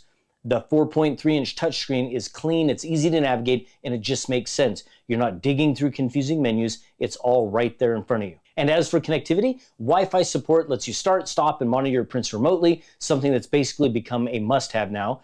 But if you prefer keeping things local, USB is still an option. It also includes a camera for live monitoring and time lapses, which is a great bonus. Whether you're at home or away, you can check on your prints and see how they're coming along. And of course, this printer is Clipper powered, meaning over-the-air firmware updates and access to remote management tools. Updates are frequent and easy, which is a big step forward compared to the old days when firmware updates were rare. Let me also add that Sovol has made a real push to focus on their printers being open source and supporting the community however and whenever they can. Another key feature is the dual high-flow cooling fans on the tool head. Keeping things cool during high-speed printing is critical, and this setup does a solid job without being overly loud. The bed is a dual-sided black PEI-coated steel plate, which provides strong adhesion, of course, and makes removing prints super easy. Just a little flex. The max bed temp is 100C, so you're covered for materials like PLA, PETG, ABS, and TPU. Sovol made maintenance simple with the built-in tensioning knobs on the X and Y axes. Whether you're a beginner or an experienced user, this is a time saver. No need for extra tools, just a little turn on each axis to keep everything nice and tight. Now let's talk price. Sobel is launching this at an amazing price of just, are you ready? $299 for limited time, which, considering the larger size and upgraded features, is a solid deal. The final price will be around $349, and even then, this is an aggressively priced machine. Large format, helmet class, loaded for $350 or less. Right now, $299. Crazy. It competes directly with the Bamboo Lab A1, the Prusa Mark IV, and of course, like I mentioned earlier, Elegoo's Neptune series of printers, but at a significantly lower cost. So, who is this printer for? Well, honestly, just about everyone. If you're a beginner, the easy setup, auto leveling, and guided UI make it a great first printer. If you're an experienced user, the speed, stability, and clipper integration make it a powerful addition to your setup. And if you need a larger build volume without breaking the bank, this might be one of the best budget-friendly big printers available right now. But let's be real, what's missing? Do you know already what I'm about to say? It's multicolored 3D printing. At this point, bedslinger speed is maxed out. We're already at 500 and 600 millimeters per second with fantastic print quality. The next evolution is multicolor and multi-material support. That's what we want to see. Now, in the past, Sobel mentioned working with CoPrint for the SVO8. And actually, I have a CoPrint unit here, and I've run it on a few machines. So if you want to see me add it to this printer, let me know in the comments. What do you think? Would this be a game changer if it was multicolor? A huge thank you to our YouTube and Patreon members. I literally couldn't do this without you.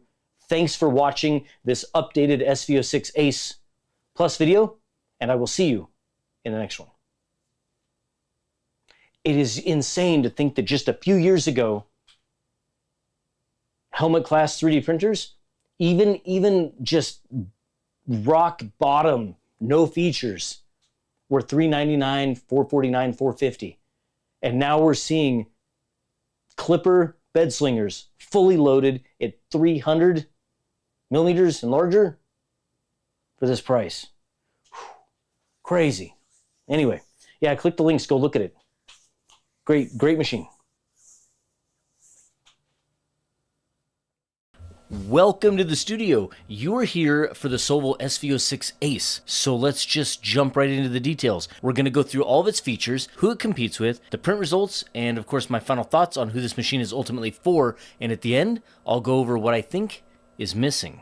This video is generously sponsored by Polymaker and their brand new Panchroma line of filament. I'll have links on the screen and in the description below. Go check them out. Now, I've tested a lot of 3D printers here in the studios, but this one, at this particular price point and with this feature set, really has the potential to shake things up in the mid-sized bedslinger market.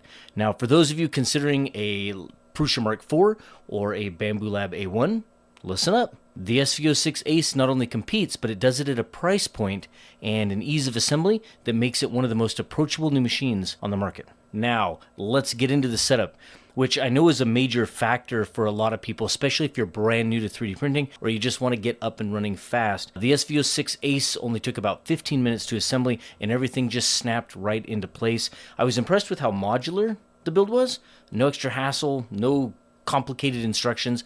For beginners, it's an easy, guided setup that gets you printing fast. And if you're an experienced user, I still think you'll appreciate that. It's a pretty straightforward setup, and it makes life easier when a printer just comes this way. Now, when you first turn it on, it has a 4.3-inch touchscreen that greets you with this really nice startup wizard that handles auto bed leveling and input shaping calibration right from the first boot. Now, this feature alone is worth mentioning only because it takes care of those adjustments that can be a pain on other printers.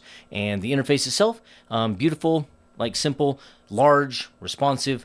I think I like how Sobel has prioritized the user experience here, making it intuitive, even if this is your very first 3D printer. Now let's go ahead and talk about speed, because I think this is where all 3D printers are going.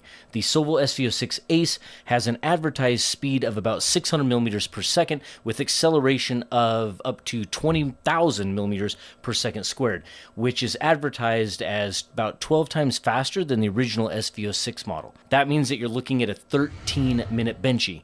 That's right, just under 13 minutes, which is kind of crazy. We're looking at machines lately that are regularly producing benchies under 15 minutes, and they don't look bad either. Now, I know high speed can sometimes mean more noise, but I think the Ace runs relatively quietly thanks to one of the smoothest motion systems that I've ever seen in action.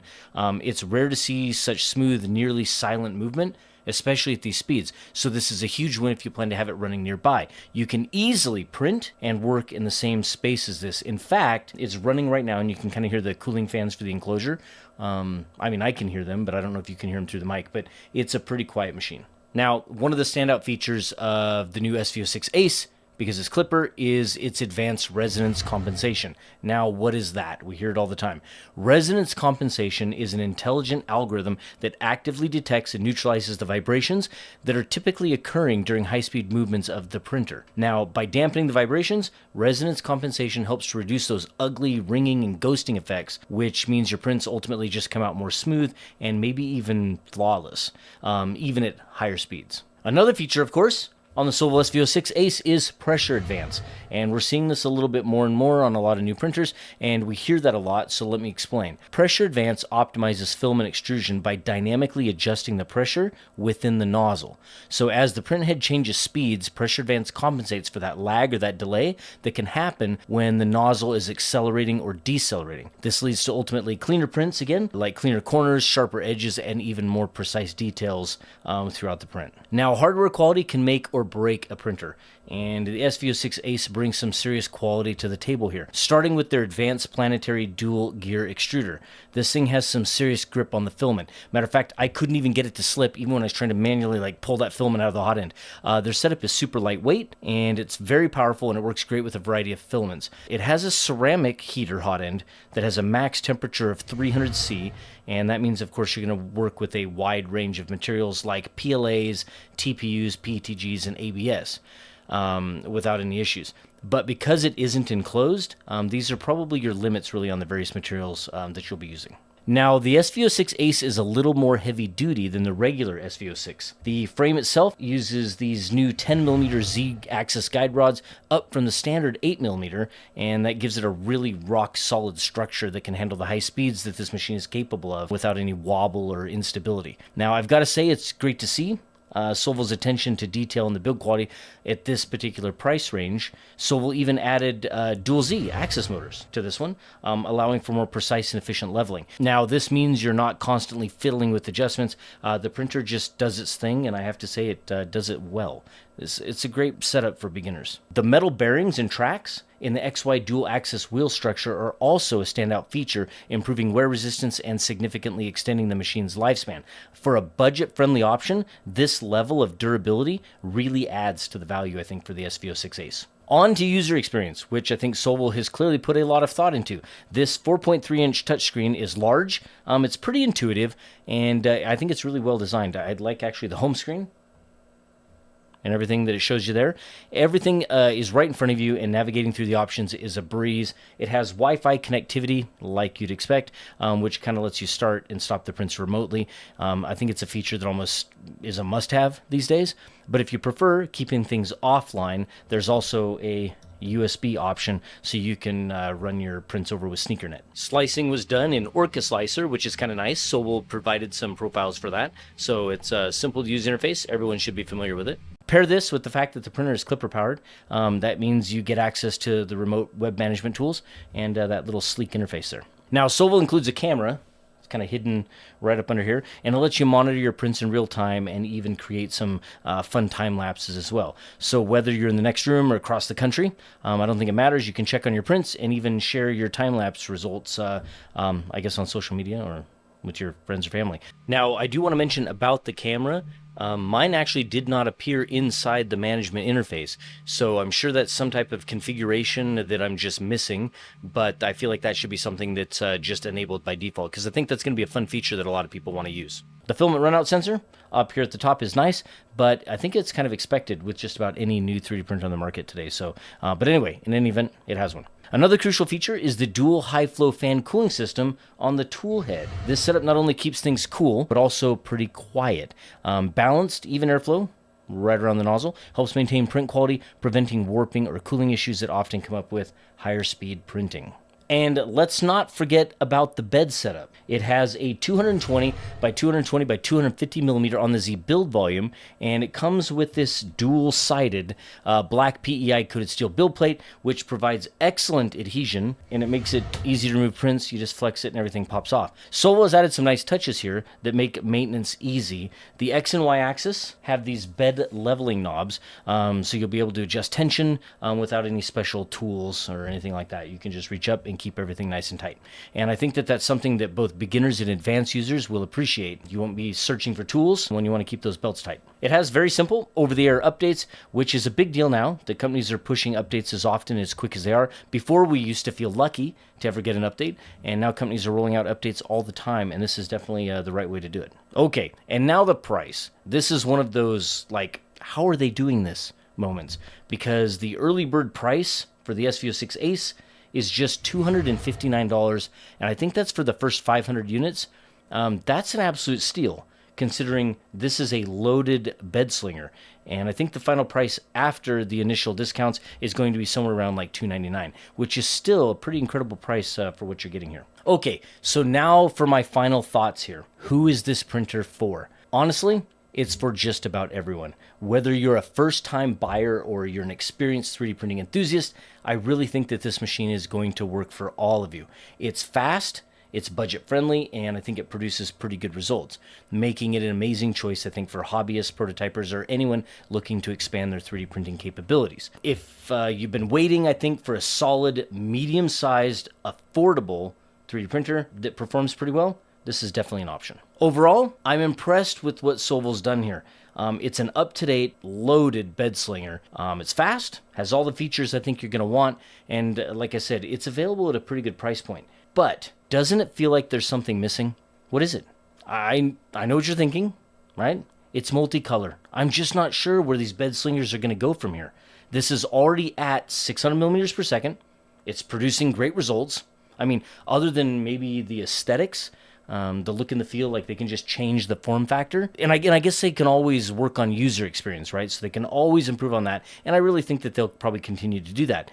But I think what we're really missing here and what the industry really wants is more multicolor options. Now, in the past, we've seen Solvo talk about working with CoPrint to add multicolor printing to the Solvo SV08. Now, I have a CoPrint here. It just arrived, I think, like last week. And if you want to see me add it to this machine and get this thing printing in multicolor, let me know in the comments below. And I think this machine goes in a whole new direction if we can print in multiple colors. I don't know. What do you think? Tell me below. Now, let me give a huge thank you to our YouTube and Patreon members. I couldn't do this without you. Thank you for watching. I hope you enjoyed it. And we will see you in the next one. I mean, it's a very simple machine. I don't know what to say. Simple, loaded, budget-friendly, great results, but I would want to see some multicolor on it. This is a heavy box. This is the Comgro Solvo T300, and I know absolutely nothing about this machine other than it says T300, and this part right here is missing in the picture, but that's all I know. So let's get into it. Let's figure it out. My first impressions, it's a big machine, like big, 20 inches wide on the bench, 26 inches deep, and that includes bed travel, and 35 inches tall with a loaded spool. And look, no cross piece. What do you think? I kind of like it. I like this style. Tell me in the comments below. Are we done with these? Do we even need them anymore? Aesthetics-wise, it's probably one of the most beautiful machines I've ever looked at. The aluminum extrusions, the panels that keep everything nice and tidy. It is just one gorgeous machine. It's got like a presence.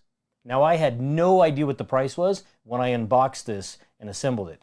And I remember sitting back and looking at this machine on the bench and thinking, you know, this feels like peak bedslinger tech. This has got to be a $1,000 printer. But it's not. In fact, it's not even close. And we'll go over pricing just here in a moment. I think you'll be surprised. Now, before we get into all of the features of this machine in great detail, let me quickly run down a couple of the specs. This is a large format printer, meaning it is larger than 300 millimeters cubed in build volume, and it's actually really fast. This is running Clipper, and it prints at speeds up to 300 millimeters per second, and it can produce a benchy in about 12 to 14 minutes, which is pretty darn quick. It also has a filament runout sensor, auto Z offset, and auto bed leveling, and it has a cool little light on the tool head too. Do you think you can guess what this machine's price is? With everything going on in 3D printing and prices going down to the bottom? See if you can guess. Comment below on what you think the price of this machine is, and you'll see at the end of the video. I want to see if you're right. Now, I don't want to bore you with the assembly, and I'll have chapters available, so if you don't want to see a 15-second montage of assembly, go ahead and click forward. The unboxing experience was really nice. It took about 30 minutes. There's a lot of parts. I don't think it's anything that a novice couldn't put together, but what really stood out to me was just how heavy duty this machine is built. The braces on the back of these uprights are insane. They're huge, just like on the T500. It's really impressive. And so when you get this machine finished, put together on the bench, I mean, like I said earlier, it has a presence. This is one big machine, and you gotta have kind of a good sized bench to put it on. Let's start with the motion system. It's running a single 12mm hidden linear rail on the X. It's running dual hidden 12mm linear rails on the Z, and it's running dual hidden linear rails on the Y, but they're offset at 90 degrees. And it has a nice cable drag chain. Now it prints at speeds upwards of 300 millimeters per second, like I mentioned earlier. And take a look at this. This right here was actually printed at 300 millimeters per second. And you'll see that closer when we get to the print results. This machine is fantastic. It's like one I want to keep. I normally give them all away, but I feel like I want to keep this one. Okay, let's talk about build volume. This is a big machine coming in at 300 millimeters by 300 millimeters by 350 millimeters on the Z with a heated build plate that gets up to 100C, which is pretty standard. It has a double-sided PEI coated spring steel sheet, and it has a Meanwell power supply that's rated for 150 watts. Now, interesting fact, its big brother, the T500, has a 500 millimeter cube build volume with a 600 watt Meanwell power supply. Yikes. Well, it's Meanwell, means quality. All right, it's toolhead time. It has a dual gear direct drive extruder with a 0.4 millimeter nozzle that comes stock, and of course it reaches temps up to 300C. And I feel like a broken record saying that because a lot of the 3D printers, or almost all of them that are coming out nowadays, these are the specs. Now it can print all of your regular filaments, PLAs, PTGs, ABSs, ASAs, TPUs, it can print all of it. Clipper, you heard me say it earlier. Let me explain what that means. And I apologize to those of you who are watching who already know how to use Clipper. Just humor me for a moment. Clipper is the firmware that controls these 3D printers. And Clipper is just a more cutting edge, bleeding edge version of that firmware. This is a 4.3 inch color touchscreen running Clipper as the interface. Now this is actually a computer. This is running Linux. It's running Debian actually, and it's the ARM processor version called Armbian. Now, seeing that this is a computer, this is quite a bit more powerful than some of the other 3D printers that we're accustomed to that are running the Marlin firmware. Now, I'm going to make this a thing for all of the Clipper machines that I look at. I want you to take this Clipper machine, right, which is Linux, and I want you to install Doom on it. Yes, you can install Doom. You can hook up a keyboard and mouse, and you can play Doom on this. Go check it out. It's called Chocolate Doom. Oh, and this is a MakerBase board. The default user is MKS, and the password is MakerBase if you want to SSH into it and play with that Armbian. And if you need help installing Doom, or you want to show off what you've done, join our Discord. I'll have that link on the screen, and in the description, we'd love to see it. Seriously, I want to see it. I want to see all of these Clipper machines running Doom. All right, now that that's out of the way, back to business here. Now, because this is Clipper, the moment you connect this to your wireless network, you're going to have a web management interface that appears. So you'll be able to take the IP address from the interface, put that into your web browser on your mobile device or desktop, and you're going to be able to remotely manage and monitor the machine. Now let me caution you, this is really important. By default, the Fluid interface, that's the web management interface, on this particular installation does not have authentication set up. So the moment you turn on Wi-Fi, anyone on your network can do really bad things to this 3D printer through that web interface. So I'm really going to recommend that you go into that interface, you go down to settings, go up to authentication, then add a user, type in a name and a password, and secure this machine. I'd also probably change the MKS password, the SSH, just so no one can mess with you. Slicing is important, and we have some fantastic slicers in our industry. We have Idea Maker, we have Prusa Slicer, we have the Bamboo Studio, we have Orca Slicer, right, which is the popular one right now. But Comgrow has their Comgrow Slicer, which is basically a reskinned version of Cura. I'm not a big fan of Cura, mostly because I just don't have a lot of experience in it. But there is an Orca Slicer profile for this machine's big brother, the T500. So I imagine the moment that these machines end up in the hands of the general public, there will be a T300 Orca Slicer profile. Now, getting prints to the machine can be done wirelessly. This does have Wi-Fi. It's really simple to connect to your network. It's done on the touch interface here. Or, of course, you can do it the old school way, which is actually how I was doing it here in the studio, which is with SneakerNet. You know, the USB key, walk it over, and put it in the machine. All right, now it's time for print results.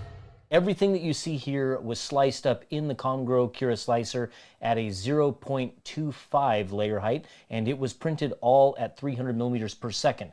Polymaker is one of my official sponsors, right? So if you'd like to support us, you can click that link right there. We'd appreciate it. This was printed in Polymaker's Polylite PLA Pro Green. This is their Polysonic Red. This is their Polylite PLA Yellow, and this is Polylite PLA Pro White. I will have links to these models in the description below. I picked them up all off of printables, and I'll tag the creators in there as well. This is a Super Mario pipe, and like I said, we'll take a closer look. I think it turned out fantastic for a print that was done at a 0.25 layer height at 300 millimeters per second.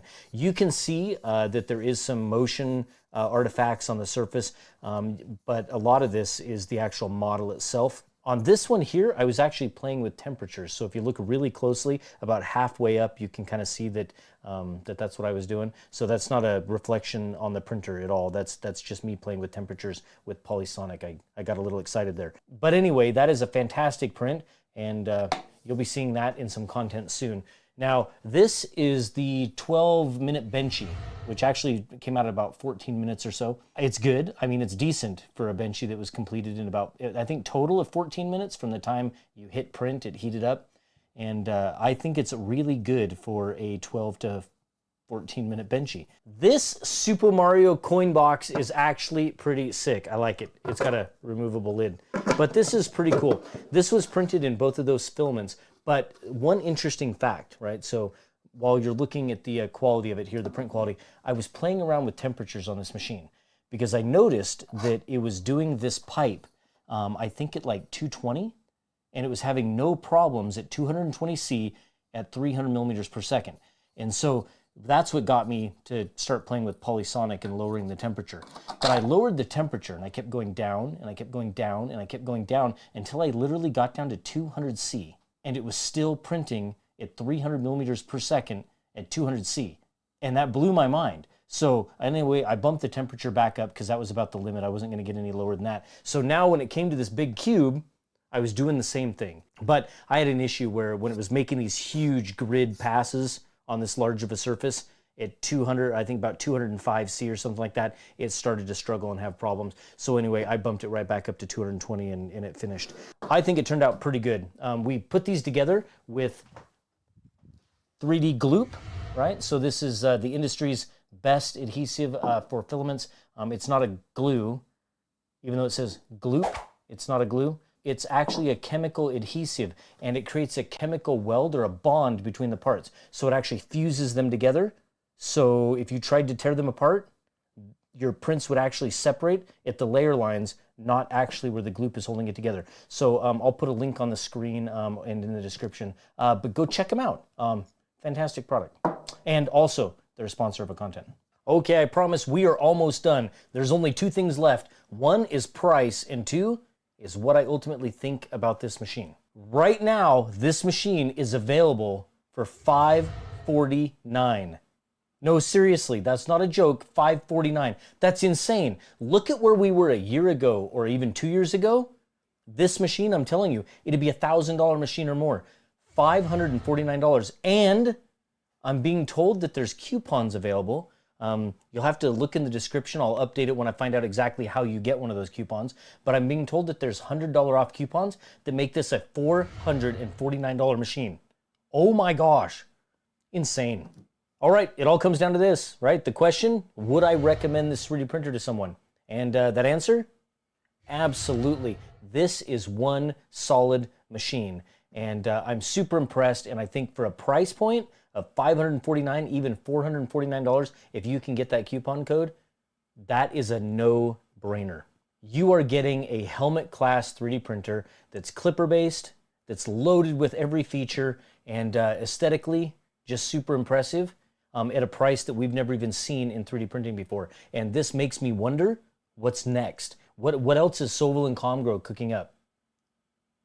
Actually, I know, but that's another video. Anyway, thanks for watching. I hope you enjoyed it, and we'll see you on the next one.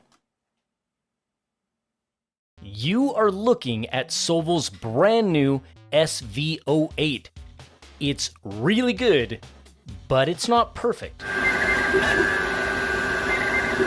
And you're going to want to see this. And make sure you watch through to the end, because I'm going to go over the things I like, the things I don't like, and then I'll share who I think this machine is for, and whether or not I think it's a good buy or not. Now, if you've already made up your mind about this machine, then you might want to act quickly. Sovol's special pricing on this machine is incredible, and the spots are limited. So I'll have a link on the screen and in the description, but good luck. Go get one. All right, and back to the machine for those of you who are here and haven't made up your mind yet. There is a lot to cover, and I know a lot of you are excited, so let's just get right into the details. For all intents and purposes, you are looking at a 350mm Voron 2.4 without all the time and tinkering needed to get good prints. You are getting a 700mm per second capable speed demon shipped right to your front door that is ready to go from boxed to printing in about an hour. And I'm not kidding, not exaggerating. It was about 58 minutes for me, and that was with me taking my time and really kind of enjoying the process. Ultimately, you get all of the benefits of an open source Core XY machine that is infinitely upgradable without investing the thousands of dollars and the dozens of hours required to assemble and tune. Sovol is merging the tinkers and the non-tinkers, which is not easy to do. And ultimately, I think both of you groups will be very happy with a machine like this in your workspace. Now, is Sovol the first company to do it? Nah, absolutely not. But it appears that Sovol has executed this, I think, better than anyone else, at least that I'm aware of. And I also think better than a lot of people expected. There's been some naysayers out there about these mass-produced Voron machines. Now, if you've binged all the content out there about this particular machine, understand that I can only give you my thoughts and experience with the machine that I have here in the studio on my bench. And you've heard me say this before, but I make it a point not to carry the baggage of other content creators. So I can give you my thoughts unimpeded without the concern for motivations or bias of others. In short, I really don't care what other people think. I just want to give you my honest experience. Also, I know this is a bit controversial, but do you think machines like this will have an impact on the Voron industry in whole? Now, seriously, I want to know what you think, so drop a comment below. And I expect hundreds, if not thousands of comments, and your comments could determine if we do a follow-up video on this. Now, the first thing that you notice when looking at this machine is that it is not made up of 3D printed parts. These are all machined and injection molded components. Now, looking closely at the machine, it's obvious that building a mass production Voron isn't a quick process. This was a long time in the making. In fact, the details of this machine were shared with me last year, and it's been in beta testers' hands for quite a long time. Assembling the machine starts with a fully assembled and wired base that comes nice and square from the factory and ready to receive the corner pieces and top plate. This method of assembly guarantees that you start with a truly square platform to build from, which is pretty important. The corners come beautifully machined and pre-wired. Oh, and I'm not sure who is influencing who, but ever since Comgrow merged with Sovol, I am loving the aesthetic. Look at the build quality and styling of the Comgrow T300, and now look at the styling here on the corner of the SV08. Very similar, heavy duty, and I think it looks pretty good. I like it a lot, actually. The top is a single machined aluminum cap that locks the corners together. It's pretty light, but very rigid. I guess it's gonna ensure that the machine is square, so a square top and a square base. Also, there are threaded holes all around the sides and up on top for the optional enclosure. I think that's going to be a huge selling point, actually. I think a lot of people are going to be looking at this machine and enclosing it. The gantry is a quad Z motor design that uses damping motors to keep the gantry level and to keep it from falling if it loses power. Now, it also means that you get that sweet quad gantry leveling system, right? So it's like you can do it in every direction. Simple to install, just fit it in kind of at an angle, and then 2 bolts in each corner lock it into place. I keep smacking this filament. It's in a bad spot. Now, one of the features that I really like is that it uses CAMP for mesh leveling. So if you aren't familiar with what CAMP is, it's an adaptive mesh leveling technology where it only makes leveling adjustments where the print will be. So if you're printing something small in the center, that's just where it's going to do the mesh measurements. Along with the induction auto leveling, which works very well, by the way, it has auto Z offset. It does that here in the back, and we'll be touching more on that in just a moment. It's using a proprietary or custom ceramic cartridge style hot end with a maximum temperature of 300 C, and it has an AC powered heat bed with a maximum temperature of 100 C. That's the classic 300-100 combo that we see a lot. The build plate is 350 millimeters squared with a Z height of 345 millimeters, so just a little bit shy. And the build plate itself is a flexible PEI coated sheet with a medium rough texture. Now, the interface on this is a standard or classic click wheel, and I'm usually pretty apathetic about interfaces on physical machines, especially for those that can be managed remotely. But for this machine, I kind of felt like the whole thing feels more premium, and I think it could have had a better interface, actually. Like, I would have loved to seen like a big 5 or 6 inch touch interface. That's my preference. Which does bring me to the side of the machine over here, and that's where we'll find an HDMI port, and that's actually where you can add an external display or interface, which is pretty awesome, and we'll touch more on that later in a separate video. We have a whole thing dedicated to it. It's gonna be kind of fun. So make sure you're subscribed. Do it. Click subscribe and like, thumbs up. On the side here, right there, we have, next to the HDMI port, we have also 2 USB type A ports and Ethernet. Now, it also has Wi-Fi, and it's got that kind of quirky Wi-Fi configuration where you gotta put your password and information in the file that's on the USB key and put it in there. I think that's always kind of wonky, but that's how it's done on this machine. Now, as for slicing, you fans of Orca Slicer, you will be happy to know that there are Orca Slicer profiles from day one. Now, I was provided some default kind of profiles for Orca Slicer when I picked up the machine, and I had to make some custom adjustments like speed, jerk, temperature, and other settings to make it work the way I wanted to. I think that they were a little bit lacking in the default profile department, but that information has all been passed off to Sovol, and Sovol's working on them. So I'm positive that by the time you get this machine in your hands, you will have some fantastic profiles for a slew of filament types and brands. Of course, it uses Clipper firmware, right, for speed, and that means that you're going to get that standard Clipper remote management web interface, which means you're obviously going to be able to manage it from a web browser, and also you get that sweet camera mounted there under the gantry, which is kind of cool. Okay, so now that we've covered most of the features, let's talk about the good points, the things that I kind of really like about the machine. First, if you are a proponent of open source, then you will be thrilled to know of Sovol's commitment to open source for the entire machine, right? As well as their support for the Voron design team, and that with every purchase of the SV08, Sovol will be making a donation. In fact, did you know that Sovol has already done a pre-donation, right, ahead of sales to show their commitment? Pretty cool. Another thing that I really like was the assembly. It's just really good, and it's almost exactly an hour from start to finish, and it can be done by novices or experts, so don't worry. And you can tell that Sovol has invested a lot of time and money into this process to give users the best chance at success. In fact, I think the assembly process would be fun as a family activity. Parents, go grab your kids and go through the assembly with them. It's going to be simple enough for them to understand, and they'll learn a ton along the way. The build quality on the SV08 is fantastic. It's heavy.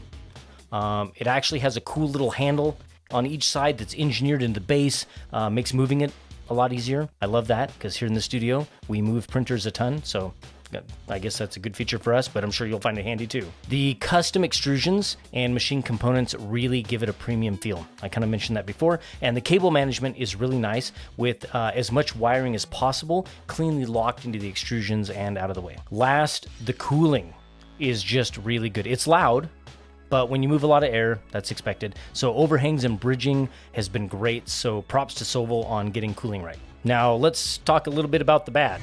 The manual is great. one of the better assembly manuals that I've ever seen, but everything was great until I got to about page 13, and in those steps on that one page, there was about 12 different items that needed to be connected in the wiring. Now, for those of you who are experienced, I don't really think this is a big deal, but for beginners, it might be a bit overwhelming. And my advice for you would be to just slow down, work through each of the little sections one at a time on that page. And a recommendation for Soval would be to break that page out into several pages with the proper graphics and verbiage to get people to understand exactly what they're connecting and why. Okay, next, the spool holder. It's just bad. It didn't work for me. Look at this. It's just cheap, really cheap. Every time I used it, it unspooled over the edges of the spool. It tangled probably good 4 or 5 times in a row. And so I ended up just removing it completely, putting it here on the bench, and I used a Prusa Mini spool holder, and I have lots of them laying around. And I'll even include a link in the description below. You can go and print these in some PETG and with some, I don't know, skateboard bearings. What are those, 608s? And print it yourself and have a much better spool holder, one that's just not going to cause print failures. And another negative is the power supply fan. And I know other creators had mentioned this before, and I confirmed that I validated it's loud, like annoyingly loud. It had a bit of a whistle to it in the beginning, but that seems to have faded over time. Not quite sure why. But it's definitely not a machine for those of you who might be sensitive to fan noise. And it also seems to not be as loud if I lift up the machine on one side, so likely it's some sort of restriction with the air. I imagine put it on some taller feet, let more air under it, cut out the fan shroud, do something. All right, now filament loading can be a bit tough and a bit annoying.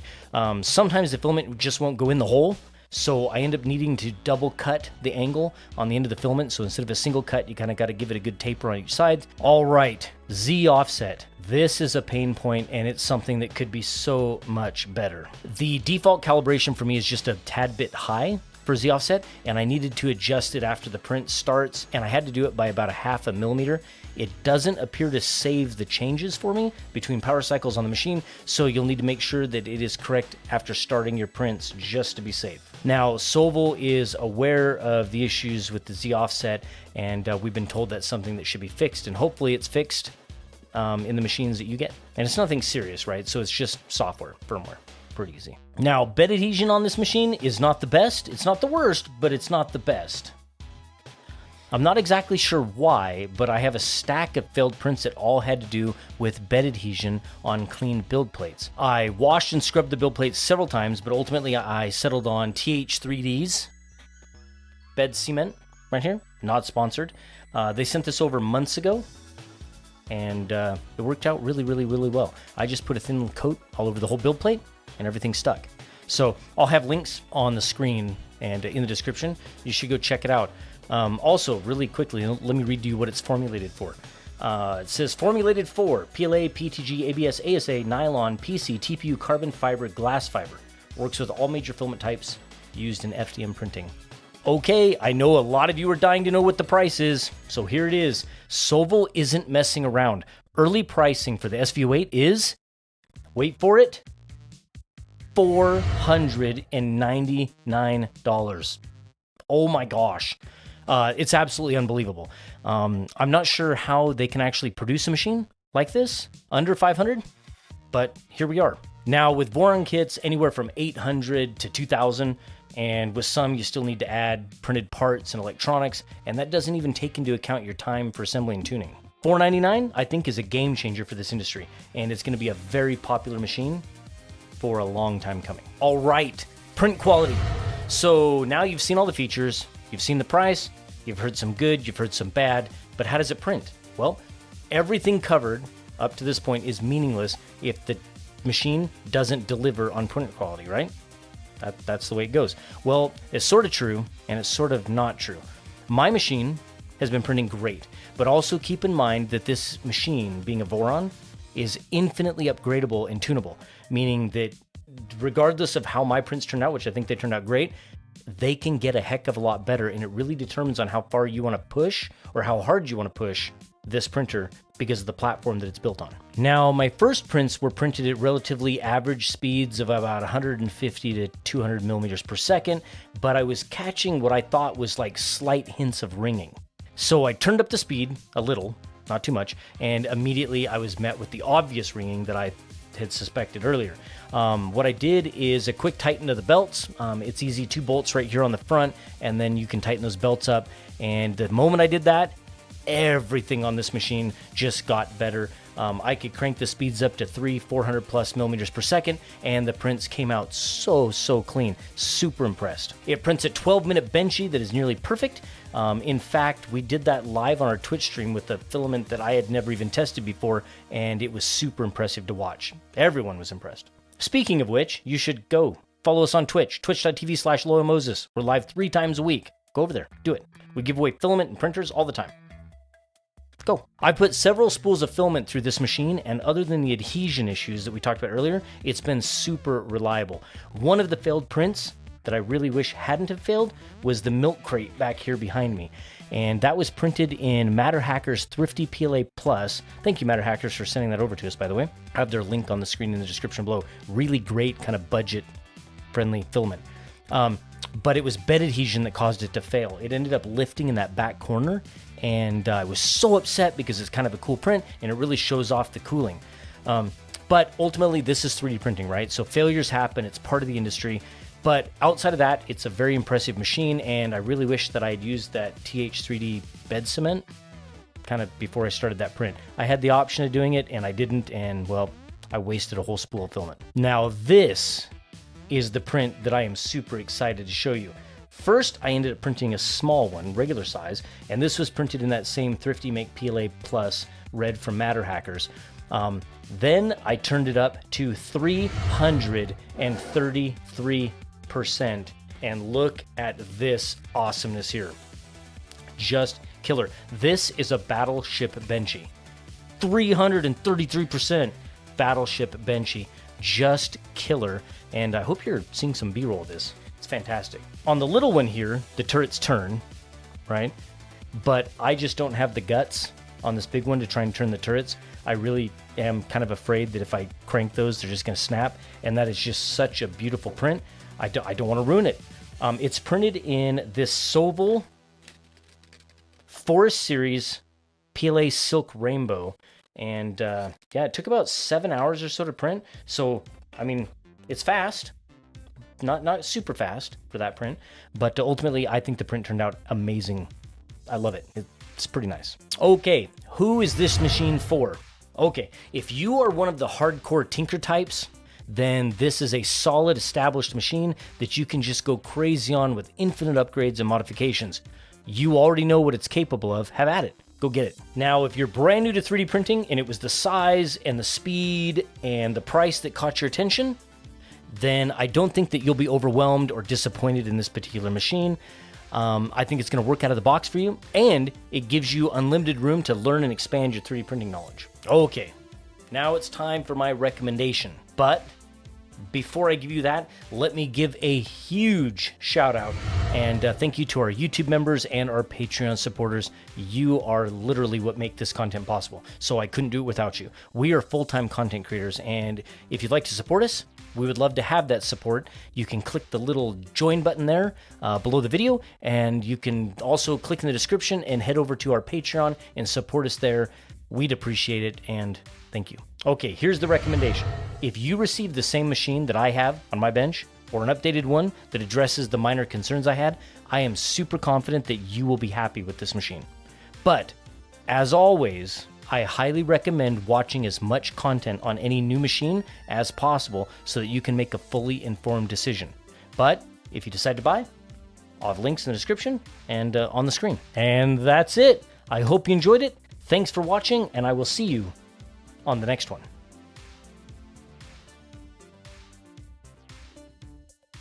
Go. If you want one, go get it. Don't wait. $4.99. It's crazy.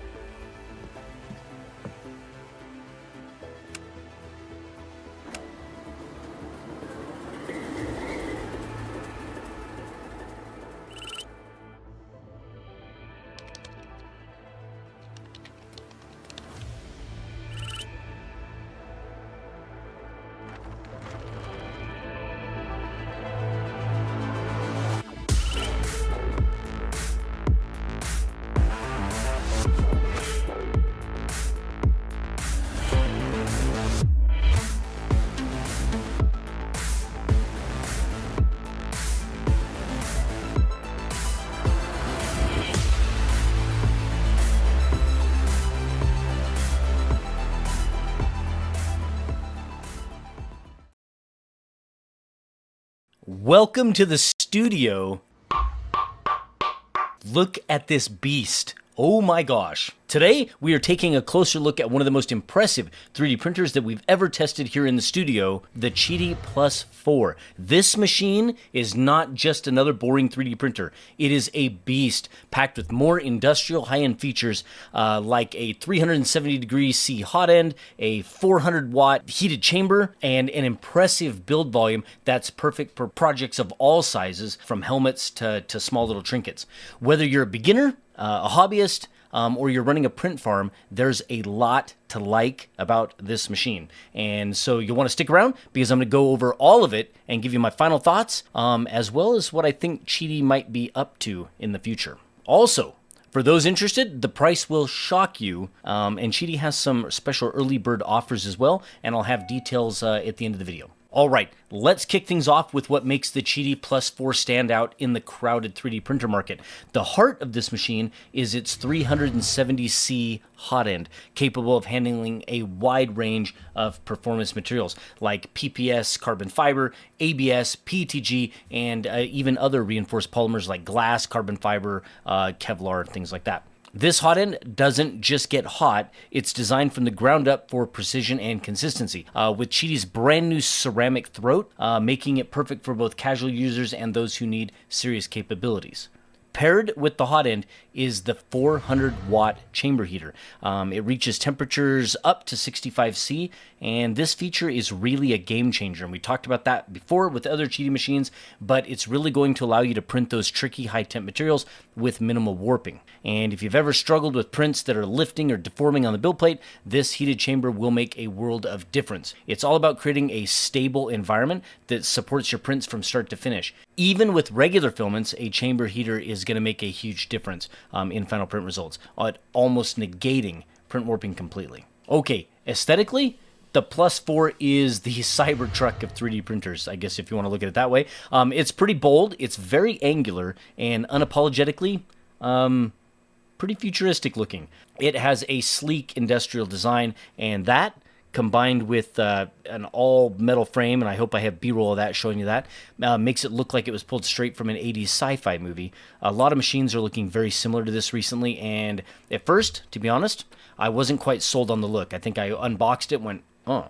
But after a couple of weeks here in the studio, it's pretty impressive, and it's really growing on me. Starting to like it. I think it's the sharp lines and the sheer size of this thing that give it a pretty unique aesthetic that stands out among all the other printers on the market. And I guess we can take that Cybertruck analogy a little bit further with the design of the Plus 4 not being just about looking cool. I would say it probably puts function ahead of form. This machine is solid. It's definitely a two-person printer to move around, and every part of its design, from the retractable handles to the huge sturdy internal frame, it screams industrial innovation, and it has like this unmistakable like let's just get to work vibe or presence. It's a machine that gets me excited to print every time I walk into the studio and see it. Now, compared to previous Qidi models, the Plus 4 introduces some significant mechanical upgrades. It features a dual motor drive system with automatic bed tilt leveling, which is going to help keep prints dimensionally accurate, and of course it's going to increase reliability. No more messing around with manual bed leveling. That's gone, of course. And it has automatic Z offset, so you can start your prints and just walk away. Now, let's talk about belts for a moment. This printer uses some pretty heavy-duty 9mm belts that are automatically tensioned, meaning you don't have to worry about manual adjustments. These belts are not just thicker, they're designed to withstand the high speeds and accelerations that the Plus 4 is capable of. And by high speeds, I mean up to 600 millimeters per second, with accelerations up to 20,000 millimeters per second squared. So, for comparison, a lot of other 3D printers on the market are using 6mm belts. The build platform is a 6mm solid aluminum plate. It is heavy duty and designed to evenly distribute heat, which is crucial when working with high temp filaments. Even Qidi recommends letting it heat soak for a few minutes when you're warming it up before printing. And from my experience, that little extra patience goes a long ways. The heated bed itself reaches a maximum temperature of 120 C, which is more than enough to handle a wide range of materials without any adhesion issues. Now let's dive into connectivity. The Qidi Plus 4 comes with a USB, so you can drop files on it, old school with the stick, or Wi-Fi and Ethernet options. So you're covered really no matter how you like to set up your printing environment. The 5-inch HD touchscreen is fast, super responsive, and it was easy to navigate. I found the interface to be incredibly intuitive, and everything is right there at your fingertips, and there was no lag. Everything was pretty responsive. Now, using the interface to swap filaments, I found was pretty awesome. One of the best experiences in 3D printing so far. You simply pause the print, unload, reload, and hit resume, and it handled everything just so beautifully. One of the best things about the Qidi Plus 4 is the user experience with their updated Qidi slicer. It's been fine-tuned to be simple, fast, and I think pretty intuitive. I think anyone will have a pretty good level of success with it. As for profiles, it has a large number of ready-to-go filaments available, but it didn't have one for the PPS-CF that they sent me. So I reached out to Qidi directly for a custom profile. They emailed it to me, and the prints were stellar. PPS-CF is a very tough, high-temperature material that resists warping, doesn't absorb much moisture, and it doesn't really emit harmful toxins while printing. It's a pretty unique filament. It's pretty impressive, but it's usually reinforced with glass or carbon fiber because by itself it can be pretty brittle when pure. And with those additives, it's pretty amazing stuff, which is probably why it's become so popular all of a sudden. Now, I wanted to test the capacity of the machine, like its build volume, so I printed a Star Wars Bad Batch Wrecker helmet, but I didn't do it in a regular filament. I did it in Polymaker's PPS CF, and this print wasn't just a quick test, it was a full-scale commitment, and it took almost 2 spools of filament, each costing around $70. That's an expensive project, expensive little test, about $140, and it took about a day and a half, but the result was worth every penny. The helmet turned out amazing, which I'm super impressed, and look at this incredible surface quality, the detail. Now there was some slight discoloration about halfway up the helmet, and that was because I used 2 spools of filament that were months apart as far as ordering, and I think that discoloration may be caused maybe by filament batches, different colors, or it had to do with maybe some slight moisture differences maybe.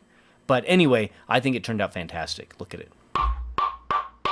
Oh, and I think I could have probably had an extra top layer. It looks like it got right to the crown of the helmet, and yeah, it could have been a little cleaner up there. But that's not a printer or a filament problem. That's me. I should have sliced it and added one more top layer, knowing that the crown on the helmet was like that. Now, I also spent some time printing and tuning some battleship benchies in Qidi's PPS-CF.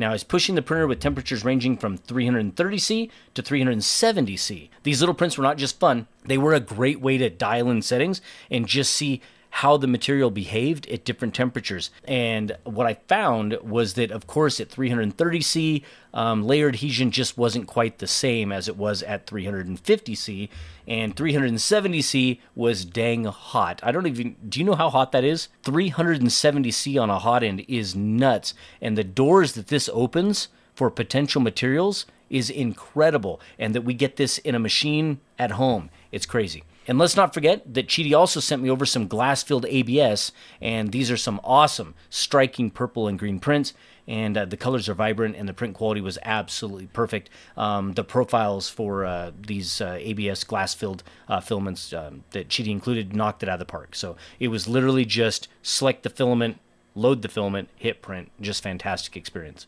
This is going to make an incredible prototyping machine, I just know it. I can already see it sitting in labs and workshops, and the enclosure is going to keep dirt and dust and debris out of it, and the activated charcoal filter here in the back, the top back, is going to help reduce odors. Now, it's not particularly loud with the doors and lid closed, so that won't really be a concern for home or office use, but you did know it was running. So I would say if I had to compare it to other printers, I would say it kind of falls in the medium sound range. I also printed a couple of carabiners to just see how flexible and rigid the PPS-CF is. They turned out as close to perfect as I think that you can get. In fact, if you want to see me test these, hit the like and subscribe buttons. I was thinking of connecting a couple of tow straps to one of these carabiners, or a couple of them, and I don't know, towing a truck, and we'll just see how it holds up. Physically, the Qidi Plus 4 is a giant machine. It measures at about 505 millimeters, by 487 millimeters by 550 millimeters. It's a tank. So this printer is going to need some space, but it makes up for it with its impressive capabilities. To help moving it around, Cheedy has smartly included 2 retractable handles built right into the top. It's little touches like this that show that Cheedy is thinking about the user experience from every angle, especially for us content creators that have to move these things around. Like, this thing's been moved like 20 times. Now, the door and the lid are glass, and with the super bright internal LED lights, the view inside the printer is gorgeous. Now, that's great for you at home when you're just watching your prints, but for us filming, oh man, it makes for some really great shots when we're filming. Now, the printer also comes equipped with a filament cutter on the tool head and a nozzle wiper, making filament changes quick and clean, and add to that a filament runout sensor and a tangle detection sensor. Right? And now you've got a printer that's not just powerful, but it's also incredibly reliable with things like that. And for those who like to keep an eye on their prints, the HD camera is there for remote monitoring and time lapses. I think it's kind of a fantastic, fun little addition. It's perfect for catching those time-lapse shots and sharing them on social media, or just checking in on a long print without needing to be in the room. One of the standout aspects of the Cheedy Plus 4 is its broad appeal. This is one of the first machines that I've seen here in the studio that's really designed for everyone, from beginners to seasoned hobbyists and even print farms or prototyping environments. It's like a beginner / industrial 3D printer. It's incredible. With its wide material compatibility, including PLA, ABS, ASAs, PETGs, TPUs, polycarbonates, and reinforced polymers, it's a machine that can do everything. And here's something that I think we should all keep an eye on. The way this machine purges filament out the back and incorporates a filament cutter into the toolhead suggests that Cheedy might be paving the way for multicolor printing. I don't know. It's clear that Cheedy is definitely innovating, and I wouldn't be surprised to see even more advanced features in future models, or maybe upgrades for this one. So what's the bottom line? The Cheedy Plus 4 is without a doubt one of the most impressive 3D printers that I've tested. It's versatile, reliable, it's packed with tons of features that cater to everyone, like I said, from beginners to experts. And Cheedy isn't just following, they are leading and doing amazing things in our space, and the Plus 4 is a prime example of their commitment to quality and innovation. A lot of 3D printers are kind of going the same way, right? So they're simplifying, they're cutting costs, they're shrinking. Cheedy is going a completely opposite direction. They're taking high-end industrial features, and they're not even cutting corners. They're just somehow finding a way to bring these to our market for like home and office. This is incredible. For those looking to get one, the Cheedy Plus 4, are you ready? Is expected to be priced around, unbelievable when they emailed me this price, $799.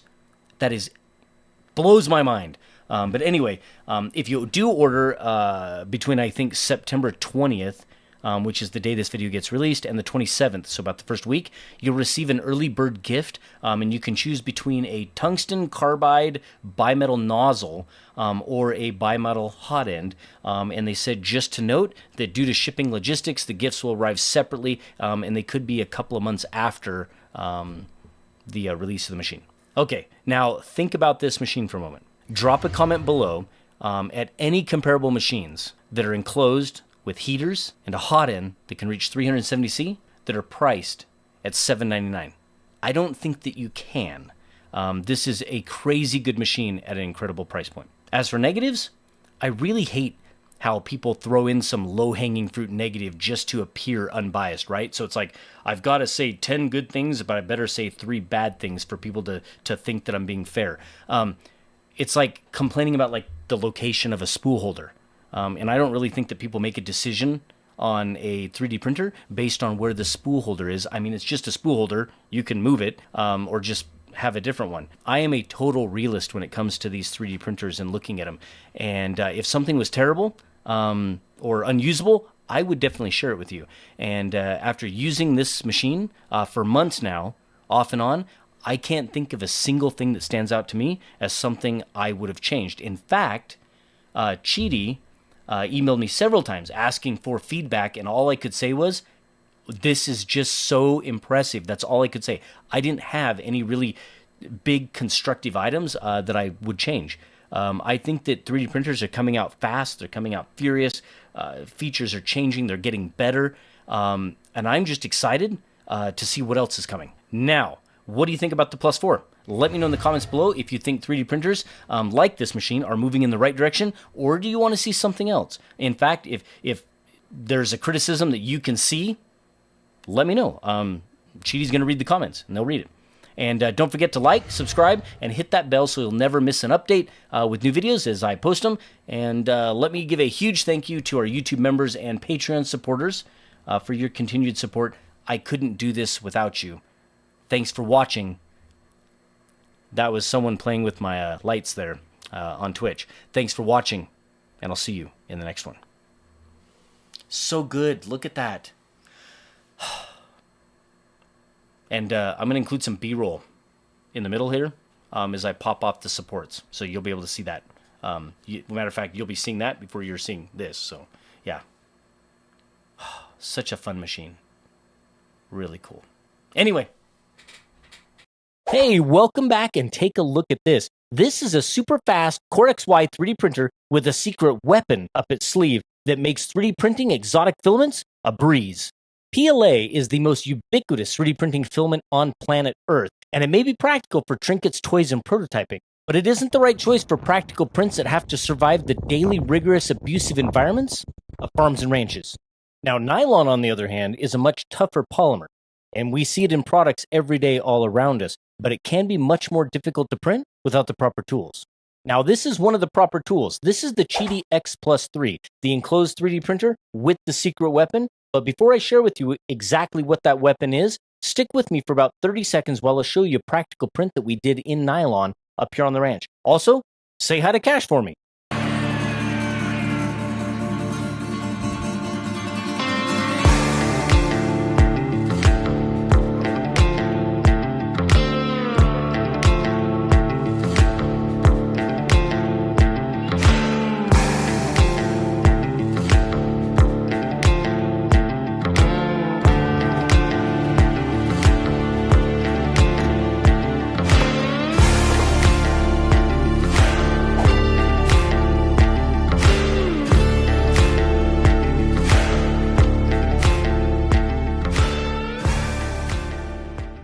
That was Cash. He's a retired cutting horse, and he's living out his golden years up here on the ranch. And so we thought we'd throw him in a YouTube video, and we'd print something practical like a scoop. We use lots of things like that up here on the ranch, and so that was the first thing we thought of. If we can 3D print those, how cool is that? We thought that would be a really fun print to show exactly how versatile the Cheaty X Plus 3 is. That was printed in Matter Hackers Pro Series nylon, which can be a little bit difficult to print, like all nylons. The issue with those polymers, with those filaments is that they have some shrinking that happens as they cool. And so you get some warping, you get some lifting from the bed, and ultimately you get print failures. I did have to use the nanopolymer adhesive from Vision Minor just to ensure that the print would stick, and I did have a brim on it when it was printing. What I really wanted to impress upon you, these enclosed Core XY machines are incredibly powerful.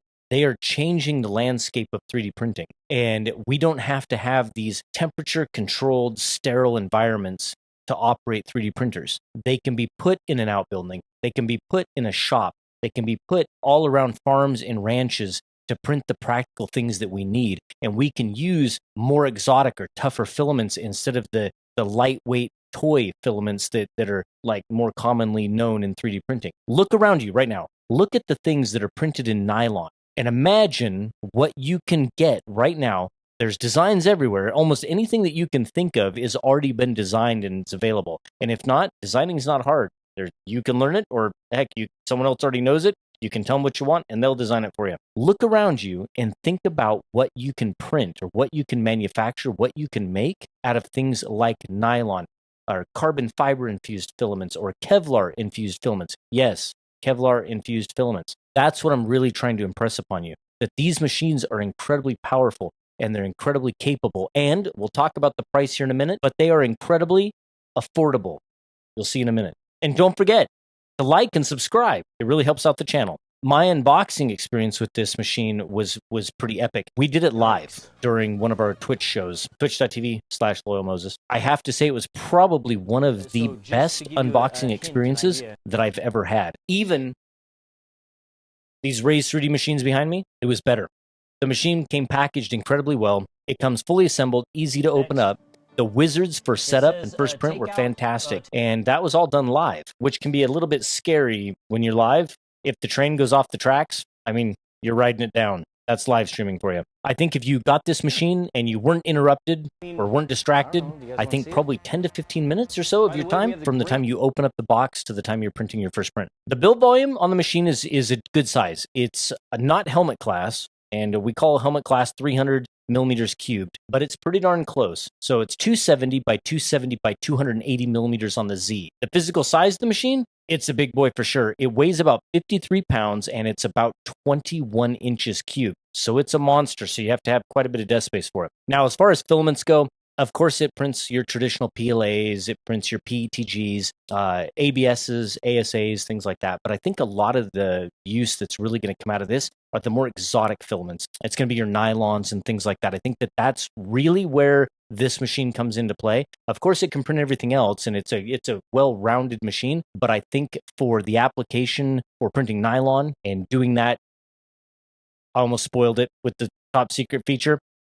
That's where this machine is going to come into play. Of course, it has auto bed leveling. I think all of these machines nowadays have that. That's a pretty common thing. Of course, it has a direct drive extruder with multiple hot ends. It has a copper alloy hot end as well as a hardened steel hot end. It's kind of nice that it comes with both. That's kind of a great feature. The machine's wireless from slicing to printing in a single click. As soon as you get outside of those low-end machines, that becomes very common, but it is a nice feature. This machine is fast. It's one of the fastest machines that we've looked at. They claim about 600 millimeters per second print time and 35 cubic millimeters per second flow rate. Yeah, stock. It's crazy. Okay, the top secret feature that I've kept from you for this long is that it has a 65C active heated enclosure, which is awesome. So it's not passive. It means it's not just heated passively by the build plate and the hot end when it's sealed up, but it actually has a heater element inside the enclosure that is rated up to 65C. I'd open up that door, put my hand in there, and it was so toasty. And ultimately what that does is that prevents the warping. It allows the print to stay consistent in temperature throughout the entire printing process. Instead of the heated build area being hot and the top being cold, it keeps everything at a good nominal temperature so that it can cool nice and slowly throughout the print, and you'll get consistently less warping. I think print quality has been fantastic. When you print anywhere from 300 to 500 millimeters per second, the results are great. When I started to push faster than that, I did get some ringing. I updated the firmware on the machine like I was asked from Cheaty Tech. However, the results on the printer were fantastic before I updated the firmware. After I updated the firmware, the print results were terrible. I ended up doing the recalibration twice, and that ended up fixing it, along with just a quick adjustment of the belts. I just reached in there and tightened them. Now, as far as cost, this is where it's crazy. This machine comes in at $699. I'm telling you, these new Core XY machines from all these different various companies that are rolling out, this is incredible. This is a great time for all of us who kind of have this 3D printing addiction. But $699 is incredible for what you're getting for this machine. I'll have a link in the description below for the printer as well as the Matter Hackers filament. Go take a look at that if you're interested. I hope you found this useful. I hope that you kind of look at these things a little bit different and understand that 3D printers aren't just for the nerds and geeks anymore, but they are for everyone. And it's machines like this which get me excited that we can bring more people into our passion and into our hobby. Thanks for watching. I hope you enjoyed it. We'll see you on the next one. Welcome to the studio. 2025 has become the year of multicolor 3D printing. Everywhere you look, new machines are coming out with multi-material support. And the reality is, if you're in the consumer 3D printing space and you don't have multicolor options, you're falling behind.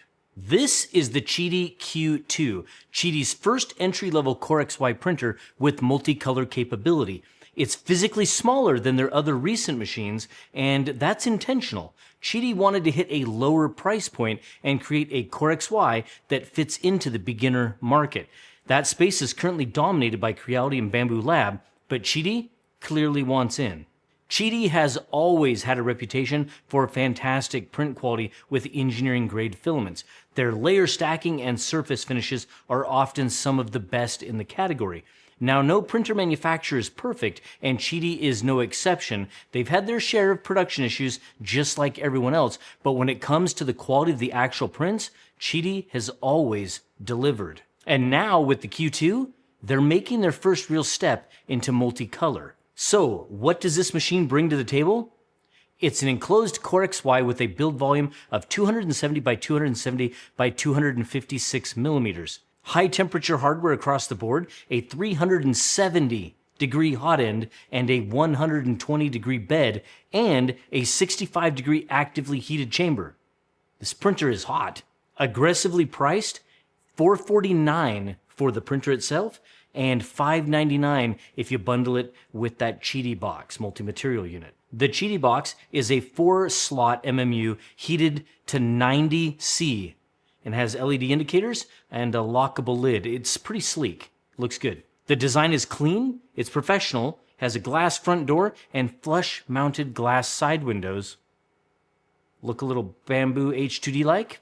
Looks pretty good. And of course, it has a very unique sliding top lid. The door and lid are gasket sealed, which makes the machine very quiet, and it helps with airflow. And it gives it an airtight feel. So air is pulled in from the lower front and exhausted out the back through a 3-in-1 filter system with carbon, HEPA, and a pre-filter. Now that's rated at capturing up to like 99.5% of particles, according to Cheedy. Inside, the system is carried on dual lead screws with 4 large linear rods, a nozzle wiper, and a filament cutter.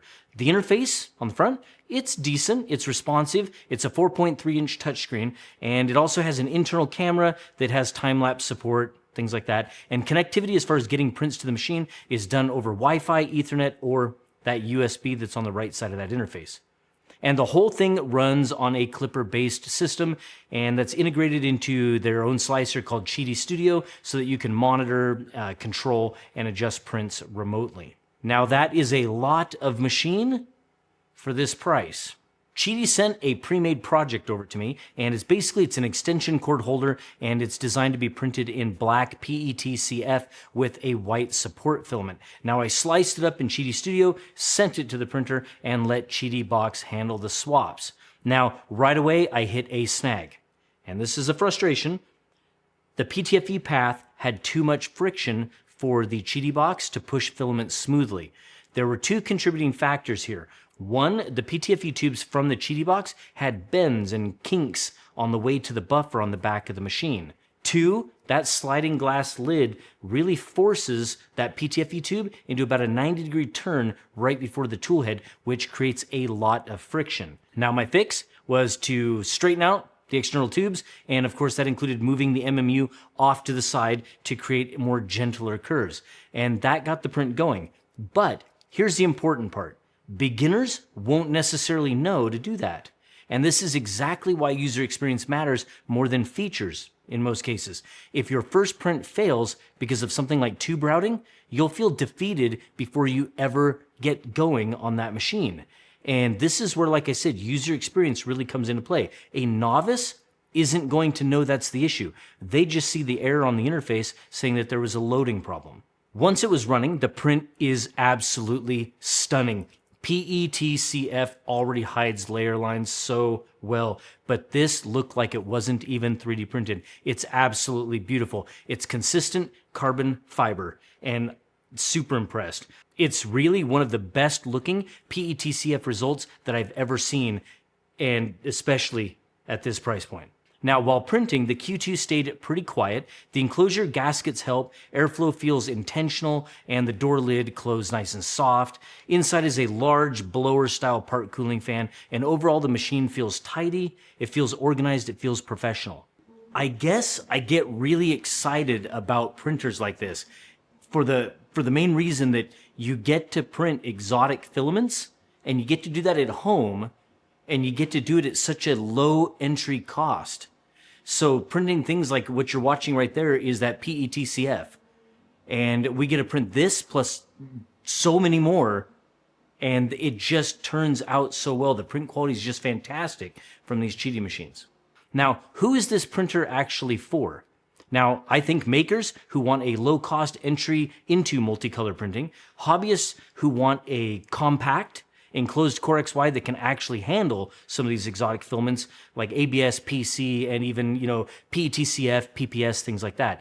Anyone stepping up from a budget open frame and wanting a more professional experience is going to like the Q2. Now, who is this printer not for? Well, if you need a large build volume, this printer isn't going to do it. It's not a 300mm machine. If you expect a flawless plug-and-play experience with the MMU on day one, well, that feed path and maybe the firmware, they might still need some refinement. If you only ever plan to print PLA, then you're not going to really need all of the capabilities here. Now, here is my personal take. Cheedy knew in 2025 that they couldn't sit out of multicolor. The Q2 is a smart way in. It's affordable, it's compact, and paired with Cheedy's strengths of print quality, this is a home run. But the PTFE path is a real user experience problem today. The external tube routing needs a clear guidance out of the box, and the lid induced that 90-degree turn. That causes kind of a problem with the tool head, and that's something that's going to have to be worked out. These are solvable design tweaks. PTFE guides a gentler top feed, and they'll matter more to beginners than almost any spec on the sheet. My mission is to use these machines like a beginner would, because I want everyone, regardless of skill, to be successful. On print quality and capabilities, the Q2 impresses. Smooth out the user experience, and this becomes a very compelling entry-level Core XY multicolor 3D printer. This was not an in-depth look at this printer. I've only had it for a very short time. We'll do some fun things with it later, but I wanted to get this out there so you guys could see exactly what this machine's capable of, because I am pretty impressed. Now, one interesting thing that I really look forward to testing out when we do a little bit more in-depth projects with this particular printer is the fact that Cheedy shows on their website, and even in the marketing material, that you can print on tile, you can print on wood, you can print on clothing. And that's something, I don't know, it would be kind of fun to check out. Thanks for watching. I hope you enjoyed it. And if you found this video helpful, please hit that like and don't forget to subscribe so you don't miss out on the next video. And a huge thank you to our YouTube members and our Patreon supporters, because I couldn't do this without you. I hope you enjoyed it, and I will see you on the next one. Oh, and YouTube thinks you're going to want to watch this video. So go do that.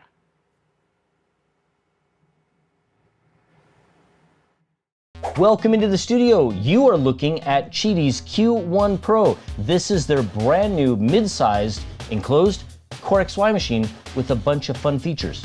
Let's take a look. 2024 is going to be the year of Core XY machines. Every single company is, if they weren't making one, they're gonna make one, and if they made one before, they're gonna make a couple more. Now, me, personally, I'm more interested in the quality of the prints, not the speed of the printers. That's just my preference. And I kind of feel like I represent a large majority of consumers. We are more interested in the awesome filaments that go in, and we want to see the cool prints that come out. Now, we would like it to be fast, but I think that we value quality and consistency over speed. Right? Tell me in the comments below if you agree with me or not. First, let's get the physical size of this machine out of the way. It's a mid-sized machine, but it is in a large enclosure. So it's about 18 inches deep, it's about 18 inches wide, and it's 19 inches tall here on the bench. Now, with the spool loaded on the spool holder over there on the far side, it's about 27 inches wide. So it does take up a little bit of room. Cheedy is kind of famous for that, right? So they like to have a solid core machine that comes shipped squared and ready to go. And then of course they clad it with these injection molded panels. And it's their aesthetic. And I kind of like it. Kind of makes these printers look space age. Now this machine is Core XY, so that means it's running Clipper as you'd expect. And Clipper is the firmware of choice right now for Core XY machines or anything that's printing really fast. By default, Wi-Fi is not enabled. You actually have to set that up after you go through the wizard. And when you enable Wi-Fi, it enables the web interface for this particular machine. Because this is running Clipper and because it's running Fluid, I have to give you this warning. Whenever you connect a Clipper machine to your local network, you are enabling a web management interface that enables anyone on that same local network to manage your 3D printer. That means that anyone can type in the IP address of this printer and they can control the printer completely. They can heat it up, they can cool it down, they can drive the nozzle into the build plate. They can cancel your prints, they can do all sorts of horrible, terrible things. Now this does run the Fluid web interface, which does have authentication, and you're gonna need to go to that. You're gonna go down to settings and you'll go up to authentication, then you're gonna go ahead and add a user. The default web interface is not available on the standard HTTP protocol port, which is port 80. It's actually on a much higher port, and so it's I think 10,088 is the port number, and I'll have that on the screen. So basically it would be, if you're gonna access this in a web browser, you'd put in the IP address : and then 10088, and that would bring up the web management interface, which is also going to be needed if you are using this inside of your slicer to do Wi-Fi printing, you're gonna need that colon and that port number in there as well. The main board in this machine is a maker-based board, which we're seeing a lot of. Have you noticed that? Like, I think like the last 4 or 5 machines I've looked at, they're all maker-based boards, which is kind of cool. It's a quality board. And if you'd like to SSH into it, understand that the root login and password is MKS and maker-based. So you can go in there and have some fun with the machine. Just to rattle off some of the other main features before we get into some of the specifics. This machine has auto bed leveling, and it has auto Z offset with baby stepping. It is dual Z. It has a built-in camera up here in the corner. It has a filament runout sensor in the tool head, and it also has a filament tangle sensor here in the back. And I feel like this is progress, right? So this is, I think, the 3rd or 4th machine that I have here that now has filament tangle detection, which is kind of nice, right? So that's something that we didn't really see until Bamboo started putting that on their AMS systems with the A1 Mini and the P1 and the X1 series. Kind of nice. It has, of course, power loss recovery, and as I mentioned just moments ago, it has Wi-Fi 3D printing. It does not have Ethernet, which was interesting to me because it's labeled as a Pro machine, but it doesn't have Ethernet. However, because it is a maker-based board, it does have extra USB ports on the board itself, and if you pull off the panel, you could actually go grab an Ethernet dongle and plug it in there and you'd be just fine. Unboxing. Probably the fastest unboxing experience that I've had. From opening the box to starting the first print, it was 5 minutes or less, which is darn impressive, which tells me that Cheedy is really working on that user experience. This is going to be a fantastic machine for people who are brand new to 3D printing, as well as the higher end features that people are looking for in their 2nd, 3rd, 4th, 5th, 10th, 20th 3D printer.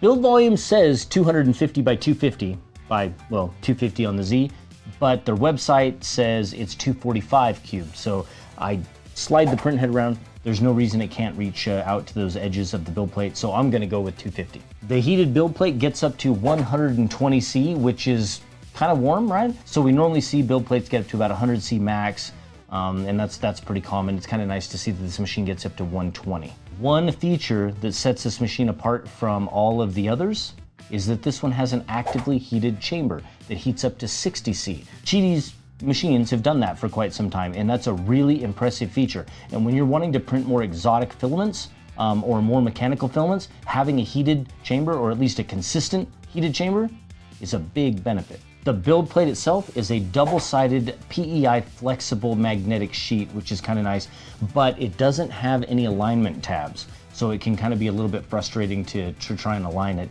You kind of put it in there and drop it, put it in there, drop it a few times, put it in there, drop it, slide it over. It's not a deal breaker, but if you're not paying attention, you can actually get the build plate up on the edge of the platform and where you wouldn't be level and you might even damage your build plate. In this particular machine, this is a new tool head and it's got a new design. The front plate comes off, just literally lift that up and pop it off. The hot end is not a quick change hot end, but it is one of the new cartridge styles that we're seeing that are a little bit more common. So pull this off, and then there's 2 little bolts, pull those bolts and you can remove that hot end. The nozzle itself is a dual metal nozzle. So we're seeing that as well a little bit more common now. A lot of machines are coming out with this. So dual metal nozzles basically mean that the shaft or the threads are from one particular alloy and the actual nozzle tip itself is from another alloy. And then those are merged in the manufacturing process. And one of the benefits of that is that where the threads are contacting the heater cartridge, right, or the heater block, you get a higher conductive metal that's being used there versus the nozzle itself can be something else that's a little bit more resistant to abrasive materials, but it's less conductive. So you kind of get the best of both worlds. You get something that heats up and retains the heat, and then you get a nozzle which is a little bit tougher, which stands up to the abuse that we throw at it on these machines. Now the hot end itself on this machine gets up to 350 C, which that's 50 C more than we normally see on 3D printers like this. And that would mean that you have no problems printing filaments like PLAs and PTGs, of course, those are your lower temperature things. But then you can get up to TPUs and ABSs and ASAs and nylons, right? And you're gonna be able to print that fantastically well, and that pairs well with the actively heated chamber. The interface itself is a 4.25 inch touchscreen. It's resistive touch instead of capacitive, so you just gotta make sure you touch a little bit. It's nice, and Of course, again, like I said, this is running Clipper, and it's gonna have just everything in its place. No complaints, it works really well. Yeah, just very simple. As for slicing with this particular machine, I was sent over profiles for Orca Slicer, which I absolutely love. So if you've used Orca Slicer, it is a fantastic slicer. It's one of the most popular out right now. I didn't even use the Cheaty Slicer. I had no reason to. I grabbed the profiles for Orca Slicer, I loaded them in, and I added the Q1 Pro, and I just began printing, and I've had a fantastic experience with it. The big question, how much does this machine cost? Well, I'm pretty surprised. Early bird pricing for this machine, a mid-sized Core XY, loaded with all these features, only $469. That's pretty impressive. And I believe that their retail is $599. Still a good price at $599. $469, obviously way better, but you can tell that Cheaty's in the game, and they're there to compete at this mid-sized enclosed Core XY machine at that mid-price point. Now, who's this machine for? Well, you can tell that Cheaty's aiming for everyone. The unboxing experience, the user experience, the feature set, the simplicity, Orca Slicer, everything about this machine tells you that Cheaty is targeting everyone. They are targeting novices, and they are targeting experts with the higher end features. So this is going to be a machine that is going to be a great first 3D printer for anyone who's looking to get into the hobby. And this is also going to be a fantastic machine for those of you who are interested in expanding your arsenal of machines, and maybe even printing some filaments and some materials that you've never tried before. Cooling on this particular machine is pretty simple. It has a single parts cooling fan that's kind of diverted to the front and side, well, partially front and the left and right sides, and it has a curtain blower on this side right here, which would be what, your right side if you're looking at it, and which is adequate. Matter of fact, I found that when I turned that thing up to 100%, it was a hurricane inside that machine. Kind of loud, but it flat moved some air, so it was quite impressive. As far as filtering of air on this machine, there is no filter. I just look in the back of the machine and I can see straight in with a fan, but it does look like that it has mounts to put an activated charcoal filter there, but there just isn't one. On the inside of the machine, it has a filament purge bucket and a filament wiper, and it does do that process at the beginning of every print to kind of keep the nozzle clean for the bed leveling process.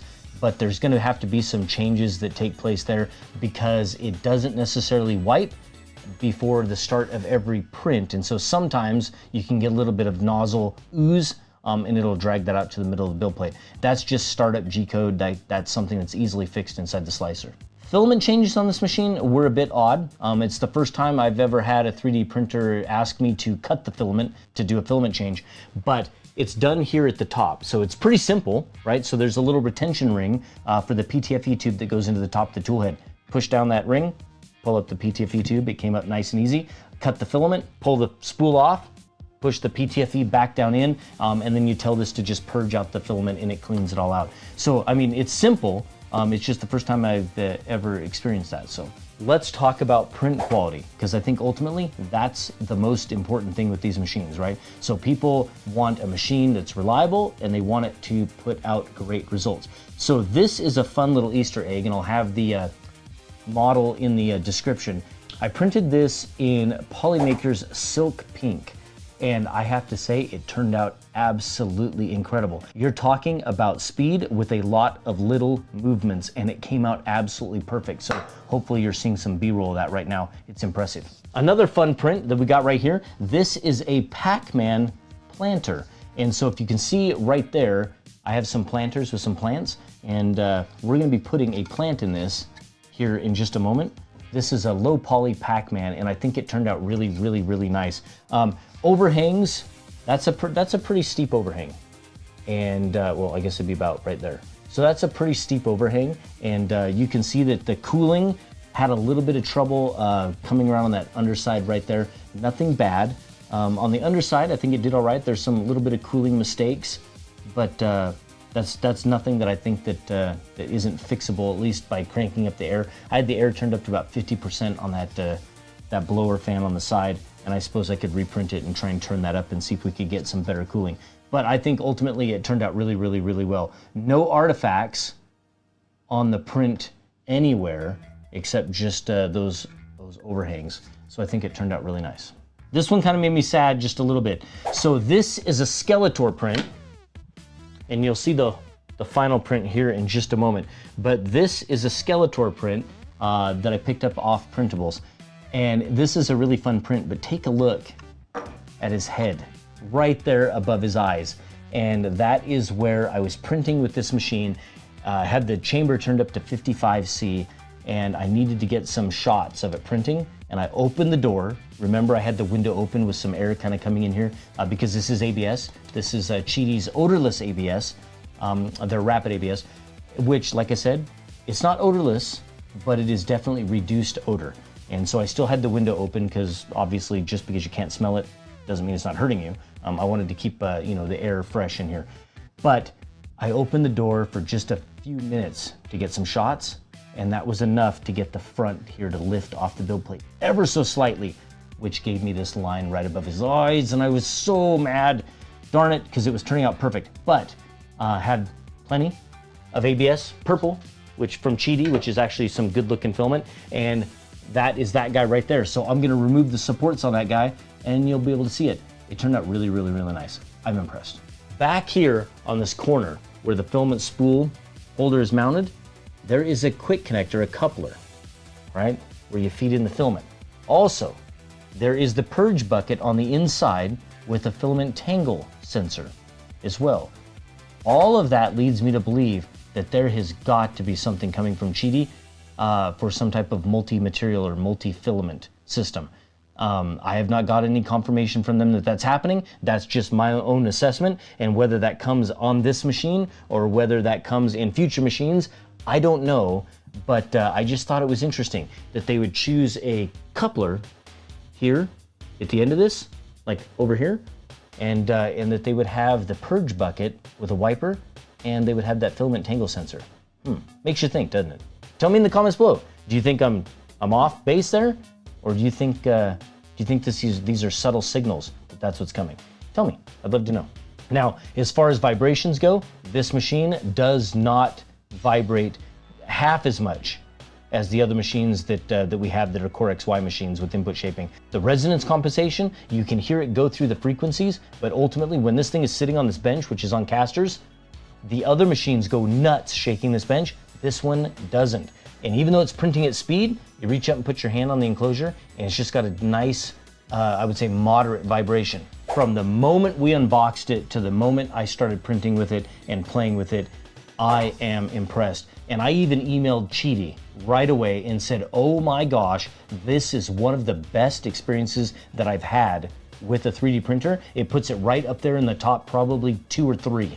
And I'm super impressed with it, and I think it would be a fantastic machine for everyone. If you're interested, like I said, I'll have links on the screen and in the description. I really enjoy doing this, and I love sharing these machines with you. I hope you enjoyed it. Thanks for watching, and let me give a huge shout out to our Patreon and our YouTube members. You are what make this content possible. Thank you so much, and I will see you all in the next one.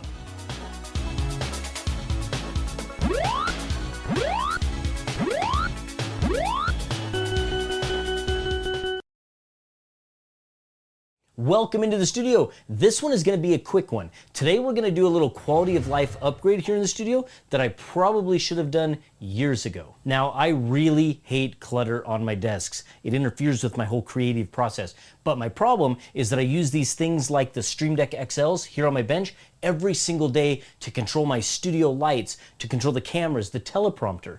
And if all of it isn't within reach, it becomes a problem for me. And it's much more of, I would say, a necessity than it really is a convenience. Now, you know what I'm talking about if you hang out with us over on my live Twitch stream. You'll see me push the draw button to do giveaways for filament and printers and accessories like thousands of times in a year. But reaching across the desk to push the buttons ends today. We're actually going to mount these to the underside front edge of these desks, so they'll be out of sight from the camera and a lot more convenient for me to use while filming and live streaming. Now, finding a model is so simple today, and the way that 3D printing and design is really pushing forward, there are models available for just about everything, and I knew that there would already be something out there for the Stream Deck XLs that I could just download and use, and maybe even just modify it a bit for my specific needs.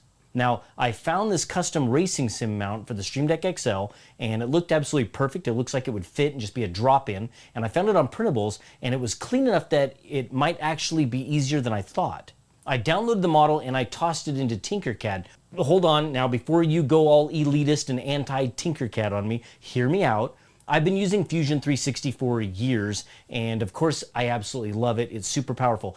But not every person out there can and will use a full-blown CAD application. And Tinkercad is the perfect free web-based tool that's probably better for someone who's not interested in that big software or going through that big learning process. Also, I need to be able to use it more myself so I can more intelligently speak about Tinkercad as far as recommending it.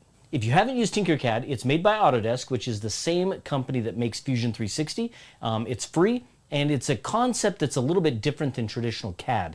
It's basically a very simple constructive design tool where you think in terms of shapes that can be merged or cut with solid objects or holes. After it was loaded into Tinkercad, all it took was to add a few basic shapes to get the angle that I wanted and a couple of holes for the screws, and we were all set and ready to print. I designed the holes for 1¼ construction screws so that I wouldn't end up driving the screw up through the desk. And can I give a huge shout out to FlexiSpot for this desk? This video isn't sponsored by them, but this thing is just awesome and was a huge upgrade for our studios when they sent it to us. Seriously, if you aren't using the adjustable desk, you have no idea what you're missing. It literally changed the way I work here in the studio. And speaking of sponsors, I printed this in Polymaker Polylite PLA Pro and printed it on a Bamboo Lab A1. These two companies are amazing supporters of mine, and they sponsor my content wherever I go here on YouTube and of course over on Twitch, so thank you. All right, now I wanted to make this thing a heavy duty print, so I went with 6 walls in the slicer and 25% infill. It's definitely strong. It's about 250 grams of filament, and it took almost 7 hours to print. Now, keep in mind when it comes to walls and perimeters when you're 3D printing, that doesn't mean just external walls. It means every perimeter. So voids like screw holes get looped the same number of times, and in this case it was 6. So think about that for a moment. When you're designing and printing parts, consider adding more walls or perimeters in your slicer settings to give hardware mount points more strength. So ultimately, where the head of this screw is going to be going in and causing compression, there's a lot of plastic under it, helping it retain its shape. All right, now let's get these things mounted. But check this out. I don't have to lay on the floor and do it. We can just raise the desk. So I'll get a camera and I'll get it pointed up under this thing and we'll get it mounted. What do you think? Pretty sweet, huh?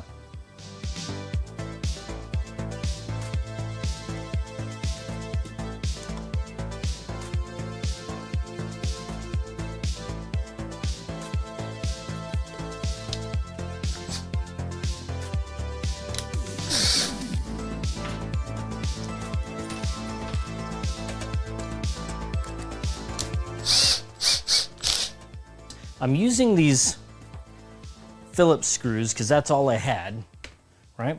But I designed it with this little wedge so that it actually can kind of drop right in like that.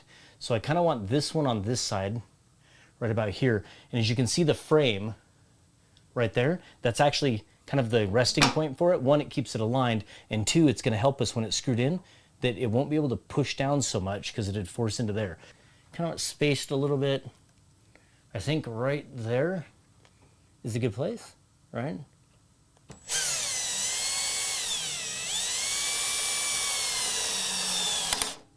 Just drive it right up into there.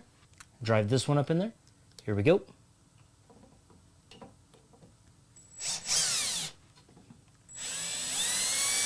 Drive this one right up in there. Look at that.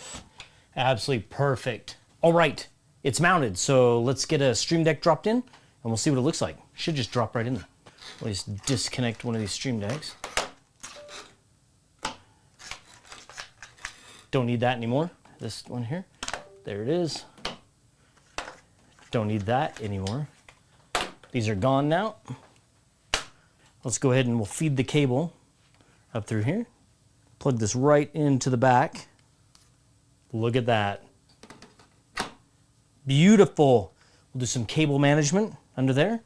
And this one, same thing on this side. Feed that cable up through there. plug it into this Stream Deck. Drop it in.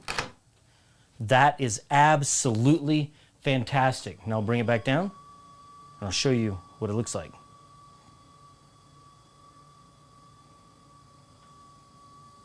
Yeah, look at this. That is absolutely freaking awesome. Perfect. Allows me to come in here, modify, stream, hit my giveaway buttons, all of that awesome stuff right there. Take a look at this one over here. Look at this. Mind those cables, but look at this. Isn't that awesome right there? Look at that. Just perfect. So this is like recording here. Hit this button here. Now I can kick over it. I can go through all my different sounds. I can control my teleprompter. I can do all of that. And I can do all of that standing right here looking at this camera in the desk now. Look how freaking clean this is. Look at this. Isn't this awesome? Way better. Huge quality of life upgrade for me to be able to just control the live streams, filming, all of that, lights here in the studio, and to be able to do that all from here. Like, matter of fact, watch this. Lights, check this out. Right? Isn't that cool? So we can actually kick it all on, light up the whole studio. Isn't that awesome? Pretty sweet, huh? A huge shout out to Polymaker for this incredible PLA Pro. If you've not used PLA Pro or you don't know what it is, think about it like a PLA version of PETG. It's just got a bit more flexibility, so it's not going to be as easy to break, and it's super strong, and it prints just as easy, if not easier, than regular PLA. Look at this. Look at how clean and open this is. This is absolutely awesome. I love it. All right? This is the way it should be. Everything tucked down here below. Pretty sweet. Now, I do wonder if I should mount the keyboard and my trackball here, but I actually like typing on a desk with keyboard and trackball. And but I don't know. Now I'm torn because wouldn't that be beautiful to have this just completely clean and bare, and I could do all of that? Oh, I don't know. I don't know. Tell me in the comments below. Should I put the keyboard and trackball there?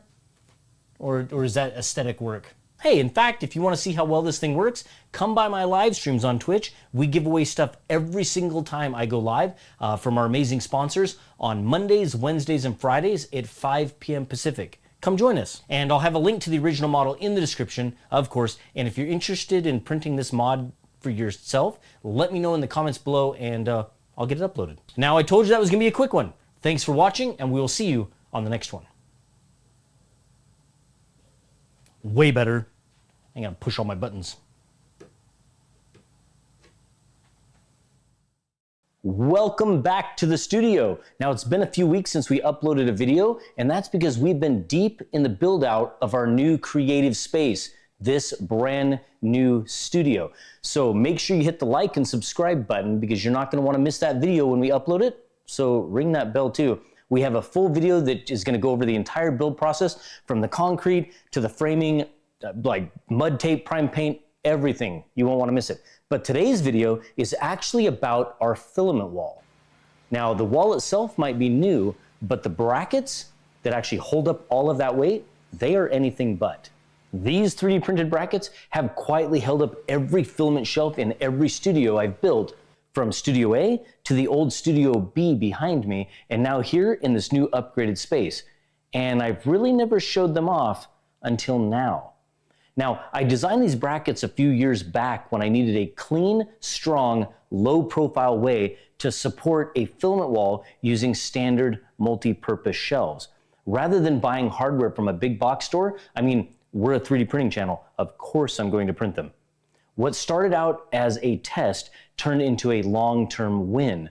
Almost all these brackets are printed in Polymaker's Polylite PLA Pro, which prints just like regular PLA, but has just enough give in it to behave more like PETG. It's less brittle and more forgivable under continuous load. Most of the brackets that you see here have been silently holding up hundreds of pounds of filament for over 3 years now, and when we finish adding the lower shelves here on the bottom, this wall will support around 11 to 1,200 pounds of filament, which works out to be just about $15,000 in materials. And here is the original design. It's a simple L bracket, nothing fancy, but it is strategically reinforced and it does have mounting holes. It mounts flush to the wall with 2.5-inch wood screws driven directly into the studs. And that angled brace, that's not just for looks. In terms of load paths, the shelf weight pushes straight down and the angled brace directs that load into the wall. That reduces shear force on the screws, the force that would try to bend or snap them sideways, and instead transfers that force as compression directly into the stud. It's a small detail, but it makes a big difference when holding up this much weight. As I mentioned earlier, nearly every bracket here is printed in Polymaker's Polylite PLA Pro. Now, I originally considered using PETG or ABS, but a conversation with the folks at Polymaker changed my mind. They suggested PLA Pro, and honestly, they weren't wrong. It's strong, tough, and it doesn't crack when tightened down with screws, even after years of use and even reinstalling many times. Each bracket took around 2 to 4 hours to print, depending, of course, upon the machine, but originally they were printed on a Prusa Mini and more recently on Bamboo Lab machines. Settings were simple: 0.2 millimeter layer heights, 8 perimeters, which I know that's a lot, but you want the strength there, and 20% grid infill, and they were printed flat on the build plate for maximum strength. Here's the A1 Mini printing one of the brackets right now, and you can see that the part is oriented flat on the build plate. Now, it's a simple print, but the strength here comes from the print orientation and that perimeter count. I love this part of the process. Design something, slice it, and just watch it come to life. And the A1 Mini, it is a beast for small parts like this. Now, here's something to keep in mind. Print orientation matters a lot. These brackets are printed flat, which means that the layer lines are perpendicular to the wall, so they're in compression, not tension. If you printed these standing up, like vertically, you'd risk splitting right through the middle under load. Installation is pretty straightforward. Just mark your studs, get a level line, and then drive your screws. Now, I use 2.5-inch wood screws into 1/2-inch drywall, but always double check your wall type and electrical before going that deep. If you're unsure, 2-inch screws are a little bit safer and still provide excellent support. The shelves themselves are 8-inch deep Rubbermaid boards coated with what I think is some sort of a melamine finish.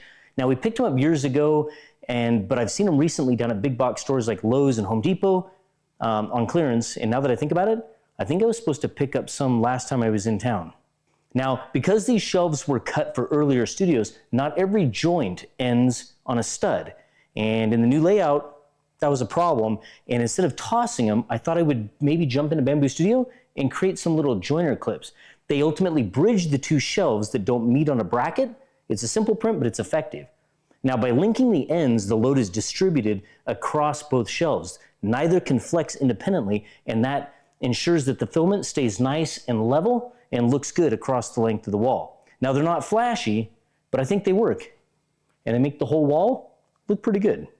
What started as a couple of printed brackets turned into this, a full rainbow of Polymaker filament, organized, accessible, and entirely supported by parts that I designed and printed myself. This is what I love about 3D printing. Not just for cosplay, models, or fun toys, but real, practical, problem-solving tools that improve your space. We want our tools to work for us, and a 3D printer is absolutely one of those tools. People always ask how strong these 3D printed brackets really are. Now, I didn't do any full load tests with weights hanging off of them, but I did reach up and grab 2 of them and do some pull-ups. And I weigh about 140 pounds, and it handled my weight no problem. Printed correctly with the right material and mount, 3D printed parts like this can be incredibly reliable, even under constant stress. Another question I get all the time is, how do we keep the spools of filament on the shelf? Well, in previous build-outs, we actually had the LED light strip up here in front of the spools. But this time around, I wanted to backlight them. I wanted the light to be a little bit more subtle. And so actually, if you look under here, you'll see a bead of just white caulk. And that's just a bead of caulk run across there. We just measured out from the wall, drew a line, and then put that bead of caulk all the way along there. And that does a great job of just giving a little bit of a soft speed bump. You can see it's even soft right there. But the spools, they don't want to really roll over it. So that's how we keep them on there. Pretty awesome. And yes, we do have a filament ladder in the studio, but that'll be in another video. Pretty sweet. We get to slide along this whole wall of filament on a ladder. I will have links in the description to where you can download these and print these yourselves.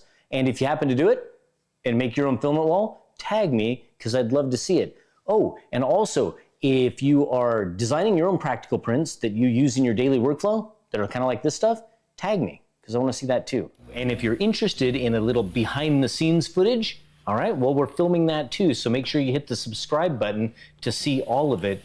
And because we'd love to share how we actually film in the studio and make some of this fun content. Also, consider becoming a YouTube member. It would really help us out a lot. And let me give a huge shout out to Polymaker for sponsoring and supporting our content here. That's an awful lot of filament and we appreciate it. And of course, a special shout out to all of you YouTube members and our Patreon supporters. None of this, including the studio, was possible without you because it was an awful lot of money. Thank you. I hope you enjoyed it, and we'll see you in the next one. Now we get to create all sorts of awesome, fun content. Thank you, Hovsco, for generously sponsoring a portion of this video. Welcome into the studio. Now, are you one of us? You know, the kind that prints mods and accessories for everything? Maybe even designs a little bit too? Well, probably because my entire family has a 3D printing addiction. We are always searching for new and creative ways to use our 3D printers. Every time we walk through a store, everything we look at, we think, I can make that. Or, we could probably do that better.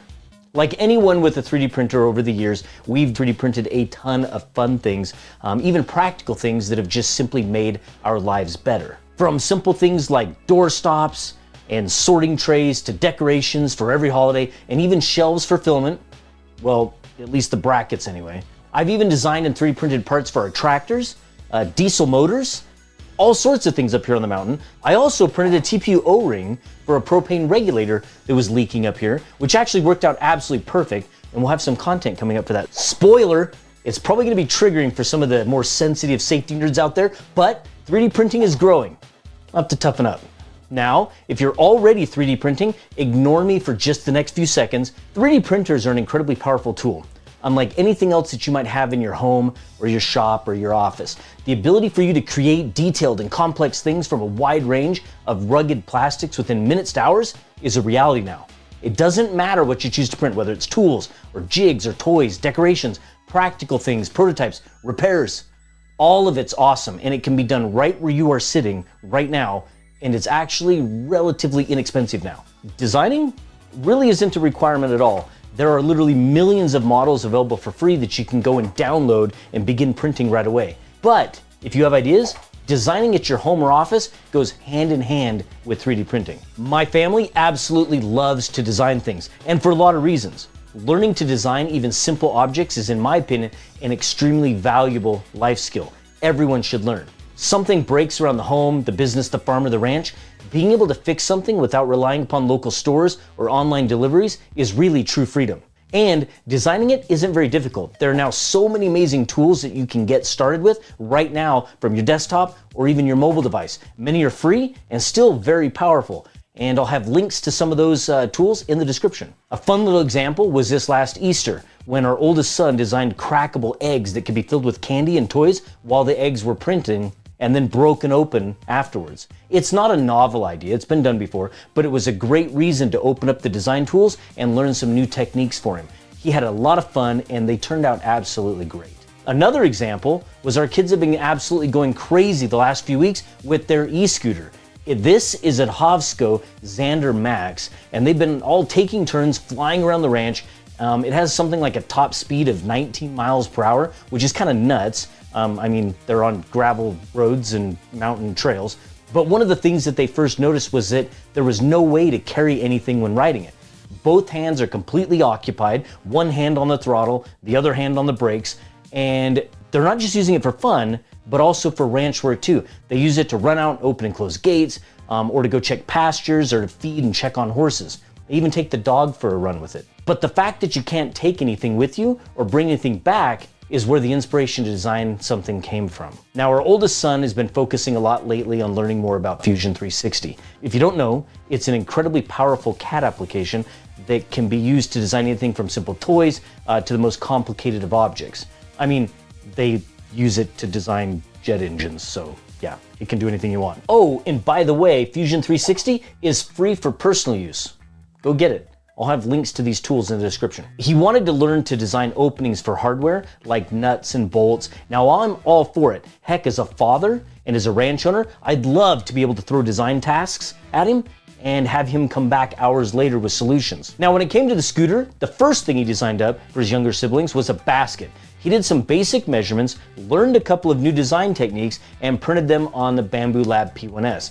Then my wife had a fantastic idea, and that was to design not just a basket, but a fun way for my daughter and my youngest son to personalize their scooter a little with some of their favorite Pokemon. Yes, I know everything is Pokemon right now. So my son sat down and he adapted his basket mount design so that it could be merged with any of the millions of models out there, allowing them to attach any existing model to the scooter. It uses the same hardware connections and a place for a strip of TPU so you can really tighten it down without cracking the 3D print. For someone new to designing, this is pretty cool. Super proud to see him doing this and learning along the way. Now, using that mounting hardware, the first model they wanted on the scooter was a Squirtle, and of course a matching basket, and they absolutely love it. The next model they did was a Pikachu with a matching basket, also printed both of those on the Bamboo Lab P1S. These were printed in a mixture of Polymaker and Bamboo Lab filament, multicolor. They just look great and the kids love them. A lot of fun. Now, I'll have links to the original models and the filaments in the description. I'd never even personally ridden an e-scooter,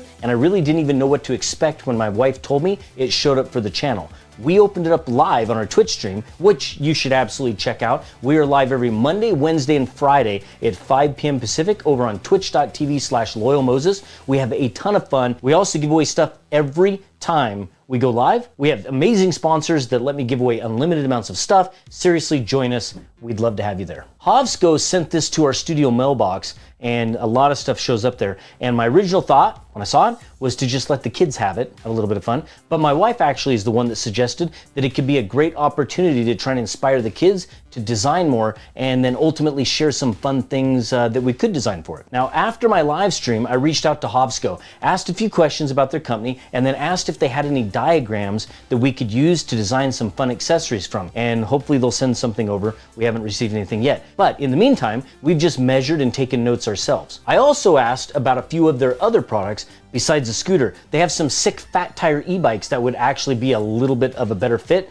for us up here on the ranch. Hovsco was super cool and they were excited about our ideas for content, and I'm sure they'll send over some of that gear for us to enjoy and share, and we'll get some fun accessories created for them too, and hopefully we'll get some diagrams for that as well. Also, for a little bit more fun, we invited our community to try and design some cool accessories and upgrades for it. We'll have some content on that coming up soon. If you want to see some of it or participate, join us in our Discord. I'll have the links to our Discord on the screen and in the description. So much imagination and talent over there. Seriously, you should come join us. There were some cool new fender flares that were suggested. I guess the range is like 30 miles or so on the scooter, so a water bottle holder came up as another idea. It has a headlight that I guess auto turns on when it gets dark, and there's a brake light. So obviously we should work out some sweet RGB upgrades for it, right? It's got a big 36 volt battery or something like that. It's like 10.4 amp hours, and it has like 500 watts of peak power. And that seems like a lot of power for such a small scooter. Now, they probably don't want us messing with the battery, but I think we could find a safe way to get at some of those volts for some fun things. Now, originally, when I first got it, my thought was tires. I thought that would be fun to print some TPU tires. They're big, fat, 10-inch tires, but they're pretty hard to get at, and they're pretty solid. And besides, that's where all your electrical components are for the scooter and the big disc brakes. So, I don't know. Maybe we'll try to do something like that in the future. Not quite sure. Anyway, I'd love to hear your ideas. Comment below on what you think we could design or print for it. I think we'll end up printing a bunch of these fun ideas and mod it out, show it off in another video. Let me know what you think. Just so I don't forget anything, we have Twitch, so join us over there, twitch.tv/loyalmoses, Monday, Wednesdays, and Fridays at 5 p.m. Pacific. Join us on our Discord, loyal.ms/discord. Oh, and like I said earlier, I'll have a link to the models, the scooter, all of it in the description. Click over there, check it out. And before I go, let me give a huge shout out to our Patreon supporters and you YouTube members. We couldn't do this without you. Thank you. And to the rest of you, thank you for watching, and I will see you on the next one. Welcome to the channel. We are down here at Home Depot and we are 3D printing some plant pots because it's spring. Now we're printing those on the Bamboo Lab A1 Mini and you're probably seeing some B-roll of that right now. But I'm at Home Depot to grab some potting soil and some plants. All right, let's go.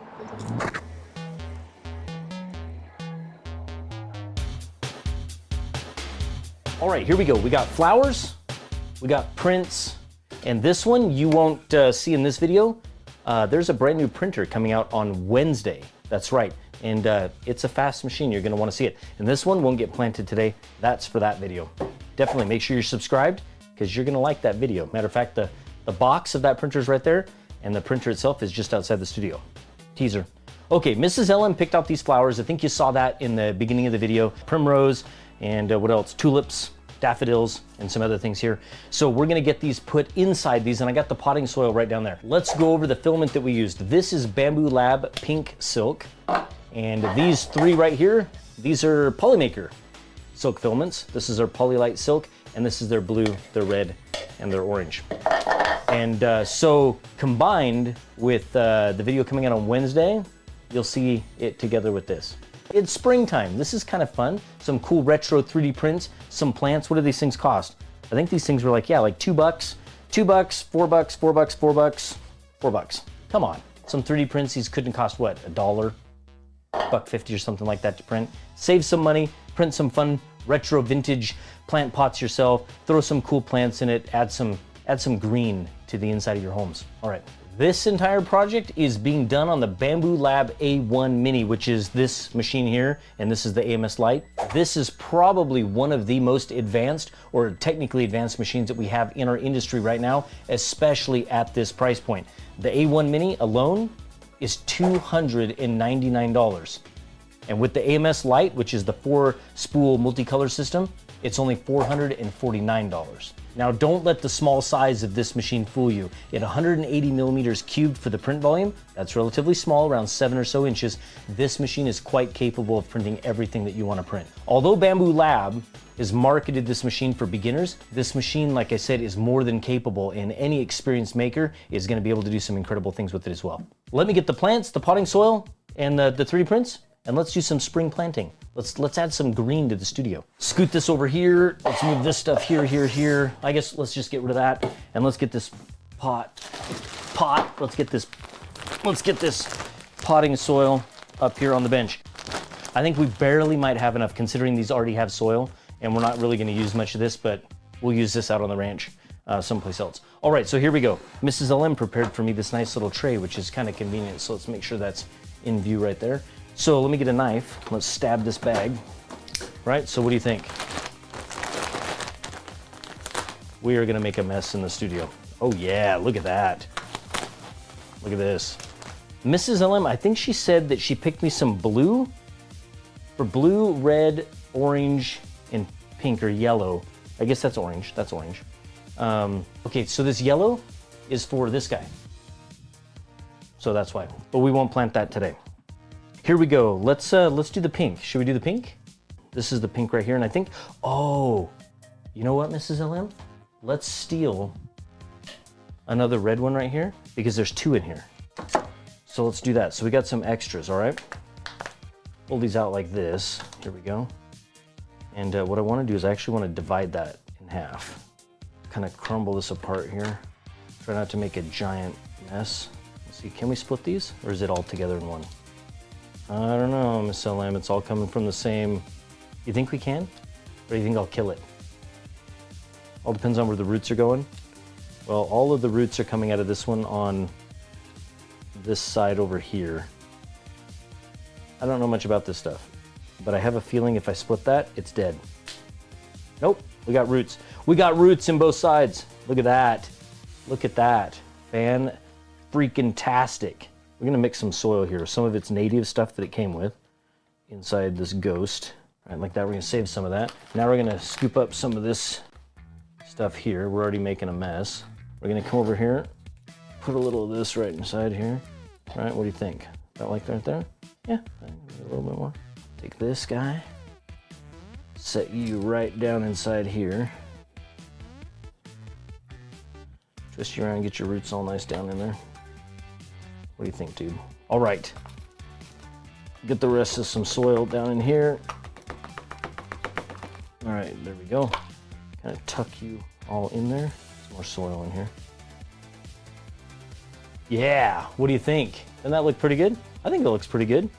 Kind of tuck it all down in there, make sure everything's clean. Look at that. Come on, look at that. Isn't that awesome? Cool little ghost. We'll wipe him all down here in a little bit when we're finished. All right, next one. So I think this, because this was the pink, we're actually gonna put this one in the pink. So this one is a pink hyacinth. So let's get some potting soil in there. Get this right down inside there. Can we move this out of the way so you can see what I'm doing? How about that? There you go, now you can kind of see what I'm doing here. So now we're gonna mix some of that soil in, like right there. That was the original stuff that it was in. Kind of get those roots set right there. Let's get some of this Miracle-Gro potting soil in here. And then we'll get water in it. What do you think? Look at this. Kind of tuck that in there. Fantastic, look at that. Awesome. So we got a pink ghost. Let's put him right here. Look at that. We got one, we got two. Look at that. Isn't that cool? So we have red, blue, and orange. Well, that's what we have exactly left right here. All right, so get the ghost over here. All right, kind of crush that a little bit. And this is a hyacinth, a blue hyacinth. Yeah, look at that. That almost fits exactly in there. Should we just drop it in there?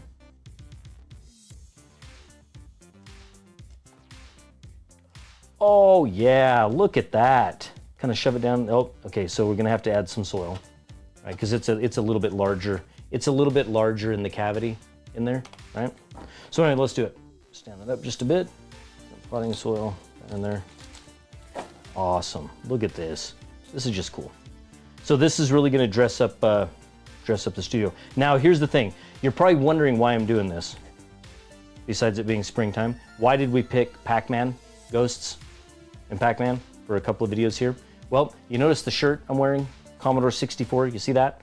Okay. Well, I have another channel that we're just starting. It's called LM After Hours, and it is all about retro vintage tech and some fun adventures. Like I said, we're gonna build period correct computers like 486 DX250s and DX266s from 1994, Ataris, Nintendos, Commodore 64. You see the television? Look at that, look at my overhead camera. My overhead camera right now is on a 27-inch CRT from 2002. 2002? Yeah, I think it's 2002. Anyway, that channel is LM After Hours, and so I'll have it on the screen and in the description below. Go give it a subscribe. It's gonna be a fun adventure, and we're gonna tie 3D printing into it. You're gonna like it. Red is the next one to do, so let's do it. I think we can split it. What do you think? Think we can? This is a tulip. Okay, it's a little dry. That is a little dry, I'm gonna be honest with you. Okay, so before we do that, I need one more ghost. There we go. So it's a bit dry. Let me see if we can, yep, they split, perfect. So now we just wanna make sure that we're gonna get some of its soil that it came with in there. Not too much of a shock. Try and separate these roots a little bit. What do you think? Come on. There we go, come on. There we go. I'll stick you in there. I'll put you down inside there. Boom, just like that. Let's get some soil in here. Get that all nice and planted right in around there. Get you all nice and tucked in some soil. And get you so you're kind of growing straight. What do you think, dude? Like that. All right, let's get you all down in here. Let's get some of this soil. Don't waste all this stuff. All right, looking good. So this is, like I said, this is it's a red tulip. And so that was the one, we split these, so now we have two. And so we'll just kind of get this loaded in here so we're not wasting a flower here. All right, it's gonna look really good. This is gonna be cool. I'm glad. This is kind of a really fun project. And these models are on printables, and I'll have a link in the description. You'll be able to head over there and grab them and do this yourself. I scaled these up from the original model. These are 150%, and I believe the Pac-Man is 200%. You'll be able to see it right there. It is kind of cool, size of my hand. All right, the red one sat right there. We'll get this blue one, we'll put you over here. Here we go, orange. And this is a primrose. It's only $2. And you are moist. Okay, so that's gonna need some soil in there. The cavity on the inside of these is actually larger, quite a bit larger. There we go. Oh, that was beautiful. That was absolutely perfect. That was pretty sweet. It literally dropped right in there. That was actually pretty good. So we'll add a little bit of soil around the back. I can kind of feel that there's some missing. Just because it's gonna settle in there and I don't want it to not have a good amount of soil. But look at these. Isn't that awesome? Little Pac-Man ghosts that are flower pots. Hold on. I like it. Now this one we're saving. This one goes in another video. So I'm gonna leave this on the tray, okay? And I think I'm gonna just set this tray out of the way really quick. Let's take a closer look at these. How fun is this? So this blue ghost, pink ghost, red ghost, and an orange ghost. What do you think of that? Isn't that pretty sweet? What a fun little project. And like I said, the Bamboo Lab A1 Mini, which is right there, is more than capable of handling all of the practical prints that you're gonna wanna do around the home and office. And it's a fantastic machine. The machine runs super quiet, which is a positive. And also, you can run it from your phone. And there's a Bamboo Lab Handy app, and I would grab my phone and show you, but they're dirty. It is a free app. You can send models directly from your phone right to Bamboo Lab machines, making it super easy. Anyone can do it, and you can do it without a computer at home. So think about that. Oh, and I almost forgot, one of my favorite features for this machine, and well, kind of Bamboo machines in general, is the reprint option, right? So most printers have an option to hit reprint. Well, when you're printing models like this over and over again, traditionally years ago, you had to reslice it for the different color of filament, right? So if you had it sliced for slot 1, you'd have to reslice it for slot 2, 3, or 4, or you'd have to move the filament to different slots. And one feature that I absolutely love on this machine is when you hit reprint, right, you get the option of selecting which spot on the AMS you want to use for that reprint. So one slice for this model on this printer loaded the 4 colors of filament, and then every time I hit reprint, I just selected a different slot on the AMS and hit print. And that's just, it's a feature now that you're kind of seeing on a lot more 3D printers, but it's really fantastic and really convenient, especially for fun, kind of practical prints like this. This is exactly why I love 3D printing, that you get to take something that's like kind of boring every day and make it fun. So 3D printing some pots here that cost a few dollars a piece. We can do them in a really cool kind of retro vintage style, right? Make it fun. A couple of dollars for each of the plants, and you have something pretty unique and pretty fun. And I wanna thank Bamboo Lab for sponsoring this video. Thank you for sending us over the Bamboo Lab A1 Mini for free. We got that actually, like, shoot, is it coming up on a year? I think in a couple months that Bamboo Lab A1 Mini will be out, or will have been out a year. But anyway, check it out. I'll have a link on the screen and in the description below. Thanks for watching, and we'll see you on the next one. Oh, and don't forget, Wednesday, new video coming. Printer with this. It's gonna be fun, it's fast. You're gonna like it, so make sure you're subscribed. All right, thanks. My studio is a mess. The last video that we put out, I was having some trouble making a giant one of these, like big ones to hang on the wall. And you'll look at that here in a minute, and I'm gonna show you how I made them. I also wanted to compare the Bamboo Lab P1S and the A1 because I was having some artifacts that I wanted to find out if it was the model or if it was the printer. Now, my original idea for this came from a model that I found on Maker World, and I'll have a link in the description, but I think that model was taken from Thingiverse, which no doubt was taken from somewhere else. That's just the way this works, but I'll keep the links in the description, and you can follow those. Now, I printed several of them, and if you watched my last video, you saw failure after failure after failure, but we did get a couple of successful prints, and we got them on the A1 and we got them on the P1S, and I'll show you those a little bit more closely here in a moment. Now, besides the 3D prints, there are a couple of other things that we need to make these giant cartridges as realistic as possible. And the first thing we need is holographic sticker paper. And I'll have this link down in the description below. I picked these up from Amazon. I think it was like 50 sheets for maybe 15 bucks or something like that. And these are designed for inkjet printers. And there's a little story here about running down to the valley and trying to get someone else to print these for us. I ordered the paper, ran these down to the valley, but no one had inkjet printers in any of the professional spaces. All they had was laser printers, and I suppose you can probably get laser compatible sticker paper, but they weren't brave enough to try this in their printers. They're afraid it would break them. Another thing that we're going to need is an inkjet printer. I don't have an inkjet printer. All the printers we have here are laser, and I don't have a color laser anymore. I got rid of that years ago. So I just had the black laser printer, and that wasn't going to work. And we ended up going to Walmart and finding the cheapest laser printer that they had, which ended up being the HP 5102. And the reviews showed it had pretty high quality inkjet results. So we grabbed it, brought it home. I think it was like $150 or $170. And this is the results that it produced, which I think are pretty fantastic. Look at that. I mean, the quality is amazing. And it looks really good on this holographic sticker paper. Where do you find the labels? That's pretty simple. You just do a Google search and search for NES label. And that's it. And there are a ton of resources, people out there that have labels for just about everything. And I'll have links in the description to the places that I found mine. Now, the first game that I'm going to make is going to be the Super Mario 3, because I think that'd be kind of cool and to hang on the wall. The second one that I'm going to make is a Zelda, and I'm not quite sure on the third one that I'm going to make, but we'll figure that out here momentarily. And of course, if you're going to make a Zelda, you're going to need some spray paint. And this is what? Rust-Oleum Metallic. And they're not all equal. The caps, they lie to you. That's actually not the color. The first one that we picked up was a gold from Rust-Oleum.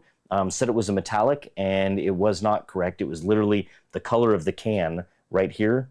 It was terrible, and it looked bad. So we hit it with another primer, and I ended up putting this on it, and it looked a little bit better. It's not perfect, but I think it makes it work. A few moments later.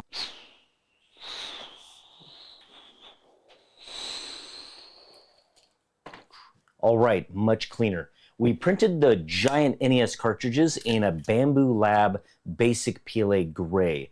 Now, it's a little bit lighter in color than an NES cartridge, but it gets the point across. It's pretty cool. And I'm sure we could go find a better gray that matches. Matter of fact, if you know of a really good match for this gray, put it in the comments below. We'll get some and we'll make some that way. Now, once you've downloaded the labels and you get them onto your machine, you obviously need to resize them for the scale of the model. Now, at the scale of the model being at 100%, what worked for me was a width of 4 inches and a height of 7.25 inches.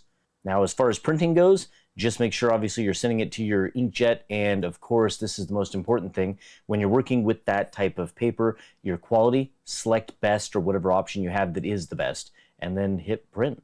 Now with the sticker paper, I only loaded one sheet at a time, and that's just because the printer kept grabbing multiple sheets because it's pretty thick, sticky stuff.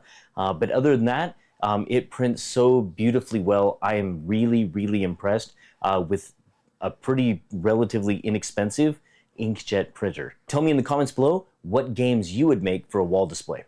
Now, I did decide in the meantime on what game that I was going to go ahead and make this time around, but one of my favorite all-time games growing up as a child, and that is Teenage Mutant Ninja Turtles, which is a classic NES game. Look at those colors. Freaking fantastic. Oh my gosh, it's absolutely beautiful. Unbelievable that an inkjet printer can do that so well on this holographic paper. I am super impressed. That's going to look good. Now, seriously, take a look at these. Those are the two that I just printed. Teenage Mutant Ninja Turtles and a Legend of Zelda, and they are incredible. Just the colors, just how vibrant they are, and that holographic paper, I think, does just a phenomenal job of really bringing those NES labels to life. So the next step is to cut them out. Now, cutting these out really isn't all, super important to get it 100% accurate. I mean, if you've seen the labels on NES games, they're not perfect the way that they were. And technically, if we trim off just a tiny bit of the color, it actually makes them fit about perfect. So anyway, there is the first one. Let's see what it looks like here. The worst thing is when you actually trim it, you don't get all the way through it. That looks so freaking good. Now, the corners on most NES labels are actually rounded. right? And some of these that we download aren't rounded, so we're just gonna try and round them ourselves.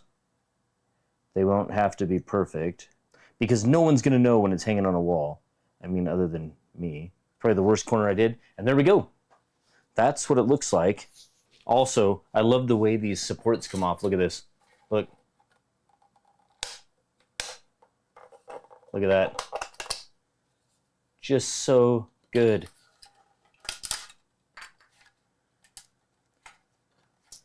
Oh, come on, out of there. Oh, except that one. And here's a little trick for getting these internal supports out, right? So like right here, these can be a bit tough. And I just use a knife here.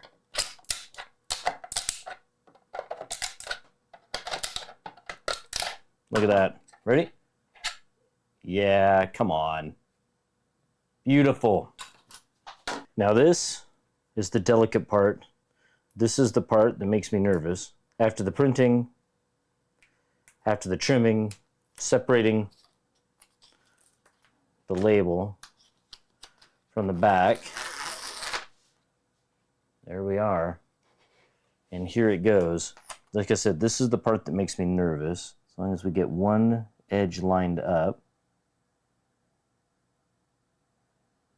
we should be good to go. Like maybe like this. Look at that. Is that not awesome? Or what? Look at it. Heck yeah. Right over the edge. Seriously. Tell me that that does not look freaking fantastic to hang on a wall. Oh, where's that? Oh, that's the ink. I didn't realize it was ink coming off. Apparently it has to dry.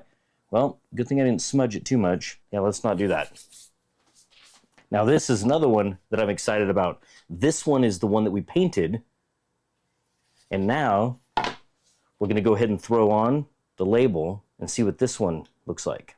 It's just so hard to separate. Seriously, it's like you get it and then you let it go and then you get it and you let it go again. Come on, come on. Seriously, come on. How many times do I have to try? It's impossible. Got it. Oh my gosh, that took forever. But look at that label. Look at it. That is pretty sick. So we're gonna get this one laid on. And then, and we're not done because we have one more label that we have to add to these. Does anybody know what label that is? What label do we have to put on here? Look at that. Seriously, put in the comments if you know what label we have yet to add. Look at this. Take a look at these. That right there, Legend of Zelda. Now you can see over here, I hit it with a little bit too much paint. You can kind of see that there, right there. You can kind of see it, but it's all right. It's okay. But look at that. Does that not look freaking phenomenal for a Legend of Zelda cartridge? And then take a look at Teenage Mutant Ninja Turtles. Yes, and then take a look at this one. Look, Super Mario, Teenage Mutant Ninja Turtles, and Legend of Zelda. That is sick. And these get to hang on our wall. Come on, doesn't that look good? I think they're freaking awesome. Yes. Okay, now the sticker that finishes them off is the back. You have to have the caution sticker because that finishes the game. It makes it absolutely perfect for hanging on a wall. These are just killer. Now, let's talk about the print quality. So this was printed on the Bambu Lab P1S, and this was printed on the Bambu Lab A1. Now, check this out. This is the artifact that I was mentioning earlier, but if you look really closely, you can see it's not banding.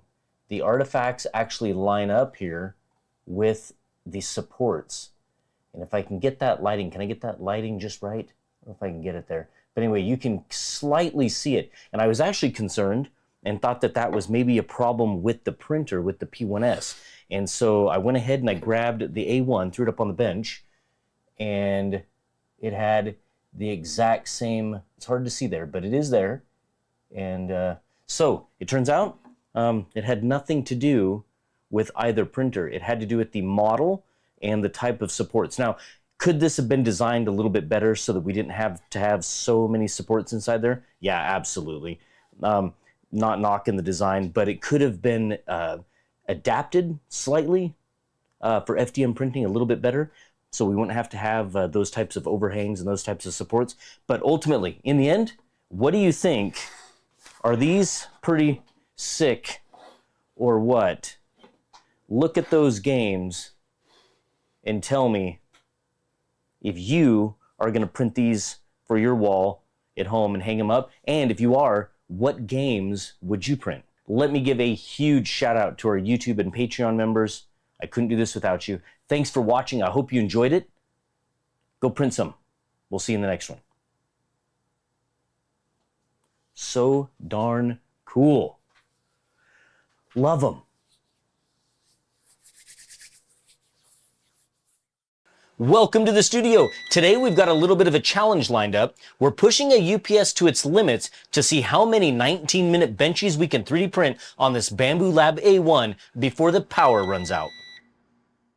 All right, when it comes to batteries, I know a thing or two. In fact, everything that you see here is 100% off-grid. Our ranch has no connections to the outside world. We are completely powered by solar, wind, and a massive 6,000-pound battery, all backed up with a 30,000-watt John Deere turbo diesel generator. So I think I can handle a little battery like this. So stick around to see just how far we're going to get with a 3D printer running completely off of a battery. And to help us out with this challenge, I want to give a huge thank you to Golden Mate for sending over their UPS for us to test and share with all of you. This unit offers some pretty impressive features that make it a perfect match for any Series 3 printer setup. If you've ever had a print failure due to a sudden power outage, you know exactly what I'm talking about, and you'll definitely appreciate what we're about to show you. Also, they gave me a 10% discount code, and I'll include that on the screen, and I'll put the links to the UPS and that discount code in the description. The first benchy print starts right now. So I let the machine heat up, then I started the print, and the moment it's running, are you ready? That's it. No more wall power. It's the printer and the UPS battling it out. As soon as I tell you the size of the UPS, I want you to guess how many benchies you think we'll get from this Bamboo Lab A1 before it dies. You'll have to let me know in the comments below. But hold on, wait until I tell you about the UPS. While the benchy's printing, let's take a moment and we'll talk about this UPS for a moment. The Golden Mate UPS is rated at 1,000 volt amps or about 800 watts, which is more than enough power to keep your printer running for a decent amount of time during an outage. According to Golden Mate, they have this model rated for about 30 minutes for a constant 400 watt load. But a 3D printer isn't going to use anywhere near that because they are just way more efficient once they're at temperature. That's another benchy. According to Golden Mate, it has a total charging time of under about 10 hours, and I've drained this one a couple of times, and charging for me was probably about 6 hours. I just powered it off, left it plugged into the wall, and when I came back a few hours later, it was at 100%. We're already a few benchies in, and it's still going. Pretty impressive. All right, so now that you know a little bit more about the UPS, how many 19-minute benchies do you think we'll get before the battery dies? Put your guess in the comments, and don't look ahead. No cheating. What do you think? They're 19-minute benchies. How many do you think we can get before it's dead? Benchies are stacking up.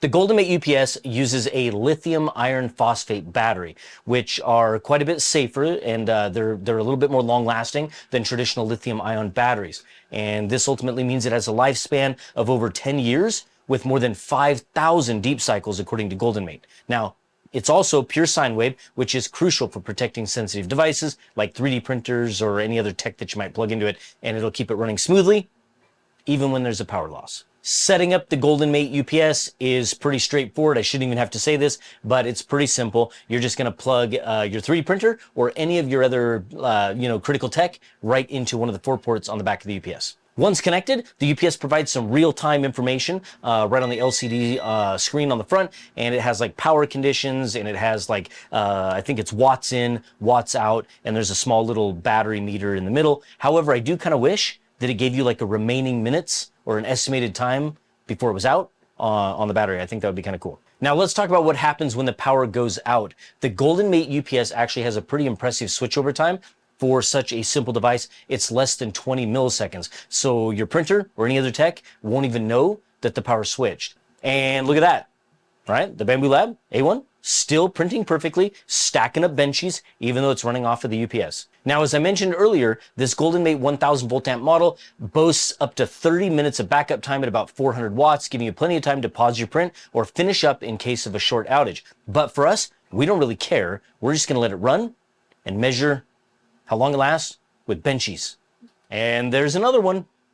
Okay, now we're having a little bit of fun here, but in all seriousness, using a UPS isn't just about saving your prints from failure. It's about protecting your printer from power surges and ensuring its longevity. A sudden power loss can cause damage to your printer's electronics, but with the UPS, you can avoid that risk completely. It's a simple yet effective way to keep your equipment safe, especially when you're working on long prints that can take hours or even days to complete. You just don't have to worry about it anymore. Oh, that battery's getting low. If you haven't done it already, go to the comments below. We're gonna let this thing run. As you can see, it's still printing, still cranking out benchies. How many 19-minute benchies do you think it's gonna complete before the battery's out? Go ahead, guess below. All right, it's the moment of truth. After hours of printing and some pretty impressive endurance from the UPS, the battery has finally tapped out. And the final count? We have managed to print 5 full benchies, and we got halfway through the 6th one before the power ran out. And that's actually not bad. It's a UPS, but it's actually completely portable. You could probably carry the printer in one hand and the UPS in another. Anyway, if you guessed anywhere from 5 to 6 benchies, congratulations, you nailed it. That's pretty good. I honestly didn't think it would get that far. I was thinking 3 or 4 at the most, so I'm super impressed. Think about it. That's over 100 minutes of print time with a pretty decent sized machine. If you are serious about 3D printing and you want to protect your prints from unexpected power outages, investing in a UPS is a must. They're affordable, they're reliable, and as you've seen today, they actually perform pretty well. I'll have links to the Golden Mate UPS in the description below, of course, and don't forget there's a discount code. We'll have that on the screen and in the description as well. Thanks for watching. I hope you enjoyed this little experiment. It was a lot of fun. Don't forget to hit the like button and the subscribe button if you want to see more awesome 3D printing content. And let's give a special shout out to all of our YouTube members and Patreon supporters. I couldn't do this without you. Thank you again. I will see you in the next one. That's pretty good. I couldn't believe it. It's like 100 or 110 minutes of print time. Pretty awesome. Like you could have a portable 3D printer. Pretty cool. First test, can it split wood? I don't have high hopes for it because this already happened, throwing it in the truck. We're gonna try it. Ready? Here we go. Wood split test number 1. Okay, let's hold it right there just for a moment and let me explain what's happening. That is a carbon fiber 3D printed hatchet. Yes, 3D printed. We printed it here in the studio, and I took it out on the ranch, and we decided we would find out exactly how usable a 3D printed hatchet is. Well, hang out here with us for a few moments, and we're going to show you exactly how useful or useless a 3D printed carbon fiber hatchet is. Enjoy. Holy crap. What? No. Did that really just do what I think it did? What? That was really light, dry. Okay, so now we're gonna do it. You ready?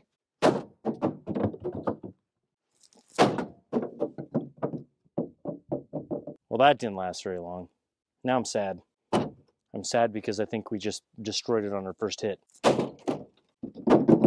More.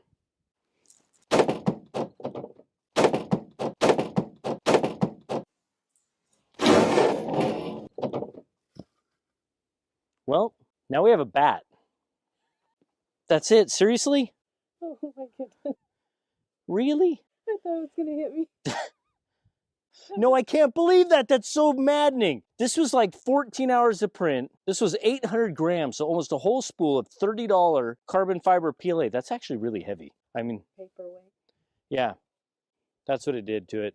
Well, that was pretty uneventful. I wanted to sharpen it. That's what I really wanted to do. Anyway, well, so much for that exercise. Huh? You doubted me? Look at the pile of wood I chopped with my 3D printed hatchet. Now it's a little rough, but check it out. Why are you holding it like that? Doesn't matter why I'm holding it like that. What's that? What's what? That. Oh, nothing. Doesn't matter. Cut.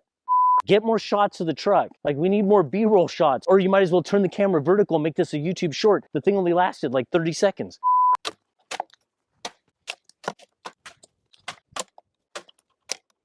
Still kind of works.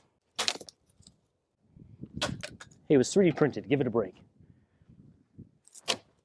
Ow. Sorry. Still limb trees with it. Kind of. Hang out to the end of the video because I'm going to give away 3 spools of this Polymaker carbon fiber PLA. I'm actually kind of sad. This was supposed to work out so well. You know what? I think we're going to do it again. But we're going to do it again in something else. Like maybe polycarbonate. Or maybe, what do you think? More infill? Nylon. Like nylon? We could do it nylon.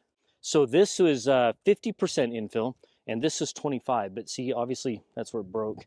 We could do more walls. 8 walls. We could do more. But anyway, piece of junk. Well, that was a pretty awesome adventure. We took a 3D printed hatchet down into the timber. I cut down multiple trees, couple of cords, at least a couple of cords of firewood. The perfect application for 3D printing. Who would have thought a 3D printed hatchet? Yeah, who would have thought that? It's great, but I mean, it's perfect. I can't imagine it going any better. Okay, so maybe that didn't turn out exactly the way I had hoped it would, but that was 3D printed on the Elegoo Neptune 3 Max, which is my email ding. But that was printed on the Elegoo Neptune 3 Max, which is a massive 3D printer with a build volume of 420 by 420 by 500 millimeters on the Z. Pretty impressive. I think that printer retails for around $450 to $490. Pretty amazing machine. I 3D printed it in Polymaker's carbon fiber PLA. Now, admittedly, carbon fiber PLA is kind of a, I don't want to say useless, but it's kind of a novelty item. It's still PLA. The carbon fiber, it might add a little bit of strength, but ultimately it's not going to be anything that you're going to want for any type of mechanical parts or anything like, I don't know, smashing wood with. But it is fun. I think we're going to do it again. Let me know in the comments below what filament we should do it in or what material. I'm thinking a polycarbonate. We could do a nylon. We could do something like, I don't know, like a PA12 or a PA6 and see exactly how that works when we smash some wood with it.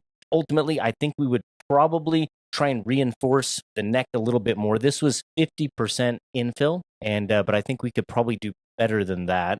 It had 8 walls. We could add 10 or 12 walls just to really strengthen it up. It was printed at a 0.32 layer height, 220C, and I printed it relatively slow, I think somewhere around 60 millimeters per second. I did have to use Vision Miner's nanopolymer adhesive to hold it down on the ends. It wanted to curl a little bit. Other than that, I mean, the print turned out, it was not the best print. I could have had the first layer dialed in a little bit better, but I think it turned out okay. I mean, the finish on it is nice. I mean, you can see there in that light right there that the finish looks okay. It's heavy, by the way. This is 800 grams of filament, less than 200 grams left on the spool. And this is about $30 or so from Polymaker. I'll have a link in the description below for this filament. I don't know, but why don't you tell me in the comments below what you think I should do to make that thing split wood? Because I think we can if we just use the right materials. And thank you to Polymaker. They generously sponsored this video. They provide all of the filament that we use here in this content in our live show on Twitch, twitch.tv/LoyalMoses. And the Polymaker link should be somewhere right about here. Thanks, Polymaker. The hand axe itself is a model from Triple G Workshop over on printables.com. I'll have links in the description below for the model, the filament, the printer, all of that good stuff. Hey, if you're still here and you're still watching, reach down there and hit the like button, and also comment below on what you think we could print here on the ranch with a PLA carbon fiber, and I'm going to give away a spool of Polymaker carbon fiber PLA to the top 3 comments. Ultimately, this was a really fun print. We're going to do more of this. We're going to print things. We're going to take them out on the ranch, and we're going to see exactly what things work and what doesn't work, and what filaments may or may not be the right stuff. So Thanks for watching. I hope you enjoyed it. We'll see you on the next one. And thank you to these wonderful YouTube members right here. You make this possible. These are 5-gallon plastic diesel cans, and I am so tired of the lids breaking. Instead of buying new cans at $30 to $40 each, or ordering new lids online for somewhere between like $3 and $5 each, I wanted to 3D print my own replacements, but not just in one material. Today, we're taking it further with a dual material print, PETG for the rigid body of the cap and flexible TPU for the gasket, all in one go. And they turned out so good. I made 6 of them. Let's walk through how I did it, what worked, and how you can do the same. Welcome to the studio. Apologize for the mess. If you happen to be a farmer or rancher, this is one of those everyday problems a lot of us run into. These yellow Midwest diesel cans are everywhere. We use them all over the ranch, sometimes daily, to keep equipment, trucks, and tractors running. And the lids, they just don't hold up. They crack, they strip, and they leak fuel all over everything. So this is the perfect project to show how 3D printing can step in and solve a real problem. And today, we're not just making a replacement, we're making a better one using PETG and TPU together on the Bamboo Lab H2D. Quick disclaimer, I am talking about 3D printing a cap for the diesel can, not fuel spouts or vent hardware. Diesel is far less aggressive than gasoline, but still, be careful when you're handling any type of fuel. And honestly, it kind of annoys me that I even have to say that. I started this whole process by putting out a call on X, asking if anyone had or knew where to get the STL files for these diesel can lids. I had done some looking around before, even months ago, but I couldn't find the one that really fit. It was always the wrong size or the wrong threads. But thanks to the community, I got a bunch of replies and links, and one of those models matched perfectly for these Midwest Can Company diesel cans. Now, I could have just done some quick measurements and tossed this into Fusion 360, drew something up, added some threads, but I love to use existing models when they're available. To find which of these models was a good fit, I measured the inside threads of a broken cap with calipers. It was about 45 millimeters or so, and that lined up with one of the STLs that I was provided. Now, my first test print was in PLA just to check the fit, and it worked, which was great, but it was just a bit too tight. And that showed me that the design was good, but that I needed to scale X and Y up about 1%, but leaving Z at the same, scale about 100%. And that adjustment gave me just a smooth, usable fit. For the actual usable prints, I chose PETG for the cap body because of its compatibility with diesel fuel. That's the big reason. Now, it can handle direct contact without breaking down, and it's also UV resistant and it doesn't get brittle like PLA. On top of that, it tolerates temperature swings and can take the bumps and bruises and the knocks from riding around in the back of a truck. But here's where it gets interesting. We use TPU in the second nozzle on that H2D to 3D print the gasket directly into the cap. Now that's one of the superpowers really of the Bamboo Lab H2D. It's a dual nozzle printer, so the left nozzle ran my PETG and the right nozzle ran my TPU. And it was as easy as painting which parts I wanted to be PETG and TPU in the slicer and then sending it off to be printed. Here's a quick look at how I did that in the slicer. You simply just select the areas that you want flexible TPU, paint them, assign the right nozzle, and the printer does the rest. It's amazing at how easy it is to combine rigid and flexible materials in one print now. Why TPU? TPU has flexibility and compression, making it ideal for the gasket surface that seals against the can. Formulations can vary, so I'll keep an eye on mine over time and update the pinned comment if I see any swelling or softening of the material. But for limited diesel contact, TPU is holding up really well so far. Bamboo Lab even makes TPU designed for AMS use. And this can be done not only on the H2D dual nozzle, but also on the P1S, the X1 Carbon, and even on the A1 Mini, even with filament swaps. You don't even need an enclosed printer to pull this off. For my print settings, I used 2 walls, about 15% infill, 6 top layers, and 4 bottom layers at a 0.2 millimeter layer height. Now, that gave me a perfectly usable cap. If you wanted more strength, like you're afraid tightening it down would tear those threads up, bump the walls up to 4 or 5, and you'd have some pretty strong caps. Each lid took really only about an hour to an hour and a half to print, depending on the layer height. Once I had one that worked, that's the magic of 3D printing. you can just run more. With the PTG body and the TPU gasket combo, every print came off the bed ready to go. There was no extra assembly required. Now, honestly, this really actually feels like a small business idea waiting to happen. Imagine bins of these type of caps sitting down at your local auto parts or farm and ranch stores. They'd fly off the shelves. I know, because I have bought them. So think about that. There's like something like 50,000 auto parts stores just across the United States. Someone go do it. Seriously, go make $1 million. And here's the best part. Each one of these caps cost less than $0.25 to make. It was about 22 cents in filament. Now compare that to that $3 to $5 for replacements online or in the store. You can literally print a dozen of these for the price of one retail cap. There were a couple of test prints in PLA with a size change. By the time I had the PETG body with the TPU gasket printed, scaled with that 1% on the X and the Y, the fit was absolutely perfect. It threaded on smoothly, sealed tight, and honestly, it worked better than the original spout and cap. There was no flipping the spout inside out, there's no leaks, no spills, no headaches. It just twists on and it seals and it works. That little feeling, in fact, as it grips the TPU right at the end of that twist is just perfect. I love it. The dual nozzles on the H2D really allowed us to print the gasket right into the cap using TPU.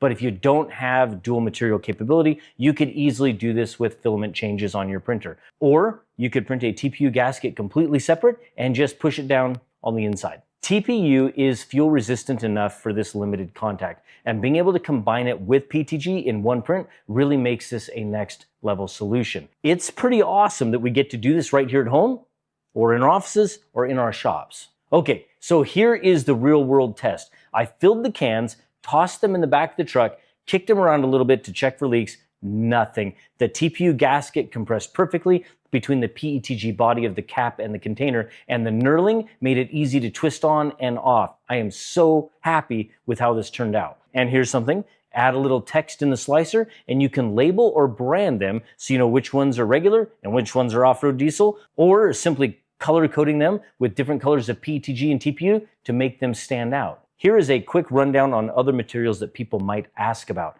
PLA, not good. Fuel breaks it down fast. ABS, works okay with limited contact. ASA, excellent choice, wide-ranging chemical and UV resistance. Nylon, very strong, but sensitive to moisture. For me, PETG plus TPU was the perfect combo. Now, here are some tips if you are printing these yourself. If your lid is a little bit too loose, scale it down to 99%. If it's too tight, kind of like mine was, scale it up to about 101%. It's not going to take a lot. And like I said earlier, I only scaled mine on the X and Y, and I left Z alone. Now for the gasket, just make sure that your TPU is dry, and you won't have any issues at all. Future Loyal here, as you can see from the B-roll, if you over tighten them, they begin to crack, and that was easily solved by increasing the bottom layers to 10, which is actually the top layer on the cap, and I also increased the walls to 3, and that made a huge difference. So that would be the settings that I recommend. If this project gave you an idea, hit that like so more people find it, subscribe for more practical 3D prints kind of like this one, and let me know in the comments what everyday fix that you'd like me to try next. I try to read every comment, and some of our best projects come directly from your suggestions. And a huge thank you to our YouTube members and Patreon supporters. I couldn't do this without you. Thanks for watching. I hope you enjoyed it, and I will see you in the next one. Oh, and YouTube thinks you're going to like this video right here, so you should go watch it. Now I got to go clean up. It's messy. Welcome to the studio. I have a confession. I have been obsessed recently with the idea of 3D printing scale models and miniatures and then filming them in some pretty fun and unique ways. Inspired, I think, a lot by Disney's Industrial Light and Magic series, which, by the way, if you haven't seen it, go watch it. Do yourself a huge favor. It's pretty awesome. Now, with this in mind, a couple of months ago, I 3D printed a Star Destroyer, and I made a video on it. But then today, I was playing around with filming it, and I wanted to show you exactly how I did it. And in fact, I'd love to see YouTube filled with way more of this type of content. Now, before we get too far, there are some huge reasons for my madness here. I'm actually 3D printing an even larger Star Destroyer right now, like 4+ feet larger, and I wanted to be able to get some sweet shots of it when it's complete. So before I finish the larger one, I figured it would be a good idea to maybe film the smaller one just to see what kind of shots I can get. If you want to go check out the printing of the Star Destroyer, I'll have links in the description, or you can just go to the channel and check it out. It's a pretty fun video. Oh, and you might want to hit that subscribe button because we are also going to be 3D printing a life-sized TIE fighter. Yep, you heard that right, a life-sized TIE fighter. One that I can actually like climb into, that has buttons and lights and sounds, everything. In fact, I just unloaded nearly 3,000 pounds of filament for the TIE Fighter project just a few days ago, and we'll be filming the whole process. You won't want to miss it. This is going to be absolutely epic. So seriously, hit the like on this video, hit that subscribe button, and make sure you ring that bell and your alerts are on. It's going to be amazing. Seriously. Okay, back to filming the model. Now, before I can film this smaller Star Destroyer, I have to be able to position it for the camera. And I wanted to make sure it's as easy and versatile as possible to mount and to adjust as needed. Mostly so I can repeat the process with as little staging as possible and as little teardown as possible. Here in the studio, a lot of things are 1/4-20 threads. Tripods, mics, cameras, mounts, a lot of stuff here is 1/4-20. And since we 3D print, we already know how to use heat set inserts. And I figured the easiest way to do this was to order some 1/4-20 heat set inserts off of Amazon and use these to position the model for filming. Normally there's an opening in the print that matches the size of the insert when it's designed for them. But because this is custom, I just used my Dremel and I opened up a hole just a little bit smaller than the size of the insert. And just like any heat set inserts, they are pretty easy to install. Just a little heat from the soldering iron and some downward pressure, and they slide right in. Now, once it cools and the plastic sets, we can simply attach them to anything that uses 1/4-20 threads and position it for filming. This makes it so much nicer to simply position the model, and then we can move lighting and cameras around to get the shot that we want. And of course, making minor adjustments to the model's position is just as easy too. Okay, now to the filming.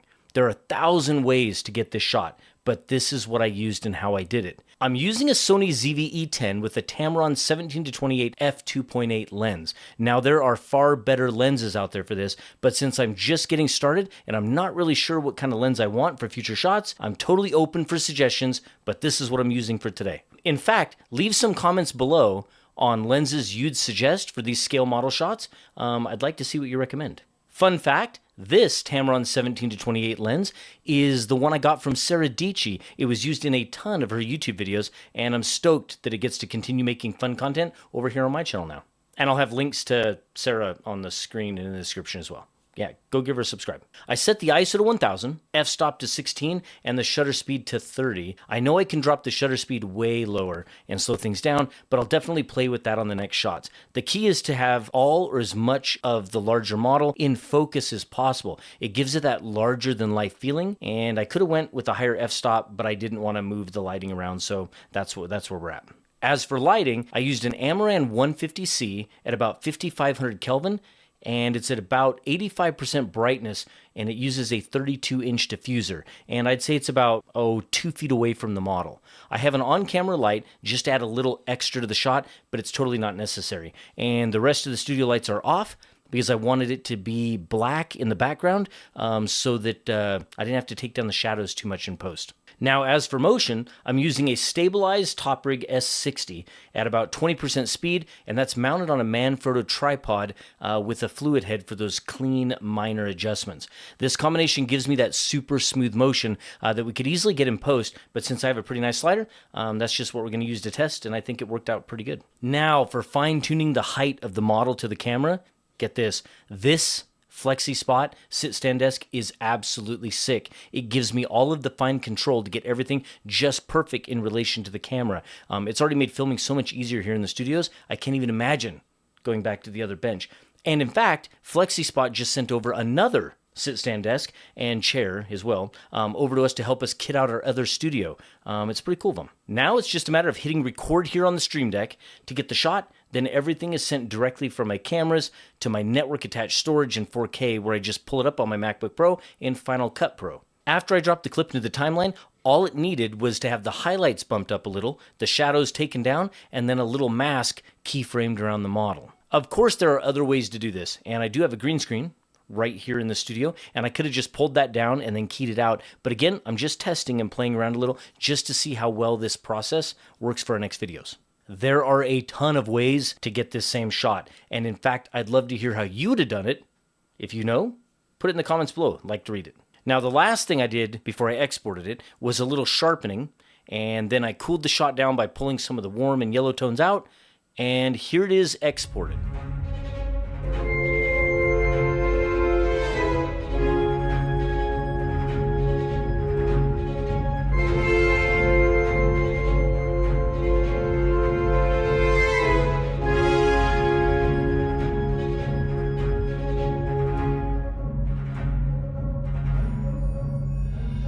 I think what I really like about this is that we get to 3D print anything that we want, and then we get to film it any way that we want. It's the creativity and the unlimited potential to just create what we want by 3D printing it and then filming it. Like seriously, 3D printing is just awesome. Honestly, I really think it turned out pretty freaking amazing for a 3D print with no post-processing at all. And now that this worked, I can't wait to finish the larger Star Destroyer, and then I'll get some shots of that, so stay tuned for a video on that. Now, what else do you think we should print and film?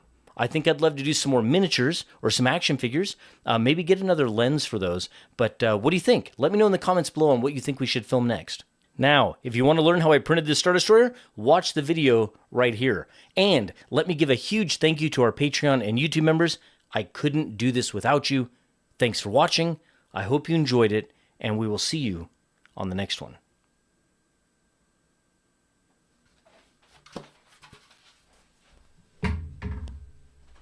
Pretty awesome. First, let me come clean. I have a filament addiction.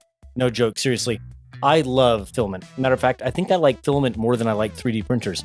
And I have nearly 5,000 spools of filament up here. And that ranges across every single brand manufacturer of filament out there. But today's video, I'm about to tell you exactly why Polymaker is the absolute best filament manufacturer in our industry. Now stick around because I'm going to share a couple of ways for you to get some Polymaker filament absolutely free. Let's start out with a little bit of a story. And I'm going to back up here, and it's a couple of years, and I'm going to share with you exactly how I found Polymaker and how not only did they change my 3D printing experience, but they also became the official sponsor of our content. And that's an interesting story because it didn't start out so well. It started out a bit rocky. We were manufacturing. We were using some particular filaments from 3DX Tech, which makes incredible filaments. But we ran across a problem with one particular color where 3DX Tech couldn't keep up with what we needed. And there was a delay in the manufacturing process, and it caused us to get behind on orders. We also had some minor issues, and this was like, mind you, 3 years ago, where we had some issues with color, where the color from one batch to another was slightly off, and that was affecting our customers. Now, that's a common thing that happens in 3D printing, and that's no slight to 3DX Tech. They're an incredible company, and they make some of the best filaments out there. And matter of fact, down here, there's a whole stash of it, and out in Studio B, massive pile of 3DX Tech filament. But here's what happened. I needed a particular color, and I needed it more reliably. So I reached out to a company called Extruder. Now, are you familiar with Extruder? They are a filament company in Europe, and I think specifically Austria. And I was in contact with them, and I showed them a color that I wanted. And I said, I need this color, and I'd like it in your particular material. And they got back to me about a couple months later and said, Loyal, we got it. We worked out the recipe, we got your color, and here it is. Now, here's the problem. It's going to be expensive. So it worked out to be about $60 a kilogram for this filament to be shipped directly from Austria here to our studio. Now let me get a spool for you. All right, this is a spool of Extruder. This is the special green filament that we had manufactured just for what we were doing. And as you can see, it's a beautiful, beautiful green color, but it was being shipped all the way from Austria, and it was quite expensive to get here. Now, this is a 2.5 kilogram spool, and this is kind of how it started. This is the journey on how we found Polymaker. So I was shopping around for a filament that we could get domestically that was going to be a matte finish, and it was going to be something that met the mechanical characteristics of what we were trying to achieve. And someone on Twitter, and I wish I could remember who it was, shared with me Polyterra, which is Polymaker's matte filament, like matte PLA. I ordered a couple of spools of Polyterra from Amazon. They showed up I printed with them, I tested with them, I adjusted temperatures, and I was like, this is fantastic material. How did I not know that this company existed and that they made such high quality filament? And so I started to switch over products to Polymaker's Polyterra line of filaments, and it was working out so well. Well, we ran low on a color called Lava Red. We got backed up. I needed that color, and I went to Amazon and I ordered 20 or 30 spools of Lava Red Polyterra. And what showed up was this color. This color is not this color. This color is Lava Red. This color is pink. However, it actually says Lava Red on the sticker. So I was not too happy, but I understand mistakes get made. I thought it was a color issue with a badge. So I reached out to Polymaker, and I think on Twitter, and they said, hey, we're sorry about that. It looks like it was a sticker issue, a labeling issue. And we've since solved that. Don't worry, go ahead and make your order. So I did. I made my order on Amazon again for another 20 spools or so, or 10 or 20 spools, whatever it was. It came in pink again. Lava Red on the sticker, but it's definitely pink. And now I'm really frustrated because now I'm behind, right? So I'm trying to manufacture for clients. This filament is not going to work. I can't send them pink when they need it in Lava Red. And so that's a problem. So I tweeted out, and I was a bit frustrated. And normally I don't do that, but I tweeted out that I was really upset that now I have like 40 or 50 spools of this filament that's pink, and I can't do anything with it. Polymaker replied back, and they said they apologized, and I think they sent us, 10 spools of Lava Red, and I think they may have actually canceled that order and refunded the other order. They went kind of out of their way to fix the problem, but it's still, you still have that bad taste in your mouth, right? You still have the bad experience. But here is why Polymaker is an incredible company. This is back before I had a Twitch stream, before we had a YouTube channel. Polymaker has this incredible belief that if they get their product into your hands, they will convert you into a customer for life because they have such high confidence in the products that they create. They also have a community belief. They want to absolutely have the absolute best level of community support that exists. And they want to set an example in our 3D printing industry on how to deal with the community. Here we are, fast forward. I have a Twitch stream. We have thousands of people that come to our Twitch stream every single week. And we're live talking about filaments and printers. And Polymaker creates an account on Twitch and shows up at the LM show and jumps into our chat and begins chatting with us. And mind you, I was already converted to Polymaker at this point. I was giving out Polymaker filament. I was recommending all these types of amazing filaments to people all around the planet. And Polymaker shows up in our chat. They hang out on our streams. They come by quite regularly. And in the midst of this, Polymaker makes a very generous offer. And they said, Loyal, I know you like to give away things. If you'd like to give away some Polymaker filament, we would love to support your Christmas community print drives, your Halloween print drives, if you'd like to give away some filament. And so we did. Months later, Polymaker and I, we chat, and we come to an agreement, and Polymaker becomes the official sponsor of our Twitch channel and our YouTube content. And since then, Polymaker and I have given out thousands of spools of Polymaker filament in just the last couple of years. Think about that. Like 3,000 plus spools of Polymaker filament have been given out by me in my content on my shows in the last 2 years. That is amazing. And we plan on giving out way more. And I kind of believe what Polymaker believes, that the product is just so amazing that I know that if we get Polymaker filament into someone's hands and they print with it, they'll be converted for life. The quality of the product is fantastic. The colors selection, they were one of the first companies to put together a palette of colors, of materials, and they're just superior in every way. And I guess I would say consistent, right? You order Polymaker filament, you're getting it at a fantastic price. They're very competitive on price. You get it in 1 to 2 day shipping here in the United States.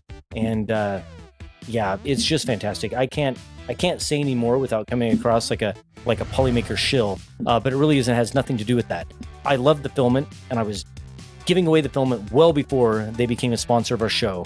And they are just so darn well respected in our community, and they just produce a superior product. So I can't be more pleased with the opportunity that I've been given to work with Polymaker and to represent them in this capacity, and I'm grateful for it. Now, many of you might already know this, but I have my own official spool of Polymaker filament, and it is called LM Sparkle Green, and let me get it.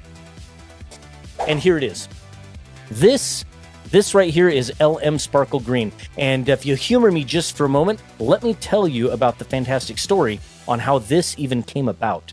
So, in the midst of Polymaker showing up to our streams on Twitch, there was a fantastic color that I fell in love with. I was printing Boba Fett helmets, and right here. I don't know, you can't see it. It's a bit dark, and maybe I'll get some B-roll of it. But there's a Boba Fett helmet in here in this printer, this Race 3D Pro 2 behind me. I fell in love with a color called Sparkle Dark Green PLA from Polymaker. And it was just this rich, vibrant, dark green that had sparkle in it. And our community was buying so much of it. We were printing helmets in it. Everybody loved this filament. But the problem, Polymaker messaged me. And this is Nick at Polymaker. And he said, Loyal, I have some really bad news. We have to discontinue Sparkle Dark Green. What? Like, that's our favorite color. We love it. That's almost become the color of the LM show. And he said that ultimately, in order for them to continue, they would have to raise the price on that filament so much that they felt that that would be a disservice to their customers, because the manufacturing process to achieve that filament was too expensive for PLA. I understood. It's too bad. We ended up buying out all of the filament. So once we told our community that that was it, that was the last filament, people went nuts to go get it. Everyone was buying it, stockpiling it. Fast forward almost a year? No, fast forward a few months, and I've been teasing Polymaker with the idea of having them produce that green under my brand. So I got a message from Polymaker, and that they were coming up with this new idea to have a creator spool. And it would be an LM Sparkle Green with a fun creator collector spool. And they would try and produce my green. So a couple of weeks later, Polymaker gets back to me and tells me, Loyal, success, we did it. They were actually able to produce that Sparkle Dark Green in a new formula, and not only produce it very similar in color, I mean almost identical, but actually a little bit better, and in a PLA Pro. So if you don't know what PLA Pros are, they have the characteristics that are a little bit closer to PETG, but they print just like PLA. And they're smooth, they're better mechanically, they're just an all-around better quality filament. And I was ecstatic. I was so happy. And so there's the story behind LM Sparkle Green. I'll have the links on the screen to that and in the description below. So you should definitely go pick some up. It's a great way to help out our show and our content. And of course, you get an incredible color filament. It works so well in Halo Master Chief helmets or Boba Fett helmets. And of course, you get that creator spool along with it. Now, I told you that I would share with you a couple of ways that you can actually get some free Polymaker filament. And here it is. One, I am live on Twitch Mondays, Wednesdays, and Fridays at 5 p.m. Pacific, and I give away Polymaker filament every single time I go live. And so just tonight, we were live. I'm recording this on a Monday evening, and we gave out filament tonight. And we gave out filament last night in our Discord. I made a little button, and it gave out filament. So that's the second way. You go to our Discord, and I'll have links on the screen and in the description below. And join our Discord, because participate in one of the best communities in 3D printing. And of course, whenever I do giveaways, you have a chance to win some filament. Now, there is a third way. That third way is directly from Polymaker, has nothing to do with me, and you can get an unbelievable amount of Polymaker filament. Over in Polymaker's Discord, and I'm pretty sure it's still active right now, they have what's called the TikTok game. If you make a video, right, that follows their rules, you post that in their TikTok game channel on their Discord, they upload that to their TikTok channel. And depending on how many likes and views and all that kind of stuff, all those metrics, they reward you with an immense amount of dollar value for that interaction on TikTok. So you can make a simple video that can just take you minutes to put together. You give that to Polymaker. They are trying to build their Polymaker channel on TikTok. And whatever it does out there on the platform, however successful it is, you get massive amounts. of dollar value in Polymaker filament. And our community has gone nuts over there, and there has been thousands upon thousands of dollars in filament rewarded to our community for making simple videos on TikTok. Well, anyway, I hope that was informative, and I hope that you understand. Somebody's playing on my Twitch stream right now. I forgot to disable the lights so they can't do that while I'm recording. I hope that was educational. I hope that was entertaining. And I hope I was able to share with you a little bit about the company Polymaker and why I chose Polymaker to be the official sponsor of our channel. So thank you for your support. Thank you for supporting Polymaker. And go buy some filament. And we'll see you on the next one. Welcome to the studio. Today we're talking about something that Polymaker once said that they would never do. Refill spools. What? No way. I know. And hey, if you already know that you love refills, I'll have my Polymaker affiliate link on the screen and in the description. You should probably head over to their website and get them before they sell out. And then of course, come back here because I have some thoughts on this whole refill ecosystem. All right, let's get into it. These are the brand new Panchroma PLA refills. The same high quality Polymaker filament that you already know, but now without the permanent spool. You mount the filament coil onto a reusable master spool. Polymaker even sent over their downloadable master spool file, and I printed it out on a Bamboo Lab H2D and printed it in cold white Polylite PLA Pro. It printed perfectly and it snapped together beautifully. These refills are designed to work with master spools from companies like Bamboo Lab and Anycubic, and of course work inside their AMS systems. And Polymaker will release an official injection molded plastic master spool in 2026. Now, right now, you can go ahead and just download their free master spool STL on launch day, and I'll have that in the description. You can go print your own. Refills are often marketed as eco-friendly, but here's where things get interesting. Polymaker already ships their regular filament on cardboard spools.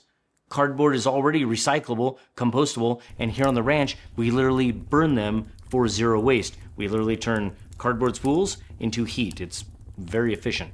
And so if you're interested in switching from cardboard to a plastic master spool, that's not automatically more green.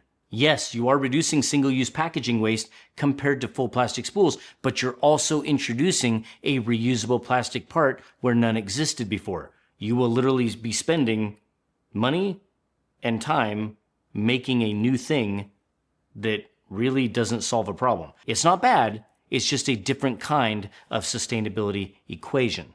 Now, let's talk about durability. A reusable plastic spool isn't going to warp or soften if it gets damp like cardboard, and probably won't get damaged in shipping. And it's much more consistent for automated systems like AMS units. But that durability comes with a small cost. Assembly. You'll need to seat the coil, align the halves, lock it together, and remove the straps. Now, if you print a lot of colors or swap often, that setup repeats over and over again. So convenience really depends on your workflow. If your printing is AMS based and you love standardized spool geometry, refills definitely make sense. But if you're a one spool at a time kind of maker, it's just one more thing that you're going to have to deal with. Now, I am interested in exactly what you think about filament refills. So before filming this segment, I asked all of you on X what you think about this type of solution. And do you think that they are better? Do you not care? Do you like plastic or cardboard? What are your preferences? And the responses were great. It's clear that people have a wide range of opinions, and that's what makes this so interesting. Refills aren't just about cost or packaging, they're about workflow, convenience, and personal preference. Now let's talk about a few real-world downsides that are worth knowing. Because refills aren't wound as tightly as factory spools, sometimes the filament can shift or it can catch between the edge of the coil and the hub of the master spool. That can cause minor snags or jams if the spool isn't seated perfectly. And if you lose grip on that coil during loading, it can unravel fast, leaving you with a tangled mess that's not fun to fix and probably just a throwaway spool and a waste of money.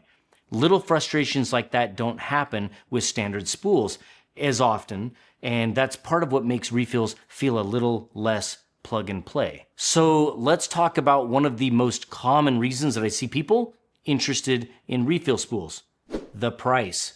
Polymaker's refill pricing starts at about $17.99 and goes up to about $27.99 depending on the line, usually about $2 to $3 less than the same filament on a regular spool.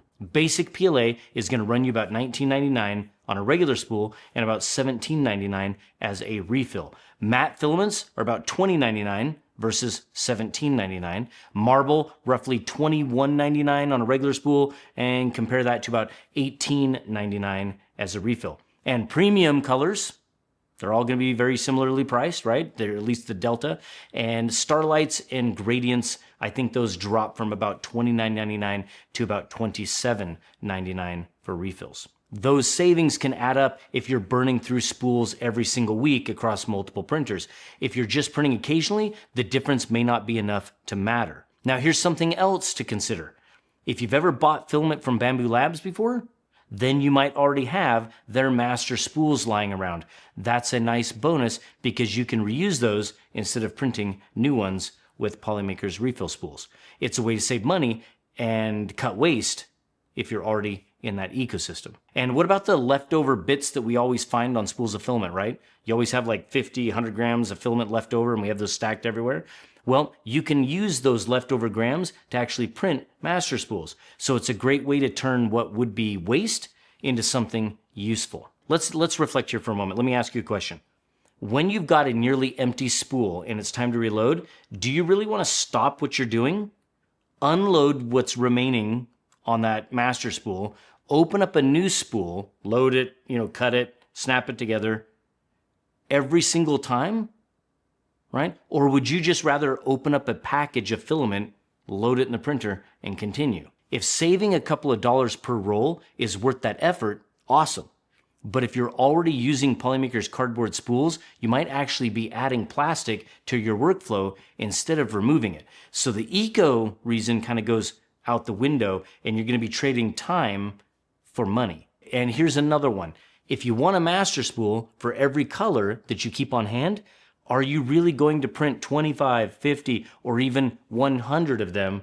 That's hours and hours of print time and several dollars in filament per master spool. That's time and money that could simply go toward more filament that's ready to use. So, who are master spools and refills for?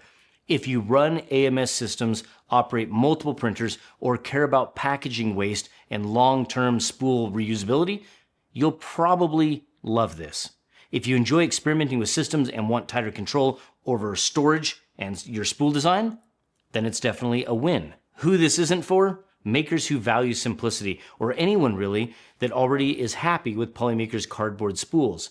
If you print casually or don't burn through filament quickly, the setup time and spool printing might not be worth it. Okay, now I have a personal preference for cardboard spools, but to try and be fair here, let's talk about the downsides there. If you order just one or maybe two rolls at a time, they can sometimes come bent or damaged during shipping and they're not going to roll well in your AMS. And others have reported in their AMS units that the cardboard can shed a little bit of dust, causing problems. Now, it's not a deal breaker. A quick blast of air now and then will keep your AMS clean. And of course, if you order spools by the 2, 3, 4, 5 in a box, less likely they'll arrive damaged. All right, here are my final thoughts. I think people just really like the idea of filament refills. It feels sustainable and it just sounds efficient. But when you look closer at the product itself, it isn't exactly industry changing. That doesn't mean it's bad. It's just one more option for us makers and creators. And I really love that Polymaker is giving us that choice. Their printable master spool worked perfectly for me, and it's great to see them experimenting with new ideas that fit AMS systems and sustainability goals. But for our studio here, I am still sticking with cardboard spools. They're simple, recyclable, no fuss, and they've just worked well for us. Now, I'd love to hear what you think. Do you use refills or do you prefer traditional spools? Let me know in the comments below and I'll be reading all of them. And if you want to try these refills for yourself, I'll have that affiliate link on the screen and in the description. Go check them out, especially before they're gone. And I'll also have that downloadable master spool file for you linked in the description. Thanks for watching. I hope you enjoyed it and I will see you on the next one. Also, don't forget to like and subscribe, and YouTube wants you to watch that video right there. So go to it. So click on it, watch it. And then binge all of my videos. All right.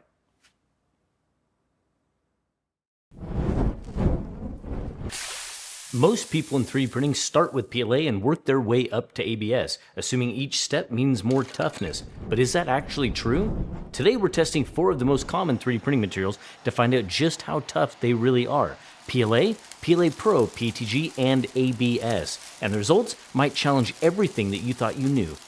In 3D printing, most of us start with PLA.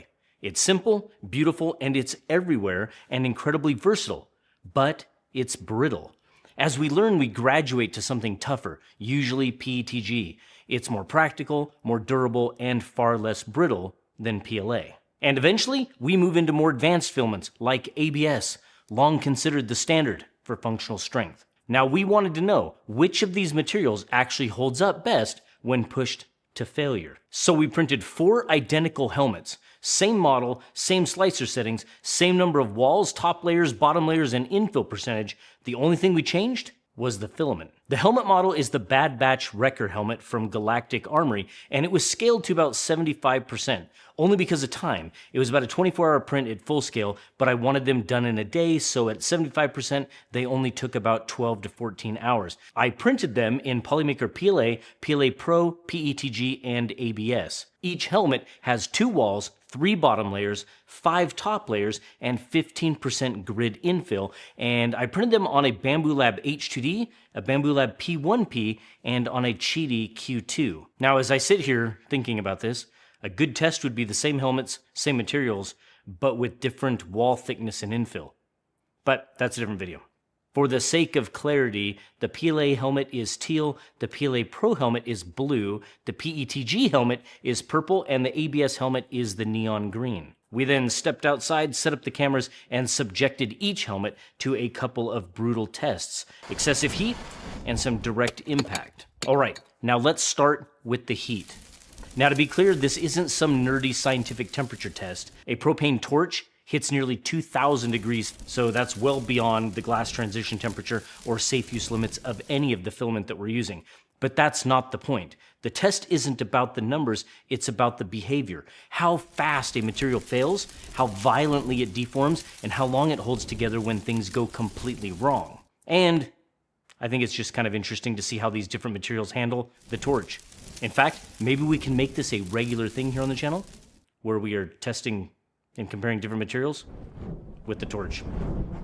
Before I show each of you the helmets on fire, let's talk about heat resistance for a moment. Specifically, glass transition temperature, represented as TG. Now, PLA and PLA Pro both have a TG around 55 to 65 degrees Celsius. That means that they can start softening in something as simple as a hot car. PETG is a little bit better, typically in the 75 to 85 degree range, which makes it a more functional choice for prints exposed to moderate heat.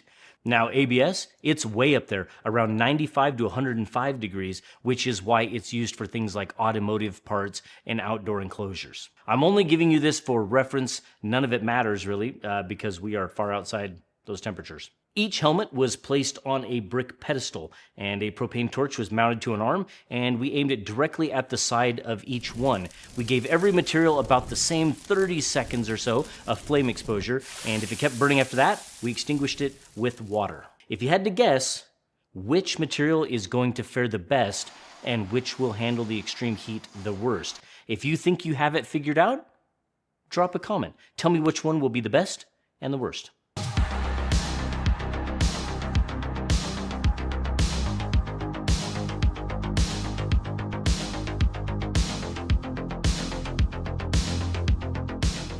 All right, back to it. PLA, as you'd expect, began melting almost instantly, sagging and dripping. It actually had that awesome Raiders of the Lost Ark look to it. And ultimately, we had to put it out with water. But I think the result is what all of us would have expected from PLA. PLA Pro resisted more than PLA, which I think falls in line with its more advanced formula. It held up quite a bit longer, didn't behave nearly the same, it deflected more heat, and didn't instantly turn into a dripping, oozing mess. Now, honestly, I have to say I was quite impressed. PLA and PLA Pro are very similar, but in this instance, not so much. PETG was far worse than both PLA and PLA Pro. It softened super fast and a large hole formed almost instantly where the flame hit it. But it self-extinguished the moment the torch was pulled away. Very different. ABS, it flamed up the moment that torch touched it, and it didn't stop. It produced a massive fireball, charred quickly, and continued to burn until it was doused. The damage was actually pretty intense, and I was shocked that ABS did that. Now, going into this, I would have guessed that ABS would have been a little bit more resistant to that flame. Then it would have been PETG, then PLA Pro, and finally PLA. But in reality, PLA Pro performed the best, then PLA, then PETG, and finally, ABS took the most damage of all. Polymaker recently released a high-temp PLA. Now, comment below if we should subject that to the same torch to see where it stacks up. Okay, so now let's move on to the impact test. The reason we're doing this test is really simple. Impact is where the myths really start to show up. We've all heard that PLA is brittle, it shatters, it snaps, it's not meant for anything under real stress.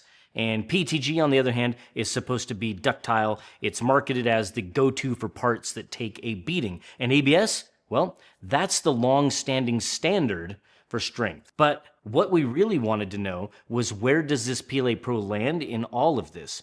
Is it just a slightly better PLA, or is it something closer to the tough materials we graduate into? For this one, each helmet was placed on the same pedestal. Then we dropped a 10-pound steel weight directly onto the crown from about 4 feet above. No surprise here, PLA shattered. We all kind of expected this. We've all dropped something made of PLA or snapped something in half. PLA is just very brittle. Now, from the weight, a massive hole opened up on impact, but mostly contained to the location of the impact. Now, PETG, this shocked me. It failed catastrophically. The crown caved in with a huge hole and deep fractures across the sides and front. Now, if I was a gambling man, I would have put money on it just denting or cracking slightly, but to have it fail more than PLA, that's nuts. Now, as far as ABS goes, totally what I expected. It held its ground. It dented, but it didn't break. It stayed together. Impressive, actually, that ABS is that tough when it comes to impact resistance, especially from a 3D printer. Now, here's where it gets interesting.